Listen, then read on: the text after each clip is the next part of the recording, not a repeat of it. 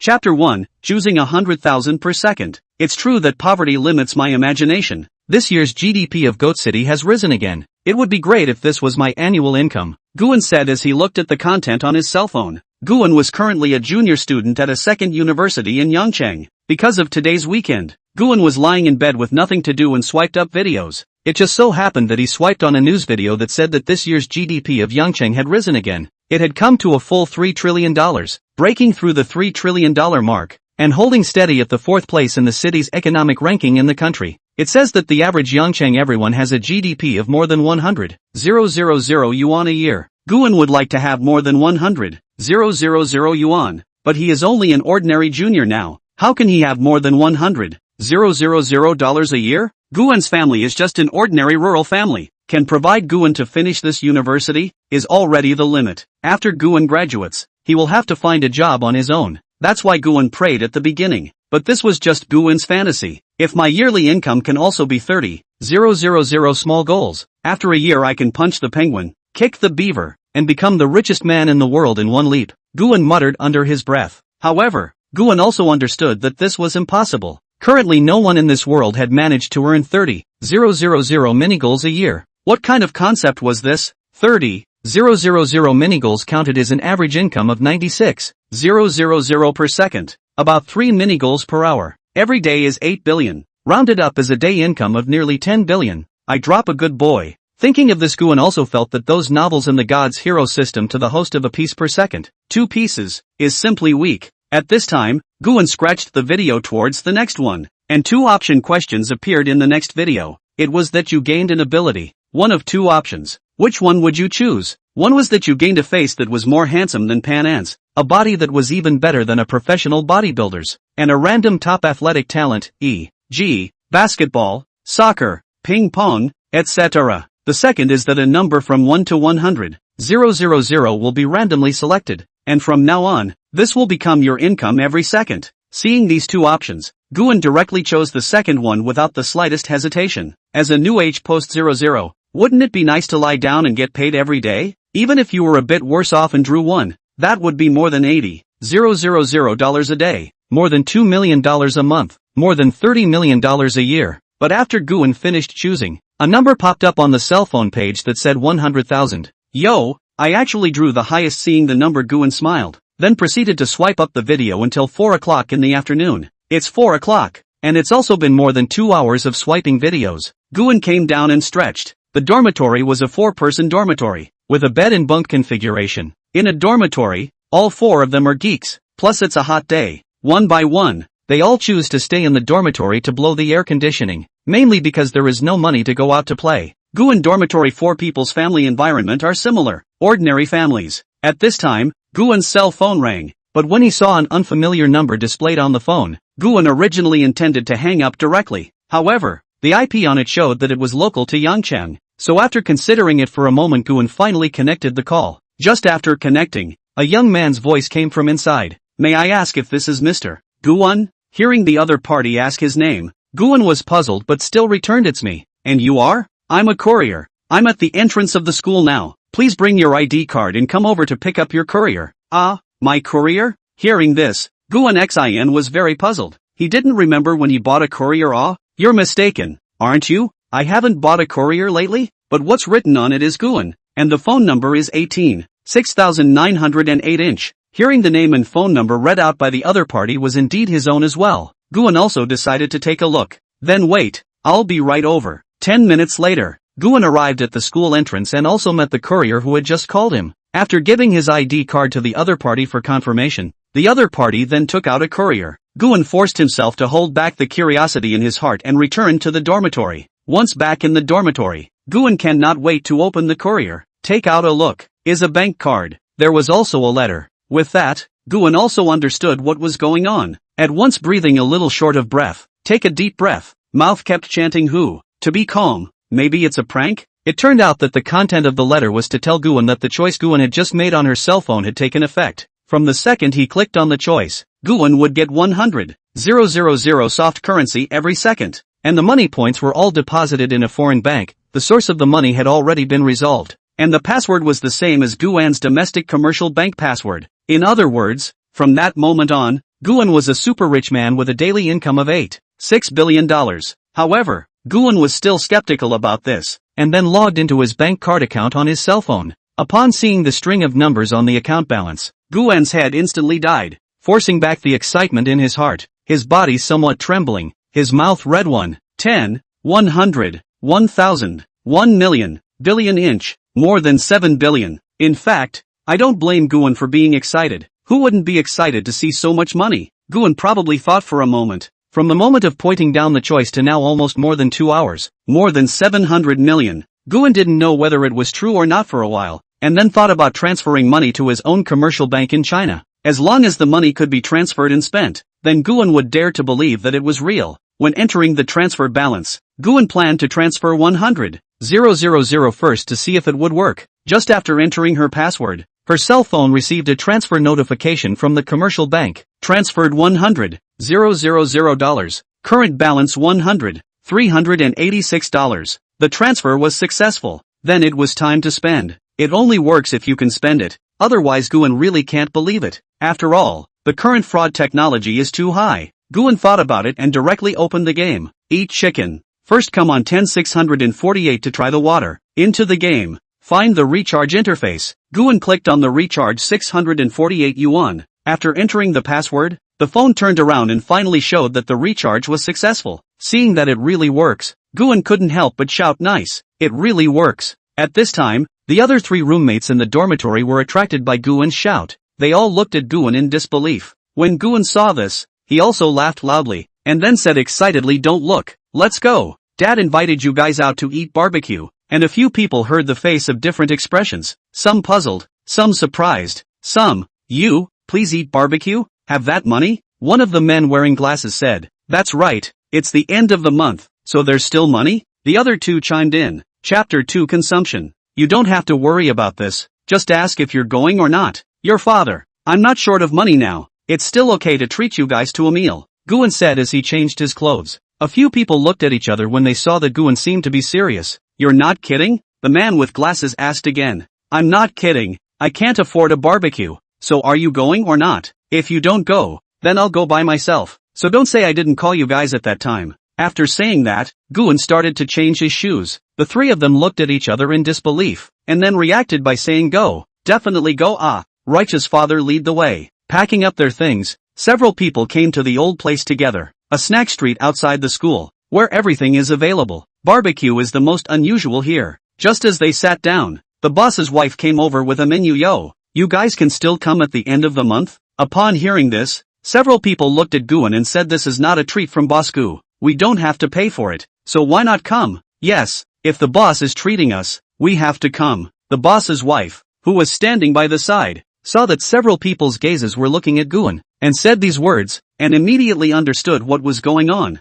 Alright then, let's see what you guys want to order. Handed the menu to a few people and said, and several people didn't take it when they saw this. They all tacitly pushed it to Guan. The boss is treating, so surely the boss will order first. Guan also helplessly smiled at this, and then took the menu and said mutton, beef and fat beef all want 30 strings of 6 dozen oysters, and first on a case of beer, almost on the first so, not enough to wait for another point. The boss's wife quickly wrote down all of Guan's orders, then took over the menu and said, that's enough, you've got more than 1,000 for this. Hearing the price from the boss's wife, the 3 of them were all a bit shocked. Wouldn't that be too much, Guan? Yes, order so much, we are just 4 people. Guan just waved his hand. It's okay, if you can't finish it, pack it up and go back to school. Over 1,000. If it was before, Guan may not be able to afford, but now Guan can only say one sentence, less. After ordering the barbecue, a few people chatted about everything. Soon the barbecue was sent up by the boss's wife, and Guan several people have also started. Alas,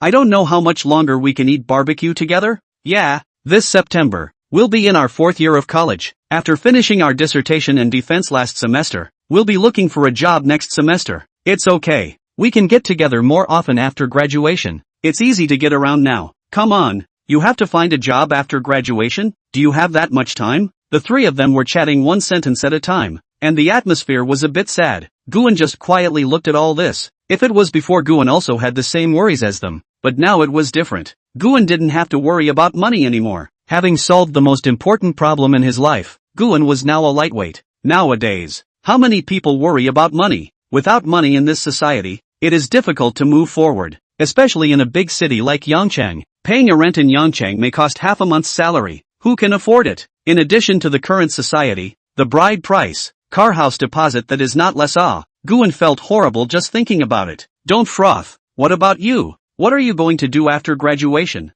Guan, who was still wandering around, was suddenly pulled back. Hearing a few people inquire, Guan scratched his head. I haven't thought about it yet, but I should go traveling. I haven't gone anywhere yet since I grew up. He smiled and said, traveling? Guan, aren't you looking for a job? From what a few people knew, Guan's family was just an ordinary family. Where would they get the money to give each other a trip? There's no rush for work. We'll have to work for decades to come, so take your time. There's no rush. Guan said this, but what Guan was thinking was working. It is impossible to work in this life. He is also a billionaire who earns more than $8 billion a day. Who is worthy of letting himself go to work for him? If the world's top 500 companies are united together, that's more or less the same. And several people did not refute what Guan said. After all, people have their own aspirations. Everything depends on the ability. People have the ability to travel that is also someone else's ability. 2 hours later, several people had eaten and drunk enough. Almost done eating. Let's go. I'll give you guys a taxi back to the dormitory. Looking at the time, then Guan stood up and said, you're not going back? A few people asked suspiciously. No, I'm staying out tonight. There's something I need to take care of. Alright then, take care of yourself. After sending several people to the car, Guan also took a car to a nearby hotel. Just as he entered, he heard the little girl at the front desk say, hello sir, do you need a room? I've just booked your hotel's deluxe suite online. My name is Gu. My cell phone tail number is 6908 . Saying that, Guan took out his ID card and handed it to the other party, and the receptionist took the ID card, and then inquired on the computer. After a while, the other party handed back Guan's ID card and a room card. Sir, a room has been opened for you. Please take your ID and room card. Thanks. Opening the door, he came into the room. Guan laid down on the bed as soon as he could. Not to mention it was quite soft and comfortable to lie down. Worthy of being a luxury suite for 4,888 yuan a night, it's really something. After feeling the comfort of the bed, Guan took off his clothes and went to the bathroom for a shower. Half an hour later, Guan walked out with a bathrobe around him. Coming to the sofa, Guan checked up on the balance in his account and took a look at the good guys. There were already more than 20 small goals. Turning off his cell phone, Guan was also a bit in disbelief that he had actually encountered the legendary golden finger. Or perhaps Guan's hang-up. As for whether it will be a scam, Big Brother, who will spend so much money to cheat themselves an ordinary person? Guan also understands his own heavenly pieces. To money no money, to face value can only be considered medium. But he is a poor college student. Worth is to spend billions to scam? Who fraud can take billions out? And can take billions out who do fraud? And even if it is cheated, Guan also recognized. Thinking about Guan then sleepy to come. Today some too excited. Decided to first sleep well. Tomorrow then get up to study the research. The next morning, Guan slowly opened her eyes. The sunlight outside the window shone through the glass on the floor. Sitting up and stretching a bit, Guan picked up his cell phone and realized that it was only about 10 o'clock. Then she got up, washed up, and went to the hotel's restaurant to have a nice breakfast. After eating, he packed up his things and went to the front desk to check out. Outside the hotel, Guan took a taxi to the International Wanshan Mall. Today, Guan decided to spend a good wave of money and remodel herself in the process. Arriving at the International Vientiane Mall, Guan found a barber store recommended on his cell phone. After discussing with the barber, Guan got a 3,888 haircut. Although it was a bit expensive, after doing it Guan did feel an instant boost from the hairstyle paired with his barely handsome face. It was already more than 2 hours after the hair was done. Chapter 3 The Maybach. After doing her hair, Guan came upstairs to the clothing area. As the saying goes, people rely on clothes and horses rely on saddles. How can a new hairstyle not have new clothes to go with it?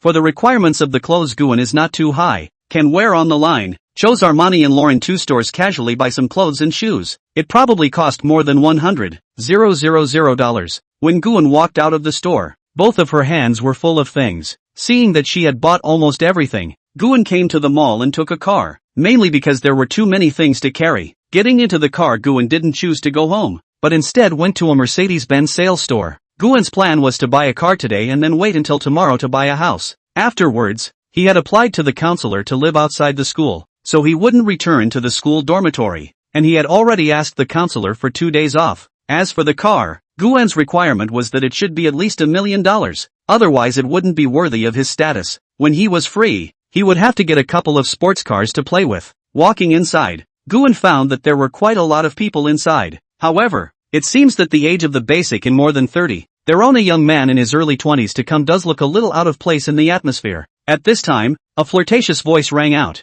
"Hello handsome, how can I help you?" Looking along with the voice, what was reflected in front of her eyes was a woman with an enchanting figure. Long black curly hair was casually draped over her shoulders, wearing a professional dress with a very low neckline, revealing plump breasts, long and slender legs still wearing black silk, seductive eyes, bumpy and cheese body is the most deadly. "Hello, I'm here to buy a car." "Then I don't know if you have a favorite style." "Handsome? Well, Maybach have?" Probably because it was a little close. Guan could clearly want to smell the faint fragrance on the other party. "My name is Liu. I don't know Mr. Your name?" "My surname is Gu." "Mr. Gu, we have a Maybach here. I'll take you for a test drive to see if it fits." Aha! Hearing that Guan wanted to buy a Maybach, the other party's voice suddenly softened a bit. Afterwards, the two of them came to the Maybach test drive area. The other party opened the door. Guan saw the situation and also sat up. After feeling it personally, don't say, the Maybach is really good. After a test run, Guan opened his mouth and said, "I want the top of the line, and I want to drive away today." "Ah, today? Mr. Gu, I can pay full price for it, but I have to take it away within 2 hours, or I don't want it." Seeing Guan said so firmly, Liu thought about it and said, "Well then, you wait a moment, I'll go ask the leader." "Well, but you have to be quick. I'm in a bit of a hurry." A few minutes later, multiple parties led a middle-aged man back. The other party saw Guan sitting in the car and walked quickly. "Hello Mr. Gu, how are you? My name is Chen Wei. I'm the manager of this store." The other party reached out to shake Guan's hand and smiled. "Hello," Guan responded. "Don't worry, Mr. Gu, you'll definitely be able to pick up this Maybach within 2 hours." "I hope so." The two then chatted while waiting for Liu to bring the contract. However, the chat between the two was basically the other party asking Guan answering. Soon, Liu came back with 2 contracts, but was a bit out of breath. She took the contract over and quickly looked at it and said, "Let's sign the contract when it's here." After signing the contract,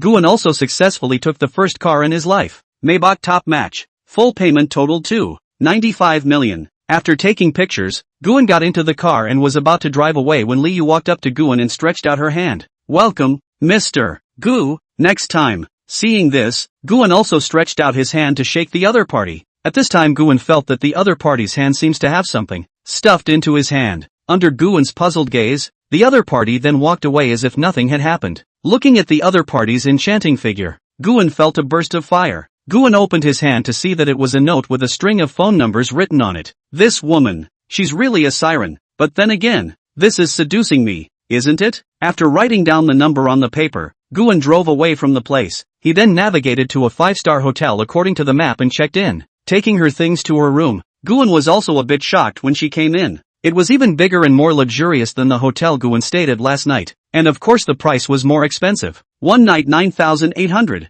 However, for 9,800, people have transportation and errand services, so this price is actually barely enough. Just put things. Guan received a message from a few good big children in the dormitory, but the question is how Guan is still not back and so on. And Guan is also honest to say that he is currently outside to find a house to live. A few people in the dormitory were shocked to learn that Guan had found a house to live in outside. Guan also just smiled and didn't say anything else. She went into the bathroom to wash and put on water, turned on the music, and took a 2.5-hour long bath. After washing and coming out, Guan used a hairdryer to dry her hair, then dialed a phone number. "Hello?" A flirtatious voice came from the phone. "Good evening, Ms. Liu. Are you Mr. Gu?" "It's me." Guan could hear that the other party's tone seemed a bit happy. "I don't know if Mr. Gu is looking for me at this late hour for something. It's not a big deal. I just want to invite Ms. Liu to have dinner with me. I don't know if you're free?" And on the other side of the phone, hearing the other party say that he wanted to invite himself for dinner,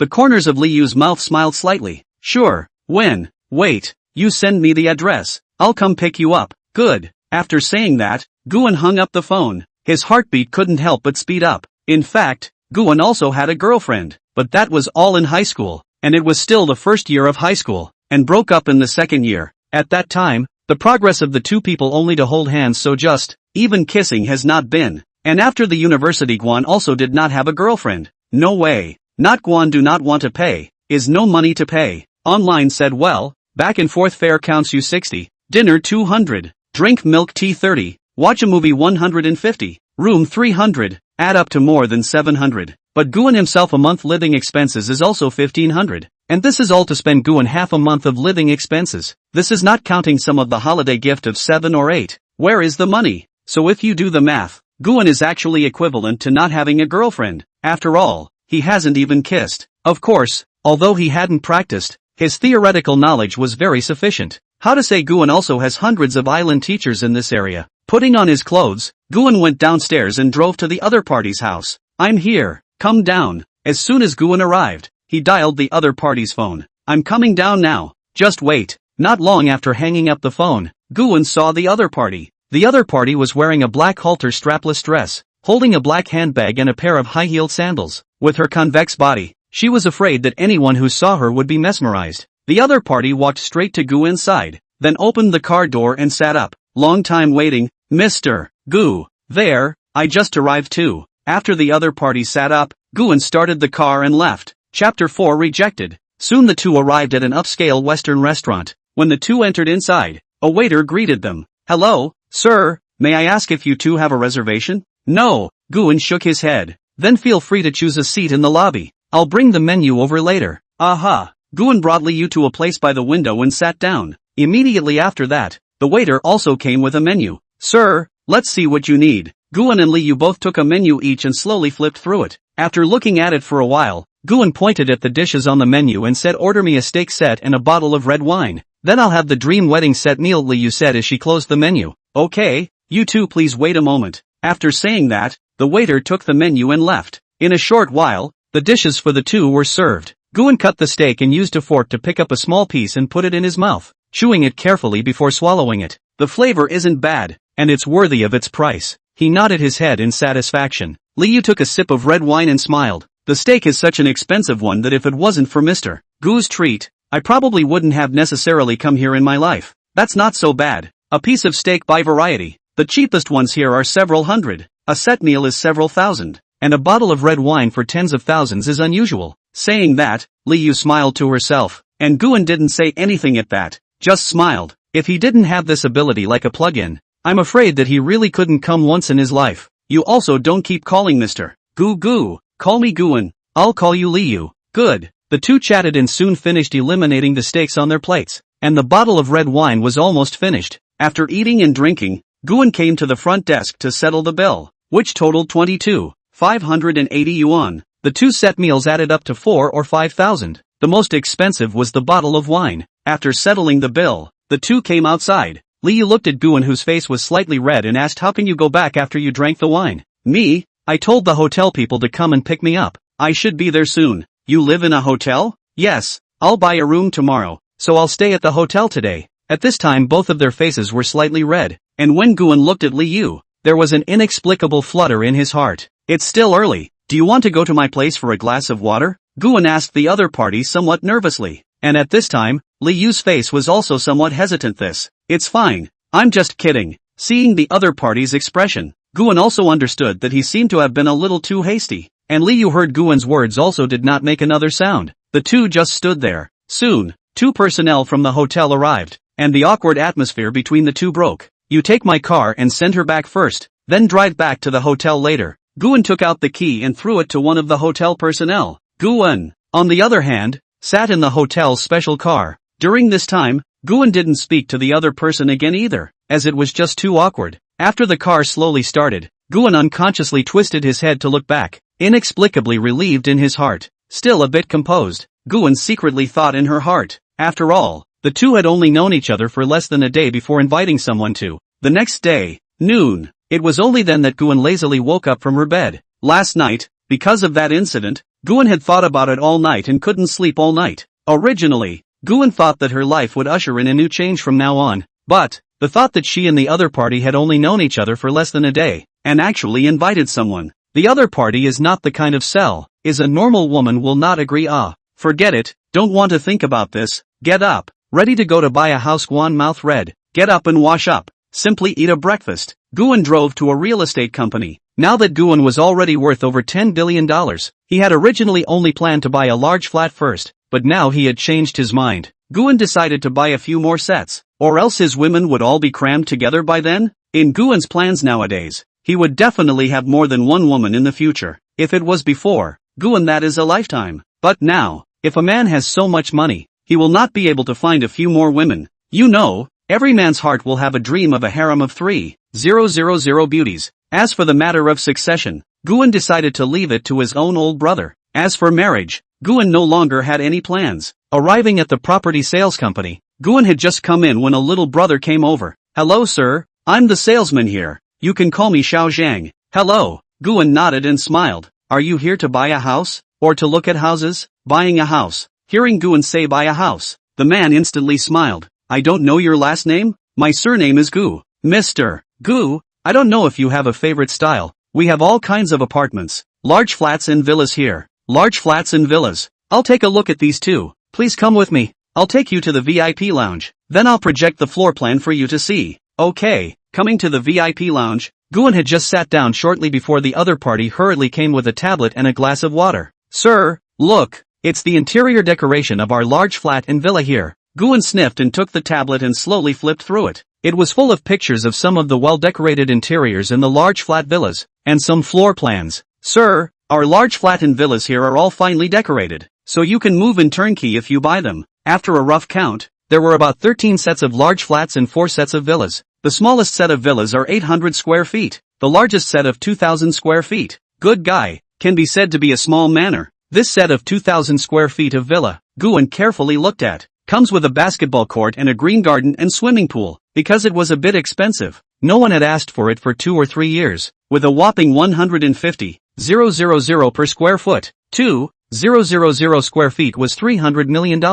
I probably took a look. Here are 13 sets of large flats and 4 sets of villas. Is this the large flats and villas you have here? Hearing Guan's question, Sales Jean nodded although he was puzzled. Yes, all the others have been sold. Alright then, prepare the contract. I'll take all of these. After saying that, Guan took a sip of water on the table, and at this moment, the salesman next to him, Xiao Zhang, suddenly had a brain deadlock. He couldn't believe what he was hearing. I'll take them all. Zhang gulped, then said, Mr. Gu, please wait a moment. I'll call our manager. Okay, go ahead. Xiao Zhang stood up and quickly walked towards the manager's office. On the way, his head was still buzzing. 13 large flats and 4 villas, all of them. I'm afraid this will add up to more than $1 billion.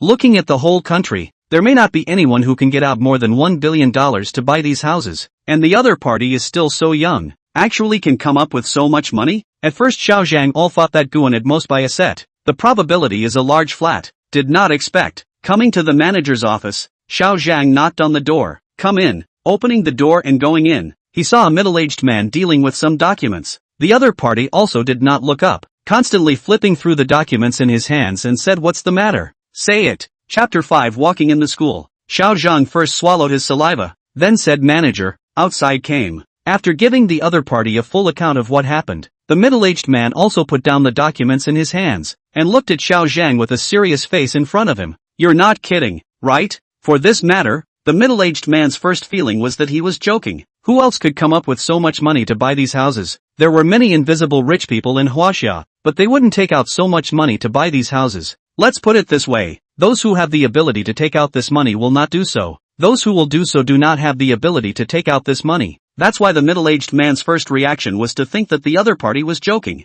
I'm really not joking, manager. Right now Mr. Gu is waiting in our VIP lounge. Although he was very unconvinced, when he saw this expression on the other party's face, the middle-aged man also began to wonder if this was real. Okay, since you're serious, you go print the contract. I'll go take a look in the VIP lounge. Okay. Hearing this, Xiao Zhang immediately ran fast and went to print the contract. The middle-aged man also got up and walked out, heading straight to the VIP room. At this time in the VIP room, Guan was brushing the short video on her cell phone, waiting for the other party while brushing. Suddenly a middle-aged man pushed open the door of the VIP room, and the other person looked at Guan twice, with some surprise on his face. The person who came was the manager who had just talked to Xiao Zhang. Hello, I'm the manager here. My name is Lu. Guan, who was originally still swiping the video, was interrupted by the other party's words and turned off his cell phone and stretched out his hand to shake the other party's hand. Manager Lu. Hello, Mr. Gu, right. Your matter just Xiao Zhang said to me. You wait a little bit. He now went to print the contract. Aha. Manager Lu then sat next to Guan and waited for the contract to arrive. During this time, Manager Lu also chatted with Guan. About 10 minutes later, Xiao Zhang came back holding a bunch of contracts. After signing the contract, Guan asked, I can move in today, right? Of course, it's all decorated, and you're paying in full, so we'll do the paperwork for you today. Okay. 2 hours later, Guan left the property with a dozen real estate certificates and a large bunch of keys. It's true that people can't look like seemingly young, but actually out is more than $1 billion looking at the Maybach that has already gone away. Lu manager muttered in his mouth. In fact, as a manager for so many years, he is not unseen. What the company's CEO boss, chairman of the board of directors, rich second generation, hundreds of millions of dollars abound, over 100 million also occasionally have, but all of a sudden out of more than $1 billion to no more than $1 billion no matter where that is a huge sum of money. Some people have tens of billions of dollars, all of a sudden cannot get more than $1 billion,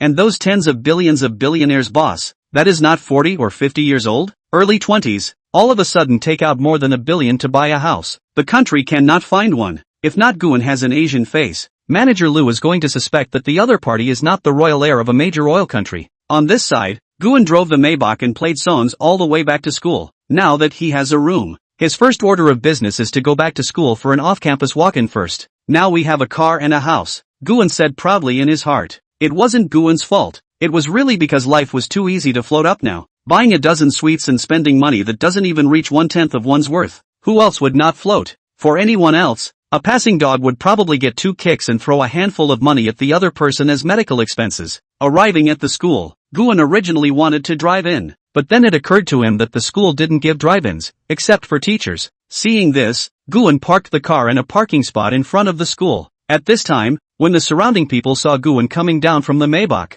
their eyes were either surprised or envious, but Guan couldn't care less about these. Entered the school, swept a shared bicycle and drove to the counselor's office. When he came to the office, Guan saw his counselor Chen Lian talking to a girl, and that girl Guan also recognized, the class president of his class, Zhao Qian. There was also another male teacher in the office, but Guan didn't recognize him. Guan walked in and came in front of the counselor, and the two men's conversation also happened to end. The counselor looked up and looked at Guan with 2 eyes somewhat surprised and said, "Coming so soon?" "Yes, the house has been looking for a good. Just looking for a good. This does not come to find you to do the study away well." And sitting on the other side of the desk, Zhao Qian heard the word study away and looked over in confusion. Dormitory cannot live? And this is troublesome. Brother Liang, I really have something going on here. That's why I'm a walk-in. And there's not much class now that I'm a junior. That's not even a reason. And the dissertation defense hasn't even been done yet. And the internship positions and whatnot haven't been settled yet.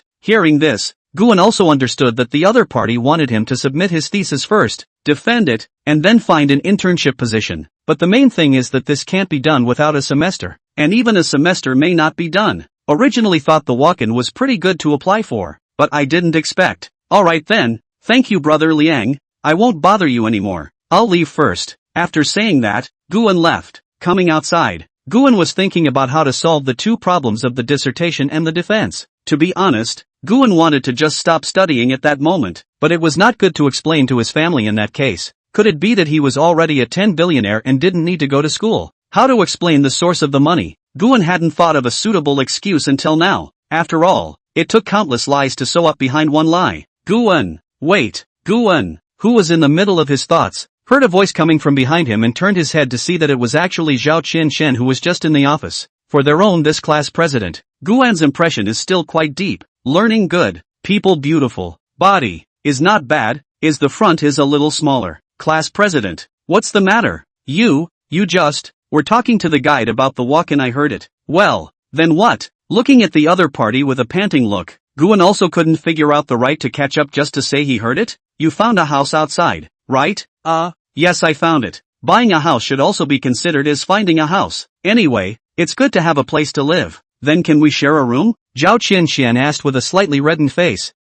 Share a room? What do you mean? I need to go out and look for an apartment too. But you know how high the housing prices are in Yangchang. It's hard for me alone to afford it. So I decided to find a roommate to share the rent. After hearing the other party's words, Guan also roughly understood what was going on. But the advisor wants me to turn in my dissertation and pass my defense first. Otherwise how can I go out and live there? To be honest, writing the dissertation and passing the defense might have been acceptable to Guan in the past. But now, Guan wanted to give up and quit whenever she was wronged, if not for the fear that the two old people at home to kill over. Guan now may be in the process of truancy to enjoy life in advance to go. Chapter 6. The bottom line is money. What is a man's backbone? Without a doubt, it is definitely money. Without money, no matter what you do, it always feels weird, but with money, no matter what you do, it feels right. Moreover, going to college is the family's expectation of themselves. Mom, Dad and their own brother all hope that Guan can finish college and get a diploma. It was also good to prove that the old Gu family also had college students.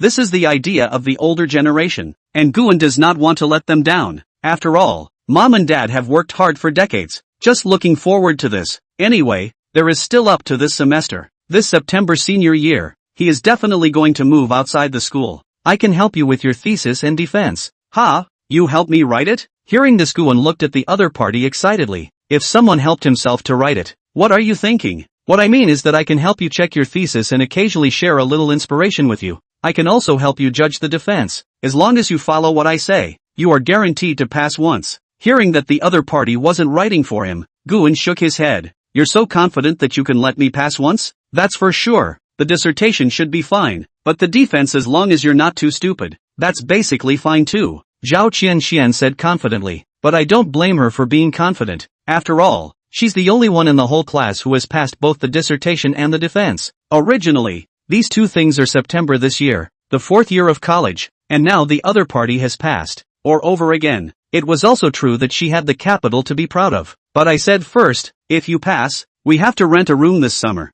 I do not go back this summer, has found an internship. At that time you pay half. I pay half. You want to go home or live here, Can? No, I'd rather find my own way. Okay, then tomorrow we'll start. What? You don't want it? Originally Zhao Qianshan thought that the other party agreed, but I didn't think that the other party actually refused. Well, thank you for your kind words, but the dissertation and defense shouldn't be hard for me. Guan smiled. Then, under the other party's gaze, Guan slowly left. Not caring what the other party thought, Guan returned to the dormitory. The dormitory was screaming at the top of its lungs at the moment. Guan came in to see one fighting tiles, one looting, and another giving in sass. To the extent that Guan pushed the door in, several people didn't even notice. Even when Guan went into the toilet to take a leak and came out, several people were still focused on their own games. Seeing that a few people were playing so fascinated, Guan smiled and shook his head. Perhaps this was youth. Maybe this was youth. However, most of the youth of a few people had been given to the dormitory and the game.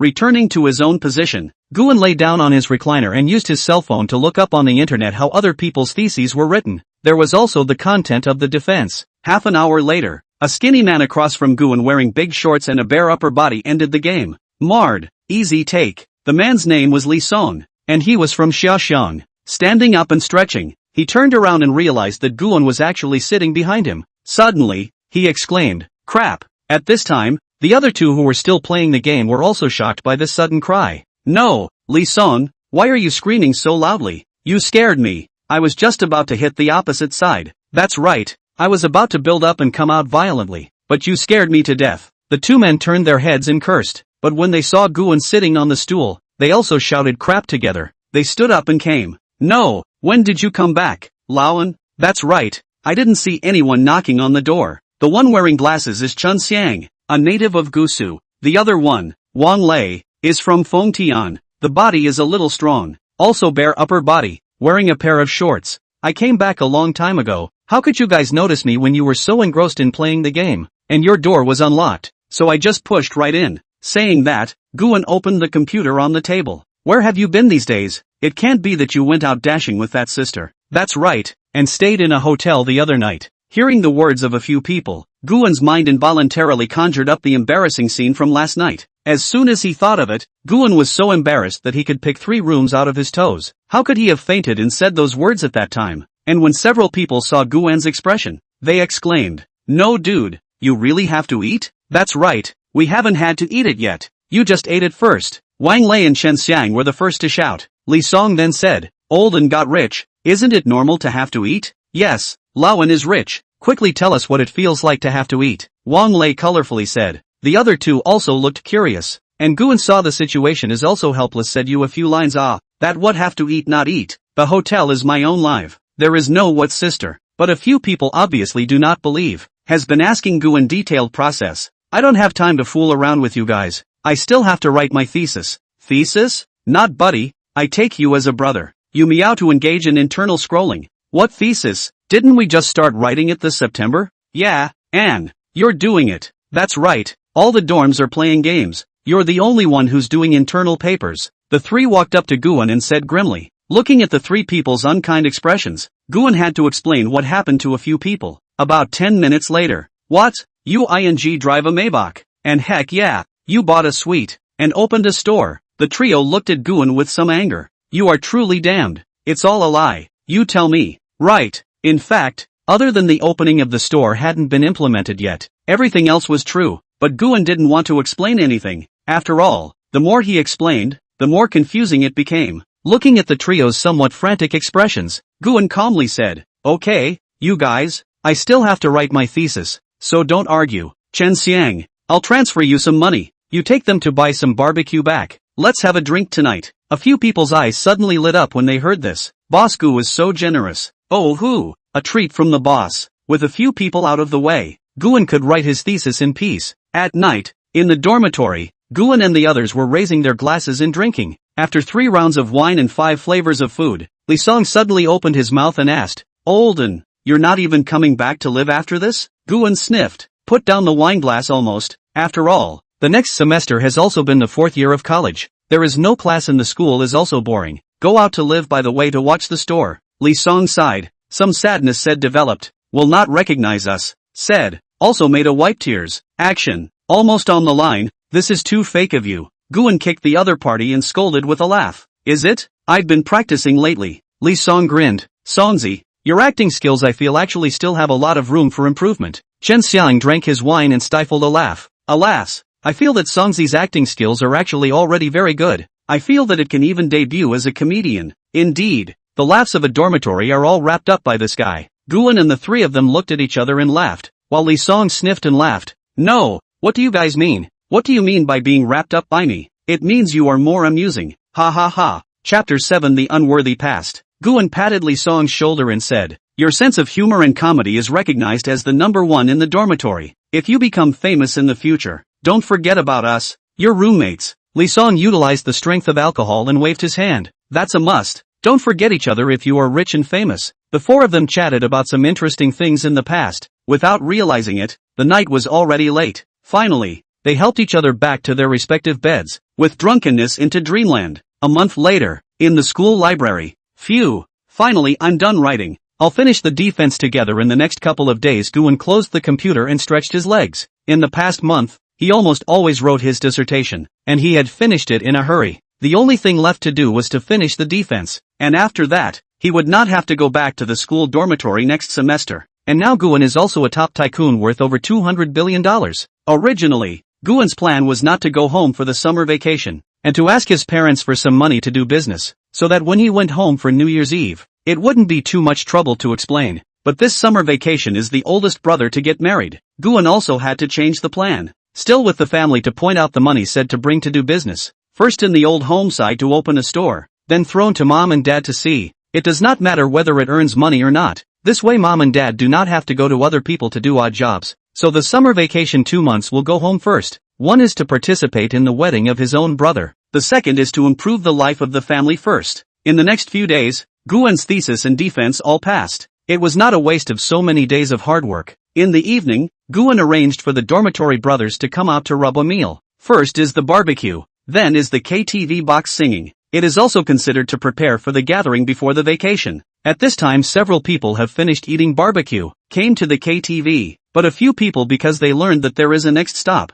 and is a KTV, 1 or 2 of the barbecue did not eat a few mouthfuls. Wine also did not drink, said to wait to drive to the KTV big show. Seeing this, Guan also had to drive the Maybach with a few people to a KTV. A few people walked in with a smile and a laugh, when a man in a suit walked quickly. Several people, do you have a seat? The man said with a flattering face. Not yet. Bring a few brothers, bring once to you today. Is there still a seat? There is, but I don't know a few people is only so many people. Well, just the 4 of us. That's good. A few people inside please. The waiter smiled and made an inviting gesture, and led the way in front. On the way in, the waiter introduced. We have small box, medium box, large box, VIP box, supreme box. Which one do you need? Is there a supreme box? Hearing Guan ask for the supreme box, the waiter was also a bit surprised. After all, this box was not generally expensive. We only have one supreme box here. No one has opened it yet, and the price is 88.88. Okay, we'll take the supreme box. Entering the private room, several people took their seats. You can. This box. What do you think? This box costs 88.88, and it comes with a pool table. It's okay. It's not much different from the one I came to before. Okay, I know you've been here before with a girl. Guan put his arm around Chen Xiang's shoulder and laughed. What's the use of having been here? If I say, Chen Xiang, you're really blind to the fact that the girl asked you to come out to play. Wang Lei scoffed. Hearing this, Chen Xiang was also helplessly covering his face and shaking his head. At this time, Li Song came with a microphone and said, I'll start with a song called Love Even When You're Dead. Songzi, if you want to sing that, you should also sing it later. The wine and beautiful women haven't come yet. That's right. That's fine. At those words, Li Song also put down the microphone in his hand. And at this time, Chen Xiang on the side when he heard the word singing, as if he thought of something, the expression on his face was very ugly. In his mind, that day when he was invited to KTV by a girl from the Academy of Performing Arts, the other party invited himself precisely because Chen Xiang's singing skill was very good. And at that time in the box Chen Xiang could be said to be in the limelight. But he sang down, found the girl actually in and other boys you love me. The most anticlimactic is that the conversation between the two were all heard by Chen Xiang word for word. It turns out that the girl invited herself to KTV in order to bet with the boy. If Chen Xiang sings a better song than the guy brought by this boy to sing, then, at night when they exercise, the boy to bring equipment. It turned out that the clown was actually myself. In the end, Chen Xiang also had to go home. This incident is still Chen Xiang's life and the nightmare that is difficult to erase. Guan at this time also noticed the mood of Chen Xiang. He came over and said, well, it's just that we don't have anything to eat, so we'll satisfy you tonight. Hearing this, Chen Xiang's gloomy mood instantly disappeared. Righteous father, is it true? More true than pearls. Patted the other party's shoulder and laughed. Then, righteous father, what about us? Wang Lei and Li Song also sniffed over at this time. I'm only responsible for arranging the sister. As to whether it will work or not depends on you guys. Righteous father, you just watch and see. The package will be taken. Several people said with conviction. Guan only smiled but didn't say anything. After waiting for a while, a row of waiters walked in, their hands full of fruit plates and wine. After filling up the tables, Guan called for the waiter from just now. Where's your manager here? Please call him for me. Then wait a moment. I'll go get him for you. Soon, there was an obese man who walked in. Seeing the person, Guan basically did the identity of the other side. So walked forward and said, are you the manager of this? In my surname Feng, is the manager of this? Do not know your name? Oh, my last name is Gu. Gu Xiao. I don't know what is the matter that you called me here for. It's like this. I want you to help arrange for a few beauties to come, or else my brothers will be a bit lonely when they drink. Manager Feng nodded his head and responded, no problem. We still have some beauties here. We'll arrange them for you. Guan saw that the other party was about to leave, and quickly pulled back. Manager Feng, don't be in a hurry. I haven't finished yet. Oh, you tell me. I hope you're looking for someone with no health problems, and if they're a virgin, it's preferred. Hearing the Feng manager said thoughtfully, you can rest assured that we are certainly not sick, but is not a virgin this. I can only try to. It's okay, try to arrange it for me if you have it. Good. After the other party left the box, several people sat down and ate fruit. There is a pool table over there. Let's go play a few shots. Wang Lei said as he stuffed a piece of watermelon into his mouth. It's okay, let's go. Let's show you what it means to be a divine Q player. Li Song exclaimed. Don't brag, Song Z. You're that Q is even worse than lazy. Let me teach you guys how to play billiards. Chen Xiang sniffed and pushed his glasses and laughed. Come on, compare. Whoever loses will punish himself with 3 cups. Come on, who's afraid of who? With that, the 3 of them walked towards the pool table, while Guan was still sitting on the sofa. The 3 of them also noticed Guan, who was still sitting on the sofa. Olden, aren't you coming? Yeah, come and play a couple shots together. That's right. Anyway, the girl hasn't arrived yet. Let's play a couple games to kill time first. Guan shook his head and refused. Forget it, I don't know how to play billiards. You guys play. Seeing this, the 3 of them no longer persuade. Chapter 8, Still a Virgin. Time passes little by little. The 3 people playing billiards from time to time came laughing and cursing in noise. At this time the room door was suddenly pushed open. Phone manager walked in, followed by a bunch of hot-bodied beautiful women walked in together. The few people who were still arguing originally looked over. Gu Xiao, I brought you someone. Well, please trouble manager Phone. Guan stood up and said, calling Xiao Gu is good. As soon as Manager Feng's words came out, the rows of beautiful women spoke up. Good day, Mr. Gu. At this time, Manager Feng walked over to Guan and said in a low voice, Mr. Gu, there's a new girl here, a college student, and I heard she's still a virgin. At those words Guan's eyes suddenly lit up, his gaze fixed on the row of hot beauties in front of him. Which one is it? The one on the outermost side wearing a black halter dress. Instantly Guan's gaze found the beauty in the black halter dress that Manager Feng had spoken of. A simple black halter dress with a pair of white high heels. Together with that front and back figure, it was simply the best on earth. Okay, good job. Right, I'll transfer you some money. Please go and take it out for me. Take out the money? Manager Feng blinked and said, Gu Xiao, I don't know how much you want to take out. Not much, just $200,000. Mr. Gu, we have $200,000 here. Oh, okay, I'll transfer it to you. You can get me $200,000. Okay, wait a minute. The other party left after receiving Guan's transfer. Alright, why don't you guys come over? At this time, Guan looked at the three people not far away, Chen Xiang, and said, and when the few people heard that, they also put down their clubs and walked towards the side. When a few people came to the side, Guan opened his mouth. Come on, choose one for yourself. After Guan finished speaking, several people did not act. Looking at the trio's somewhat squirming movements, Guan was speechless for a while in her heart. Being single is not without reason. I'll choose first if you guys don't come. Saying that, he directly walked towards the girl wearing a black halter dress, came in front and pulled the other out. The three saw this and also chose one, while the remaining Guan let them all go out. The four of them took a seat with one of their arms around each other, and at first they might have been a bit squirmy, but after a few drinks, a few of them were also playing more and more liberal. Guan ignored the three, but picked up a glass of wine and looked at the beautiful woman beside him. What's your name? Gu Xiao. My name is Little Smoke. Real name, Song Weilan. Weilan? That's a nice name. After listening, Guan nodded thoughtfully. You're a college student, right? Upon hearing this, Song Weilan looked at Guan with some surprise, then said, how did you know? You look a bit different from them. Guan raised his cup and pointed at the several beauties next to him, and Song Weilan also looked over, but she still couldn't see anything. There's nothing different. No, it's different. You have something they don't have. Hearing the things in Guan's mouth, Song Weilan blushed a little. You have the clear stupidity they don't have. It's something college students bring with them. Song Weilan, who was still blushing, was speechless when she heard Guan's words. Then I wonder if Gu Xiao likes my clarity? Looking at the other party's smiling expression, Guan felt a hint of weirdness. Originally, Guan wanted to say something else, but at that moment, the door to the box was opened, and Manager Feng walked in holding a tray, and the tray was stacked with money, a full $200,000. Xiao Gu, I've brought it for you. Aha! Manager Feng placed the money on the table, so Guan picked up a pile from it and handed it to the other party. Tough on Manager Feng for running up and down for me. Come on, take it for a snack. No hard work. No hard work. I also want to thank Gu Xiao for coming to take care of our business here. Smiling and taking the money, Manager Feng was ready to leave. Then I'll leave first. I won't bother you anymore. Call me again if there's anything. Okay. After the other party left, the music of the box sounded. Li Song also stood in the center and sang at the top of his voice. After one song, it was Chen Xiang's turn. A song of faith also amazed the four seats. At this time, the content gradually came to a climax, and the crowd played a game. Truth or Dare, but it was a little different from the usual. Divided into four groups, the fight to shake the dice, to see who has the smallest points. The smallest is to be punished.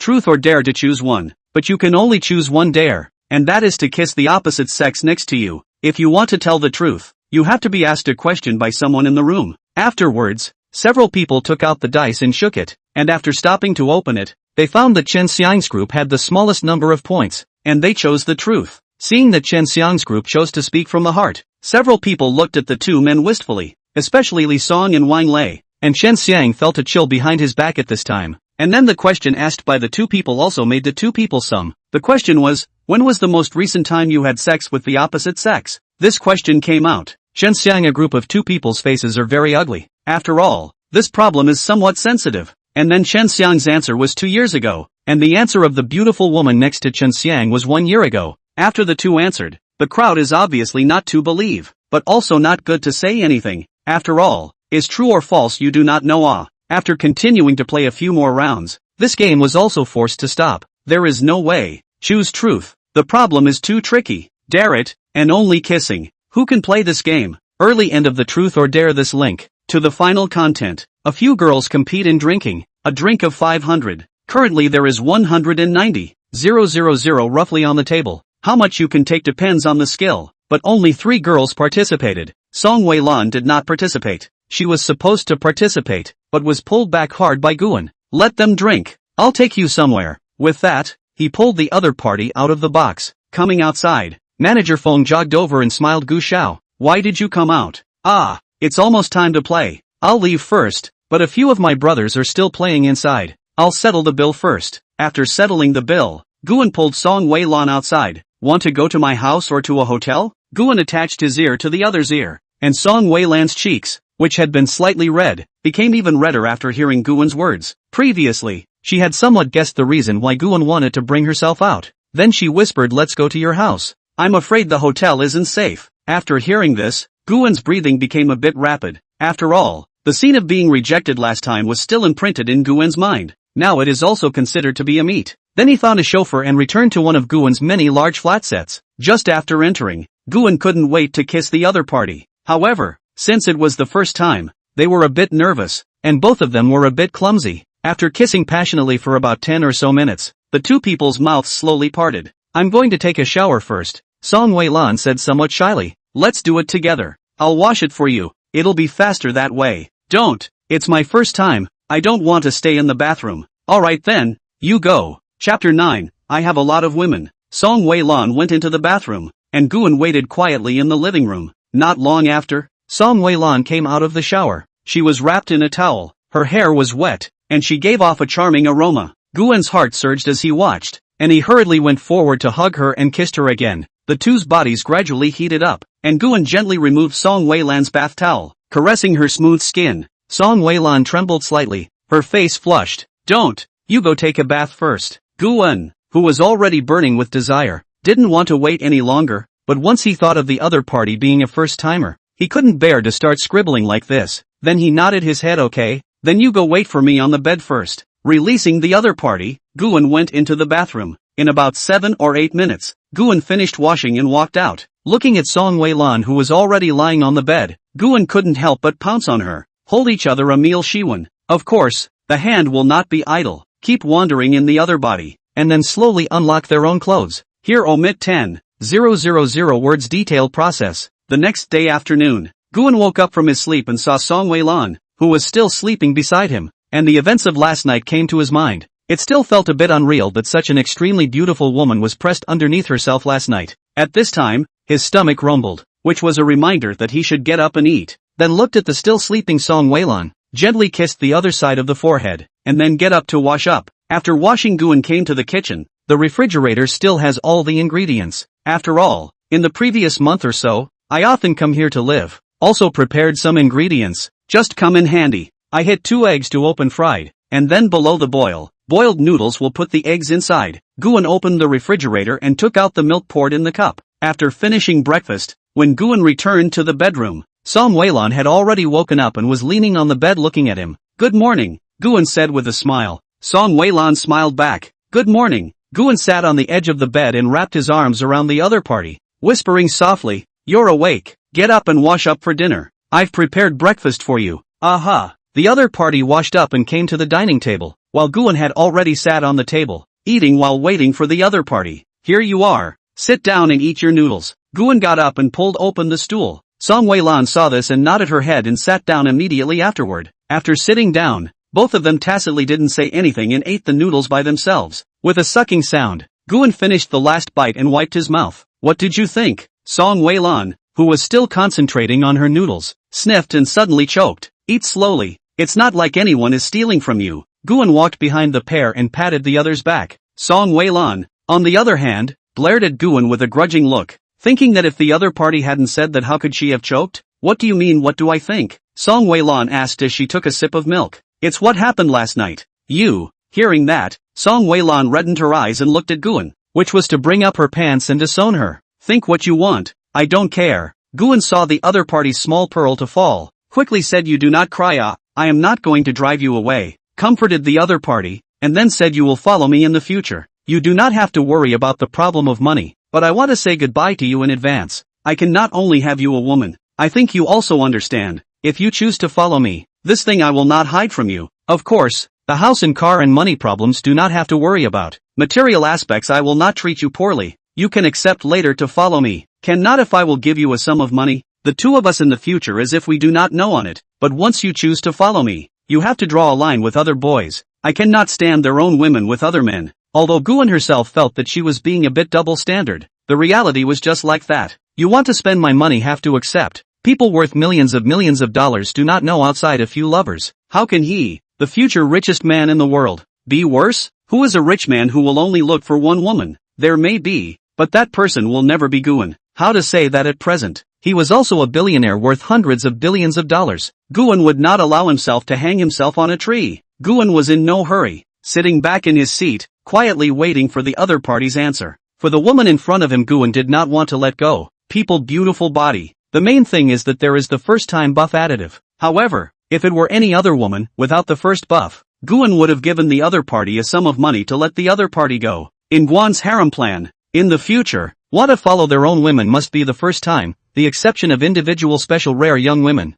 Marriage Guan is not going to, this summer vacation back, to help their own brother to do a good wedding, let them early to have a grandson out to parents, but also considered an explanation. And at this time Song Weilan is also very entangled, in the end to agree or not. Although I have long heard that the rich people's circle play very words, but directly said out in person is still very let Song Weilan shocked. Song Weilan does not deny that he likes money, but for Guan's request Song Weilan is still somewhat unacceptable. But there was no way. The other party had already taken their first time. If she wanted to go back to find a rich man again, but the most important bargaining chip was already gone. Thinking about this, Song Weilan felt that there was only one choice in front of her, and that was to accept the other party's request. As for the other party to give a sum of money to their own departure, to be honest, this money is at most a few $100,000, and Song Weilan wanted to settle down in a place like Yangcheng. Hundreds of thousands of dollars was simply not enough. Hundreds of thousands of dollars is even difficult to buy a better house in Yangcheng. I can accept everything you say, but I have to have what they have. You just don't have to be biased and treat them differently, Song Weilan said in a small voice with a red face.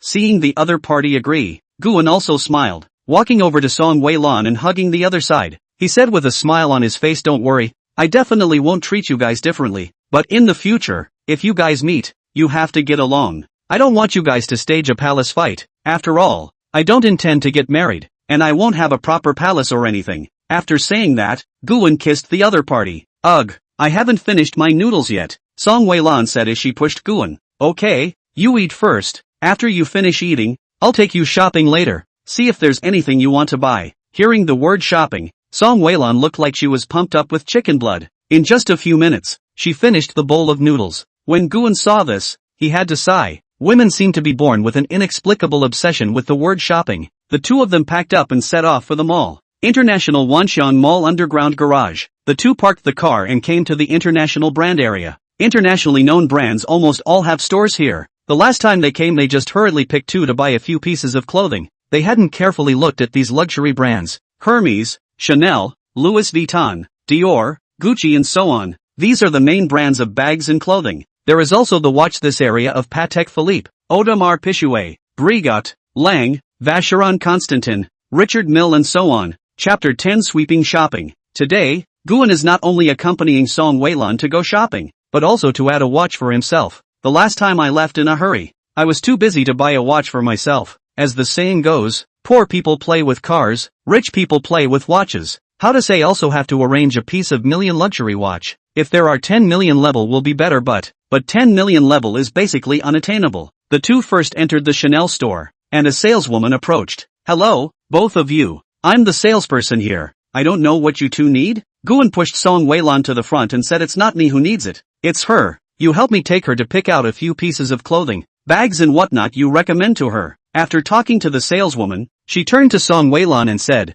you go and pick the clothes and bags. Take that one if you want to take that one, but pick it fast. There's still the next one. Song Weilan just nodded, looking a bit dumbfounded. Seeing this Guan just laughed a little, and then watched the two go to pick something. Guan just found a place to sit down. Taking out her cell phone, she swiped through the videos. Half an hour later, Song Weilan returned wearing a white dress. Guan looked at the other party and could feel the aura of a lady of the world coming off of her. What's wrong? Doesn't it look good? Song Weilan asked suspiciously. Just now, she had picked out half a day before choosing to wear this set out. thinking to give Guan a surprise. And Guan was sort of surprised at this point. If you don't know anyone, the first time you wear this outfit, you'll think you're a young lady from a family, right? At this time, the saleswoman smiled and said, "Oh, sir, your girlfriend is very compatible with this set of clothes, and the two sets in my hand are also the same." At those words Guan looked at the clothes the other party was carrying in her hand, and a few bags. "Then please help me wrap them all up." "Good."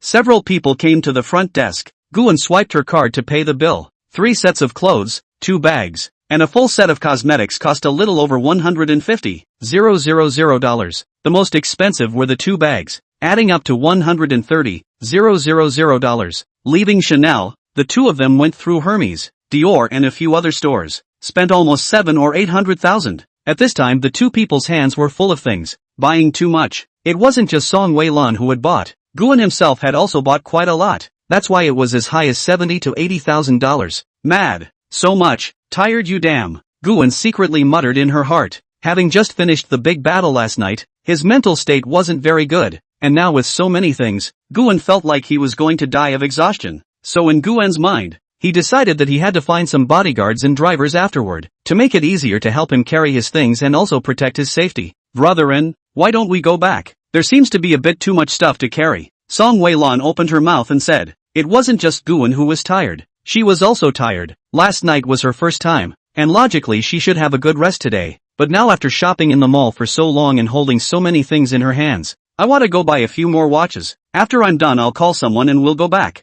Seeing Guan say this, Song Wei-lan also agreed. "Okay, then let's go." Afterwards, the two of them carried a large pile of things to a Patek Philippe store. There were only 3 female service staff in the store. Seeing Guan's hands full of things, they hurriedly jogged over to help. "Thank you," Guan said with a nod. "It's okay, sir, put the stuff over here." Seeing this, Guan and the two of them weren't polite, letting the other person help with a portion of it, then putting it aside. After placing the things, the staff poured 2 cups of water. "Sir, please drink water." "Thank you." Receiving the cup of water, Guan drank it in one gulp. At this point, after the two of them had rested a little, the staff spoke up. "Sir, are you looking at any watches?" Asking for an eye, Guan then remembered the goal of this trip. Guan, "Well, you help me to take out all the watches over $1 million you have here and I'll take a look." And after hearing Guan's words, several staff members initially thought they had heard wrong. It was only after confirming with Guan that they were sure Guan wanted to see watches over $1 million.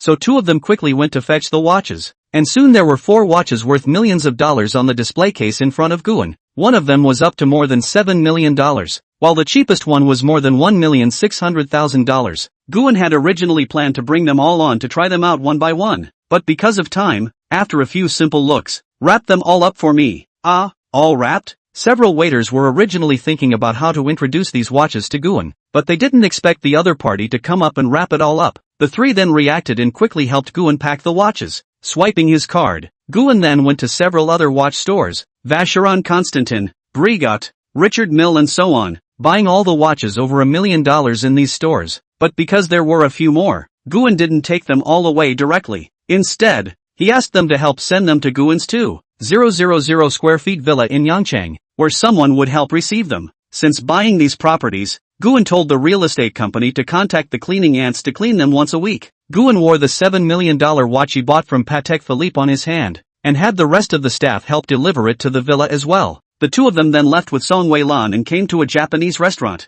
In fact, Guan didn't want to come to a Japanese restaurant to eat, but he couldn't resist Song Wei-lan's pampering. A big beautiful woman with a hot body pampered you, especially when the other party's big white rabbit also bumped into Guan's shoulder. Who could stand it? If it wasn't for the fact that the other party was overworked yesterday, Guan would have to let the other party see what it means to only plow a bad field, not a tired cow tonight. Arriving at the Japanese restaurant, the two of them went in and realized that there seemed to be a billion points more people here. "Wei-lan, this restaurant you chose seems to be a bit crowded." Guan wrapped his left arm around Song Wei-lan's shoulder, his right hand still carrying the bag he purchased at Chanel not long ago. It looked like a small one, but it actually cost more than $80,000. More is normal. It shows that the flavor of this store must be delicious. But this is afraid to wait for a long time. "Oh, after shopping all day my stomach is so hungry now," Guan lazily said as she clung to the other's back. "Aya, good girl. This I want to eat for a long time. Let's just wait." The two had a stalemate, and in the end, Guan had no choice but to comply with the other party. But Guan is not bad. Song Wei-lan promised Guan next time the two meet to unlock new actions. After waiting in line for a while, the two of them arrived. How many? Asked a masked waitress at the front desk. Two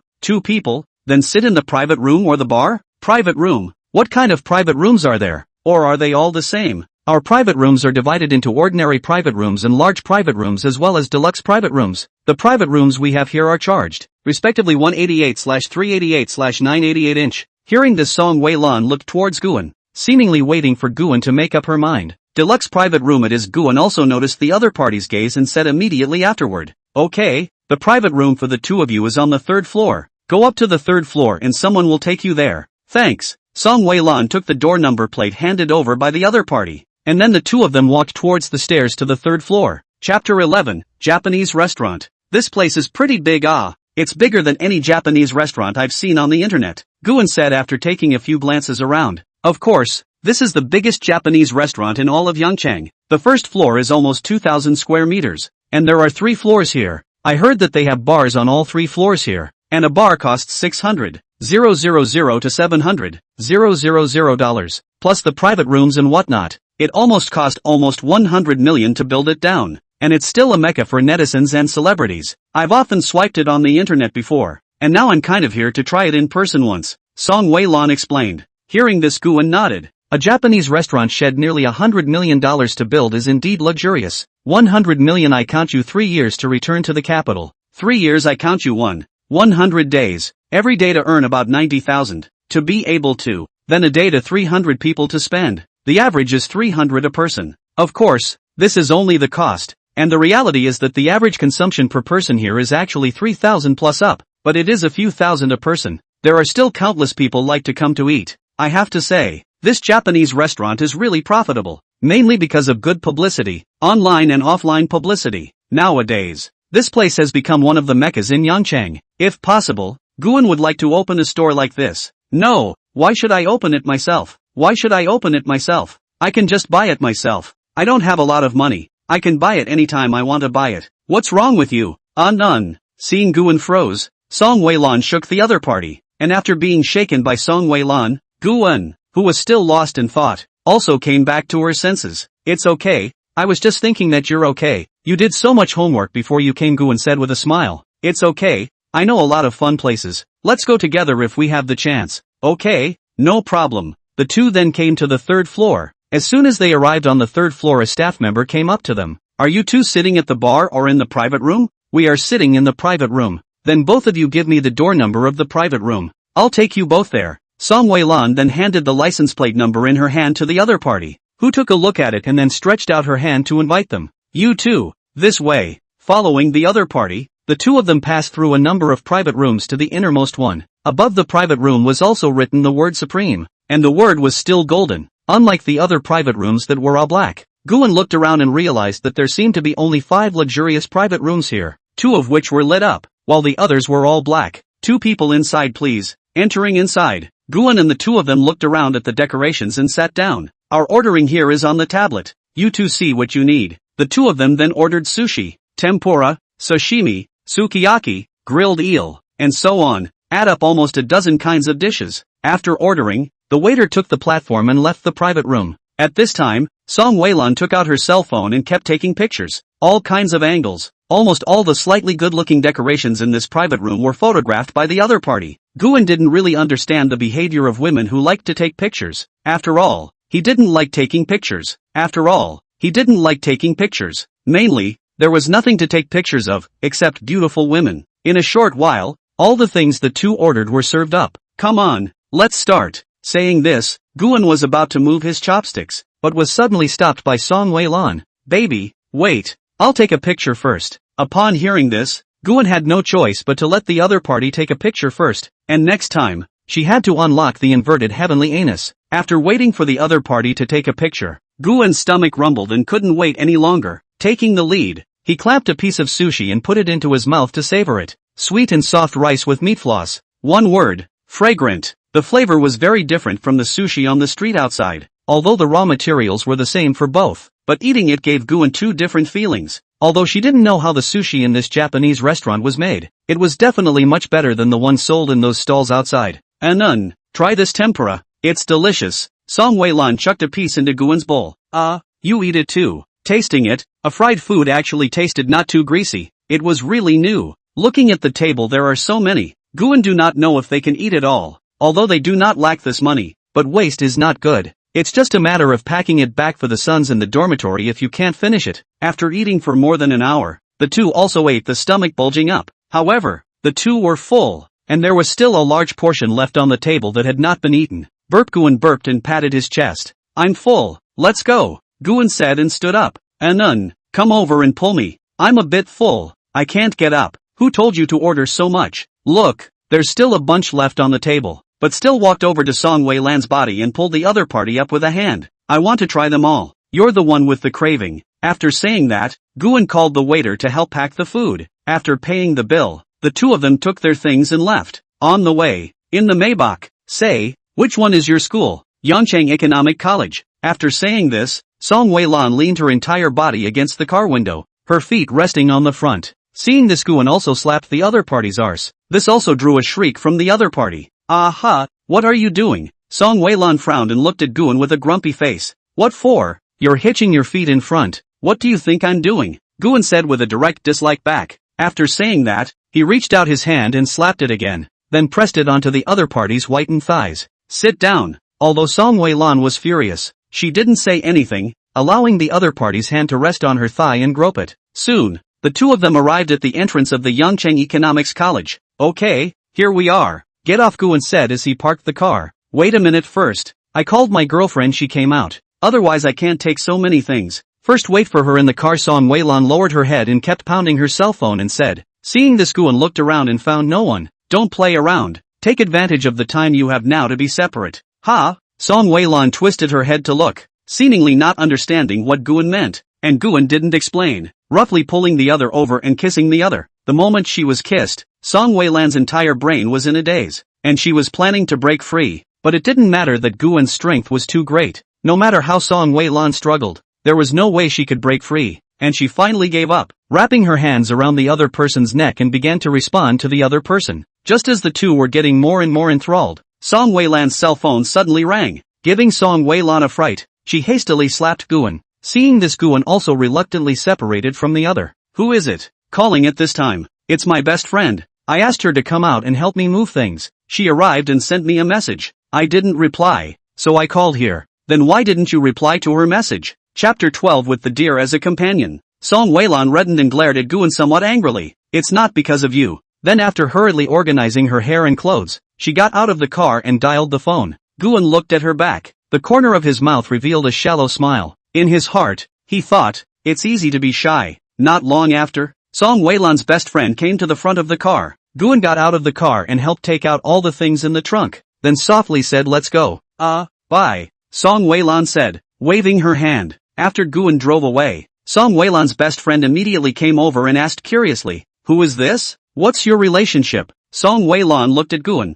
who was already far away and out of sight, and said softly, what kind of relationship do you think we have? How should I know? I'm not you. Looking at the bad smile in front of her BFF, Song Weilan knew that if she didn't tell the other party, she only didn't know what kind of misinterpretation she was going to be given by her own BFF. Could it be, Su Yuechi? What are you thinking in your head all day long? This is my boyfriend. Okay. And the other party seemed to have gotten their way with the plot, constantly laughing. But seeing Song Weilan staring at herself aggressively, she had no choice but to force her laughter to stop. Ugh, how well, don't laugh no more, but go back and you have to tell me in detail. When did you find a boyfriend? The two of them then took their things and walked towards the school. On the other hand, Guan returned to the dormitory, holding the food he hadn't finished eating at the Japanese restaurant. As soon as he entered the dormitory, unlike before, this time the sound of the door opening attracted three people to look over in unison. At this moment, Guan, who had just entered and was standing at the dormitory entrance,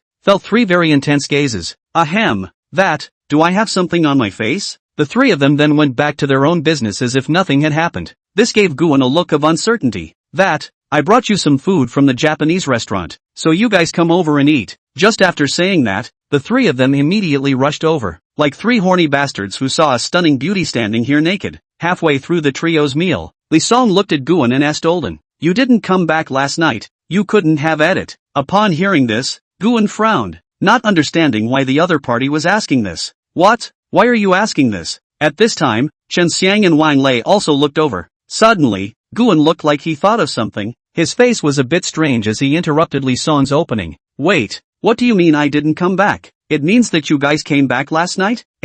What else? The three responded together. Then under Guan's questioning, the three of them told all about last night. Originally, when the three saw Guan leave last night, they also found a reason to leave later. We thought you went back to school first, and then we came back as well. But when we got back to the dormitory, we didn't see you. Wang Lei's mouth was stuffed with sushi tempura and so on. Yeah, where did you go last night? Chen Xiang also asked curiously. And at this moment, Guan looked at the three people in front of him, and couldn't wait to strangle them right away. But finally stopped the idea of strangling the three people. Secretly thought in his heart, I can't blame me what I should do, I have done. The opportunity to give you guys, didn't grasp it can only be blamed on you have a destiny not to have a share. Then his face darkened, and then laughed bitterly. And this behavior is also eating Japanese food to the three people scared. So Rush to Comfort said don't be sad Olden, even if you don't have to eat is fine, there are still a few brothers That's right, don't be sad, come on, have some sushi, it's not worth it for a woman.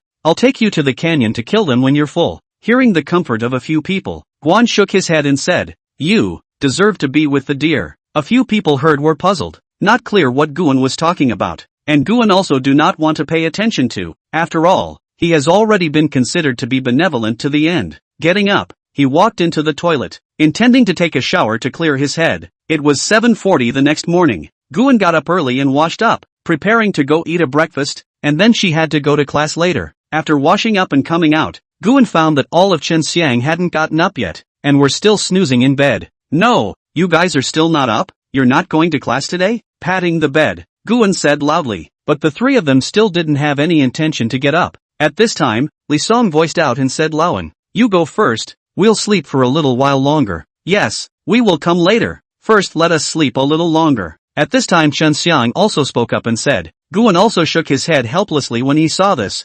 understanding that it was impossible for the three to get up and go to this class today. After all, these three people had only gone to bed at 3 in the morning. Thereupon, he also stopped caring about the three people, took his textbook and left the dormitory. Coming into the cafeteria, Guan ordered a breakfast, xiaolong bao, siu mai, poached eggs, tea leaf eggs, and a cup of hot soy milk. Turning on his cell phone, he began to eat his breakfast while swiping through videos. It was only after about 10 minutes that Guan finished her breakfast. Just as she got up and was about to leave, she was greeted by a bowl of hot congee that spilled on her clothes. This sudden bowl of congee was something Guan really didn't expect. Sorry, accidentally spilled on it. The one who spoke was a girl wearing glasses, with a high ponytail, wearing a white dress on her upper body and a short skirt of gray color on her lower body. At close range, Guan could smell the scent on the other party. The other party took out a packet of paper towels from her bag at this time, and went up to help Guan wipe her clothes. However, the porridge on the clothes was wiped away, but left a large stain.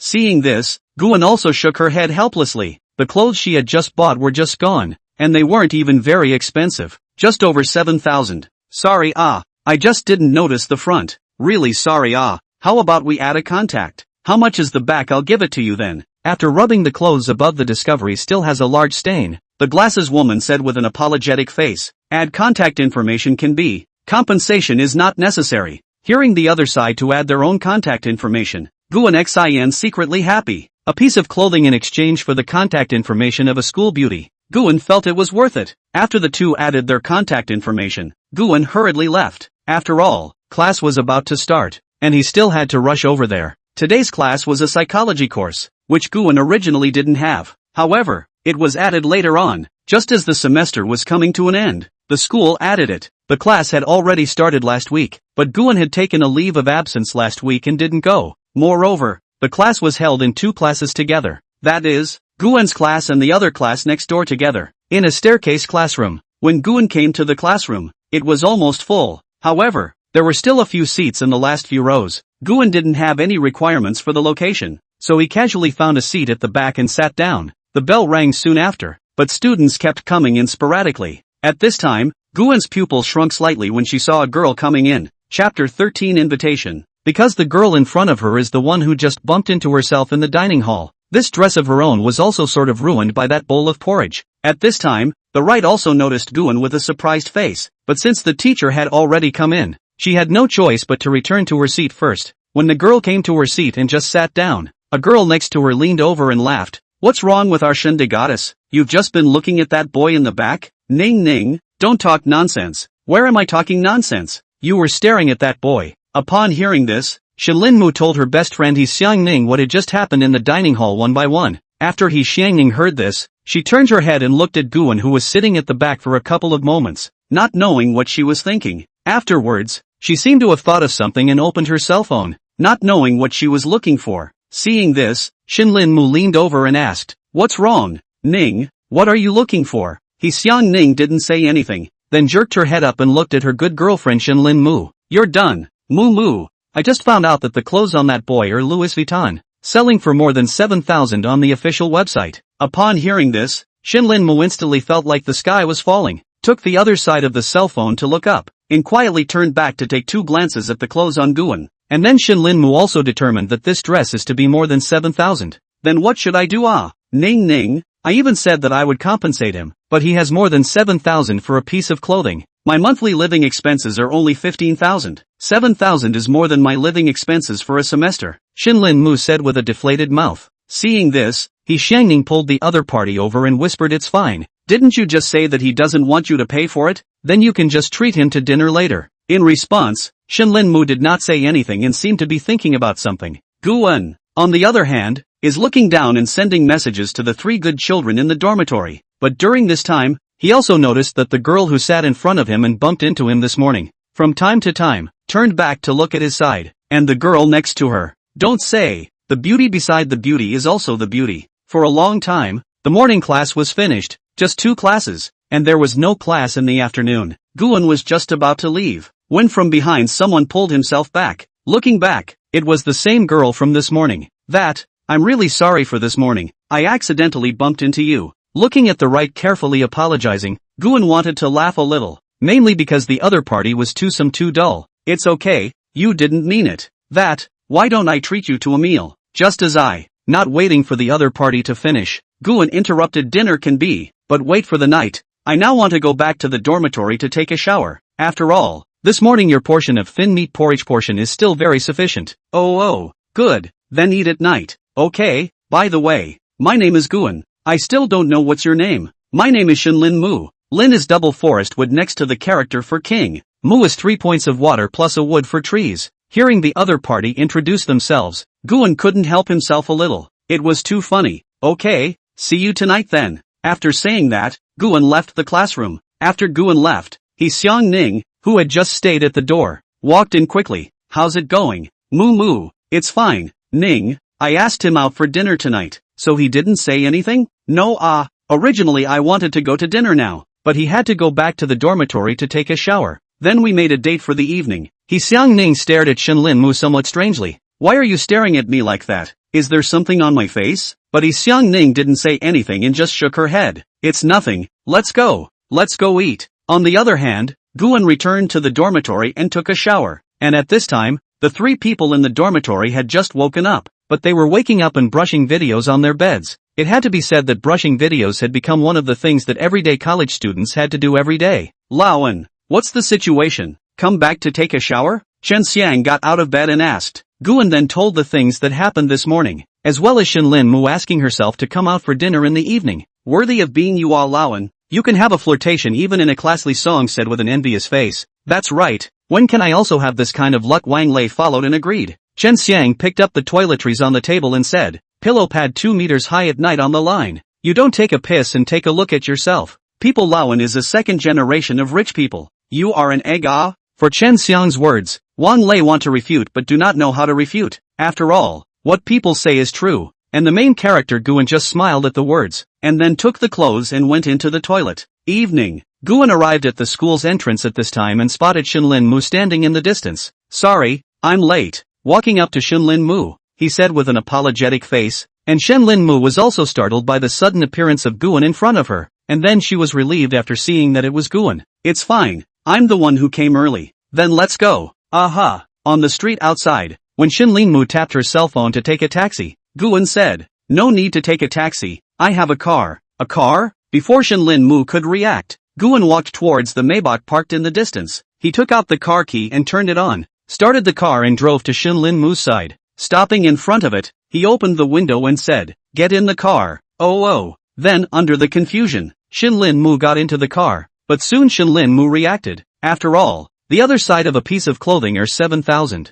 Have a car in the normal but, not long after, the two arrived in front of a French restaurant. Shinlin Mu looked at the restaurant in front of her and realized that this was not the place where Shinlin Mu was going to invite Guan. Originally, Shinlin Mu intended to invite Guan to a hot pot restaurant, but now, the main thing was that this restaurant couldn't possibly be affordable to invite herself at first glance.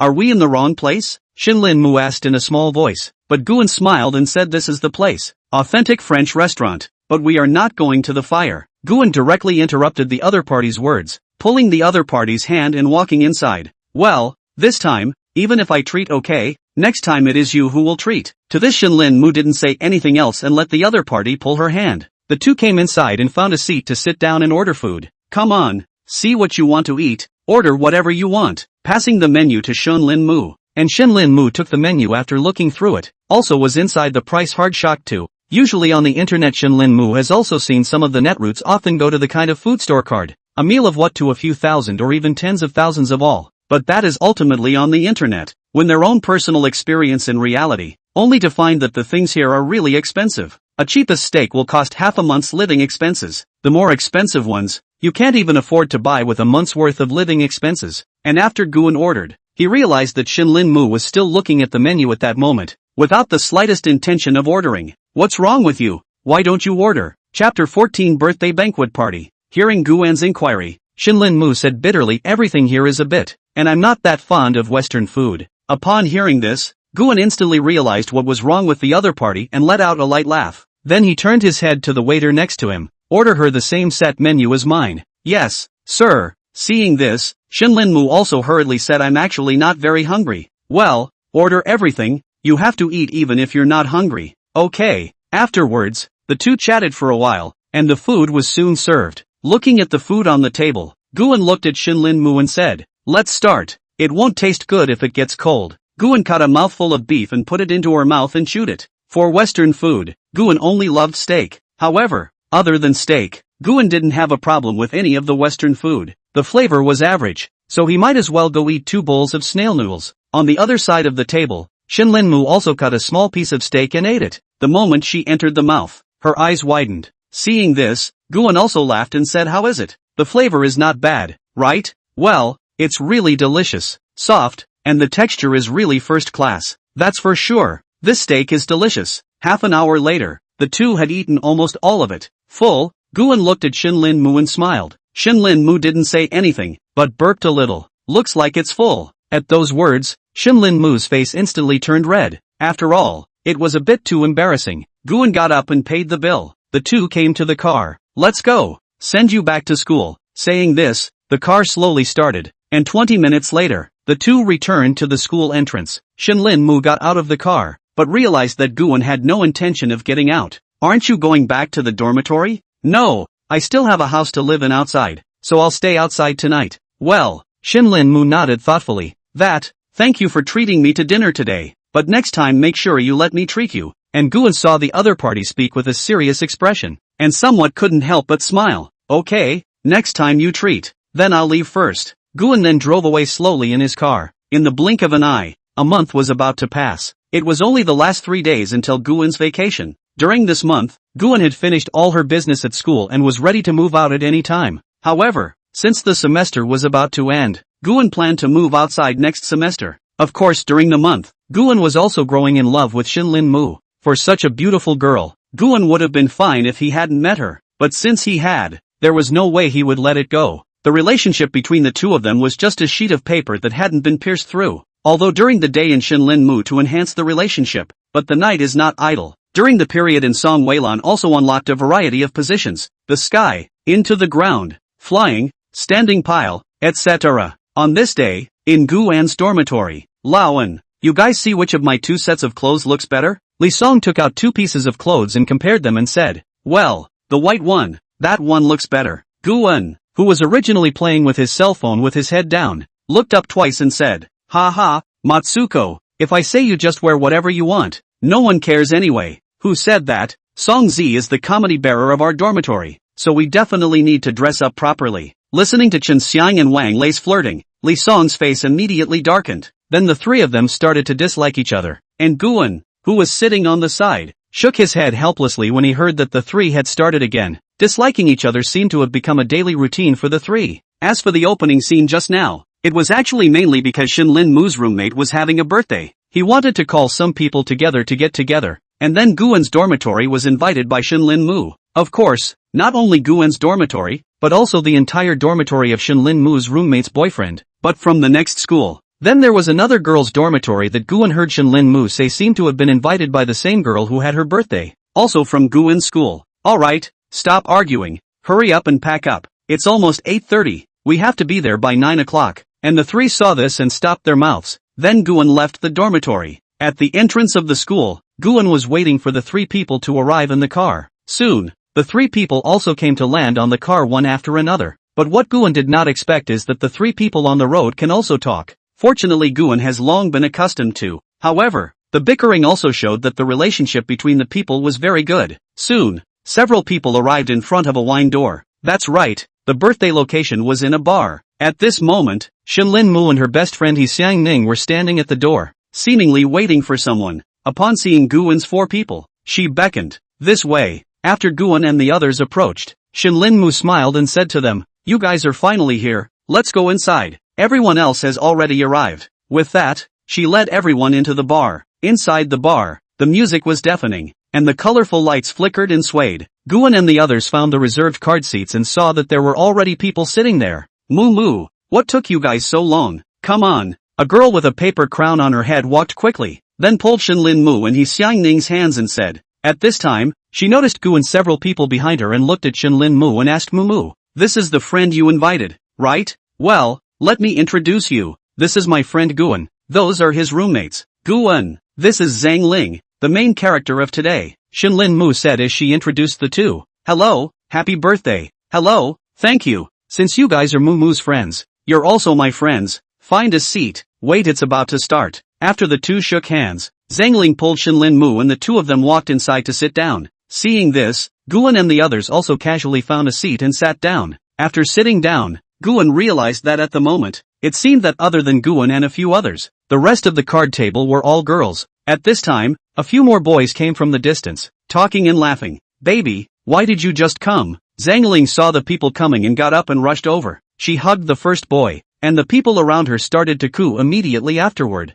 The road was a bit jammed. "I came a little late." "Alright, let's take our seats too." The boy patted Zhang Ling's back and said softly. With a few people taking their seats, the people had sort of arrived. After cutting the cake and opening a few bottles of wine, the atmosphere was considered to be at its climax. The crowd was then divided into teams. Some went to the dance floor, some played truth or dare, and some were just sitting quietly in their seats playing with their cell phones like Guan. "What are you looking at?" Shinlin Mu asked as she sat next to Guan. "Nothing. Aren't you going to play? What about you? Why don't you go?" "No, I don't really like it." "Me neither." The two then didn't continue talking, but quietly looked at each other. Soon Shinlin Mu was defeated and stopped looking directly at Guan. In response, Guan just smiled. As time continued to pass, it soon came to 12 o'clock. The two of them, Guan and Shinlin Mu, also chatted without a word, and from time to time, they even teased Shinlin Mu, causing the other party's small fists to hit themselves. Chapter 15 Conflict. While Guan and Shinlin Mu were both chatting in deep love, a shout came from the distance.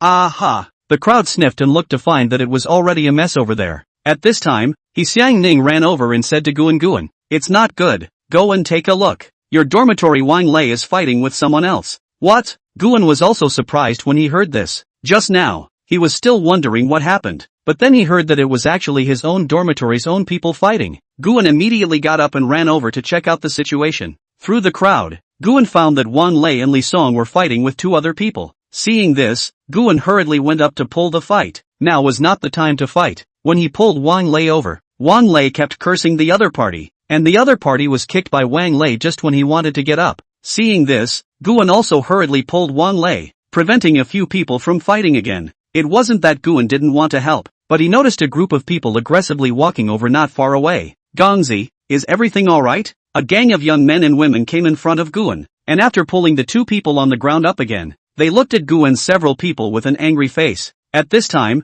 Guan realized that the two people on the opposite side had blood constantly coming out of their heads, while Wang Lei's few people were much better than the other side. Are you the ones who beat up Gangzi? The leader of the group stood out and said. The other party took off his sunglasses and stared at Guan. Several people with a head of yellow hair. The people that the other party had brought were just about to surround them at this moment, when movement came from behind Guan's men. It turned out to be Shenlin Mu and the others, as well as Zhang Ling and the people from his boyfriend's dormitory who had also come over together. The two parties instantly formed a confrontation, and at this time this place just became the center of the entire bar. At this time a middle-aged man threw the crowd to the center of the two sides. Some bitter smile said a few. We are a bar but also to do business, is not a place to fight.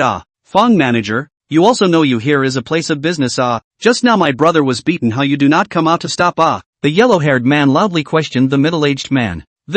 I also just got the news that someone was fighting here, and then I hoofed it here, but obviously the yellow-haired man didn't buy it, then pointed to Guan and the others. Okay, I cannot make trouble, those few just hit my brother's stand out, something we go outside to solve. Don't be a shrinking violet, of course, don't want me to send you to the hospital. Stand out to my brother kowtow a few times, compensate my brother for a 7 or 800,000 medical expenses this even passed. After hearing this, Wang Lei immediately opened his mouth and cursed. It's your brother who caused the trouble first, and you still want us to pay for the money. You want to be beautiful. That's right, bully too much. Have the guts to come over and fight with your grandpa one-on-one inch. Li Song followed and cursed. Guan sniffed, first stopping the tirade of several people, and then looked at the other party's leader. Yellow hair. I'm not sure what exactly happened just now, but it's unlikely that you want my brother to kowtow to your man. How about I pay for all of that brother's medical bills just now? And how about this matter is settled once and for all? Guan's words had just finished, and the people on the other side were also breaking into song. Asterisk asterisk asterisk asterisk you. What a beautiful thought. Either you kowtow and pay for it, or lie down and go to the hospital. See both sides of the curse more and more intense. There is a wave of the trend of a word on the hands. Seeing the situation standing in the center of the party, manager rushed out to stop. Don't. Fighting is not good. This way, I see you two sides might as well send a representative out to discuss this matter how to do, or I'll have to ask you guys to go out. Otherwise I won't be able to keep this bar open. After hearing Manager Fong's words, Guan and the opposite side's yellow hair looked at each other afterward. Okay, give Manager Fong face. Okay. After seeing both of them agree, Manager Fong took Guan and left the scene. However, the people at the scene still surrounded the original place. At this time, the people on yellow hair's side had pulled out their cell phones to make calls, seemingly shaking people. The three of them, Guan, came to a room. After entering, Manager Fong poured 2 cups of water. Both of you, have a seat. If you have anything to say, let's talk it over. Seeing this, Guan and the two of them both sat down as well, and the yellow hair on the opposite side of the room said with an indignant face, Manager Fong, it's not that I don't give you face, it's mainly because my brother's head is still bleeding. Either give my brother a few kowtows and some medical expenses, then I'll give Manager Fong face and let this matter go.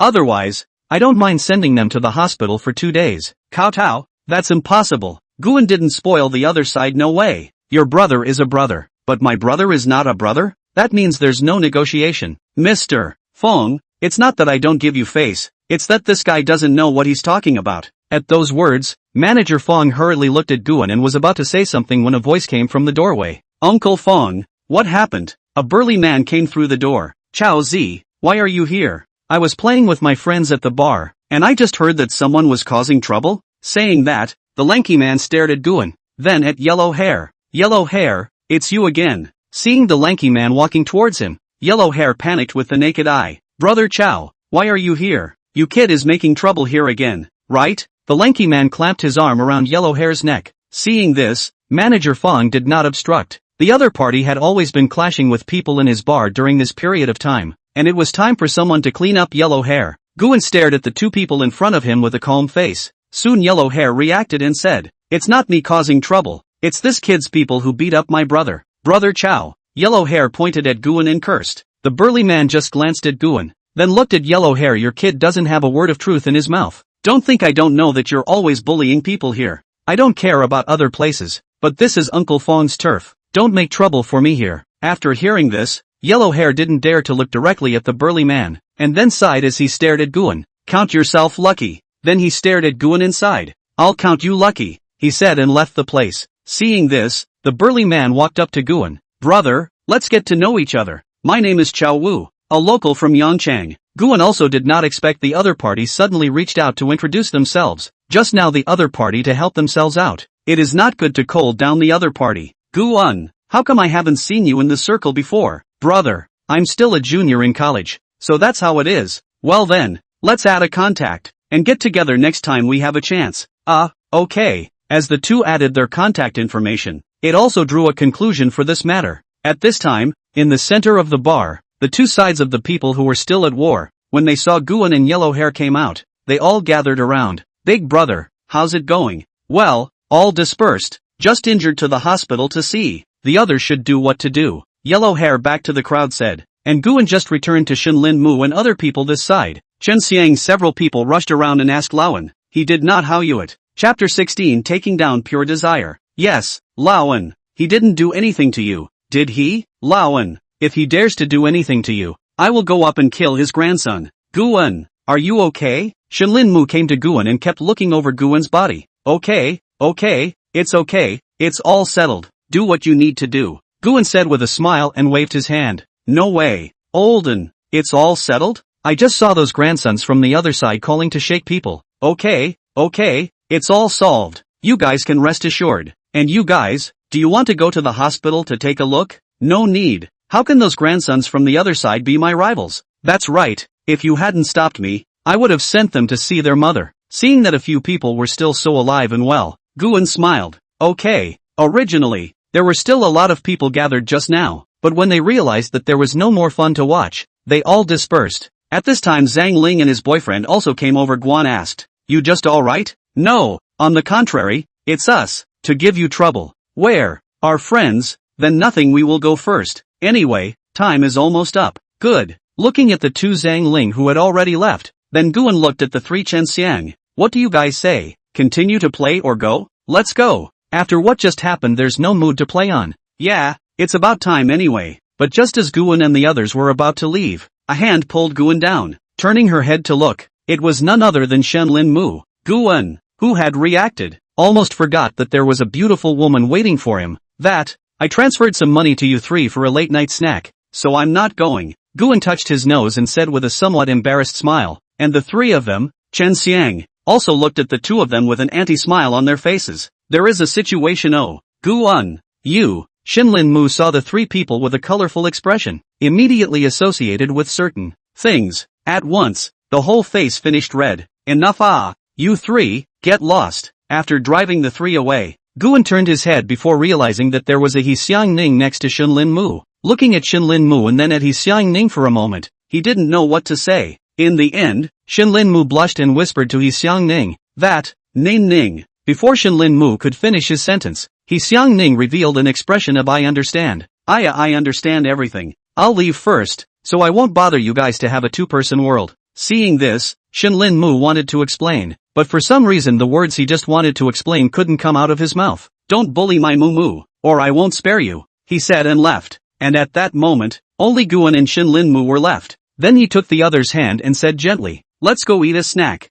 I didn't eat enough just now. Aha, Shinlin Mu nodded and answered. The two came to a barbecue stand and ordered some barbecue. However, the two didn't plan to eat here, but decided to bring the barbecue back to Guan's house to eat. Returning to the large flat, Shinlin Mu looked inside with a curious expression. Guan, your house is so big. It's not bad, it's just over 400 square feet. 400 square feet? How much does that cost? Not much, just over 4,000. 4,000 a month? At those words, Guan couldn't help but laugh out loud. He then explained, it's more than $40 million.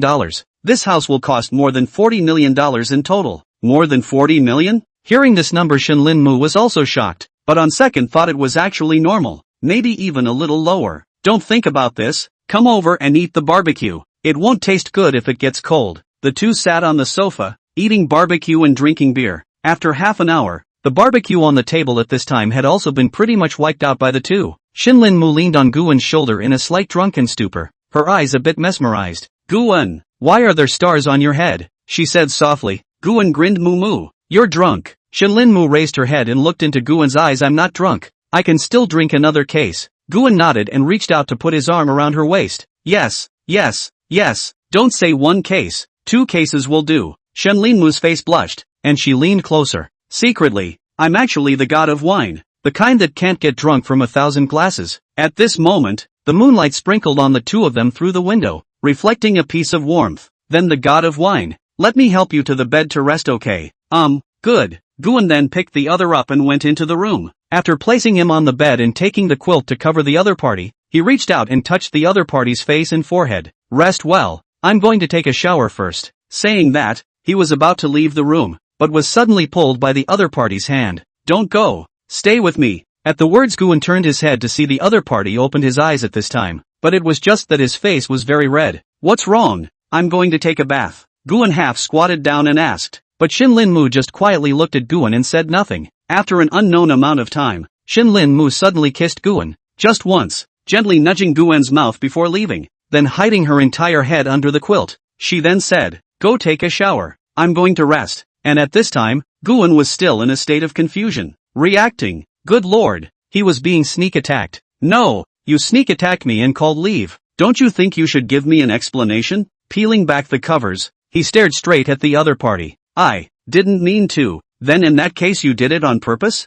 For a moment Shin Lin Mu was speechless, not knowing what to say. Just then, Guan also kissed Shin Lin Mu, and Shin Lin Mu's entire brain was confused the moment she was kissed. Subconsciously, she wanted to push the other person away, but no matter how hard she tried, it didn't help. In the end, after 5 or 6 minutes of attack, Guan also managed to break through the defense of the other party's teeth. For Shiwen, Guan was not bad. After all, she had already had several times of experience, but Shin Lin Mu was still a novice, completely unaware of how to counterattack, and Guan saw this and tried to drive the opponent. Only after a long time did Guan reluctantly leave, because if it continued any longer, Guan was going to be unable to resist taking the next step. Why don't you go take a shower first? Aha! After answering, Guan hurriedly rushed to the bathroom. Shin Lin Mu, on the other hand, needed some buffer time now since she had just kissed for too long. After all, she had already anticipated what would happen later. An hour later, at this point, both of them had finished showering. Shin Lin Mu had just left the bathroom when Guan couldn't wait to come over and hug the other.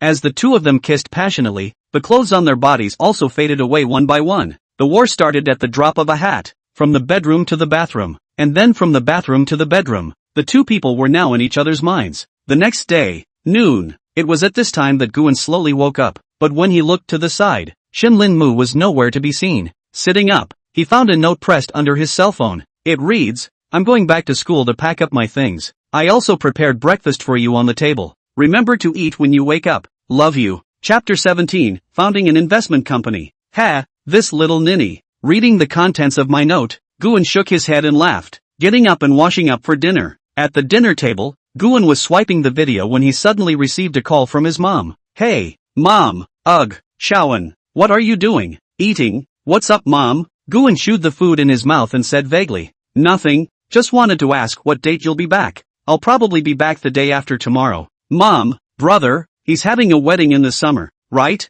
Yeah, it's been delayed for a long time. It's about time, Guan said as she looked at the date. Well, the day after tomorrow when you come back I'll ask your sister and the others to come over for dinner. Whatever. Oh yeah, I'll transfer some money to you. You can buy something nice when you wait. Where did you get the money? Your son is now also considered a small family boss. The phone cannot say clearly. The day after tomorrow I go back and then explain to you. You first money received, then buy some good. I want to eat abalone. Back to the pot of meat. Braised pork ribs. Okay. The two chatted for a while longer, then hung up the phone. In fact, for how to explain to the family where the money came from, it wasn't hard to say it was hard. Guan's parents were both from the countryside and hadn't gone to school much. They mainly believed that Guan wouldn't do anything illegal. But when Guan thought of his own sister and his own brother, I'm afraid it's not so good to fool. But in fact, it also depends on whether they will believe Guan. If they believe it, then no matter what Guan said is alright. If they do not believe it, then no matter what Guan said I'm afraid it is useless. Sigh. Forget it, just find an excuse when the time comes, Guan muttered in his mind. Currently, Guan's biggest worry was his own safety. After last night's events, Guan realized that he had been a bit naive in wanting to be a low-profile invisible tycoon. At first, Guan thought that he was rich and just needed to enjoy himself, but when he encountered danger, he realized that money couldn't protect him. For example, in the scene of the conflict last night, if the other party was that kind of rash, then no matter how much money Guan gave, it would be the same, and the other party would definitely not let it go. Given the situation at the time, once the two sides had a large-scale conflict, the probability was that Guan's side would all be sent to the hospital. Now this society is not short of the kind of rash youth. Don't want to die are also a lot of people. If he happened to have an accident in that conflict. The next day's news was that an invisible billionaire had been clubbed to death in a bar fight. So this incident was a wake-up call for Guan. Even if he only wanted to be an invisible tycoon, he still had to have his own power. There was a saying that Guan felt was very true. Having a knife and not using it was different from not having one. One could not use it, but one could not live without it. In the future, his value would only keep getting higher and higher. So right now Guan desperately needed a force that could protect him. In the future, no matter what danger came from whatever direction, he would at least have some ability to protect himself and his family. Thinking of this, a plan had already formed quickly in Guan's mind. First of all, Guan decided to start an investment company first, and since he had this amount of money, it definitely wouldn't stay in the bank all the time. Take it out to acquire shares of other companies, or use it to make investments and so on can be. When the time comes to do a behind the scenes will be fine. With the current speed of their own point of view, a year later they want to acquire 99% of the domestic no matter which company I'm afraid to do, in addition to some special state-owned enterprises and so on. Otherwise, with their own value of more than $3 trillion a year later, no matter whether it is the acquisition of penguin or beaver can be. Of course, people sell or not sell is another matter. Investment company is done, followed by the establishment of a security company. This will be the company only responsible for their own security work, their own personal safety, as well as their own family's personal safety and so on. After the establishment of these two companies, one's own personal safety in the country has also been greatly guaranteed to a certain extent. Saying that he would do it, finished his breakfast in 2 bites, Guan looked up the biggest headhunting company in Yangcheng on the internet. Star Headhunters. Guan arrived in front of the company. Walking in, he saw a waitress standing at the front desk. Hello sir, how can I help you? I'm looking for Manager Yi. I just contacted him. Oh, you are Mr.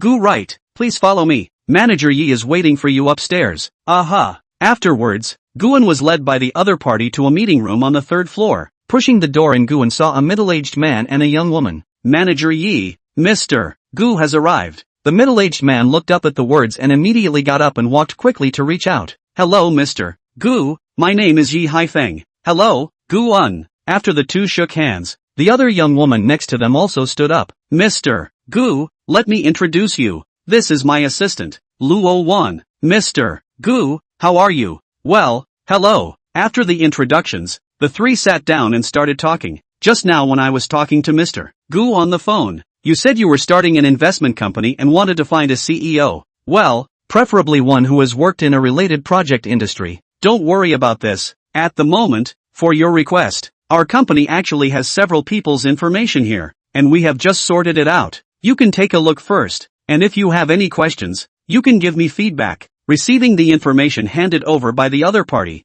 Guan flipped it open and read it. There were almost 4 pieces of information. One look at the good guys, none of them were easy. Hua Chang, Cambridge, Stanford, Harvard, all 4 are internationally renowned university graduates. Turn to see the last information. Lin Qingxue, 27 years old, only 23 years old from the Harvard Business School doctoral graduation. After graduation, she became the CEO of a foreign venture capital firm, and took 4 years to raise the company's market value of $12 million to $2 billion.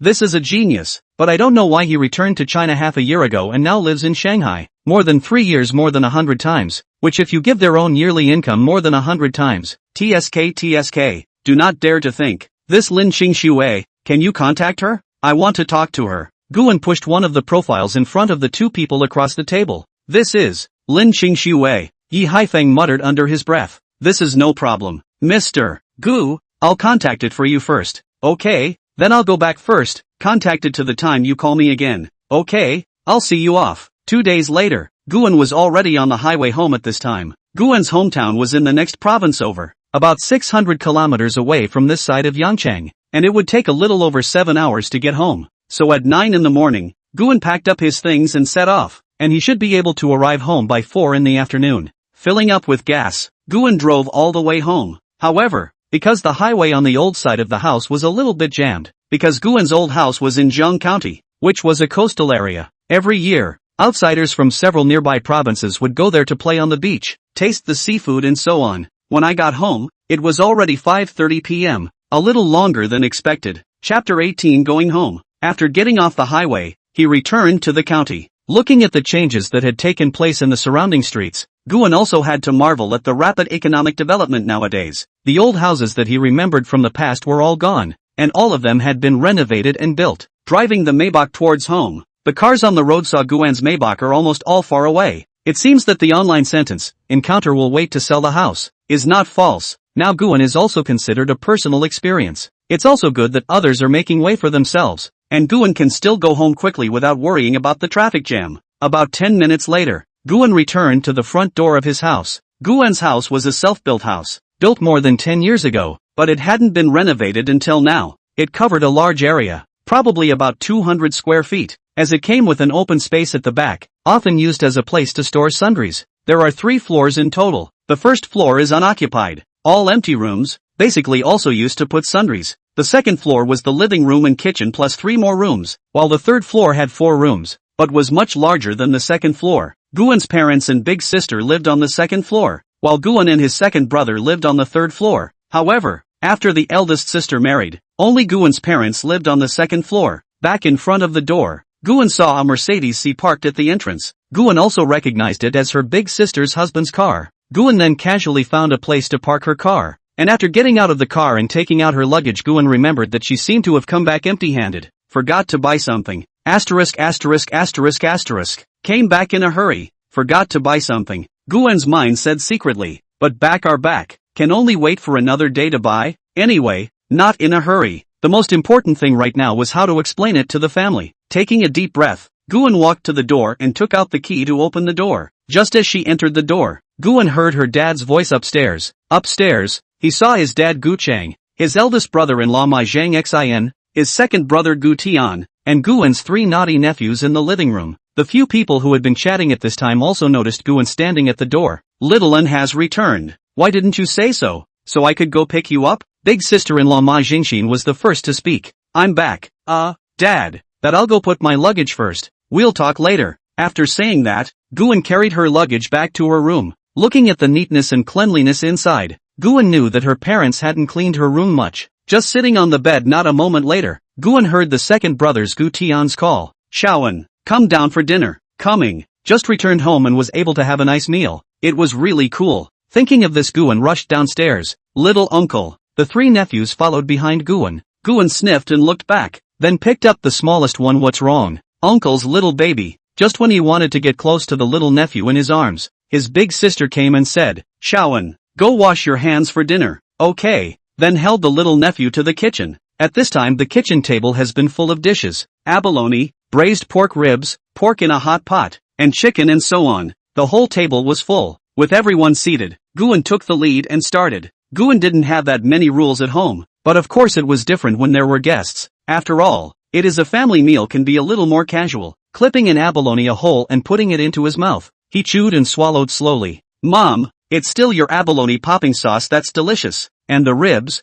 this fish is also." After Guan tasted the entire table of dishes, he complimented them one by one. Guan's mother, Chen Huifeng, also smiled and said, "If it's good, then eat more." After the wine and dinner, everyone sat in the living room and chatted. Guan looked at his father and hesitated for a moment, but decided it was better to speak first. "Dad, Mom, Guan took a deep breath and spoke his mind. "I also happen to want to ask you, where did you get so much money? And that Maybach downstairs is yours, right?" When Gu Cheng finished speaking, the living room instantly quieted down and everyone looked at Guan. Guan was silent for a moment, and slowly opened his mouth. "In fact, all this money is my partnership with a classmate in the online stock speculation to get. Originally at the beginning was intended to earn a little bit to close, but to the back we found that we bought one of the stocks continue to rise, and then I discussed with him, decided to engage in a wave of big, finished on the close. Then he and I borrowed money. He and I borrowed 200,000 in the payer. All bets in, but fortunately rose, doubled several hundred times, after we took out to pay back the loan money, and then divided equally, probably one person tens of millions of dollars, after I bought a car, and now also preparing to start a business to open a company." At the words a few people all sucked in a mouthful of cool air. "Dad, you told me that as long as there is an opportunity to let me go into the world, do not be afraid of failure. After all, there are still decades behind. Now is the best time," Guan said firmly. For a moment all eyes looked at Gu Chang, and Gu Chang didn't know what to say. After all, he did tell Guan so. Then Chen Huifan looked at Guan with a smile and said, since you have this determination, then we all support you. Guan looked at her parents gratefully. I know, Mom. With her mom's support, Guan's heart was much more solid. He himself was considered to have passed this hurdle, because in his own family's heart, they were all willing to choose to believe Guan. 1 week later, today was Guan's little nephew's birthday, and Guan also came to her big sister's house early. I have to say, Guan's big sister's husband has been getting better and better in the past few years, and the previous open house has been refurbished, and is now a bit close to the villa that flavor. And what's more amazing is that all 3 of Guan's nephew's birthdays are in the summer vacation. First the third, then the second, and finally the oldest. Don't say, the money spent on raising 3 boys is really a lot, and the family also has an oldest sister in college, the same class as Guan. As for the eldest sister's husband's mom and dad, both died in the beginning because of an accident. The family also relied on the eldest sister's husband all the way up to the present. I think back then, when the big sister husband just started doing business when the funds are not enough, because at that time, just with Guan elder sister Gu you just married not much money. Guan's parents took all of his sister's dowry to her husband, and even paid a portion of it out of his own pocket. Later, the big sister husband has also been in the help of the Guan family side. When the second brother did not work when the big sister husband thought to take the second brother to do together. However, because of the latter's work, he has to go out all the time. The second brother, Gu Tian, after meeting his sister-in-law, Lu Min, did not do it again with his brother-in-law. Instead, he and his second sister-in-law to run a restaurant. This restaurant is the second sister-in-law Lu Min's parents handed down. The first floor of the big sister's husband's home is the parlor. Guan just went in and saw 3 nephews watching TV, but the younger one was more mischievous, jumping up and down. Little here you are, come sit over here. Big sis-in-law, I'll bring the stuff in first, Guan responded. He then opened the trunk and came out holding a box of fruits. Ma Zhangxin, the eldest brother-in-law, also walked quickly to help, and kept saying, it's okay for people to come, there's no need to buy so many things. When he saw the things in Guan's trunk, his elder sister-in-law was also shocked. Good guy, this is to buy how much Chapter 19, Pizza. Anne, you bought so much, who can eat it all? Big sister's husband looked at the huge pile of stuff in front of him. It's alright, seeing that Lao Er and Lao San are a bit thin, I bought it for them to make up for it. Eat an egg every day, drink a bottle of milk every day, and you'll be done in a month or 2. But, it's fine brother-in-law, where's my sister? She hasn't gotten up yet? Your sister went to the market to buy vegetables, come and sit down. Big sister husband sat down, took out the tea leaves, just wanted to make tea, then thought for a moment and said, do you drink tea? I'm fine, then have some tea, said the eldest sister husband began to make tea. Not long after the tea was made, Guan took a sip. This tea tastes good, not bad, someone else gave it to me. Right, where are dad and the others? And your brother? They can only come in the evening. My brother they went to the hotel. My father they are still at home not yet woke up. Right, thinking of last night, I persuaded them for a long time, and finally got mom and dad to quit their jobs, so that they could enjoy their happiness at home. Guan is not stingy, directly transferred $2 million over, should eat and drink and play. Your brother is having a wedding this summer, right? Well, it should be. The previous years because of the epidemic delayed for too long. The certificate has been received for 2 years. The wedding has not yet been organized. At that time, the epidemic was serious. Otherwise your brother would have done it already. The two chatted for a while, when the appearance of a figure interrupted their conversation. Wake up, go wash up and eat. The food is on the table, Big sister's husband said as he looked at the visitor. And Guan also recognized the visitor. Big sister husband's Ma Zhang Xian's own sister, Ma Lin Lin,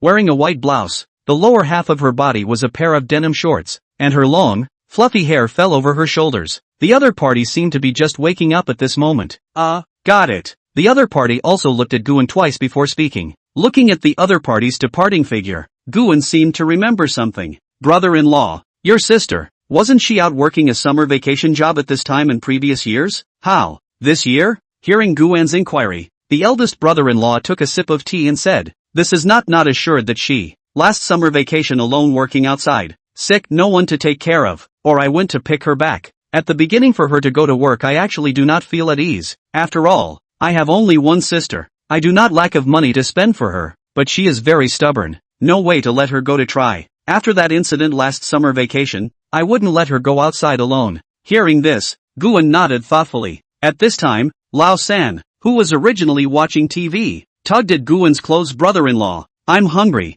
Guan hugged Lao San into his arms and pinched his face. I'm hungry. What do you want to eat? Tell me. I want to eat pudding. I want pizza. Before the oldest three could say anything, the oldest and the second oldest on the side excitedly ran and exclaimed, "There's so much rice and porridge at home. And there's food too. Why do you keep thinking about going out to eat that junk food all day long?" Big sister's husband heard this and looked at the three with a serious face. The oldest two were stared at like this and immediately hid behind Guan, while the oldest three in his arms lowered their heads and didn't dare to look up. Seeing this, Guan laughed softly, then looked at her eldest brother-in-law and said, "It's okay, brother-in-law. It's their birthday today, so I'll take them to eat some good food, but they usually eat less. You're the only one who spoils the three of them. They're just kids. I used to love eating when I was little," he said, touching the oldest three in his arms. "Okay you guys, if you want to eat, go change your shoes and clothes. I'll wait for you in the car. Oi, we can eat burgers now. That's right, hurry up." The three of them ran furiously all the way back to the room. Even the relatively skinny oldest three at this time also sold out and ran back to the room. Soon the three of them changed their clothes and came to Guan and excitedly pulled at him. "Quick, brother-in-law, I want to eat 2 pizzas today. I want to eat pudding. I want to eat fried skewers." The three of them were chattering and pulling Guan, when an electric car happened to stop at the door. "Where are you going?" Guan looked over to see that her elder sister Guyu had already bought a large pile of vegetables and returned, and the three saw that it was their own mother, and immediately did not dare to speak. Looking at the appearance of the three people, Guan could not help but laugh a little. It seems that the majesty of his own old sister deep into the hearts of the people. "Ah, sis, the three of them want to eat pizza. I'll take them there." At those words, Guyu instantly frowned and just wanted to say something. Big sister's husband stepped forward and said, "Okay, don't talk about the kids. Today is at least Lao San's birthday. Let them go." Hearing this, Guyu obviously still wanted to say something, and then wanted to speak again. "Where's Lin Lin?" "Mom, little aunt is in the bathroom washing up." Seeing that their own mom's expression wasn't as scary anymore, the three who had just been somewhat shivering dared to open their mouths. "You three have no conscience. Go to eat delicious. How not to call your sister-in-law ah." Guyu looked at the trio somewhat angrily, then walked towards the bathroom to find Ma Lin Lin, but no one knew what the two said. Soon after, her big sister came back and said, "Shaowen, Lin Lin will go with you later. Let her go with you to have fun and get away from it all." "Okay, no problem." Guan originally thought it was something big, "but you have to be back before dinner tonight, and don't let them eat too much." I know." After instructing Guan, he turned to look at the three brothers. "And you three, if you want to go, listen well to your brother-in-law. Understand?" "Yes, okay mom." Seeing all three responding said, then looked back at Guan. "Lin Lin will be down in a moment. She's gone to change. You go start the car." Immediately after, Guan and the three nephews got into the car. Soon Ma Lin Lin gathered her things and came down, walking straight to Guan's car. After the other party sat in the passenger side, Guan started the car and left. Soon a few people arrived at a pizza store, which was privately owned, not a franchise. Just after parking the car, the three brothers immediately got out and ran in, and Guan's 2 men followed closely behind. After coming inside and finding a seat, the eldest took the lead and took the menu and ordered pizza, fried skewers, pudding, cake and so on. "Brother-in-law, we've finished ordering." Boss handed the menu to Guan, who in turn handed it back to Ma Lin Lin next to him. "You order first." Ma Lin Lin took the menu, looked at it for a while, and ordered a fruit salad and a glass of juice. "Ordering so little? It's enough." And the three of them just ordered so much that they can't finish it. Guan sniffed and nodded. "I'll have a steak set meal." Soon after, the waiter served the food. The three brothers scrambled to eat. "Eat slowly, don't choke," Guan said helplessly as he looked at them. Compared to the three brothers, Ma Lin Lin was much more refined, slowly eating her fruit salad. "Little aunt, why aren't you eating?" The oldest two looked at Ma Lin Lin with a fried skewer and asked. "This is too greasy. I'm not eating. You guys eat." Ma Lin Lin replied with a smile. Guan looked at Ma Lin Lin and thought to himself that she seemed to have something on her mind. He wanted to ask, but felt it wasn't appropriate, so he digressed and chatted with his three nephews. Chapter 20: The Wedding. In the meantime, Marlene stayed silent. A person ate quietly, occasionally looking at her cell phone twice. Soon the group was full, and after settling the bill, the group walked out of the restaurant. Since it was now at the height of summer, the weather was very hot. Just after walking out of the restaurant, Guan felt like he had entered a steamer. "This damn weather is really hot," Guan muttered inwardly. He then looked at the several people on the side. "We've eaten our fill. It's time to go back." "Don't brother-in-law. It's not easy to celebrate my birthday today. I want to go to the mall. I want to go too. I want to buy Transformers. I want to buy Monkey King." Looking at his three nephews who were begging him bitterly, Guan finally didn't have the heart to do it. Okay, go and come back soon, or else your mom will have to rush me again." Occasionally, brother-in-law is the best. Arriving at the mall, the cold air hit their faces. The three brothers grabbed the cart and quickly ran towards the toy area. Guan and Ma Linlin, on the other hand, walked slowly. You spoil them so much, not afraid to go back. Later, Ma Linlin suddenly spoke. They're all still young. They're still at a playful age. It's normal for them to want to buy toys. Besides, today is Lao San's birthday. My sister won't say anything. Guan smiled back. Well, Ma Linlin answered with a somewhat strange expression. Guan felt a little strange, but it was not good to ask more questions. Just then, Lao Er ran over and pulled Ma Linlin's hand, pointing in a direction and shouting, "Little auntie, come with me. There's a crane machine over there." Ma Linlin, who hadn't reacted yet, was pulled towards the crane machine by Lao Er. Guan, on the other hand, stood still and watched their backs, and after reacting, she also followed. Arriving in front of the crane machine, several people recharged dozens of coins. I thought I could at least catch one or two dolls, but nothing came out after dozens of coins were thrown in. After catching nothing,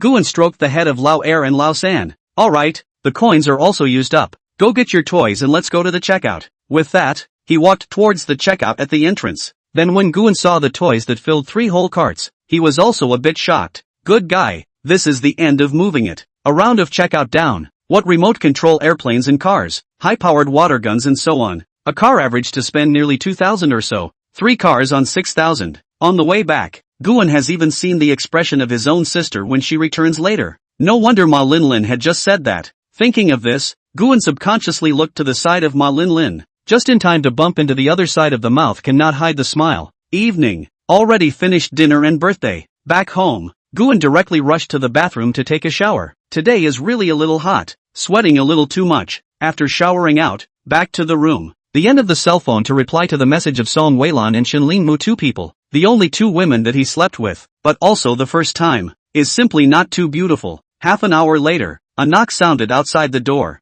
Little are you asleep? Hearing that it was his own old man's voice, Guan returned. No, Dad, what's wrong? Come down to the living room. There's something I want to talk to you about. Okay, I'll be out in a minute. A few minutes later, Guan went downstairs and saw his dad and mom and his second brother and sister-in-law sitting on the sofa. Seeing this situation, Guan was also a little uncertain. Thinking back to these days, he shouldn't have done anything wrong, right? What's going on? They're all sitting here. Shawan, I've decided to use the $2 million you gave me to renovate my old house. Speaking of the old house, Guan thought of the tiled house in his memory. Guan's family were all rural householders, and their ancestral home was a village 60 miles away in Zheng County. Later, because of work, Guan's family moved to Zheng County. In the previous 2 years, because of the epidemic, Guan hadn't even returned to his hometown for the new year. Alright, it's up to you guys. The renovation is quite good, so it won't be crowded when we go back for New Year's in the future. That's fine. I'll go back in a few days and make some arrangements,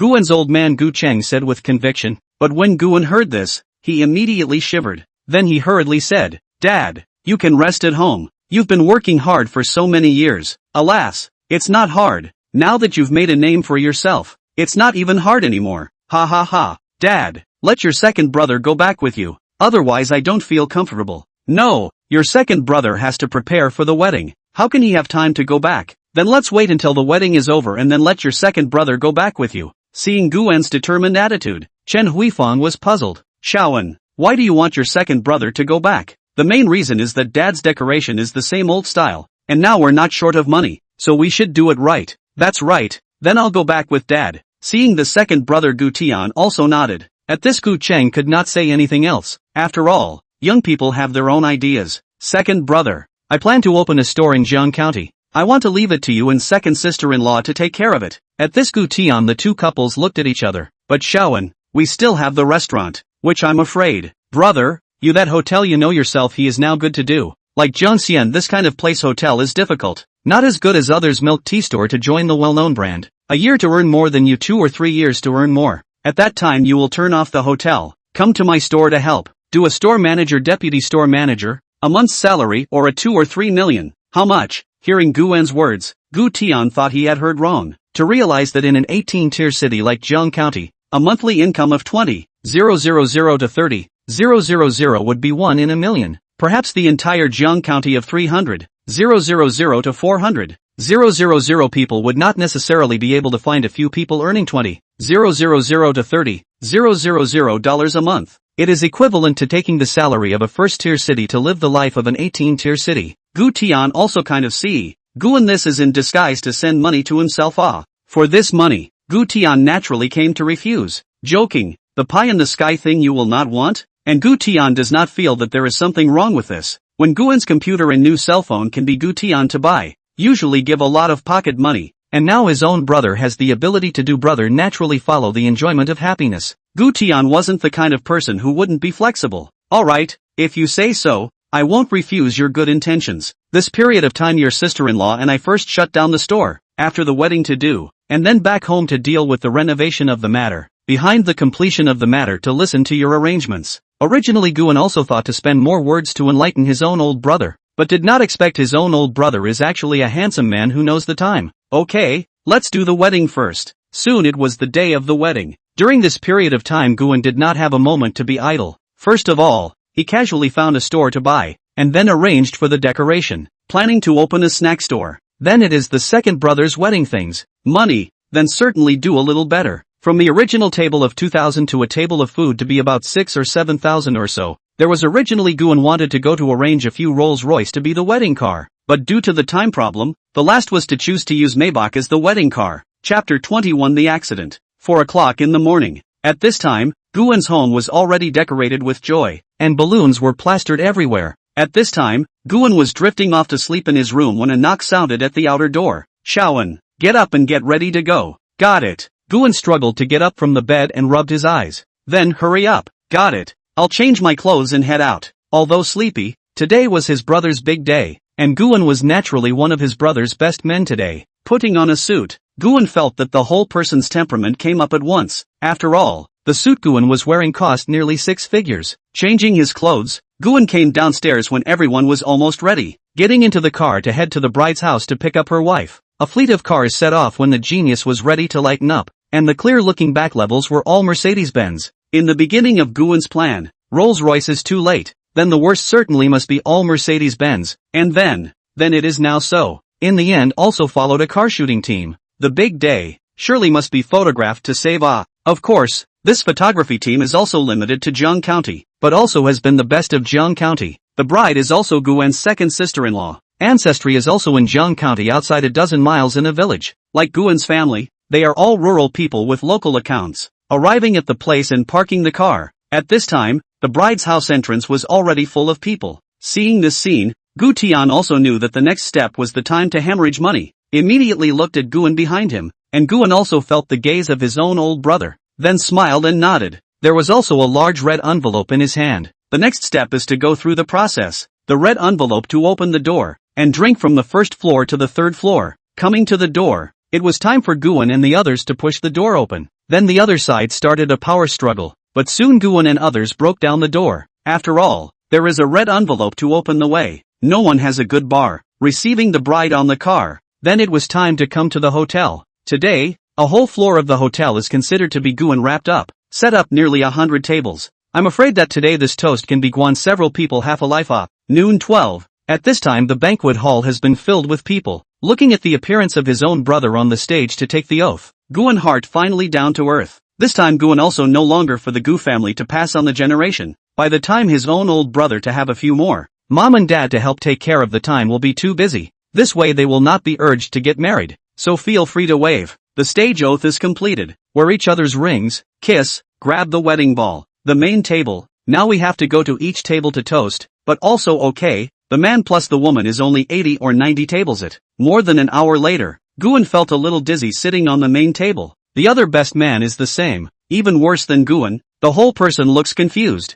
lying on the table and fell asleep. An hour later, the banquet was almost over, and everyone who needed to leave had left. Guan and the others were left here. At this time, Guan's cell phone rang, and he answered the phone. Hello, that person? Mr. Gu, I'm Luo Wan from Star Headhunters, manager Ye's assistant. That you came to our company we've met. I remember you. You call me is Mr. Gu. The other party promised to meet with you to talk. I don't know when you have time? The day after tomorrow. I'm not in Yangcheng now. I'll go back the day after tomorrow. Okay, I'll convey it for you. Then, Mr. Gu, let's add a contact information. I can report to you if there's anything at that time. Sure. Hanging up the phone, Guan received an add friend message from the other party on his cell phone. Agreeing casually, he turned off his phone. The day after tomorrow, on the way back to Yangcheng, arriving at an agreed-upon cafe, Guan met the other party just as he entered. After all, there was only this one person in an entire cafe, and the other person exuded an air of workplace elite. It was hard for Guan to be invisible even if she wanted to.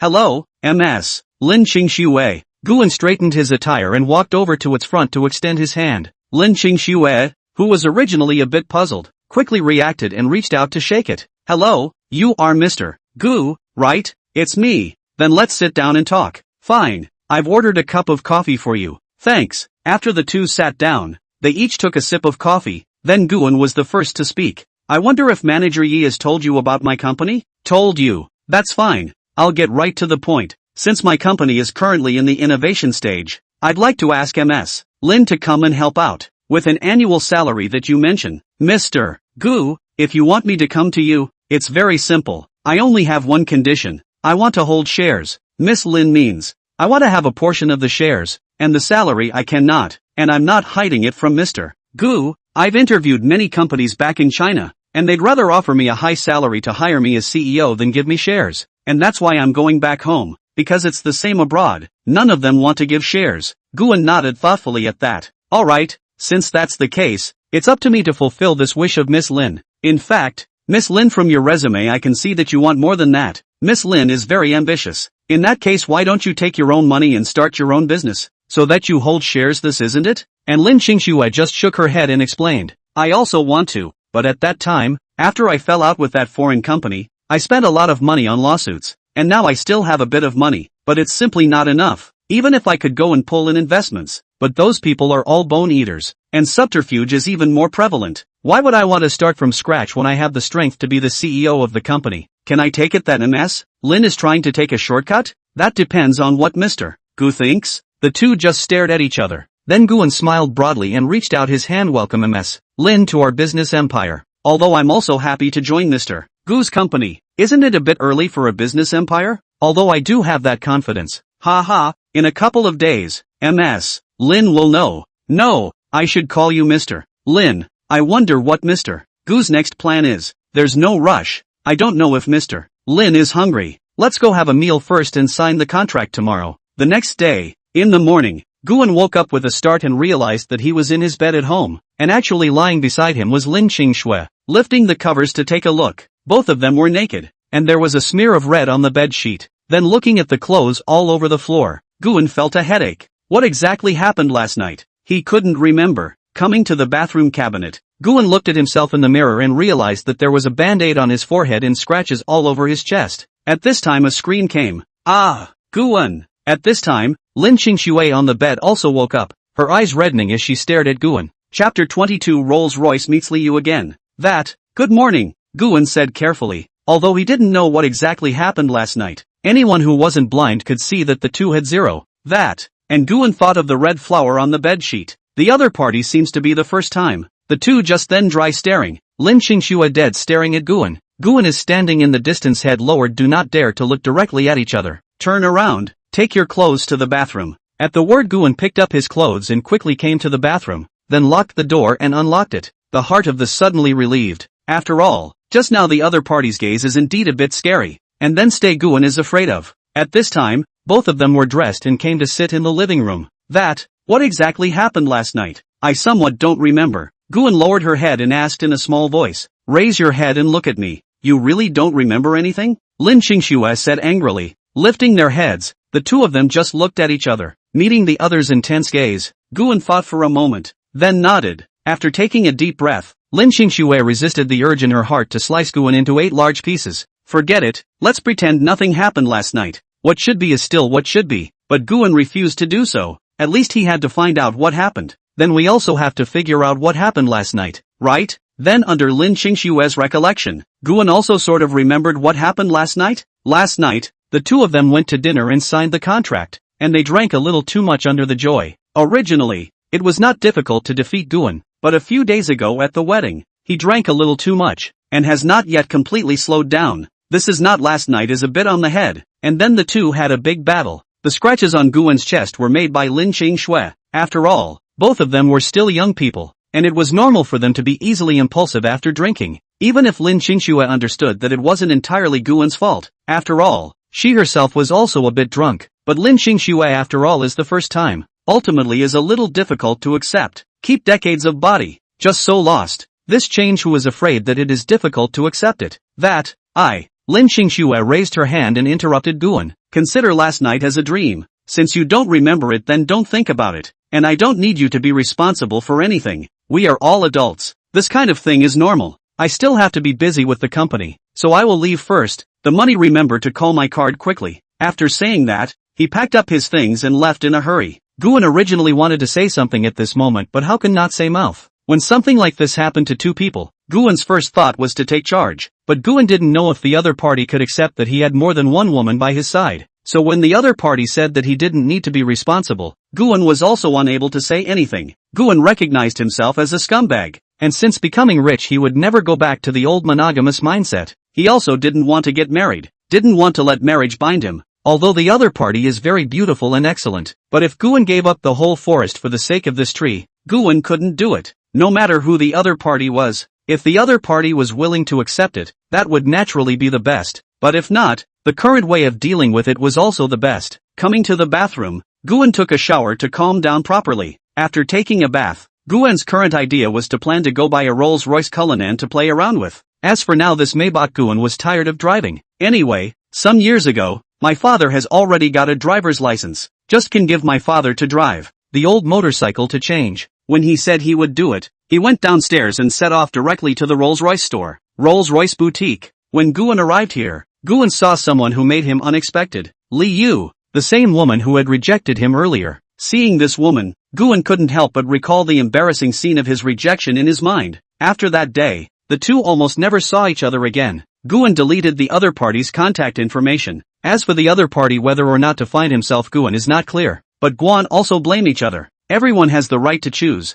This is the other side to make the choice. Guan also understands the other party's reserve. On their own should be interesting, but do not want to develop so quickly. At first Guan just thought that she had a problem, but later Guan realized that the other party was trying to catch and release. If Guan thought too much, that was completely impossible. But if the other party didn't have any interest in her, why did she stuff the note? Why promise Guan to come out for dinner? On Li Yu's side, she had also noticed Guan at this time. She had seen the other party when Guan had just come in. As Guan said, Li Yu is indeed interested in Guan, taking the top-of-the-line Maybach at full price. Young, and a little handsome, this is already a very good choice. But Li Yu watched this opportunity slip away from her eyes. In fact, at that time Li Yu did not want to develop too fast. After all, the two first day of acquaintance. If this happened to have a relationship, there is a saying that the easier it is to get, the less you know how to cherish. Later on, Li Yu realized that she was wrong. This sentence is still a bit useful if it is used in the kind of ordinary people, but for a top tycoon like Guan, it's not useful at all. There's no shortage of you around.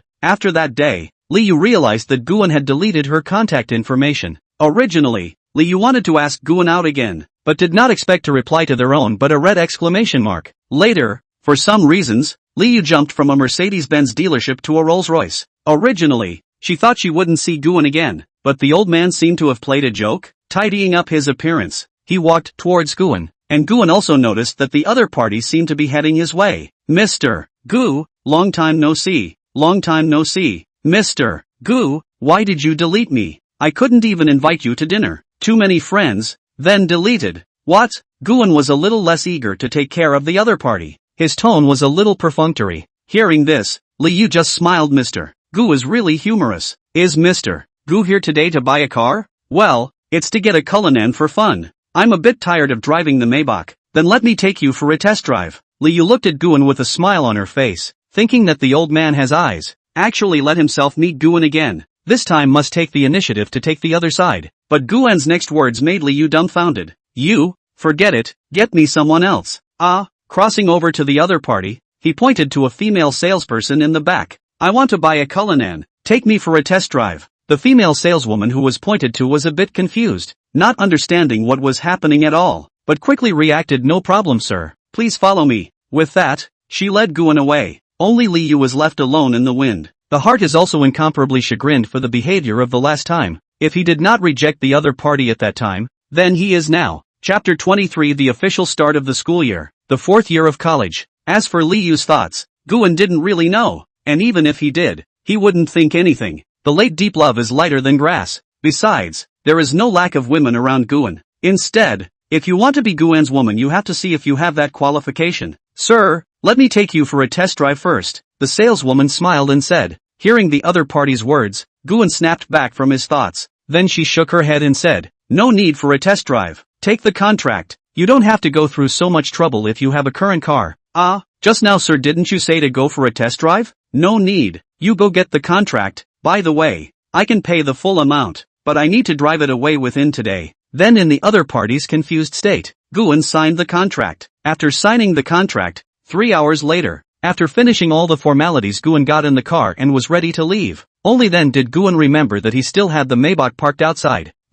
Can you guys here arrange for someone to help me drive that Maybach outside back? Guan pointed to the door, and the saleswoman smiled and nodded. Yes, sir. Alright then, help me drive it too. Throwing the key in his hand to the other party, Guan left. For the next month, Guan stayed honestly in Zhang County to deal with the opening of the store. On the other hand, old dad Gu Cheng and old brother Gu Tian went back to their hometown to take care of the renovation. But during the period, old brother Gu Tian went to a trip to Yangcheng to drive the Maybach back. After that it was for old dad Gu Cheng to drive, and Guan accelerated another one in the original plan. The milk tea store. A snack store. A milk tea store. The milk tea store is about 30 square feet or so. The snack store is a little big. 70 square feet. All of them are their own brand, no franchise, because the snack store is too big. The decoration did not get all of a sudden can be good, but also fast. After a few days almost can open. The milk tea store is relatively small. The renovation get well relatively quickly. It has already opened a long time ago,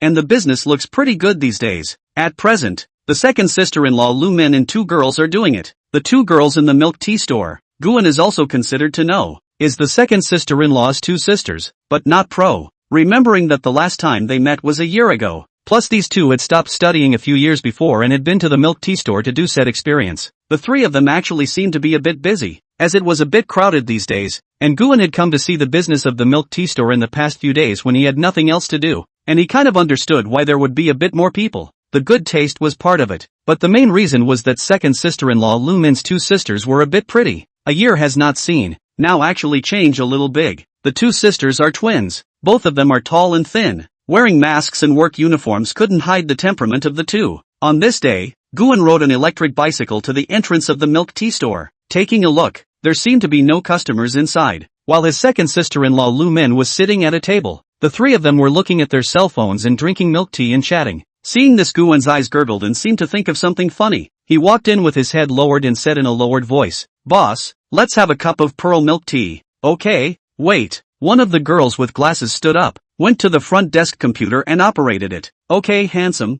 scan your payment code." At that, Guan didn't raise his head, but kept his head tightly lowered and suppressed his voice. "That pretty girl, I don't have any money, can you buy me a drink?" Obviously, the girl with the glasses didn't expect Guan to say that, so she was dumbfounded. And when her second sister-in-law Lu Min heard Guan's words, she frowned and got up and walked over. "Handsome boy, you." But upon seeing the visitor, Lu Min recognized who the other party was, even if the other party lowered his head and suppressed his voice. "Handsome man, we don't support overbearing food here, but if you are willing to help us wash the dishes, I can consider it." Saying that, Lu Min somewhat couldn't hold back the smile on her face. Guan sniffed where he didn't understand that the other party had already seen through him, but it was normal. As long as they weren't blind, the ones they knew could basically recognize them. After all, it wasn't like Guan was in disguise or anything, so a little glance would tell her. What about the fact that I must eat a king's dinner today? Then eat. After all, the 3 of us can't beat 1 inch. Alright then, let's have a cup of roasted milk. I'll try to see if it's good. Saying that, he walked inside to a window seat and sat down. "Why are you free to come over today?" "I'm not ready to go up, so I came to see how the business is going, but it looks pretty good. There's not a single customer here." "How can you tell it's doing well? There were so many people the other day, don't you think?" Lu Min walked over with a cup of milk tea and put it in front of Guan. Seeing that the milk tea was ready, Guan inserted the tube and took a taste. "The flavor isn't bad. Why else do you think there are so many people?" In response, Guan just nodded faintly, not knowing if she was agreeing or. 2 days later, after leaving the store's affairs solely in the hands of his second brother and second sister-in-law, Guan traveled to Yangcheng to enroll. Who would have thought that a trillionaire would actually still be attending classes, and still attending a second college? This year was not only Guan's senior year, but also the arrival of freshmen. Someone arriving means someone leaving. Freshman is just half step into the society. Senior is already officially into the society. Because Jiang County is a bit far from Yangcheng, Guan got up early in the morning to wash up and set off. He left at 6 in the morning and arrived at 12 noon. After driving all morning, Guan expressed that he was very tired. So tired that he wanted to fall straight to sleep. However, Guan still forced herself to endure her sleepiness and went to the school to finish enrolling before driving back to a large flat. Guan was able to sleep through the night, waking up at around 7:30 p.m. When she woke up, she looked at the time, and it was already past 7 in the evening. Getting up and taking a shower, Guan planned to go out for a meal to fill her stomach first. Coming to a barbecue restaurant, Guan decided to have a barbecue buffet first. However, Guan's barbecue skills weren't very strong, and the roasted meat was very average in both color and taste. However, Guan is not picky. The main one can be eaten. Eat not die on the line. After eating the roasted meat, Guan originally wanted to go find some fun to play. After all, the night was a young man's world. But thinking that he had to go talk to Lin Qingxue about picking a company address tomorrow, he also had to hit the road. That's right, picking the company's address. According to Guan's idea was to construct a building or buy one as the company's headquarters. Anyway, it will not be worse than those big companies. Otherwise it will be Guan's face that will be disgraced. For the current situation, buying a building is the best choice, and it will take too long to build a new one. It would be inconvenient for some of Guan's later plans. Turning to the thought of meeting with Lin Qingxue tomorrow, Guan's mind was on the blood-splattering scene between the two last time. Although the other party had clearly said that they didn't need to be responsible for it, for some reason, that scene was still engraved in Guan's mind. It couldn't be waved away. Thinking of this, Guan also sighed helplessly. Forget it, let's take one step at a time, Guan said in her mind. Chapter 24 Purchasing a Commercial Building. The next day, morning. At this time, Guan had already woken up early and changed his clothes. He came to a private Chinese restaurant that he had booked with Lin Qingxue, in a private room. At this time, Lin Qingxue was already sitting inside, and the table was filled with orders. Mr. Gu, here you are. Aha. Since the last time, the two were basically in cell phone contact or on the phone, but at this time, they couldn't care less about being embarrassed. And Guan looked at the other party as if her expression was a little too calm. Putting these thoughts aside, Guan now just wanted to sit down and have a good meal. After all, Guan hadn't eaten since she got up early in the morning, and her stomach had already rumbled. After eating a few bites of food, Guan looked at the other party and said, "Do you have an idea for the company's address?" "Well, I picked a few office buildings with better locations." Lin Qingxue took out a few pieces of information from the side and said, then handed them to Guan. Guan just ate the food, then shook his head. "No need to look at these office floors. Which one is in a better location and so on. My idea. Let's buy a building." At that Lin Qingxue was a bit dumbfounded. "But, Mr. Gu, our funds don't seem to be enough." Thinking about the $500 million that the other party had called that day, it didn't seem like it was enough to buy a building, right? Renting a floor was more or less the same. "You don't have to worry about the funds. I have them. What you should worry about now is which building we should choose as our company's headquarters, and I've already planned it out. Let's buy one and use it as our company's headquarters for the time being. Then I'll spend money to rebuild a bigger one and use it as our company's brand new headquarters then." After saying that, Guan poured a glass of water and drank it. On the other hand, Lin Qingxue's side was wondering if her ears were hallucinating. After all, this sounded a bit too incredible. Buying a building was not enough, but to build a bigger one. You have to know that the buildings in first-tier cities like Yangcheng are worth billions of dollars. At least a few billion. The more expensive ones are tens of billions or normal. You don't think I'm joking, do you? Guan looked at the dumbfounded Lin Qingxue, knowing that the other party didn't believe it. "You don't have to wonder if I have that kind of capital. In fact, if I want to buy it, there's honestly no building in the entire Yangcheng city that I can't buy." This was something Guan wasn't bragging about. As long as it's not like the Forbidden City or the Prince's Mansion, as long as you can buy it with money. Then Guan put the words here. As long as you can use money to buy, Guan will be able to take. More than $1 trillion is not joking with you. Lin Qingxue looked at the serious tone of Guan's expression, and in her heart, she had an intuition for some reason, as if what the other party was saying was true. Lin Qingxue took a deep breath and tried to calm herself down. "I believe in Mr. Gu's strength. It's just that it would require a considerable investment to purchase a building and construct a larger headquarters. Shouldn't we reconsider other more affordable options?" Guan smiled, put down his glass of water, and said confidently, "Don't worry, funding is not a problem. Moreover, as a future business empire, the company's platoon can't be low." Lin Qingxue nodded, her heart still filled with doubts, but she could only trust Guan's decisions for the time being. Who called the other party her boss? Then what's your plan next, Mr. Gu? Lin Qingxue asked. Right now we are in dire need of a location to serve as our temporary office, and after that I'll need you to help me to acquire some shares of the company. Guan thought for a moment. You don't need to acquire all of them, just acquire a portion of the shares and then act as their majority shareholder. As for those companies, this will need Mr. Lin to help me examine them. I'm only responsible for giving specific aspects of the industry. The rest I think Mr. Lin should be more professional than me. Lin Qingxue nodded at his words. Then Mr. Gu, where should we choose our current office building? It's up to Mr. Lin, which building is suitable for us in the commercial street of this Yangqing city. The capital is not a problem. As for how to talk about it, it's up to Mr. Lin. Guan laughed. Okay, I know, Mr. Gu. 1 week later, a week had passed since the last time he met with Lin Qingxue. This week, Guan and Song Weilan and Shin Linmu were constantly rotating their repairs. It caused Guan's waist to ache a little now. It's time to go exercise. Otherwise this body will collapse sooner or later, Guan thought to himself. But now he needed to go talk about cooperation. Yes, Lin Qingxue had also found an office building willing to sell during this week's time. Coming to the private Chinese restaurant from last time, Guan then realized that Lin Qingxue was standing at the door at the moment, seemingly waiting for herself. Why are you outside? Isn't it natural to wait for your boss as an employee? You're an employee? Don't I remember giving you a position that says CEO? Then isn't it still working for you? Ha ha,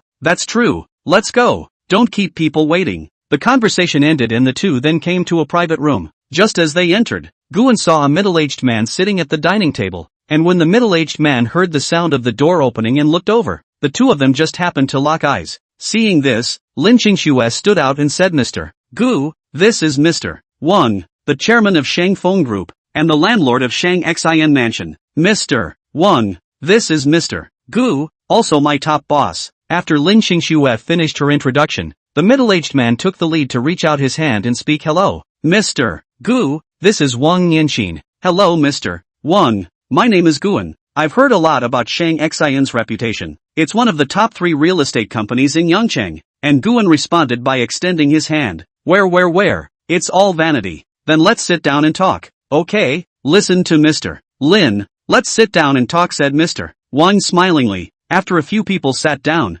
Mr. Wang smiled and said, I'll get right to the point. I'm not hiding it from Mr. Gu. My Shang Xin group has a situation, and needs a large sum of money to turn around. So I want to sell the Shang Xin mansion under my name. And it just so happens that Mr. Lin found me, so I won't haggle with you. Initially the construction price of this mansion was $8 billion, plus the renovation was almost $12 billion. The renovation is not me blowing it off. This mansion of mine was just renovated. The interior of the decoration is basically using the world's top standards. There is an office on the top floor, about 500 square feet, and there is also an open-air swimming pool, all of which are designed according to my personal preferences. If you really want it, $8 billion. This is the lowest price I can give you. Seeing the other party speak so realistically, Guan was also half convinced. After all, the other party was an old fox in business, and his words of deception came out of his mouth. And when Guan heard the other party talking about the lack of capital turnover, wasn't this his chance? Mr.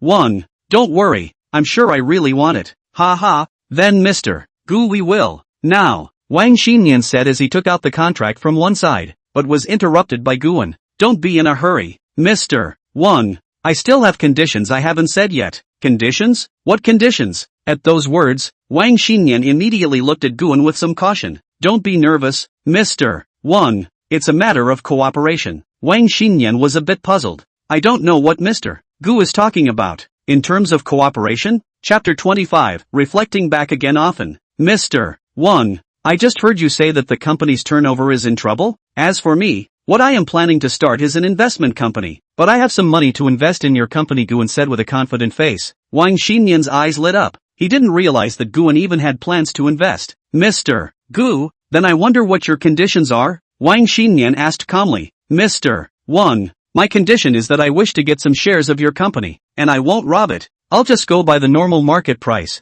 how much it should be. Also, I won't meddle in some of your company's arrangement planning within the aftermath of my investment, Guan said. Wang Xinyan nodded his head repeatedly, expressing complete understanding. I'm also very interested in the investment and cooperation that Mr. Gu said, but after all, the company is not mine alone. I also have to go back and have a meeting with the other directors of the company to discuss it, and then Mr. Gu will have an answer in a couple of days. How about it? Very well. I look forward to working with your company. Guan smiled and extended his hand. The two sides reached a preliminary cooperation intention, and the next step was some normal chatting and eating. At the entrance of the restaurant, Mr. Gu, don't worry, I'll give you an answer tomorrow afternoon at the latest. Good, then I'll wait for Mr. Wang's good news. Take care then, Mr. Wang. Same to you, Mr. Gu. After seeing off Wang Xinyan, Guan returned to the car. Mr. Gu, shouldn't we cooperate with Mr. Wang's company first? Lin Xingxue asked as she sat in the driver's seat.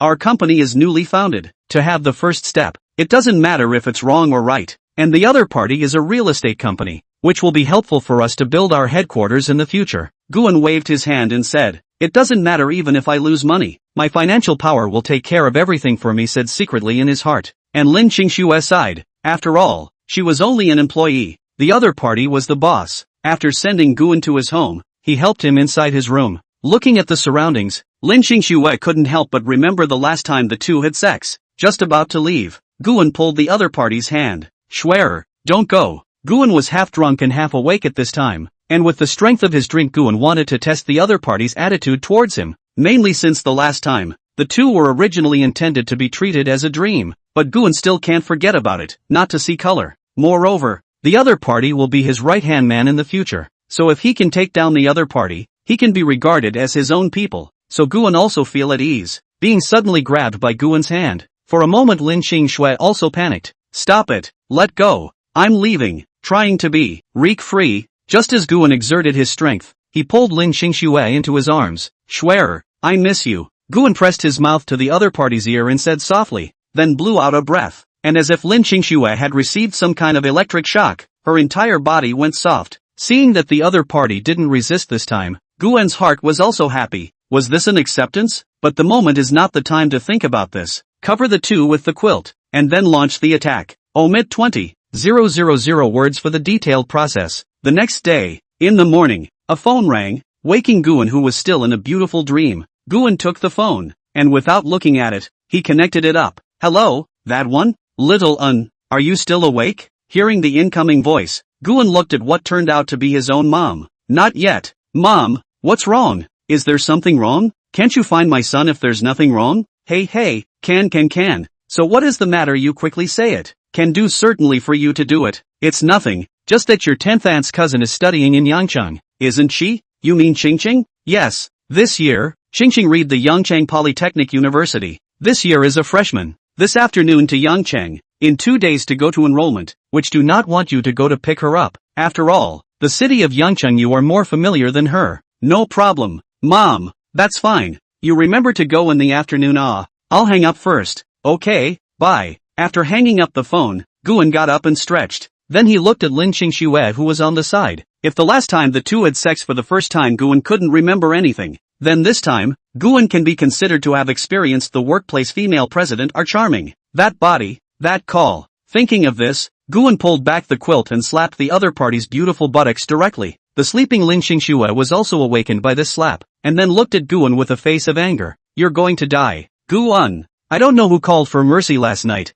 Now you dare to be so bold. Right, calling me by my name. Looking at Guan with that expression, Lin Xingxue was furious and raised her hand to punch Guan on the shoulder. You still have the nerve to say, if not for you. But at this time Lin Xingxue, because of last night's big battle, the whole body does not have much strength left. That fist hit in Guan's body with scratching like an itch. As soon as she hugged each other and pulled over, Lin Xingxue also sat in Guan's arms obediently. Don't be naughty, or I'll let you taste the power of the morning two-person exercise later. Guan laughed and threatened. But Lin Xingxue didn't seem to think so and grabbed Guan's hair with both hands, looking viciously at the other party. You dare? Hey, what wouldn't I dare here? Pulling the other party close to cling to her body. The entire bed also shook with a grunt. The floor also reflected the shadow of the two people jumping up from time to time. With the morning battle over, Lin Xingxue lay on the bed breathlessly. Guan, on the other hand, went to the kitchen to prepare breakfast. After putting breakfast on the table, Guan came to the room and hugged Lin Xingxue, asking, breakfast is ready, do you want to eat it? But Lin Xingxue had no strength at this time, and could only helplessly say, you carry me to wash up, and then eat later. Guan couldn't help but laugh at the words. You still have the nerve to laugh? It's not because of you that I'm like this. Hearing Guan's laughter, Lin Qingshui said angrily. Seeing this, Guan also had to hold back his laughter, picking the other up and coming to the bathroom to wash up, washing up and then carrying it to the dining table again. Push the egg milk, ramen in front of it. Eat more to replenish your strength. Lin Qingshui didn't say anything else, just glanced at Guan with a grudging look. Then she ate her breakfast, and Guan also sat down on the opposite side, peeling the egg shells, and then opened his mouth to say, just now, Mr. Wang sent me a message, saying that he has already finished the meeting and discussion, and is willing to sell 20% of his shares to us. That much? Lin Qingshui was a bit surprised when she heard this. However, compared to Lin Qingshui's surprise, Guan looked very calm. Much? I think it's okay. I've decided to take it all. Putting the peeled eggs into Lin Qingshui's bowl, he said, from what I understand, their company currently needs a large sum of money to turn around. Exactly what it's being used for this I don't know, but I know that a Shang-Xin building alone won't be enough money. So once we acquire their company's shares, that means we'll have to come up with more money to fill in the gaps. Guan understood Lin Qingshui's concern. Right now Shang-Xin was a complete vortex. Anyone who got involved would be sucked in. Chapter 26 Take Shang-Xin. For Lin Qingshui's concern, Guan also understood, but the other party did not know how huge their funds were. In the end, it's just not enough money. As long as you can fill the gap of this money, Shang-Xin will not fall. As long as it can fill the money gap, Shang-Xin will not fall. It will still be the top cow of the real estate industry in Yangcheng. Therefore, Guan must take the shares of Shang-Xin Group this time, and even wants to take more. From yesterday's conversation and chat, Guan also indirectly knew how big Shang-Xin's crisis was this time. After all, even the chairman of the board was going to come out and sell his properties. I have the money, it's just a lack of opportunities to be able to show it off. And this time Shang-Xin is a very good opportunity. Hearing Guan's words, Lin Qingshui understood Guan's determination. She also no longer persuaded, but ate her own noodles. Seeing this, Guan hurriedly pulled the other party's hand. I know you are for my good, but you do not understand me yet. You will know later. Shang-Xin is one of the top real estate companies in Yangcheng. If we can take it this time, it will be considered a firm foothold in Yangcheng in the future. Alright, you're the boss. You make the decisions. The two of them then came to the downstairs of Shang-Xin Group Company. At this time, Wang Xinyan was already standing downstairs, seemingly waiting for someone. When he saw Guan push the door in, he hurriedly walked quickly. Mr. Gu, you're finally here. I've been waiting for you for a long time. Guan and Lin Qingshui had just come in when they saw Wang Xinyan walking with a smile. Mr. Wang, I'm still troubling you to wait for me here. No, come on, let's go up and talk. Immediately after, a few people came into the conference room. Just sat down. Wang Xinyan smiled and opened his mouth. Mr. Gu, this morning our board of directors has already had a meeting, and decided to let out 20% of the shares to you, according to what you said before, to buy at the normal market price. Don't be hasty, Mr. Wang. Is 20% the limit of what your company can let out? Wang Xinyan frowned at his words. I don't know what Mr. Gu means. I won't hide it from Mr. Wang. To be honest, I'm very optimistic about Shang-Xin Group, so I want to buy more shares of your company. Looking at Guan's smiling face, Wang Xinyan's head was spinning a bit. The current Shang-Xin Group is a pit. There are actually people jumping into it? But since someone was willing to take over, then Wang Xinyan thought to himself that he was begging for it. If Mr. Gu is really optimistic about Shang-Xin Group, I can take out 15% of my own shares, and some other shareholders' shares, before and after together, a total of about 65%. I wonder if Mr. Gu can eat it? Of course, plus the Shang-Xin building that we talked about yesterday. How much in total? Do the math. At this time Lin Qingshui stood out. Shang-Xin Group's normal market value before was $240 billion. 65% of the shares is $156 billion. Plus the Shang-Xin building is $162 billion.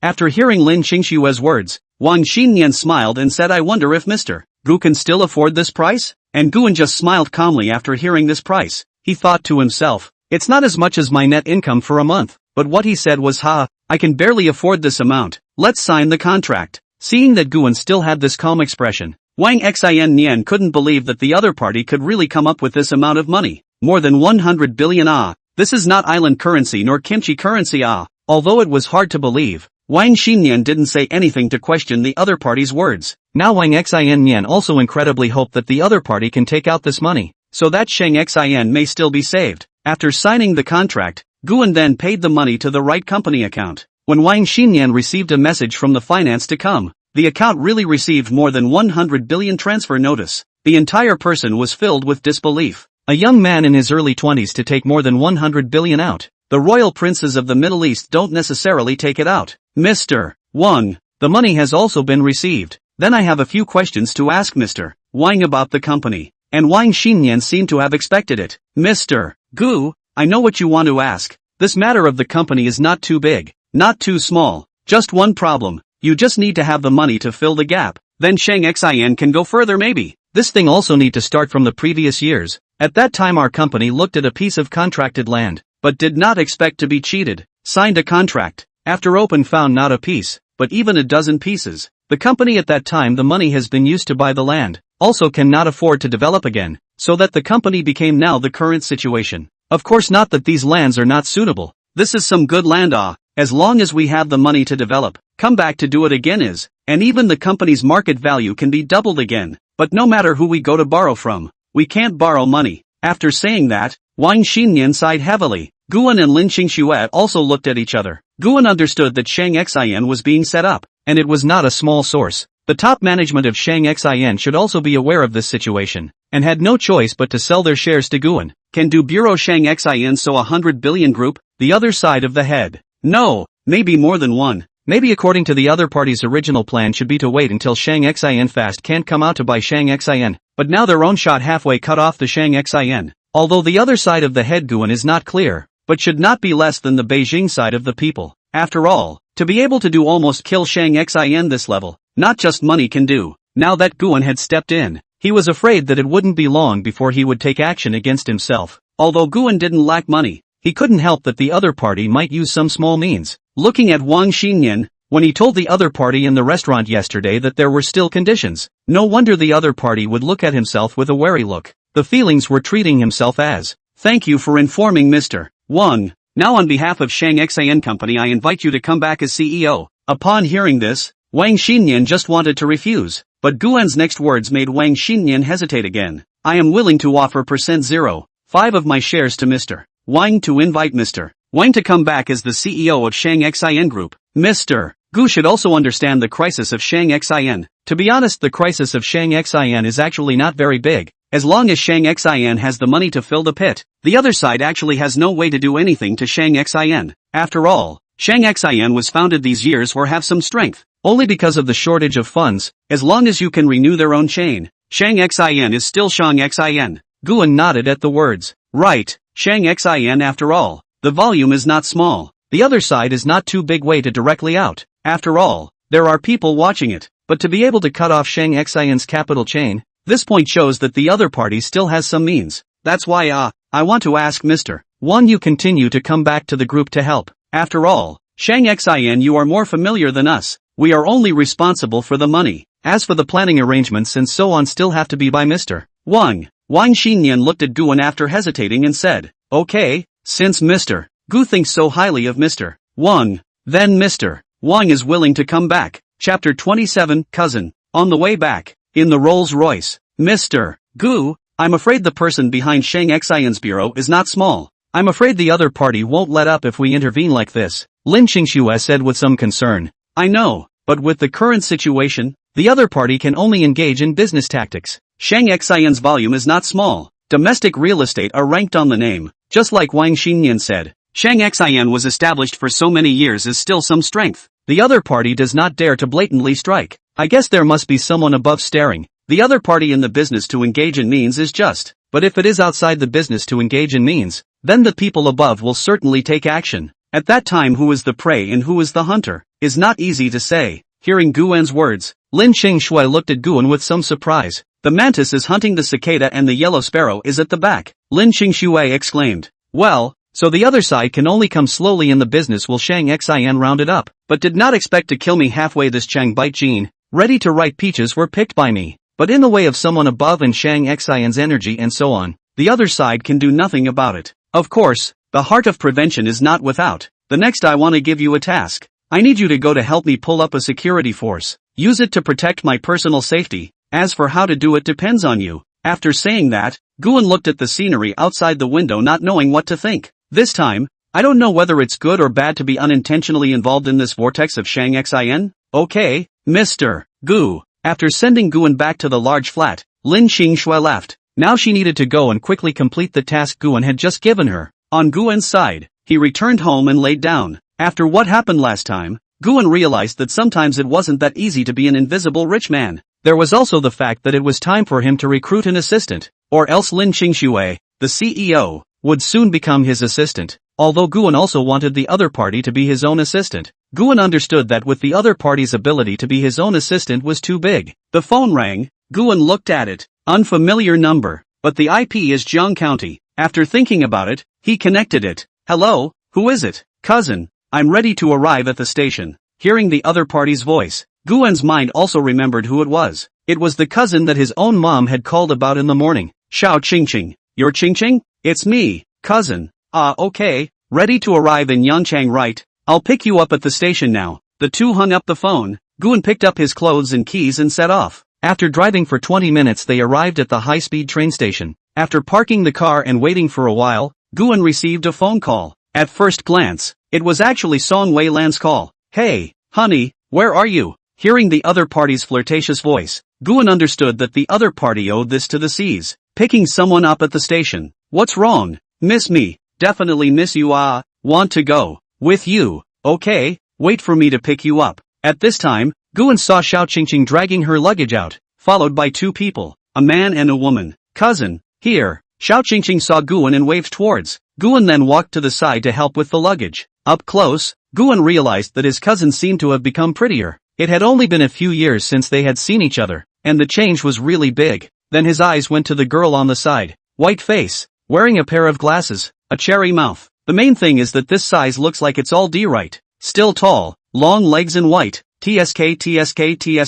Qingqing, is this your friend? Ah, cousin, I forgot to introduce you. This is my good best friend, Bai Shiyu. With me are both freshmen in Yangcheng Polytechnic. Shiyu, let me introduce you. This is my cousin, Guan. Bai Shiyu then extended her smile and said, hello, my name is Bai Shiyu. Hello, Guan. Guan shook hands with the other party before looking at the man behind him. And this one is? Him? Don't know, Xiao Qingqing said with a cold face. And the man smiled and turned pale, then looked at Bai Shiyu and asked Shiyu, the car I called is almost here. Let's go over there and wait. Did you call Shiyu? Are you familiar with you? Xiao Qingqing spoke again, and the man ignored Xiao Qingqing's words and just looked at Bai Shiyu, seemingly waiting for the other party's answer. Alas, Li Changwei, the relationship between us is not that good. Please call me Bai Shiyu from now on. And the car you called, you take it yourself. That's right. Our family Shiyu to you not familiar. Please don't bother again, or beware I'll sue you for sexual harassment. And after the young man heard Bai Shiyu's reply,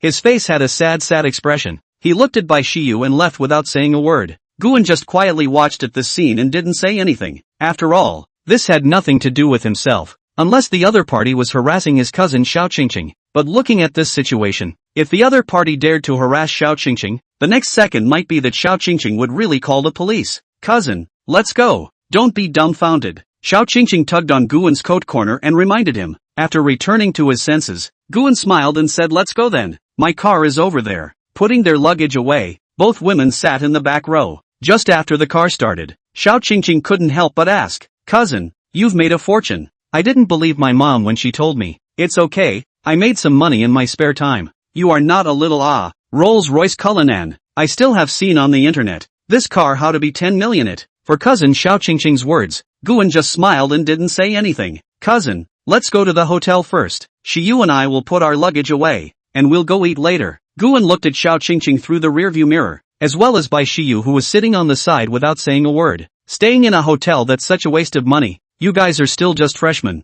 Stay at my place.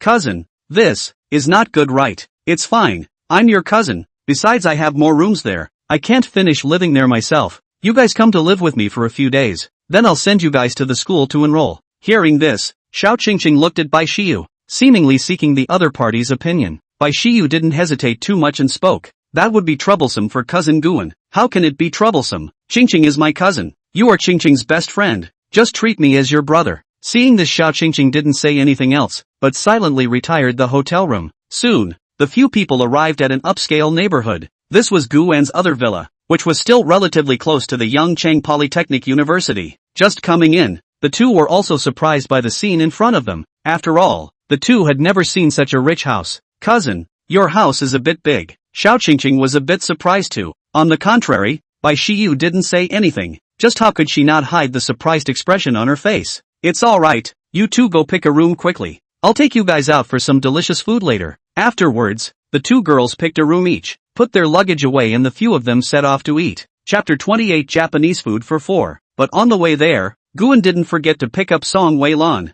The entrance to the Yangchang Economic College. Guan met Song Wei-lan just as he arrived, and then drove up to it. And when Song Wei-lan saw a Rolls-Royce drive by, she also realized it was Guan. She opened the car door and sat on the passenger side. As soon as she came up and just closed the door, she saw Xiao Qingqing and Bai Shiyu. Hello, X2. Hearing Song Wei-lan's words, the two Xiao Qingqing returned. These two are also. Song Wei-lan twisted her head to look at Guan who was driving. Hearing that, it gave Guan a cold sweat. So he hurriedly spoke. The one on the left is my cousin, Xiao Qingqing. The one on the right is my cousin's friend, Bai Shiyu. Oh, so it's a cousin. Song Wei-lan laughed at that. Hello guys, I'm Guan's friend. My name is Song Wei-lan. After saying that, she looked at Guan again and asked, where are we going to eat? Then you'll have to ask my cousin and the girls. They just came to Yangcheng today and will be enrolled in 2 days. No, I'm going to take them both out for a good meal today. Song Wei-lan then nodded thoughtfully. Then cousin, what do you guys want to go eat?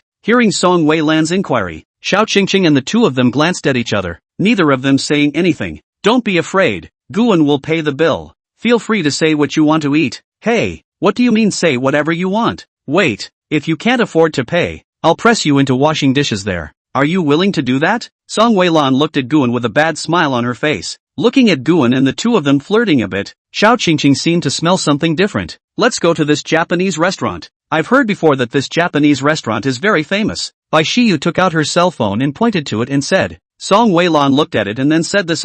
Guan, go to the Japanese restaurant we went to before. The car quickly drove to the front of the Japanese restaurant, and the four of them got out of the car. Welcome, a few of you inside please. The greeter at the door greeted them warmly. Immediately afterward, Guan opened a deluxe private room just like last time. This Japanese restaurant tastes very good. You guys see what you like to eat? In the private room Guan said while picking up the menu and handing it to Xiao Qingqing and Bai Shiyu. Cousin, why don't you order? Xiao Qingqing looked at Guan. You guys order first. Guan smiled and handed the menu to Song Wei-lan. Wei-lan, see what you like to eat. Song Wei-lan wasn't polite and took the menu and ordered. Not long after, the dishes were served one after another, and they were also still the signature dishes of this place. Sushi, tempura. The four of them ate and chatted. Xiao Qingqing tasted a mouthful of sushi. Cousin, the sushi here is really good. The environment is also good. Everywhere is good, but it's just a bit expensive. People have their reasons for being expensive. Otherwise why do you think they can open a store in a place like Yangcheng?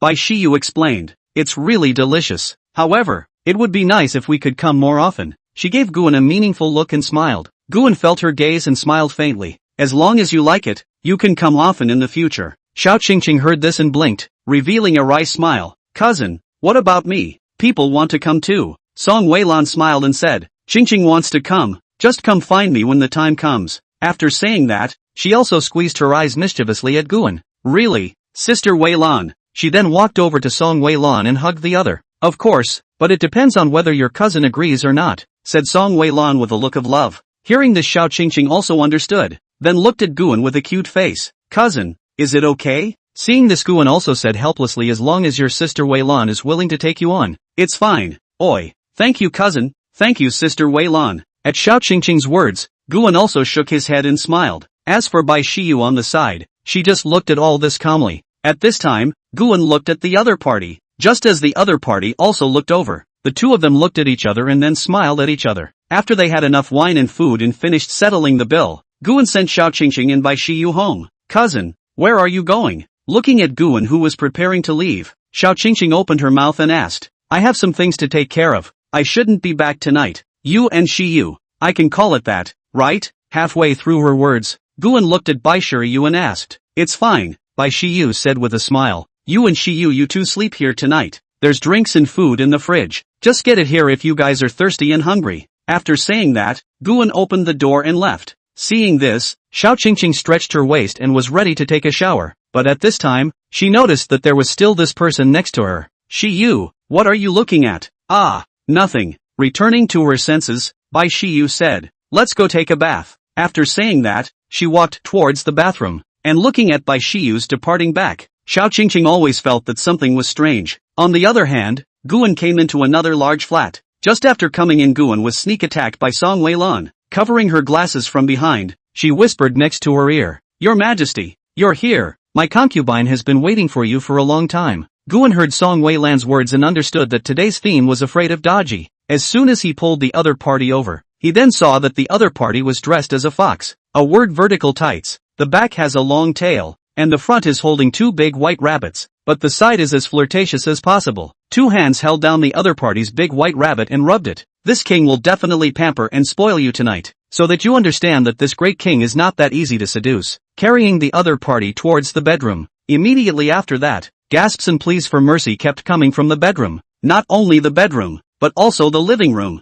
bathroom and so on. At this time, the entire house was filled with the smell of the two people after killing each other. 3 hours later, the two men's battle has come to an end. At this time are embracing each other lying on the bed. "Comfortable?" Song Weilan said with a bad smile. "Not bad. If it wasn't for you begging me, it wouldn't have ended by now." "So, you still have it now?" "There's still a little bit left, but it's okay, go to sleep. It's late." Guan was just about to go to sleep when she was startled by Song Weilan's actions. "What are you doing?" Watching the other party burrow under the covers, Guan asked in disbelief. Song Weilan didn't say anything, but replied to Guan with her actions. Guan then fell asleep with a comfortable face. The next day, noon, Guan woke up to find Song Weilan beside her still asleep. Thinking of how hard the other party had worked so hard to help herself last night, unable to bear to wake up the other party, Guan carefully got up. After preparing breakfast, I should say lunch, after all, it was already noon. After preparing lunch, Guan came to the bedroom and woke up the other party. "Weilan, it's time to get up. I've made lunch, get up and eat." But Song Weilan was still sleepy. You eat, I want to sleep some more. You don't have to care about me. Go about your business as you should. I'll find my own food when I wake up." After saying that, he fell asleep again. Seeing this, Guan also stopped disturbing the other party. After all, last night he was comfortable, but the other party was exhausted. Chapter 29, Eating, Gossiping. Coming to the table to eat, Guan thought about making a call to his cousin, Xiao Qingqing. The call was soon connected. "Hey, Qingqing, have you guys woken up yet?" "Woke up, cousin. Have you eaten yet?" "Not yet. I just woke up too." "Alright then, I'll pick you up later and take you out for dinner. You and Shiyu clean up a bit." "Okay." After hanging up the phone and looking at the noodles she had cooked in front of her, Guan simply ate 2 bites and then didn't eat anymore. Guan decided to leave it for Song Weilan, who had been tired all night. Thinking of this, Guan went to the bathroom to take a fresh shower. On the other side, Xiao Qingqing had just hung up the phone and came out of the living room when she saw Bai Shiyu coming out of the bathroom. "Shiyu, you're taking a bath?" "Yeah, I went for a run this morning." "Don't say, this neighborhood park is quite big." Bai Shiyu rubbed her hair and said. Xiao Qingqing, on the other hand, looked at her own good girlfriend with admiration. "Right, you pack up. Wait for my cousin to pick us up and go out for dinner." Hearing this, Bai Shiyu seemed to have thought of something and blinked. Okay. Half an hour later, the two women went downstairs to Guan's car. In the car, Guan asked, "Let me take you guys to dinner first, and then I'll accompany you across the street later to see if there's anything you want to buy." "Okay, cousin, but sure you and I don't have any money to buy anything." After saying that, Xiao Qingqing had sorrow written all over her face. For a woman who likes shopping, only being able to shop and not being able to buy is a very painful thing. "It's okay, you don't have to pay for it, since I promised my mom that they would take care of you. This small amount of money cousin helped you out. Wait to see what you like, buy it right." "Really? Thank you cousin," Xiao Qingqing said with an excited face, as if she had seen something. Her eyes were glowing, while Bai Shiyu still had a calm expression, just quietly watching it all. The three of them then arrived at a seafood buffet restaurant. After entering, the few people came to a private room. This seafood buffet seafood was basically ordered online, and the rest of the words were just taken by themselves. 1688/1. A meal at this kind of restaurant can cost me almost a month's living expenses. Looking at the expensive price, Xiao Qingqing said, "What? Didn't 10 Ant give you living expenses?" "Gave it, but it's only 2,000 a month." Looking at his cousin Xiao Qingqing, Guan knew that this was the starting point. After all, 2,000 in Jiang County is equivalent to many people almost a month's salary. But in Yangchang, maybe a meal is gone. After all, it is still a little girl. Looking at the Xiao Qingqing in front of him, Guan seems to see the original self. At that time, he was also a person who came to Yangchang alone to study. At that time he was not like the present Xiao Qingqing, someone to bring. At that time, when she first came to Yangchang, Guan also had a period of time to feel that the gap was really big. When you come out to play, you will find that you can only drink a cup of milk tea shivering a bowl of powder. Pressure on the road. By the time the night was over you could go back to school. 2,000 is a lot alright. Back then when I came here to study alone, it was only 1,000 or so for living expenses. Now that you have come to the big supermarket and have seen better scenery, if you don't want to encounter the same feeling you just had, then work hard. After Xiao Qingqing heard this, she asked with a curious face, then cousin, how did you earn so much money in only your 4th year of college? Hearing Xiao Qingqing's words, Bai Shiyu, who had been unchanged for years, also looked over with some curiosity. It's just luck. When I was with my classmates, still the same reason. By chance, he became what he is now. That cousin, after I come to your company to give you as an employee, I do not ask for high, inclusive of food and housing, after tax 20,000 on the line. 20,000? You had just graduated out also dare to ask me for 20,000? You really dare to ask for it? Guan said with a face of disbelief. Cousin, I'm just kidding. When the time comes, I'll definitely get into your company based on my strength. Looking at the other party's cheeky smiling face, Guan opened her mouth. If you want to get into my company, you should at least go to graduate school, or at least get a master's degree, if you really have that strength. So what if I offer you a salary of $20,000? Really, cousin? Of course, but your specialty seems to be not linked with my company. My company's is to do investment. Upon hearing this, Xiao Qingqing's heart, which had just been ignited, instantly went dead silent again. However, the eyes of Bai Shiyu on the side burned up, contemplating without knowing what she was thinking. As the seafood came up, the three of them began to eat. After eating their fill and checking out, the few people came to the mall. Let's go, see if there's anything we like. Let's buy whatever we like today. Then swept shopping around the major brand stores. Among them, Xiao Qingqing's happy corners of her mouth had been raised for a few hours. Have to say, shopping is really a woman's favorite. Don't say anything about some women, some people don't like it, just like to stay at home. That's just because there's no money. When you have money to buy, I'm afraid you like it more than anyone else. Even Bai Shiyu is no exception. The three of them are carrying a large pile of things at this time. Clothes, bags, cosmetics and so on. Among them, cosmetics, sunscreen supplies are more, because the two women are freshmen. Shortly after the start of the school will be military training. In order to not let the military training become black, for this to buy a large pile of sunscreen supplies. Today, the purchase is almost done. Let's go back. Looking at the hand already cannot hold things, Guan proposed. Then let's go, cousin. The stuff is a bit much. Half an hour later, several people returned to the large flat, putting their things away. Guan said, Qingqing, I'm afraid you and Shiyu will have to enroll on your own tomorrow. I have something to do tomorrow. Hearing this, Xiao Qingqing waved her hand. It's fine, cousin. Me and Shiyu, we can go by ourselves. Yes, Qingqing and I will go by ourselves. I'm sorry for troubling brother Guan these few days. At this moment Bai Shiyu also spoke up. Okay, then I'll go first. Qingqing, I've transferred some money to you. Take Shiyu out for some good food tonight. Guan left the large flat and drove to a villa. Returning to his room he immediately laid down and fell asleep. After all, he had been tired all day. From last night's battle with Song Weilan to today's noon when he accompanied his cousin and Bai Shiyu to go shopping. After shopping for almost an afternoon, if he didn't rest, Guan felt like he was going to die suddenly. Without realizing it, a week had passed quickly. During this week, Guan didn't go there, but stayed in the villa to recuperate. Otherwise, Guan was afraid that she wouldn't be able to stop herself from having fun again. Of course, during this week, Guan also heard some good news. Because of Guan's intervention, Shang Xian's crisis had now been lifted. Just as Guan had said, the person behind the scenes didn't continue to target Shang Xian, and on Lin Qingshue's side, she had also reached a preliminary security force. Because Lin Qingxue had already acquired a domestic security group force, but because the people in it had a lot of water before. Chapter 30 Fitness Instructor. However, after the entire company was purged once again in a big way under the professional team that Lin Qingxue had hired, there were only a dozen or so people who could stay at the moment, but all of them are at the elite level. As for where the professional team was invited from, this had to bring up Shang Xin Group. As 100 billion level of large companies, this strength is still there. Before, but the reason why it will be done but because the other side of the head is not small. That real estate company in the beginning shall not be a little armed forces? Otherwise why do real estate?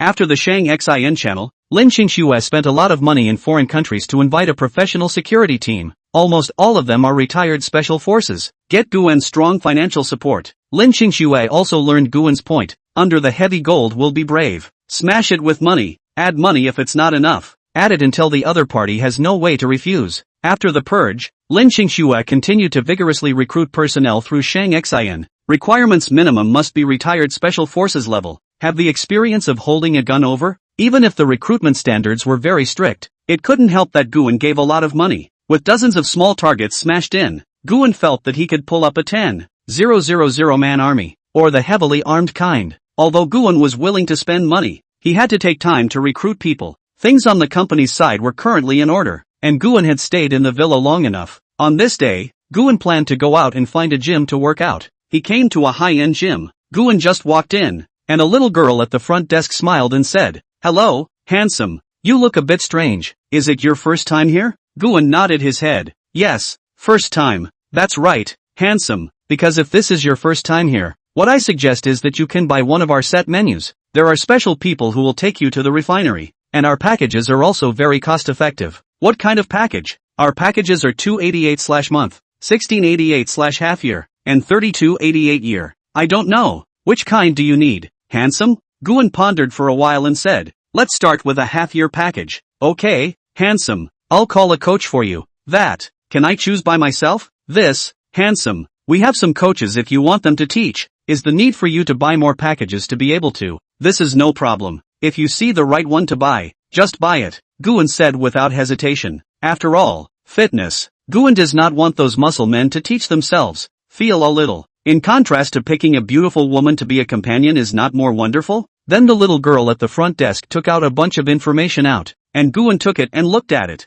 After searching for a while, when Guan saw the photo of a female coach, Guan admitted that his heart that had been calm for a week was beating again. "Just this one." Handing it back to the other party, Guan said, "This is Coach Sun." "No problem, but it requires you, handsome, to purchase a 3-year package course." "Okay, swipe your card." "Okay, please fill out the information. I'll help you give Coach Sun a call." After swiping the card to purchase, the front desk girl brought Guan to the door of the changing room. "Handsome, after you change your clothes, you can meet Coach Sun later in the running area of the gym." "Okay, thanks." Guan then went to the locker room to change his clothes. After changing his clothes, he came to the gym running area that the little girl at the front desk had just mentioned. Upon arriving here, Guan saw a full-bodied woman running on a treadmill. After waiting for a while, the other party stopped and got off the treadmill. "That, you're Mr. Gu, right? The receptionist just called me." "It's me. You can call me Guan. No need to call me Mr. Gu," said Guan and stretched out his hand. And at this moment the woman in front of Guan saw this and also extended her hand to shake. "My name is Sun Leah. You can just call me Coach Sun." Coach Sun, since you're a novice, let's run for 20 minutes of cardio first." Under the other party's leadership, Guan was considered to have some pain all over his body, but it was okay. Although it hurt, it wasn't very painful. For the next month, Guan came here every day on time to work out, from the pain at the beginning to the ease with which he was able to do it now. And Guan also obviously noticed some changes in herself. Her stomach's also got a bit of a thin line, only it wasn't very obvious, but Guan was able to feel the existence of the lines. On this day, as usual, after 2 or 3 hours of refining had ended, Guan came to the door and found that a man seemed to be pestering Sun Leah, and both of them seemed to be a bit agitated. Seeing this, Guan then walked forward. Just as he got closer, he heard an argument between the two men. "Leah, you have to believe me. Please call me Sun Leah. Li Dong, we are not that familiar with each other. Also, don't what to believe. Don't believe anymore. Do you think I'm one of those little girls in their early teens and 20s? Said. Sun Leah turned around and left. What she didn't expect was that Guan was standing right behind her, just because the two of them were too mesmerized to notice Guan just now. As soon as she turned around, she bumped into Guan standing behind her. Her feet slipped, and she was about to fall, when Guan quickly pulled the other party down. Seeing this scene, the man on the other side was not happy, and quickly said loudly, "Who the hell are you? Don't move, Leah." He was about to reach out and grab at Guan, who pulled Sun Leah out of the way and said coldly, "Don't move me." At this time, Sun Leah reacted to the man, but also toward the man scolded Li Dong. "You don't I touch my boyfriend." Hearing this, the man as if a bolt from the blue, a face of disbelief, but immediately after taking a deep breath after Leah, "I know you are just lying to me. Want to gas me?" But before the man could say anything, Guan hugged Sun Leah and wrapped his arms around the other's waist. "Is Leah what you call her? This is my girlfriend." At those words, the man looked at Guan with a face of anger, and if eyes could kill, I'm afraid Guan would have died many times in the other's eyes. The man then mockingly laughed. "Very well. I'm afraid you still don't know about Leah's situation. I hope you won't regret it later." Sun Lia heard the other party's words and looked at the other party with eyes that seemed even colder. Don't need your worry. Get out of here, or I'll call the police. For what the other party said about the situation, Guan did not want to think more. Anyway, he and Sun Lia is not that kind of relationship. In the end, the other party didn't stay any longer and threw away the flowers in his hand and left angrily. Looking at the other party's departing figure, Guan was immediately followed by Sun Lia's slap on her hand. Still not letting go? Haven't hugged enough yet, have you? Sun Lia looked at Guan with a speechless face. Seeing this, Guan could only smile awkwardly and then let go of her hand. After all, the other party's waist could only say that it was worthy of being a fitness instructor. It was really good. Forgot. Sorry. Coach Sun, you don't need to be sorry. The one who should say thank you should be me. If I didn't have you just now, I really don't know how to get rid of the other party. Sun Lia shook her head and said, Chapter 31 Fitness Yukai.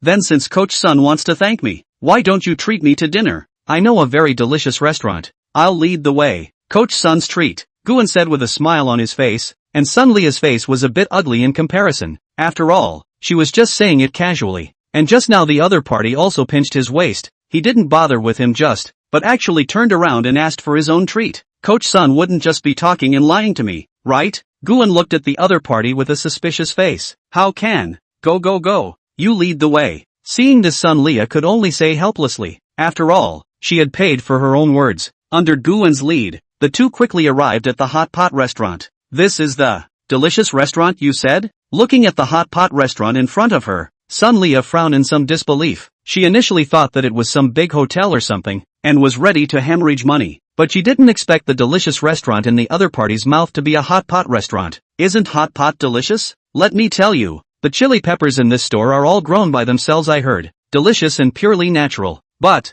didn't you say restaurant? How is a hot pot restaurant not a restaurant? And it has to be a 3 Michelin star to be a restaurant, right? At those words, Sun Lia didn't say anything. If this really had to go to Michelin 3 stars, one meal would have to eat several months of one's salary. Then let's eat hot pot. Hot pot is delicious. The two then came inside. Guan was not polite and ordered tripe, mutton and beef. Soon the table was filled with various meats. Come on, let's start. Guan poured a glass of wine for one person. Aren't you going to drive later? I'll call a chauffeur. At least today is the first time Coach Sun and I go out to eat, so we have to be more organized. Looking at Guan's appearance, Sun Lia did not stop. Even if she wanted to stop, it is unlikely. After the two clinked glasses and took a sip, Guan asked who was that guy this morning? But Sun Lia didn't say anything, though instead stared at Guan with a cold face. I invited you to dinner because you helped me, but please don't ask that, okay?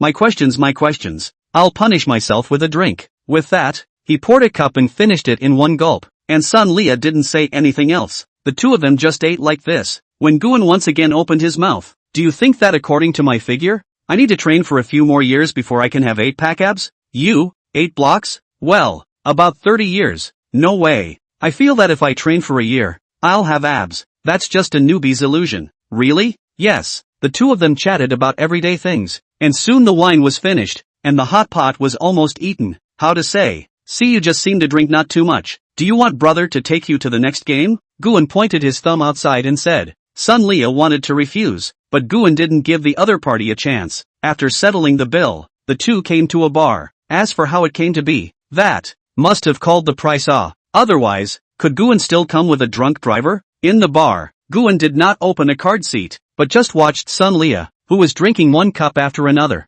From the side, after drinking 7 or 8 cups in a row, Guan finally made a move to pull the other party. Come on, don't drink so much or you'll get drunk later. After hearing Guan's words, Sun Lia also stopped, then pulled Guan to the dance floor to dance. But it was only Sun Lia who was really dancing, while Guan was watching from the sidelines, avoiding anyone from disturbing, probably because of working out all year round. Sun Lia's body was plump and charming. Wearing a long pair of jeans showed elegance, but this also attracted the gaze of some unsuspecting people around. All of them leaned over, and some of them wanted to get their hands on her, but they were interrupted by Guan. Holding Sun Lia in his arms, he stared at the unsuspecting people beside him with an unkind face, and after these people saw Guan beside Sun Lia, they didn't come over again. Some chose to leave, while others were silently sizing it all up. Why don't you jump? Hearing the words coming from Sun Lia in his arms, Guan shook his head. You're drunk. Let's go back. No, I'm not drunk. I can still drink again. But obviously the other party's red cheeks said it all. Then let's drink again somewhere else. He then took Sunlia out of the bar and called a chauffeur to return to the villa. Just as she opened the door, Sunlia pressed on top of Guan, and the two of them fell to the ground. Under close proximity, Sunlia's drunkenness also instantly sobered up quite a bit. The two of them just stared at each other, but soon Sunlia took the lead in breaking this somewhat awkward scene and said, "Sorry, I'll get up first." But Sunlia, who just wanted to get up, was pressed back hard by a big hand. Guan's right hand tightly wrapped around the other party's waist, while exerting force to prevent the other party from getting up. Looking at the other party's reddened cheeks, those tantalizing lips, no longer having the slightest hesitation, Guan directly kissed her. For a moment Sunlia didn't react, and when she did it was already too late. The right hand wrapped around the waist, the left hand wrapped around the neck. At this time, Sunlia constantly resisting, but due to the wine drink too much to make strength. Plus this is the principle of women's strength than men. Struggle and did not struggle, in fact there is no difference. Subsequently, Sunlia seemed to have resigned herself to her fate, and instead of resisting, she cooperated with Guan. As a result, Guan was also able to open the other party's first line of defense. After kissing for about 10 minutes, Guan slowly let go. Looking at the shy Sunlia in front of him, Guan could no longer hold back the desire in his heart. When she was about to take the next step, Sunlia grabbed Guan's hand. "What's wrong? Don't you want to?" Guan asked. "It's not that I don't want to, but I want to ask if you're sure you really want it?" Hearing Sunlia's inquiry, Guan felt an inexplicable uneasiness in her heart. "You have HIV? You're the one with the disease." Sunlia sniffed a little, speechless. "Forget it, just accompany you to go crazy once." Saying that, she held Guan's head with both hands and took the initiative to kiss Guan. And Guan was also shocked by this move of the other party, but Guan quickly countered. Carrying the other party to the bathroom, Guan planned to have a Mandarin duck bath first, then in the upper hall and lower kitchen, the middle out of the bedroom. After a night, the floor was full of mess. Guan and the two of them were still embracing each other on the bed at this time. With a ray of sunlight filtering in, Guan woke up immediately afterward. Looking at the side of the body as sleeping in the special thing, Guan cannot help but hold the other side of the principle. Well, 99%. Rare thing. Sunlia, who felt the difference, also woke up from her dream at this time, and when she saw what Guan was doing, she slapped the other party's hand. With a grumpy face, she looked at Guan. "What are you doing?" I couldn't help myself when I saw it. I couldn't help but play with it. Is this something you can just play with? My fault. Don't be angry." Chapter 32 Fitness Yukai 2. Guan moved closer to hug the other party and whispered, "Get up, I'm going to get dressed." "Okay, then let's go eat." But while the other party was changing clothes, Guan kept his eyes on the other party. No matter how you look at it, it's an extremely beautiful thing, and it's still a first blood. He's really lucky. 4 times all for the first time. Have you seen enough? Looking at Guan, who had a demented look on his face, Sunlia angrily scolded. "You're so beautiful. How can I look at you enough?" Returning to his senses, Guan hurriedly said. The other party then went to wash up while Guan went to the kitchen to make breakfast. Simple egg bread, ham and plain milk and black coffee. When the other party came to the table, Guan handed the milk to the other party. "Eat." Although breakfast is a bit simple, it is a bit humble. Originally, Guan thought that the other party would say something nice, but he didn't expect to be disliked after all. But it was obvious that Sunlia wasn't going to compliment Guan. After all, Guan had taken her first time away last night. The two of them ate like this. No one said anything. Guan saw that the atmosphere was a bit weird and wanted to say something. But Sunlia spoke first. "What happened last night? Just think of him as a dream. Or maybe we were drunk and disorderly. And we don't need you to be responsible or anything." "What do you mean by drunk and disorderly? You were sober at the time. Or you first." Before Guan could finish his sentence, Sunlia's deathly eyes looked over. Seeing this, Guan smacked his lips and didn't say anything else. "What? Do you still want to be in charge? What do you mean? Think I'm the kind of person who won't take responsibility if I lift my pants?" Smiling at this, Sunlia laughed. "Okay, you also don't rush to say you want to be responsible for me or something. Yesterday didn't you ask me what was wrong with that guy? I'll tell you what's going on. That man was my blind date. Originally we were chatting well, but then he learned that I have a daughter. Because of the family's reasons he looked for another blind date, but cannot give up on me. Then he wanted to chat with both sides first. After I knew, I deleted all his contact information, and then it was what you saw yesterday." After hearing this, Guan waved his hand and said, "Let me run through it first."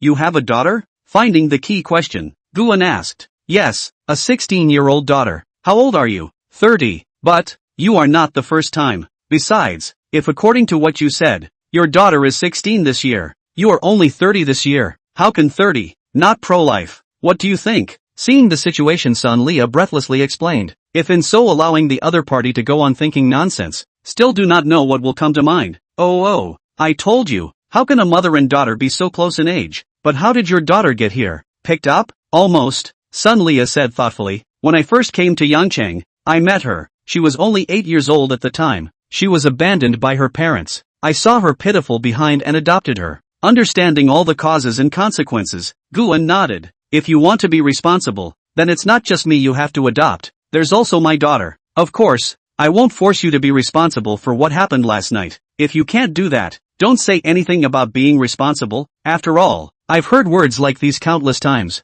After the other party finished speaking, Guan held the other party's hand and said seriously, I can take responsibility. I'm sure you can see that. Driving a Rolls-Royce Cullinan and living in a large villa. You can indeed afford the responsibility, but I'm sure you still have conditions, right? Guan nodded yes. My condition is that I can't give you any name. You are equivalent to only being my lover. Of course the other way around. I can give you and your daughter better living conditions. You may have a salary of $10,000 or $20,000 a month at the gym, but you know exactly what $10,000 or $20,000 is in Yangcheng. If you agree, I guarantee that you and your daughter will be clothed and fed in the future. But if you can't, I will also give you a sum of money. But the result will be that we won't have much to do with each other in the future. After saying that, Gu Jing waited for the other party's reply. Sun Leah, on the other hand, stared at Guan closely and pondered for a while. It seemed to be hesitating about something. Fine, I can promise you, but you can't talk without proof, right? Sun Leah picked up her cell phone and shook it, signaling Guan.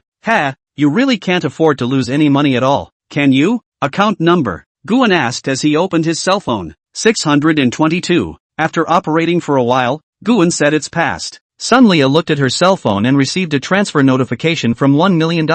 A smile bloomed on her face. However, Guan was not someone who was willing to suffer, pulling the other party over and holding her in his arms. The money has also been received. It's my turn to collect the interest, right? Both hands rested on the other party's beautiful buttocks and squeezed them fiercely. To die, in broad daylight. Daylight is a good day to clean you up, you know? The two didn't speak again. And in its place was a marvelous symphony, one after another, resounding. An hour later, Guan looked at Sun Leah, who was passed out on the sofa. Guan shook his head with a bad smile, thinking to himself, this is what happens when you mess with yourself. Leaving the villa, Guan headed to Shang Xin Mansion. Now that Guan's investment company was done, the venue was decorated and so on. Now Guan planned to go over and take a look. Arriving downstairs, at this moment, Lin Xingxue was standing at the front door with two women behind her. Mr. Gu, you're here. Lin Xingxue opened her mouth and said, well, is this the security force you recruited? Mr. Gu, let me introduce you. This is Waz, my bodyguard, a retired special forces soldier. Good day, Mr. Gu. What's greeted Guan. Aha, this is the assistant I recruited for you. Mr. Gu, Zhu Jior, graduated with a doctorate in management from Harvard University. She's kind of a schoolmate from my alma mater. Hello, Mr. Gu. Well, hello, let's go up and talk. It's a bit hot here. Several people then came to an office on the top floor. This is the oversized office that Wang Xingnian said in the beginning. It's indeed big enough. Looking at the vast space around them, coupled with the lavish decoration, it was indeed a blood money. Guan felt that it had to be at least a 7-figure sum. Sitting on the main seat, Guan said, how is the company's situation now? And Wang Xingnian's side? Lin Xingxue sniffed and walked up, took out a few pieces of information and said at present, the company has been made, the International Venture Capital Company. Shang Xin building has also been made good procedures, waiting for the follow-up recruitment of employees. Then on your previous account of me, I acquired a domestic security group after the name was changed to Dragon Shield. In the future will only be responsible for your security, but the current personnel only 200 people, the rest are still in the country to recruit. There is also the Shang Xin group, now being developed before those investment in the real estate, as well as even with the 3 islands overseas. Currently Mr. Wang is abroad to deal with this matter. At this time, Guan suddenly interrupted. Lin Xingxue said, now call Wang Xingnian back. The 3 islands left me. I have a big use. Chapter 33, Security Force Dragon Shield, Planning for the Future. Yes, Mr. Gu, I will inform Mr. Wang later. Lin Xingxue nodded her head. Well, I'm also relieved to have you watching over the company. On the Dragon Shield side, you find a trustworthy person to manage it. Next I need you to help me acquire factories in Guangdong province. A large number of acquisitions, as well as shares in some companies on the pharmaceutical side. and some shares in companies on the internet side. I need you to personally look at these aspects. There is no room for error. The rest of the other industries, you cannot rush first. Yes, Mr. Gu. For the acquisition that Guan said, Lin Qingshui only needed to be responsible for it. After all, he was a master who didn't lack money. I'll pay the money to the company's account later. You recruit people first and then start arranging these things later. Right. You wait and inform the Dragon Shield side. I'll go over and select some people later. Yes, Mr. Gu. Well, you go down and get busy. Zhu Jior stays. After Lin Qingshui left, only Guan and Zhu Jior were left in the large office. Sit down. Don't keep standing. After a moment of wide-eyed staring between the two, Guan took the lead and spoke. Thank you, Mr. Gu. The scene of Zhu Jior bending down and nodding her head fell in Guan's eyes. Beautiful and stunning. It had to be said that the woman in front of her was also a superb beauty. A pair of long legs wearing Parisian family, wrap-around arm skirts, as well as that undulating chest. Since you will be my assistant in the future, I think you should also understand the requirements of being an assistant. Some of what should be said should not be said, should also not need me to teach you, right? Hearing this, Zhu Jior quickly nodded her head. I understand. Mr. Gu. Well, let's go. Accompany me to Dragon Shield first. Can you drive? Yes, Mr. Gu. Alright then, you drive. Throwing the key to the other party, the two came to the underground garage. On the way, Guan looked at the scenery outside the car window, not knowing what he was thinking. Soon, the two arrived at the location of Dragon Shield's company. Ever since it was acquired by Lin Qingshui, it had moved its headquarters to Yangchang. Just as they arrived at the entrance, they already saw a large group of people waiting here. Hello, Mr. Gu. As soon as Guan entered, the crowd in front of him said, Greetings. At this moment, a burly man in a suit walked towards Guan. Mr. Gu, I'm the person in charge here. Jane Tan. Just now Mr. Lin has already called me. Well, I came here to pick some people to be responsible for my safety, but I need them to disguise themselves as ordinary people around me to protect me. Guan didn't want to go out anywhere with a bunch of bodyguards in suits protecting him.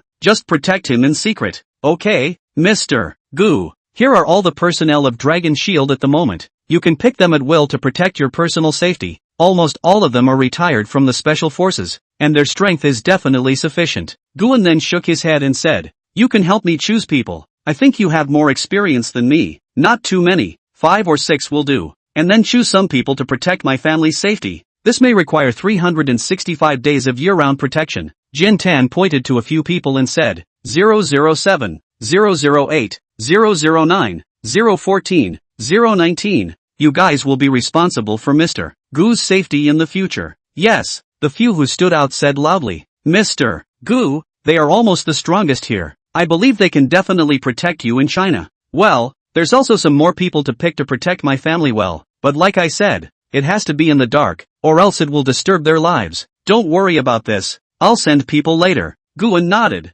expressing his satisfaction. After explaining some matters, Guan left with Zhu Jiao air. Of course the difference was that there were also 5 personnel following behind to protect Guan. In the car he looked at Zhu Jiao and said, Go to Yangcheng University of Technology. Zhu Jiao nodded and responded, Okay, Mr. Gu. Guan thought to himself that with these people, the safety of himself and his family should be able to be guaranteed for now. However, Guan felt that it wasn't enough, which was why Guan had asked Lin Qingshui to acquire a large number of factories and hospitals. Not to mention, just the factories alone. A factory normally has hundreds of people working. If he mastered a certain number of factories, then by then Guan's staff under his hand would also reach a certain number of people. Let's say for example, if you hold millions of people's jobs under your own hands, they are all working for Guan. But if one day Guan was no longer around, and all of these people would be unemployed as well, what a horrible thing that would be. Millions of people losing their jobs at the same time meant that countless families were facing an income crisis, and I'm afraid no one knew what might become of them at that time. And Guan's hand was to prevent someone on the country's side from making a move against himself. When he really grasped these later, no one in the whole country would be able to move himself, because whoever wanted to make a move against him would have to go through the state side first. It is true that money is not everything, but in today's society, money is the master. Even after reaching a certain level, money does have a certain ability to dominate the ability. If you don't believe me, please look at the next door kimchi country plutocrats. They can dominate the whole country, in the final analysis or because of money. Of course, more money will be devalued, so Guan has been thinking about how to get gold. This thing is unchanging hard goods, but in China, this stuff is restricted, so Guan is thinking of going to the Middle East to get it. But there is still a war going on over there. and the war is constantly raging, so if he wants to intervene and move forward, those local warlords will definitely not be able to get around it. So Guan wants to have his own armed forces first, not like the domestic dragon shield, but really to grab those gold mines from those warlords. Guan thought about it, and realized that he still had to solve the domestic things first, and then slowly plan. Busting up the outside world must first secure the inside. Now he only hoped that this period of time can be passed calmly. Do not have any more things happen. He came to the entrance of Yangcheng Polytechnic School and parked his car. Just leave the car here. I need it later. You can go back first. Okay, Mr. Gu, you can contact me anytime if you need anything. Zhu Jiuer nodded and said. Guan then walked inside. This time he mainly came to pick up his own cousin Xiao Qingqing and Bai Shiyu to go out to play. The two just happened to end their military training in the past 2 days, and as soon as it was over, they called Guan to go out and play. Coming to the address given by the two under the dormitory building, Guan saw Bai Shiyu, followed by a man. When she got closer, Guan realized that it was the guy with glasses at the station last time, who seemed to be called Li Changwei. Last time, Guan remembered that the other party did not wear glasses. Now wearing a pair of glasses Guan did not recognize at once. Bai Shiyu was already annoyed by the noise of the boys next to her, and when she saw Guan not far away, she immediately ran over. She hugged Guan's arm. Guan, you're here. Well, where's Qingqing? While Li Changwei looked at the two acting so intimately, his face immediately turned blue, when he thought of how long he had been chasing the other party, but the other party hadn't given him any good face at all. Chapter 34, A Kick in the Face. Holding a grudge. Qingqing is still up there cleaning up. I told her to come down quickly. Bai Shiyu explained. Shiyu, what's his relationship with you? The man with glasses came over with an angry face. Looking at the man in front of her, Bai Shiyu's eyes were filled with deep disgust. It's none of your business what relationship I have with him. Who the hell are you? Why should I tell you? Bai Shiyu said coldly. I've been chasing you for so long, but what about you? How long have you known this guy before throwing yourself at him? Isn't he just a bit rich? At this moment, the man with glasses was a bit furious, and Guan is also quite admired the other party. Red warm anything to say out. At this time around more and more onlookers. Seeing this, the man with the glasses was even louder and reprimanded.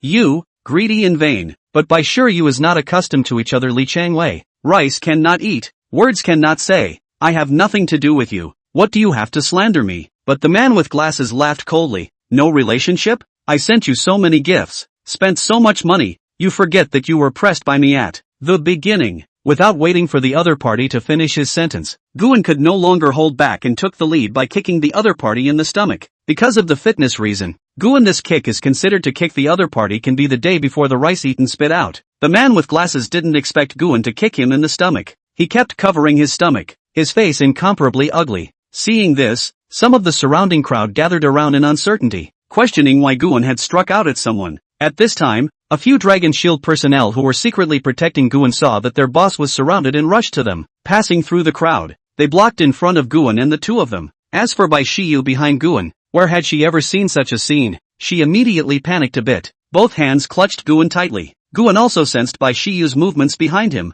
and realized that he should have scared the little girl. He turned around and said, "It's okay, I'm here." At this time, the surrounding people were getting more and more crowded, and the several bodyguards were just standing calmly in front of their own boss. If the self-boss ordered, a few people can always solve these people in front of them, but the other party will definitely be in the hospital. A few people are special forces origin, learn the fighting grappling or some one-hit kill, without the slightest drag. It is also commonly known as the killing technique. Once these people shot, not dead but certainly to go to the hospital for a period of time. What's going on, you guys? What are you all gathered here for? At this time, a middle-aged man ran and shouted. Behind him were several security guards, holding sticks and shields. "Director, this guy is hitting people." "Yeah, he doesn't look like he's from our school. He actually struck out and beat people in our school." Seeing the visitor, some of the people around who knew him opened their mouths, and at this time, Li Changwei also barely stood up. "Stop arguing, all be quiet," the middle-aged man said loudly. After saying that, he looked towards Guan and Bai Shiyu, as well as Li Changwei who was struggling to stand up on the side.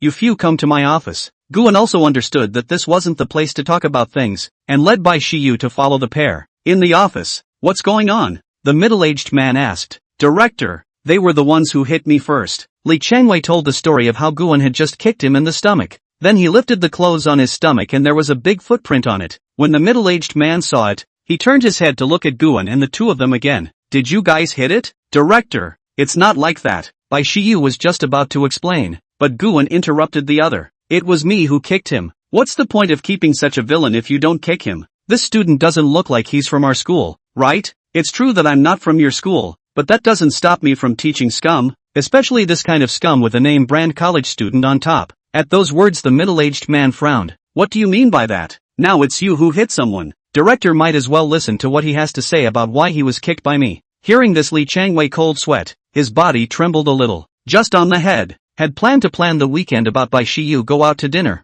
then come to a drunk and disorderly, and then take some pictures or something, so that the other side can only be at their own mercy in the future. But I did not expect just now I actually angry on the head. A moment did not hold back to say some things in YYY. Now Li Changwei also do not know what to say. And the middle-aged man looked to Li Changwei this some strange behavior. Also understand this matter is afraid not simple Say why people will kick you. Li Changwei was dumbfounded and didn't know what to say. He does not say, I will say it. Just now will the other party pestered by Shiyu, and also furiously slandered by Shiyu, and then Guan couldn't help but directly kick the other party. That's probably what happened. And the middle-aged man looked at Li Changwei with an angry face upon hearing that. Is what he said true? If this was true, then this would have a somewhat large impact on the Polytechnic University, spreading the word that Yangchang Polytechnic University had a male student who sexually harassed him and also slandered others in a public outlet. If it wasn't dealt with properly, who would dare to come to Yangchang Polytechnic University in the future?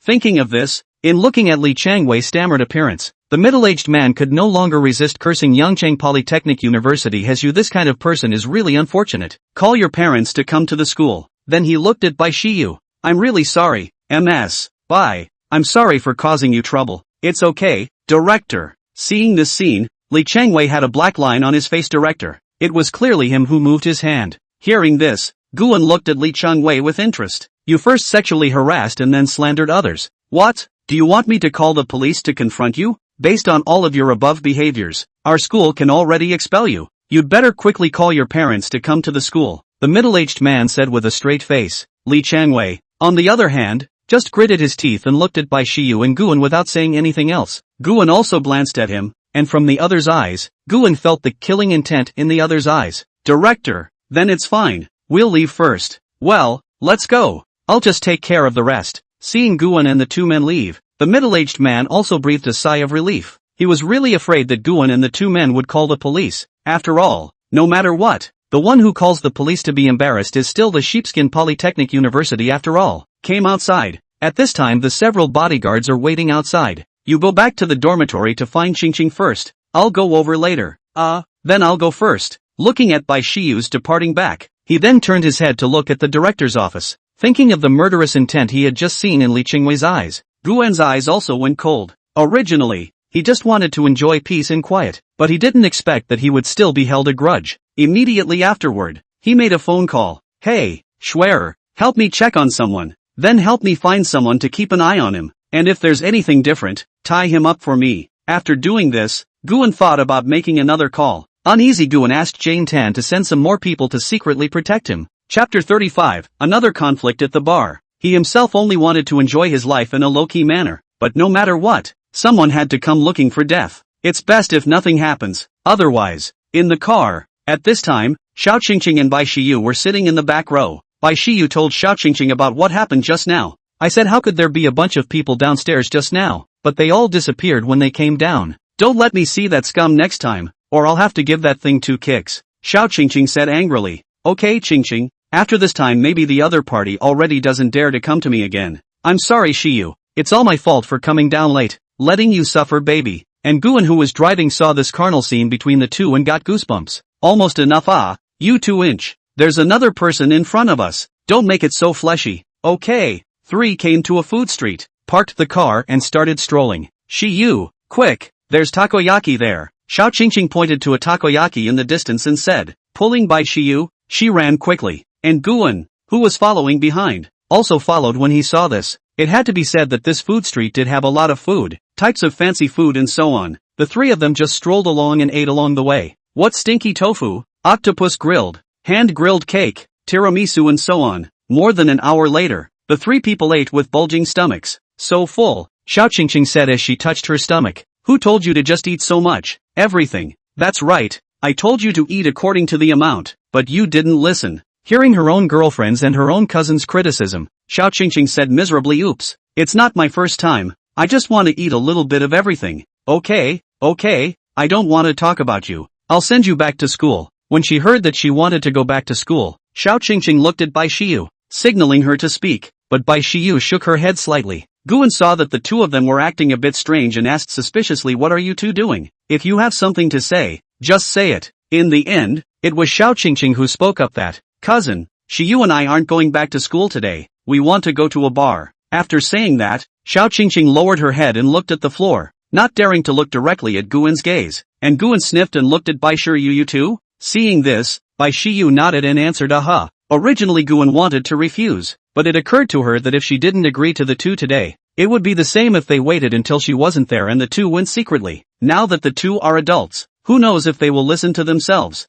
Then it would be better to go along with myself, so that I can keep an eye on the two. Alright, I'll accompany you guys. Xiao Qingqing and Bai Shiyu were already prepared to be rejected and then planned to sneak off on their own, but they didn't expect to actually agree. Oi, cousin, quick, let's go. Looking at his own cousin's crazy look, Guan sighed. This kind of cure was also drooling. In a bar, Guan brought Xiao Qingqing and the two of them inside. At this time, it was already overcrowded and filled with DJs. Hello, two beauties. How are you? A man came and greeted Xiao Qingqing and the two of them. However, Xiao Qingqing and the two clearly had no intention of paying attention to each other. The man was still about to say something when Guan, who had just opened the card seat, came back. Qingqing, let's go. I've opened the seat. Ignoring the man next to him, he brought the two women to the card seat. Who was that just now? Don't know. Came to hit on him, but me and Shiyu both of us didn't give a damn about him. At that Guan nodded thoughtfully. Cousin, aren't we going to order something to drink? I ordered. It should be up soon.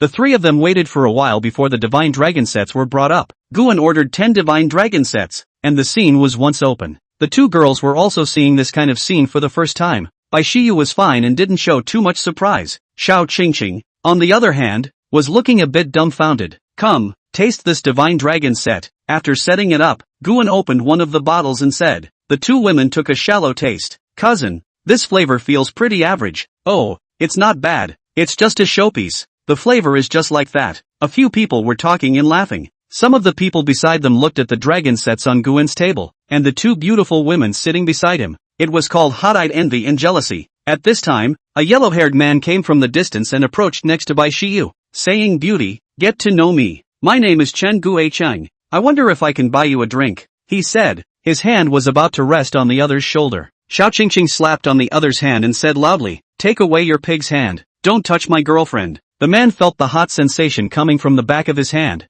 His face was a bit ugly. However, he still pressed down the anger in his heart and looked at Guan with a fake smile on his face. Brother, I don't know your name. Guan didn't pay any attention to the other party, but looked at the other party's performance with a playful face. Brothers, this way, I give you 20,000 yuan. You let these two girls you let me chant. At the sound of the yellow-haired man's words, a cup of wine was splashed on his face, and the one who poured the wine was Xiao Qingqing. After hearing the other party's words, Xiao Qingqing picked up the cup and directly poured it over. The yellow-haired man also did not expect such a situation, for the other party will directly splash wine over, is not the slightest reaction. At this time, a bunch of people in the distance looked at that scene Guan here just now and laughed out loud. Ha ha, Chen Guiqing this guy also have today. That's right, people can open 10 dragon sets, still lack of his little money? Don't you think about it? Obviously several people knew Yellow Hair, and the jeers continued. Yellow Hair also heard the laughter in the distance and understood what was going on. Then he came over with an angry face and was about to grab Xiao Qingqing's hand when Guan backhandedly grabbed the wine bottle on the table and opened it on the other's head. Splat! The wine bottle shattered in response, while Yellow Hair also fell down covering his head and screaming.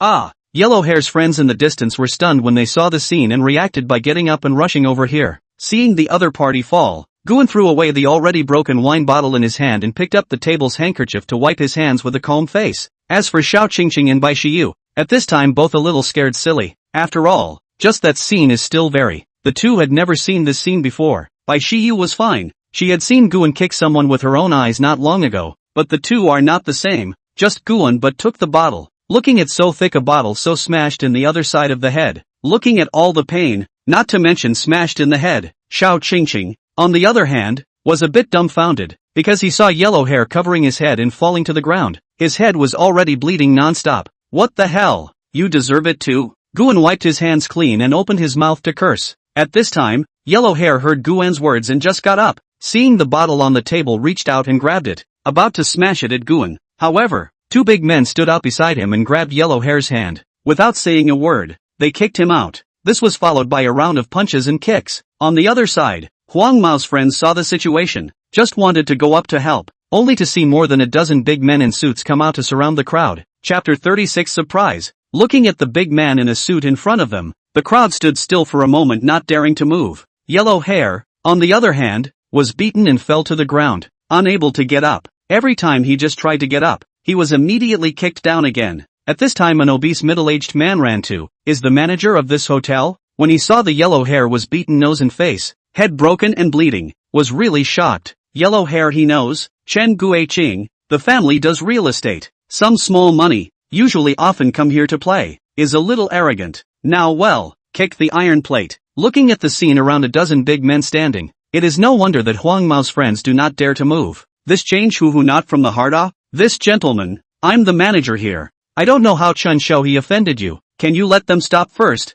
Let's have a good chat. The fat manager fawned and smiled. Although the bar's security guards have all come, but none of them dared to go forward. After all, Guan's side of the formation is too scary. But if you catch a step forward, I'm afraid that you will have to step in the dust of Yellow Hair. How much is a month's salary ah? What's the point of playing with your life? Seeing this, Guan nodded his head. Okay, let's talk about it. Then let the bodyguard stop, or continue to fight. Yellow Hair will really go to see his wife. This gentleman, I do not know how you call. My surname is Gu Shao. I don't know where this Chen Shao has offended you. I'll apologize to you for him first. He tried to touch my people. Do you think I should beat him up? Guan's eyes were cold as he looked at Yellow Hair. At this moment, Yellow Hair stood up trembling, and said with a little consciousness left, I'm sorry, I'm wrong, you're a big man. Yellow Hair at this time is really afraid. If the other party does not stop, I'm afraid I really have to go to see their own milk. The fat manager heard, turned his head to look at Yellow Hair.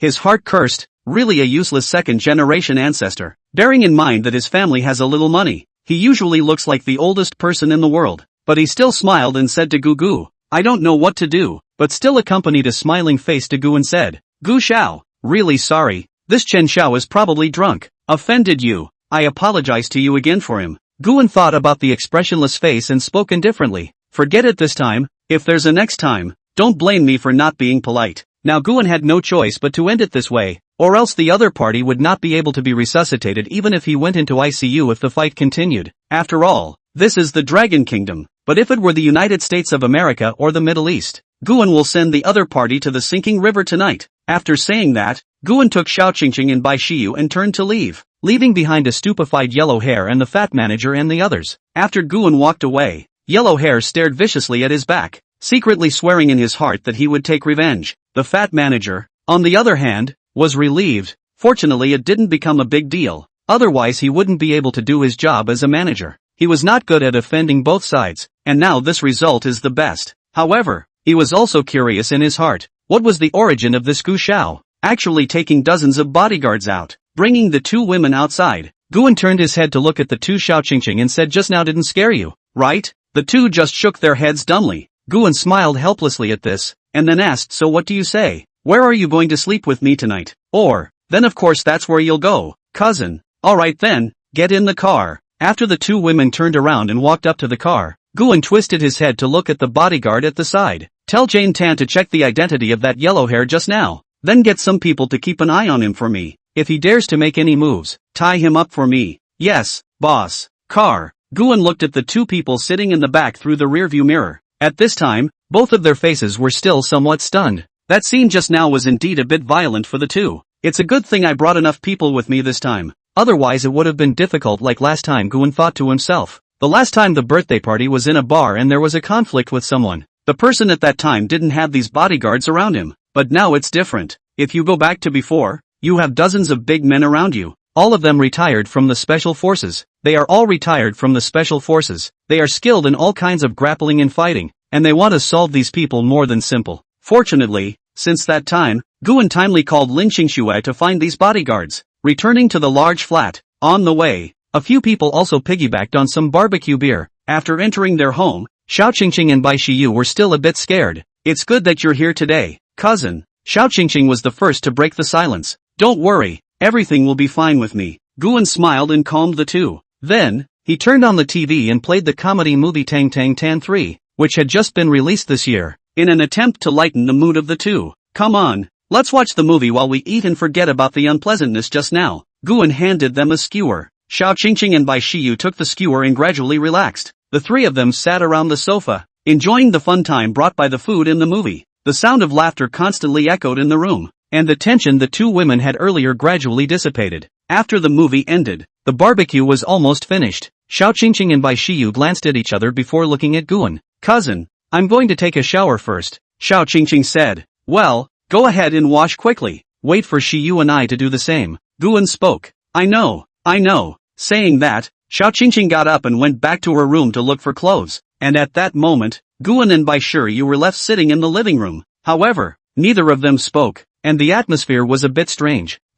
Thank you for today, brother Guan. Whether it was at school when you kicked Li Changwei, or just now at the bar when you hit that yellow hair with a bottle. That yellow hair just came at me, but it got you and Qingqing into trouble. At this time, Bai Shiyu took the lead in thanking Guan. Guan waved his hand. It's okay, you're Qingqing's friend. That means you're my friend. Besides, I can't stand that scum sexually harassing you. As for that yellow hair, if he dares to take a swing at Qingqing and you, then don't blame me, no matter what. Thank you, brother Guan. Looking at Bai Shiyu's sincere expression, Guan didn't say anything else. It just smiled sarcastically. Brother Guan, why don't you close your eyes? I have a surprise I want to give you. Hearing the words coming from the other party again, Guan thought for a moment and then did as he was told and closed his eyes. What kind of surprise? Still want me to close my eyes? Make it so mysterious? At this time when he was originally still waiting for the other party's surprise with his eyes closed, Guan felt that there seemed to be something on his lips. Snapping his eyes open to see, good lord, it turned out to be Bai Shiyu kissing up. After separating, the other party's face was red. Brother Guan, do you like this surprise? Although their lips were separated, the distance between them hadn't widened. Under this close proximity, Guan could feel the faint aroma of the other party's body at this moment. Strangely enough, after the food street, the bar, and the barbecue and beer he had just eaten, it was reasonable to say that even if the other party had sprayed more perfume on his body, it should have dissipated. Chapter 37. How can a first-time White Lotus be a bad woman? You. Guan was momentarily speechless. He didn't expect Bai Shiyu to suddenly kiss him. At this moment, his heart was racing and his cheeks were slightly hot, probably because of the wine he had drunk. It was reasonable to say that Guan had also already slept with a lot of beautiful women, and the fact that his heart would be racing was entirely because the other party was his own cousin's best friend. Bai Shiyu blushed and whispered, Brother Guan, I like you. Guan heard this and pondered for a while in his heart, recalling that the two of them had met no more than a handful of times in total. How could they talk about liking each other? If it were before, Guan might believe in love at first sight, but now, his own face was not considered handsome, his body did not have abs, and the only thing that could make a girl like him was money, although he also liked beautiful women. The other party was after all his cousin's best friend. He looked at Bai Shiyu's eyes and said seriously, Sure you, are you serious when you say you like me? Bai Shiyu's face looked very hesitant when she heard this, and for a while she didn't know what to say, but after hesitating, her eyes firmly said, I really like you, Guan. Shiyu, you are still young, occasionally some strange ideas I can understand. After all, I in your age one also prone to rambling and so on. Guan interrupted Bai Shiyu and advised, but Bai Shiyu directly retorted, Guan, first, you're not much older than me, you're only a senior. Secondly, I was a bit too hasty in saying that I like you. I don't just like you, I also need you to help me. I admit I have selfishness. I said I like you because I need you to help me. Qingqing and I are good girlfriends, but I also understand that Qingqing is Qingqing. You wouldn't just randomly help someone who isn't a relative. If it were me, I wouldn't either. So I said I like you, and I'm sorry if I've caused you any trouble. It's me being abrupt. After listening to Bai Shiyu's words, Guan sized up the other party. To be honest, it was a lie not to be moved. Bai Shiyu was also a first-class beauty. At first glance at the station, Guan's first feeling was that the other party was like a lady of the house, pure, a white lotus flower untainted by the world. But when you think of the other side of the cousin's best friend,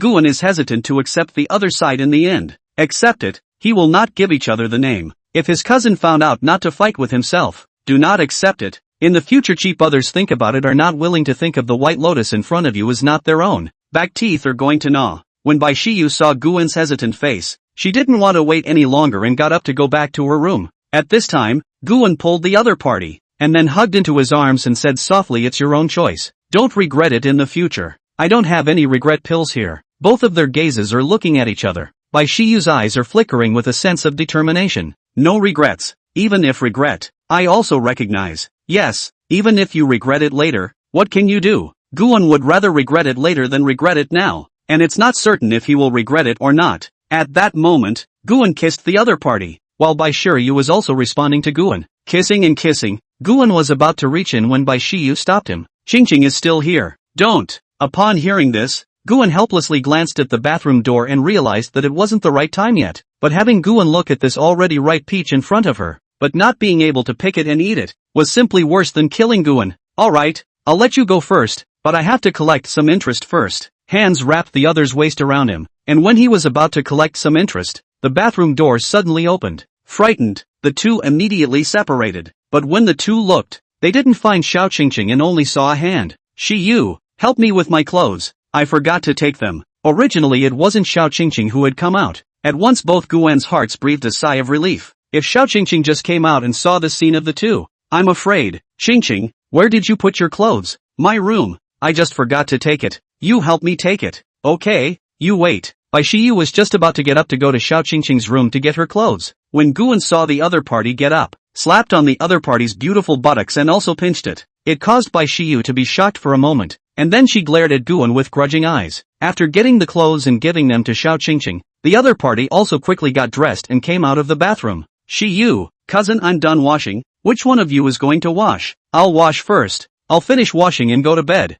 I'm a bit tired. I'll trouble brother Guan to wait a bit, Bai Shiyu said as she stood up. Saying so, she gave Guan a meaningful look. Well, then go ahead. Shiyu, I'm tired right now. I'll go back and blow dry my hair and go to sleep first. Xiao Qingqing scratched the back of her head and said, go to sleep if you're tired. Okay, then Shiyu, good night cousin. Watching Xiao Qingqing walk back to her room, she closed the door and rang the sound of the reverse lock. Guan and Bai Shiyu looked at each other. Then Guan hugged the other. What are you doing? Are you crazy? Qingqing is still up there? Being suddenly picked up, Bai Shiyu was also startled. No, why? Let's both wash it together. You're crazy. What if Qingqing comes down later? It's okay, go to my room. My place is the master bedroom. There is a bathroom and a bathtub. We'll soak in it and have a full body bath. And Bai Shiyu didn't refute Guan when she heard that. She just blushed and looked at Guan. Picking up Bai Shiyu, the two of them went back to their room. Half an hour later, from Guan's room, a subtle sound kept coming out. But at this time, Xiao Qingqing had already fallen asleep, wearing an eye mask and headphones to sleep, so she was oblivious to what was happening and the commotion below. In Guan's room, at this time, Bai Shiyu was lying powerless on the bed. After the several rounds of battle just now, the current her was already exhausted and powerless. Even just now she almost fainted herself. Thinking about it made her a little ashamed. At this time Guan came out of the bathroom. There were still water stains on his body that had not been wiped dry. He had obviously just come out of a shower. He came to the bedside and touched Bai Shiyu's head. Are you still taking a bath? If you can't stand up, I can carry you. Hearing Guan's words, Bai Shiyu shook her head as if she had thought of something horrible. Seeing this scene, Guan couldn't help but smile. He had only used some. Why was he so scared like this? Forget it, since the other party didn't want to go. Forget it and go to sleep. Getting into bed and hugging Bai Shiyu, Guan was about to plan to fall asleep. Brother Guan, will you think I'm a very bad woman? How could I? Our Shiyu is so beautiful and understanding. How could she be a bad woman? Saying that, Guan wrapped his hands around the other party's waist, feeling the faint body fragrance of the other party's body at close range. How can a woman who was willing to give her first time to herself be a bad woman? Gu Xian thought to himself. If you have something on your mind you can tell me. After all, we don't share anything now. Guan looked at the other party with deep affection, then slowly approached the other party. Da-ba, no-oh. Bai Shiyu's hand suddenly covered Guan's mouth and said, Chapter 38, White Lotus confesses. Deeply, I just want to hold you. I won't do anything. You just said the same thing, but when it comes to your hands it's a different story. Just now I almost got. Bai Yu. Listening to Guan's explanation, Bai Shiyu retorted with some exasperation, but when it came to what just happened in the bathroom, she instantly stopped talking. He, why don't you say anything? What was done to you by me just now? Guan looked at the other party with a playful face. In fact, Guan's actions just now were only intended to tease the other party a little bit, not really wanting to do anything to the other party. After all, just now in the bathroom he did get a little bit on top of himself. but teasing a White Lotus blush was really an inexplicably soothing thing. You know it yourself, you still want me to say it, and this kind of thing, how can a girl like me say it? Alright, I won't tease you. Seeing that it was almost time, Guan patted the other party's back and said soothingly. The two of them hugged like this. Then Bai Shiyu's eyes flashed with a hint of melancholy. I actually have bitter feelings. I hope you won't blame me, brother Guan. Guan gently caressed her face. Everyone has the right to choose. I just happened to choose you as well. There's nothing you're sorry for. And you can also tell me what can make our normally calm and sensible sure you big beauty actually be so sad. Bai Shiyu took a deep breath. I'm from the Xingzhou townside. I came to Jiang County's first middle school to study because of my good grades. And then I met Qingqing. I have a younger brother who is also doing very well academically and is currently studying in the first high school. But my mom had an accident and now the family's savings are almost spent. My dad took out a loan to pay for my education because he thought I could only get ahead if I studied. But I didn't want to see my dad working 3 jobs a day. Now my brother has also had the idea of dropping out of school and going to work. But his grades are really good and I want to help them. So I thought about it on the way to Yangcheng.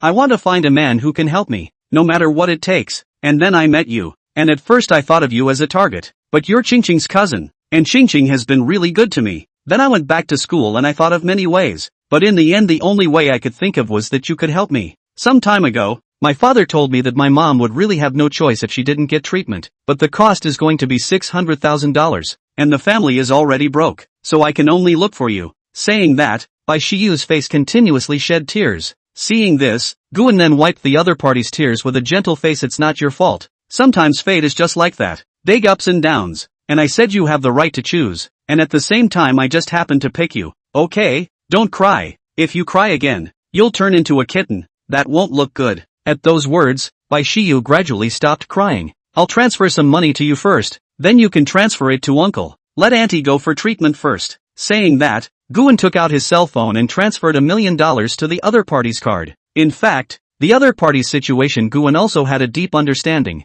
During the second semester of freshman year, at that time, Guan's father also lost his job. At that time, Guan immediately felt as if the sky was going to collapse at home. After all, his own tuition and living expenses are earned by his father. His mother was recuperating at home because of her health, and she did not have a job. It could be said that the family's financial resources were cut off. Guan also thought of dropping out of school to work to subsidize the family, and for this reason, he even had a big fight with his father. But Gu's father said he would not let Guan quit school, and in the end, fortunately, with the help of his second brother and sister, Guan's family was able to get through that difficult period. So Bai Shiyu's current situation is very similar to Guan's, except that the other side is even more miserable. Bai Shiyu also did not pretend. After all, this money is now his mother's life-saving money, so he quickly transferred to his father. Not long after, Bai Shiyu received a call from her own father. Bai Shiyu didn't hide it, so she said that it was from her boyfriend, and told her old father about Xiao Qingqing's relationship with Guan. After half an hour of explaining, Bai Shiyu was able to persuade her father to take the money for her mother's treatment first,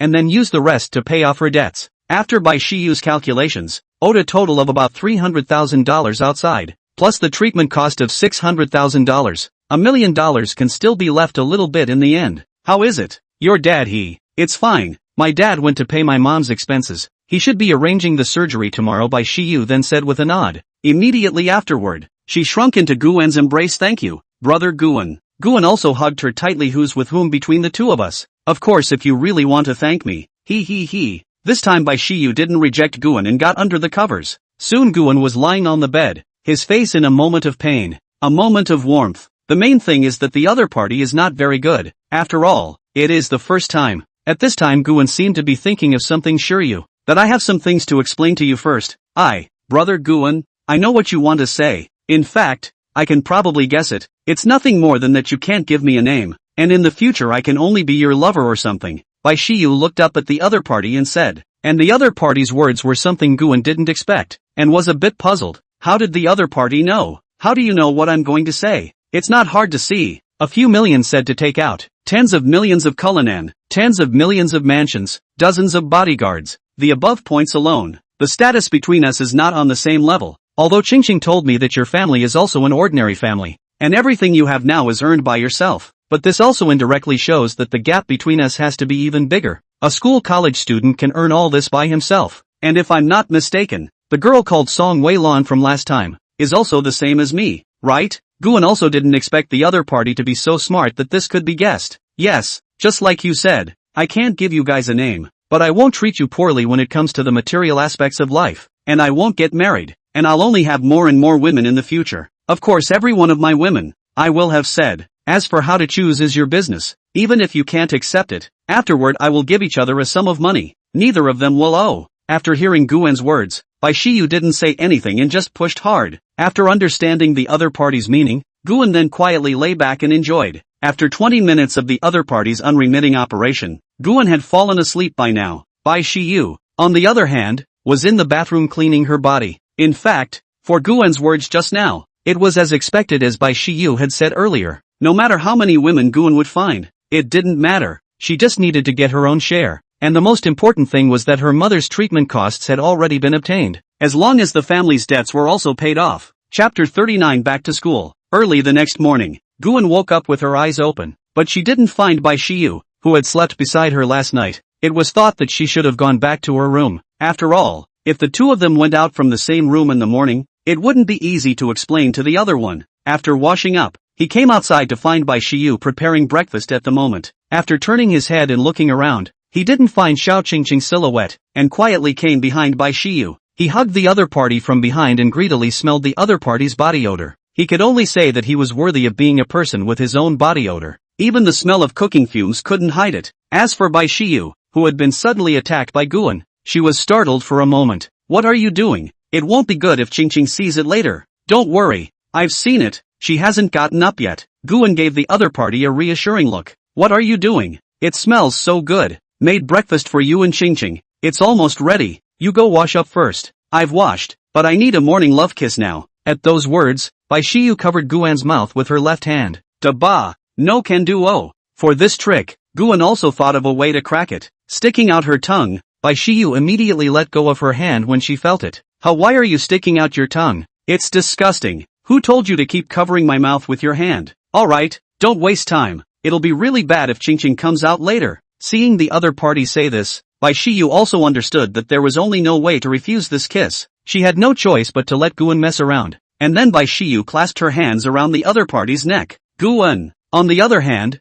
picked Bai Shiyu up and hung her on her body, then placed her hands on the cupboard table and wrapped her hands around the other's waist. The two of them just kissed obliviously, not knowing how long it took. A sound of a room door opening startled the two of them to immediately separate. Bai Shiyu turned to look at the breakfast in the pot while Guan squatted down. Sure you, what are you doing? Xiao Qingqing came out of her room in a daze. Ah, Qingqing you're awake. I'm cooking breakfast. Go wash up. You can eat now, Bai Shiyu said as she walked towards Xiao Qingqing. But at this time, Xiao Qingqing was obviously still not awake. Her eyes were squinting. Is breakfast ready? Then I'll go call my cousin. No, you just go wash up. I'll go call brother Guan, pushing Xiao Qingqing towards the bathroom. While Guan also got up at this moment when he saw this and exhaled. Just now it was really dangerous. Almost discovered by the other party. Fortunately Guan reacted fast enough and crouched down in a flash. At this time, Guan saw Bai Shiyu who came back. Where's Qingqing? Washing up. That's good. I was scared to death just now. Luckily I reacted quickly.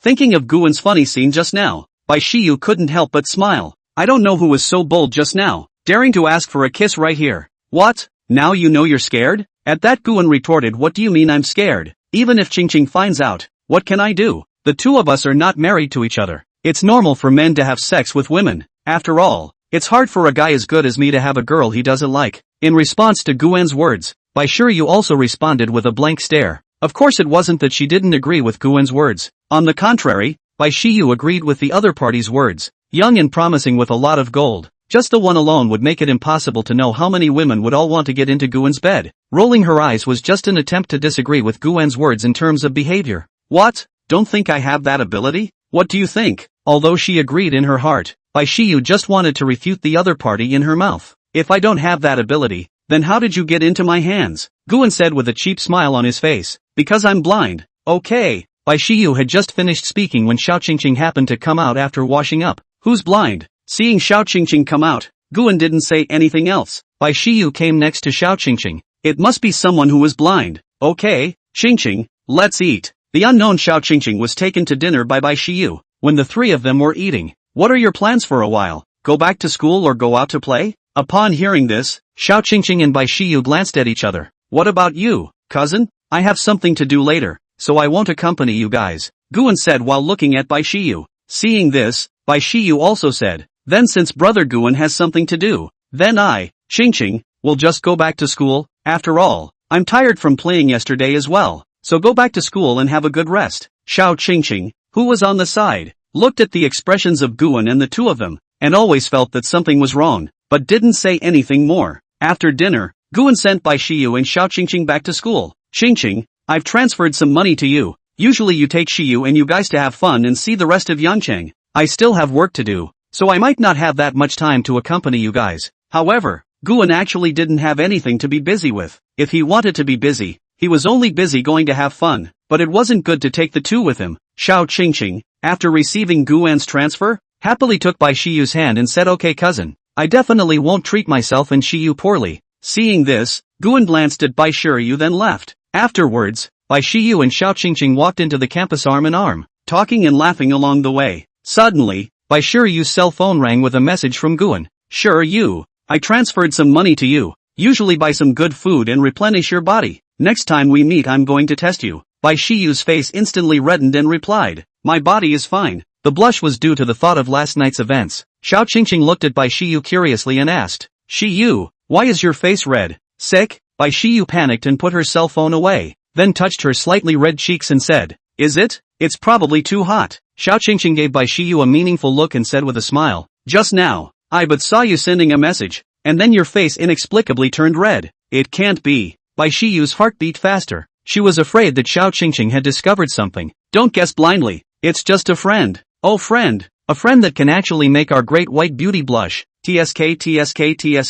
I'd like to meet this friend of yours. The two of them fooled around like this all the way back to the dormitory. Back in the dormitory, Bai Shiyu's cheeks turned even redder because Xiao Qingqing was talking about colorful things all the way there. The result was that Bai Shiyu kept thinking about the two of them last night, and the blush on her face deepened. But for some reason the corners of Bai Shiyu's mouth unconsciously raised a smile as she thought about it. Right at this moment, Xiao Qingqing reached out and waved her hand in front of Bai Shiyu's face. Yo, is this thinking about that friend of yours? Smiling so sweetly, Bai Shiyu's face looked like a ripe apple as she snapped, if you keep talking nonsense, I'll ignore you. Chapter 40 Conversation. Commercial Bank. Seeing this, Xiao Qingqing knew that she couldn't joke anymore and hurriedly said, alright, I won't say anything is all. On the other hand, Guan came to the downstairs of Shang Xin Mansion. Seeing a familiar figure standing in front of him, he approached and saw that it turned out to be his assistant. Zhu Jior, why are you here? I'm waiting for you, Mr. Gu. Has Wang Xinyan come? Mr. Wang just went up not long ago. Coming into the conference room,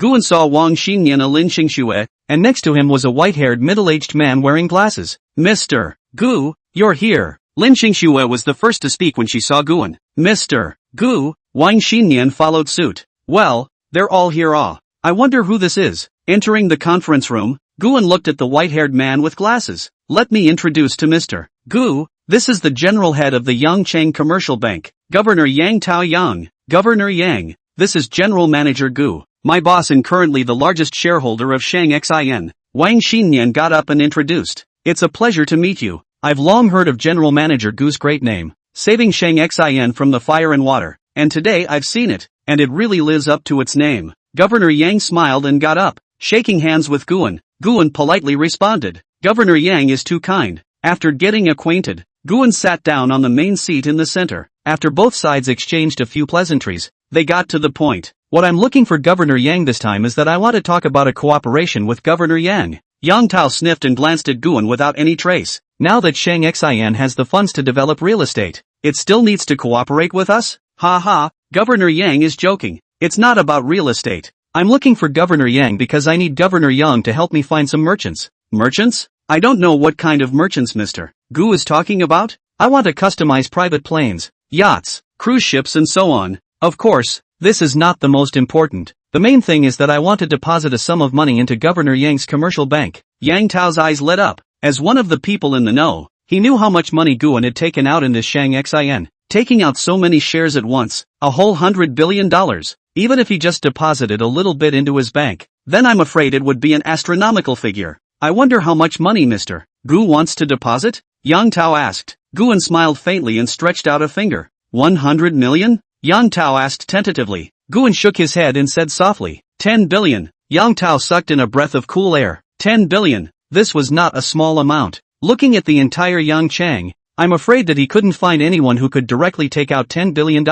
If Governor Yang can help me find a suitable merchant, this 10 billion will be deposited in your bank, Guan said calmly. Yang Tao immediately stood up and gripped Guan's hand tightly, his face full of smiles. Don't worry, Mr. Gu, I'll take care of this matter. I'll definitely give you a satisfactory answer. I'm sure Governor Yang will give me a satisfactory answer. Don't worry, Mr. Gu, in the future, Mr. Gu will be the highest-ranked VIP user of our bank. Mr. Gu, don't be in a hurry. When Governor Yang finds what I want, the money will be deposited into Governor Yang's bank at that time. After discussing the matter, Yang Tao left Shang Xin Mansion. Returning to the bank, he immediately began to contact the major merchants. As the general director of the Yangchang Commercial Bank, there are some contacts with the bosses of various industries, so it can be said that the bank's connections are indeed sometimes beyond your imagination. This is why Guan is looking for Yang Tao to help contact, rather than letting Wang Xinyan to contact. And Yang Tao's priority right now was to try to please Guan.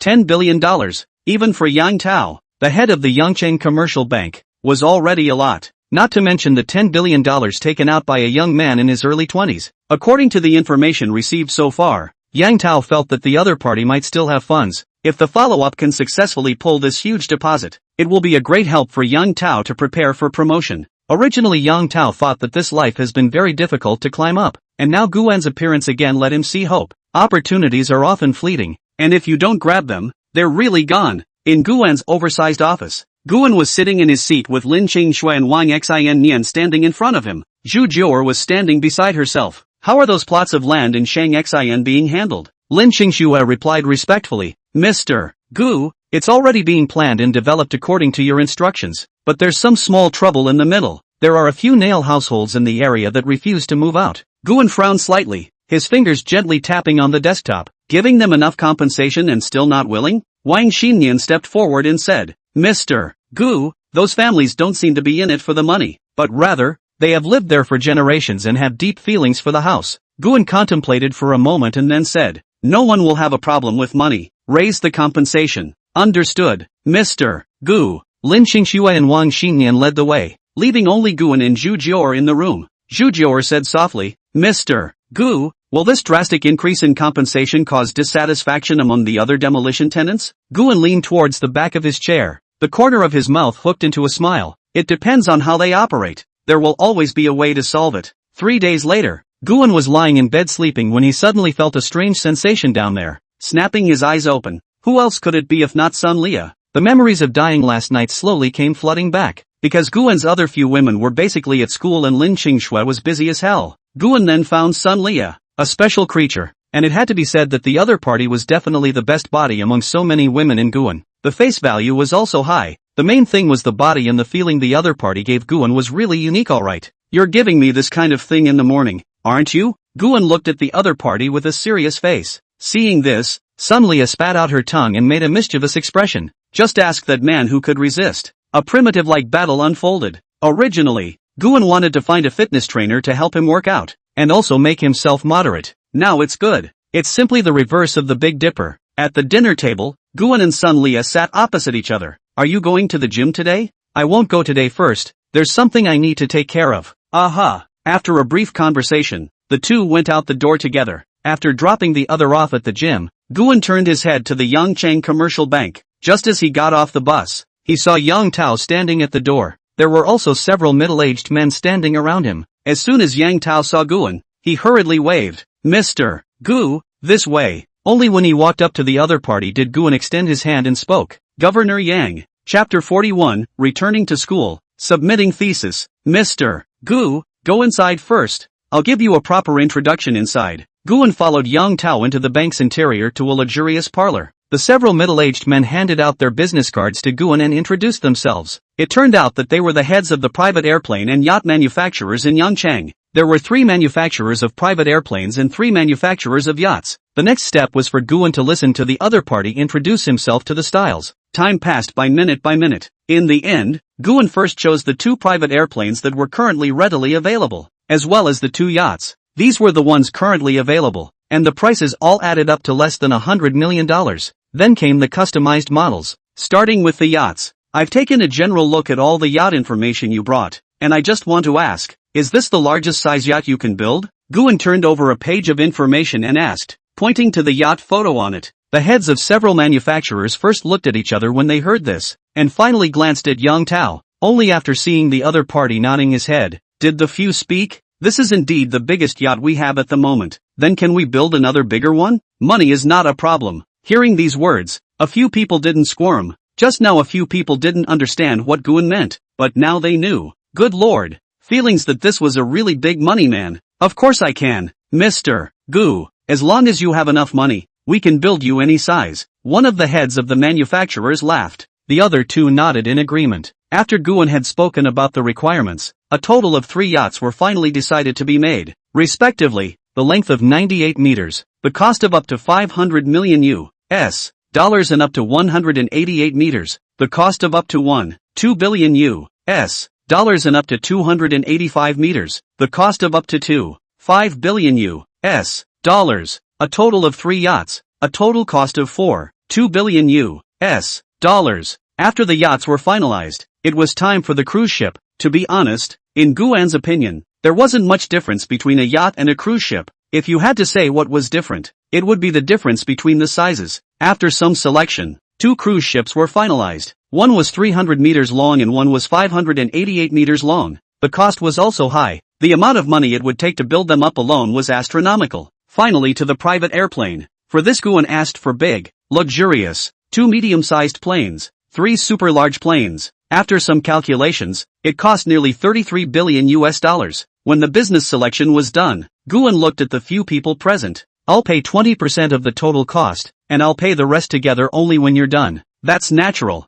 Mr. Gu. Yes, Mr. Gu, we understand. Guan nodded with satisfaction, then said to Yang Tao, Governor Yang, this part of the payment will be made to your bank's account tomorrow, and the remaining payment will be made as agreed. Yang Tao smiled from ear to ear and thanked him. After leaving the bank, Guan received a call from Lin Qingxue, saying that the nail house side had sort of loosened up. After raising the compensation, the other party agreed after hesitating for a while. Guan, who had just gotten into his car, was ready to leave. At this time, the cell phone in his pocket rang. Tap it to see only to find that it was a call from his own son in the dormitory. Hey, what's wrong, Miss Dad? But the other party acted as if he hadn't heard. I said you kid is so awesome now. After enrolling in celebrities, you disappear without a trace. Honestly, where did you go to wave? Hearing the other party's words, Guan then remembered that he had been busy all this time, forgetting that there was the matter of school. The guidance counselor has been asking you where you've been. It's just that my brothers were kind enough to help you cover up. But if you don't come back, the guide is going to. On the way to the villa, Guan diverted halfway to the school. When he arrived at the school, Guan first returned to the dormitory to pick up his thesis. The roommates all gathered around when they saw him return. Guan briefly explained that he was busy with other things, and although they were curious, they didn't ask too many questions. After taking the paper, Guan hurried to find his counselor. As for how the thesis was completed, Guan could only say one thing about the ability of the banknotes. Well, it was actually Guan's class president, Zhao Qian. Guan had paid the other person to help him complete his thesis during his vacation. After coming to the counselor's office and knocking on the door, upon seeing that it was Guan, the counselor simply scanned the room. Where have you been these past few days?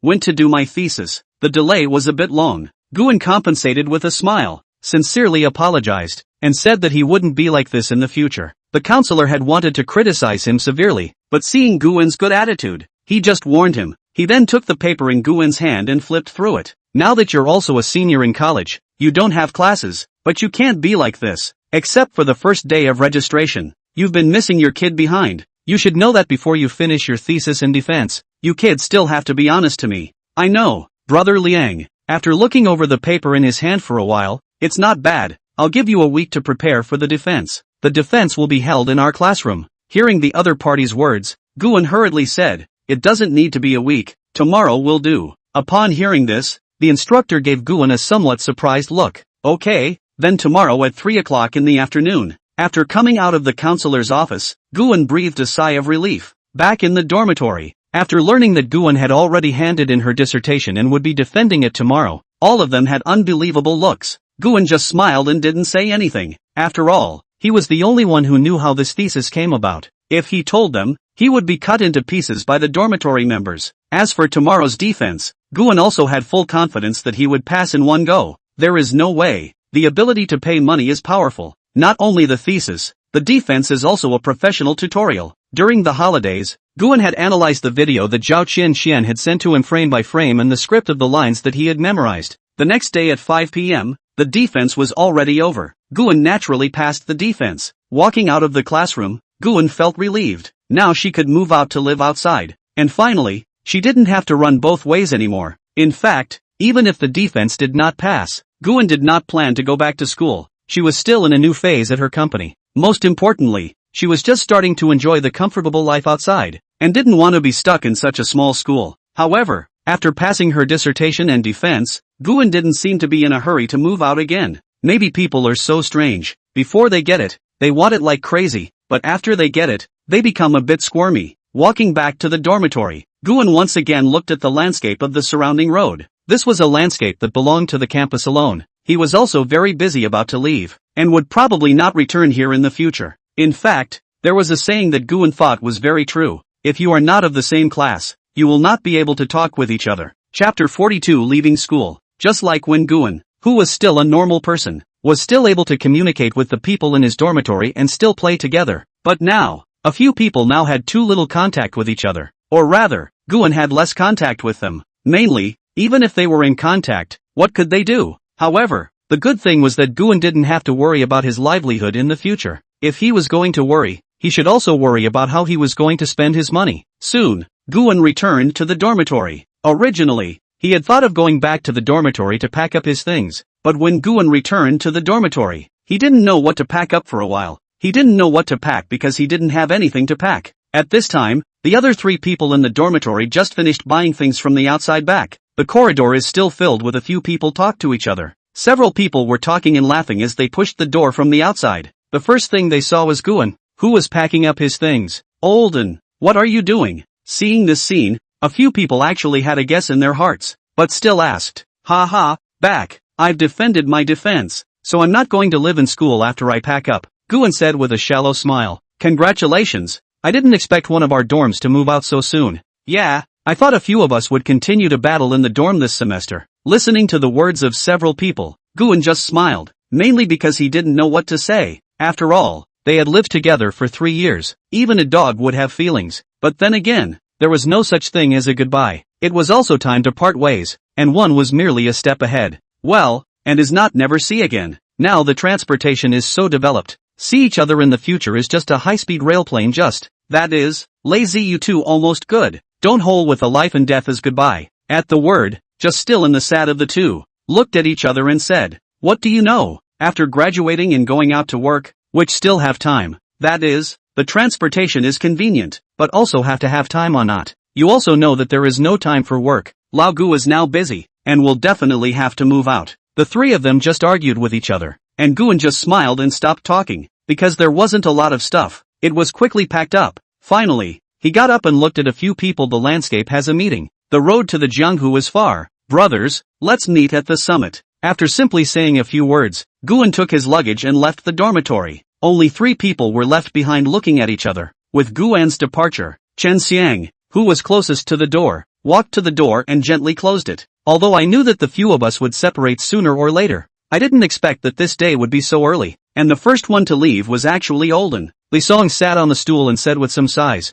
At this, Chen Xiang pushed his glasses. Olden is just going to go to his own life, but he is just one step ahead of us. Aya, don't talk about this. Quickly on the number. Tonight shot air must be chaotic. See. Li Song and Chen Xiang looked at each other, then laughed. Son thief, your father is here. On the other hand, Guan walked out of the dormitory building. The sunlight sprinkled on his body. He had mixed feelings in his heart. Just as he walked to the entrance of the school, he saw a Rolls-Royce parked in the distance. There was also a beautiful woman standing in front of the car, and it wasn't anyone else but Guan's assistant, Zhu Jiaoer. As for why the other party would be here, it was naturally Guan who had ordered the other party to come and pick him up in advance. Mr. Gu. As soon as Zhu Jiaoer saw Guan out of the school gate, she immediately jogged over. After receiving the luggage in Guan's hands, she followed behind him. After the two of them got on the car, Zhu Jiaoer, who was sitting in the driver's seat, asked softly, Mr. Gu, where are we going next? back to the villa. The car drove towards Guwen's villa, passing the nearby food court on the way.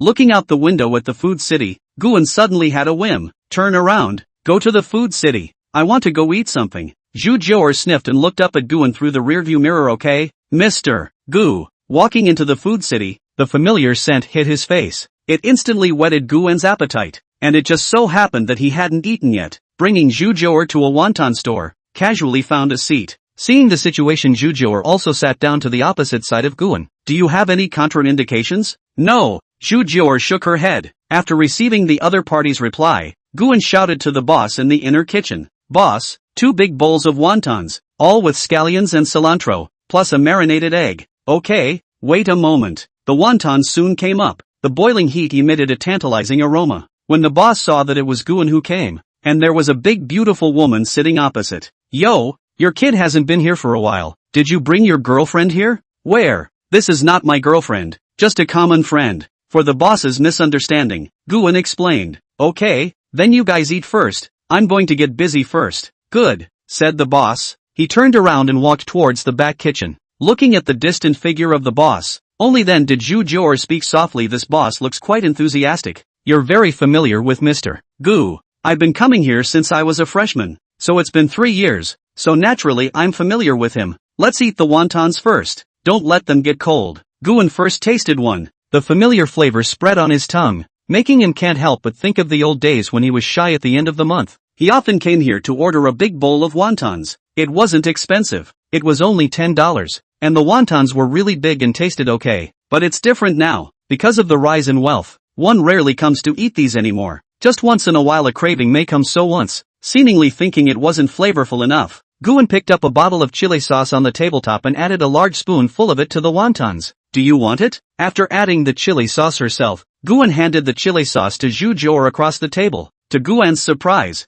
Zhu Jior took the chili sauce and added a spoonful to her own wontons as well. In fact, Guwen would hand it to the other party only out of politeness. After all, in his eyes, girls like the other party usually, in order to maintain their face value, rarely will eat chili. After all, eat too much chili will be on fire, and on fire will grow acne. So in Guwen's imagination the other party would refuse. Seemingly noticing Guwen's eyes, Zhu Jior opened her mouth to explain. I've loved eating spicy food since I was a child, and I often ate it when I went to school abroad. Hearing Zhu Jior's words, Guwen slightly froze, then laughed. Can't see it. The two of them finished the wontons just like that. When they were checking out, the boss joked, come back next time. Guwen didn't say anything, just a smile on his face. After walking out of the wonton store, the hustle and bustle of the food court was gradually left behind. Zhu Jior skillfully opened the door of the Rolls-Royce. Guwen sat in the back seat, and the car slowly drove out of the food city, toward Guwen's villa. Guwen leaned back in the seat, eyes slightly closed, seemingly thinking about something. Chapter 43, Big Villa.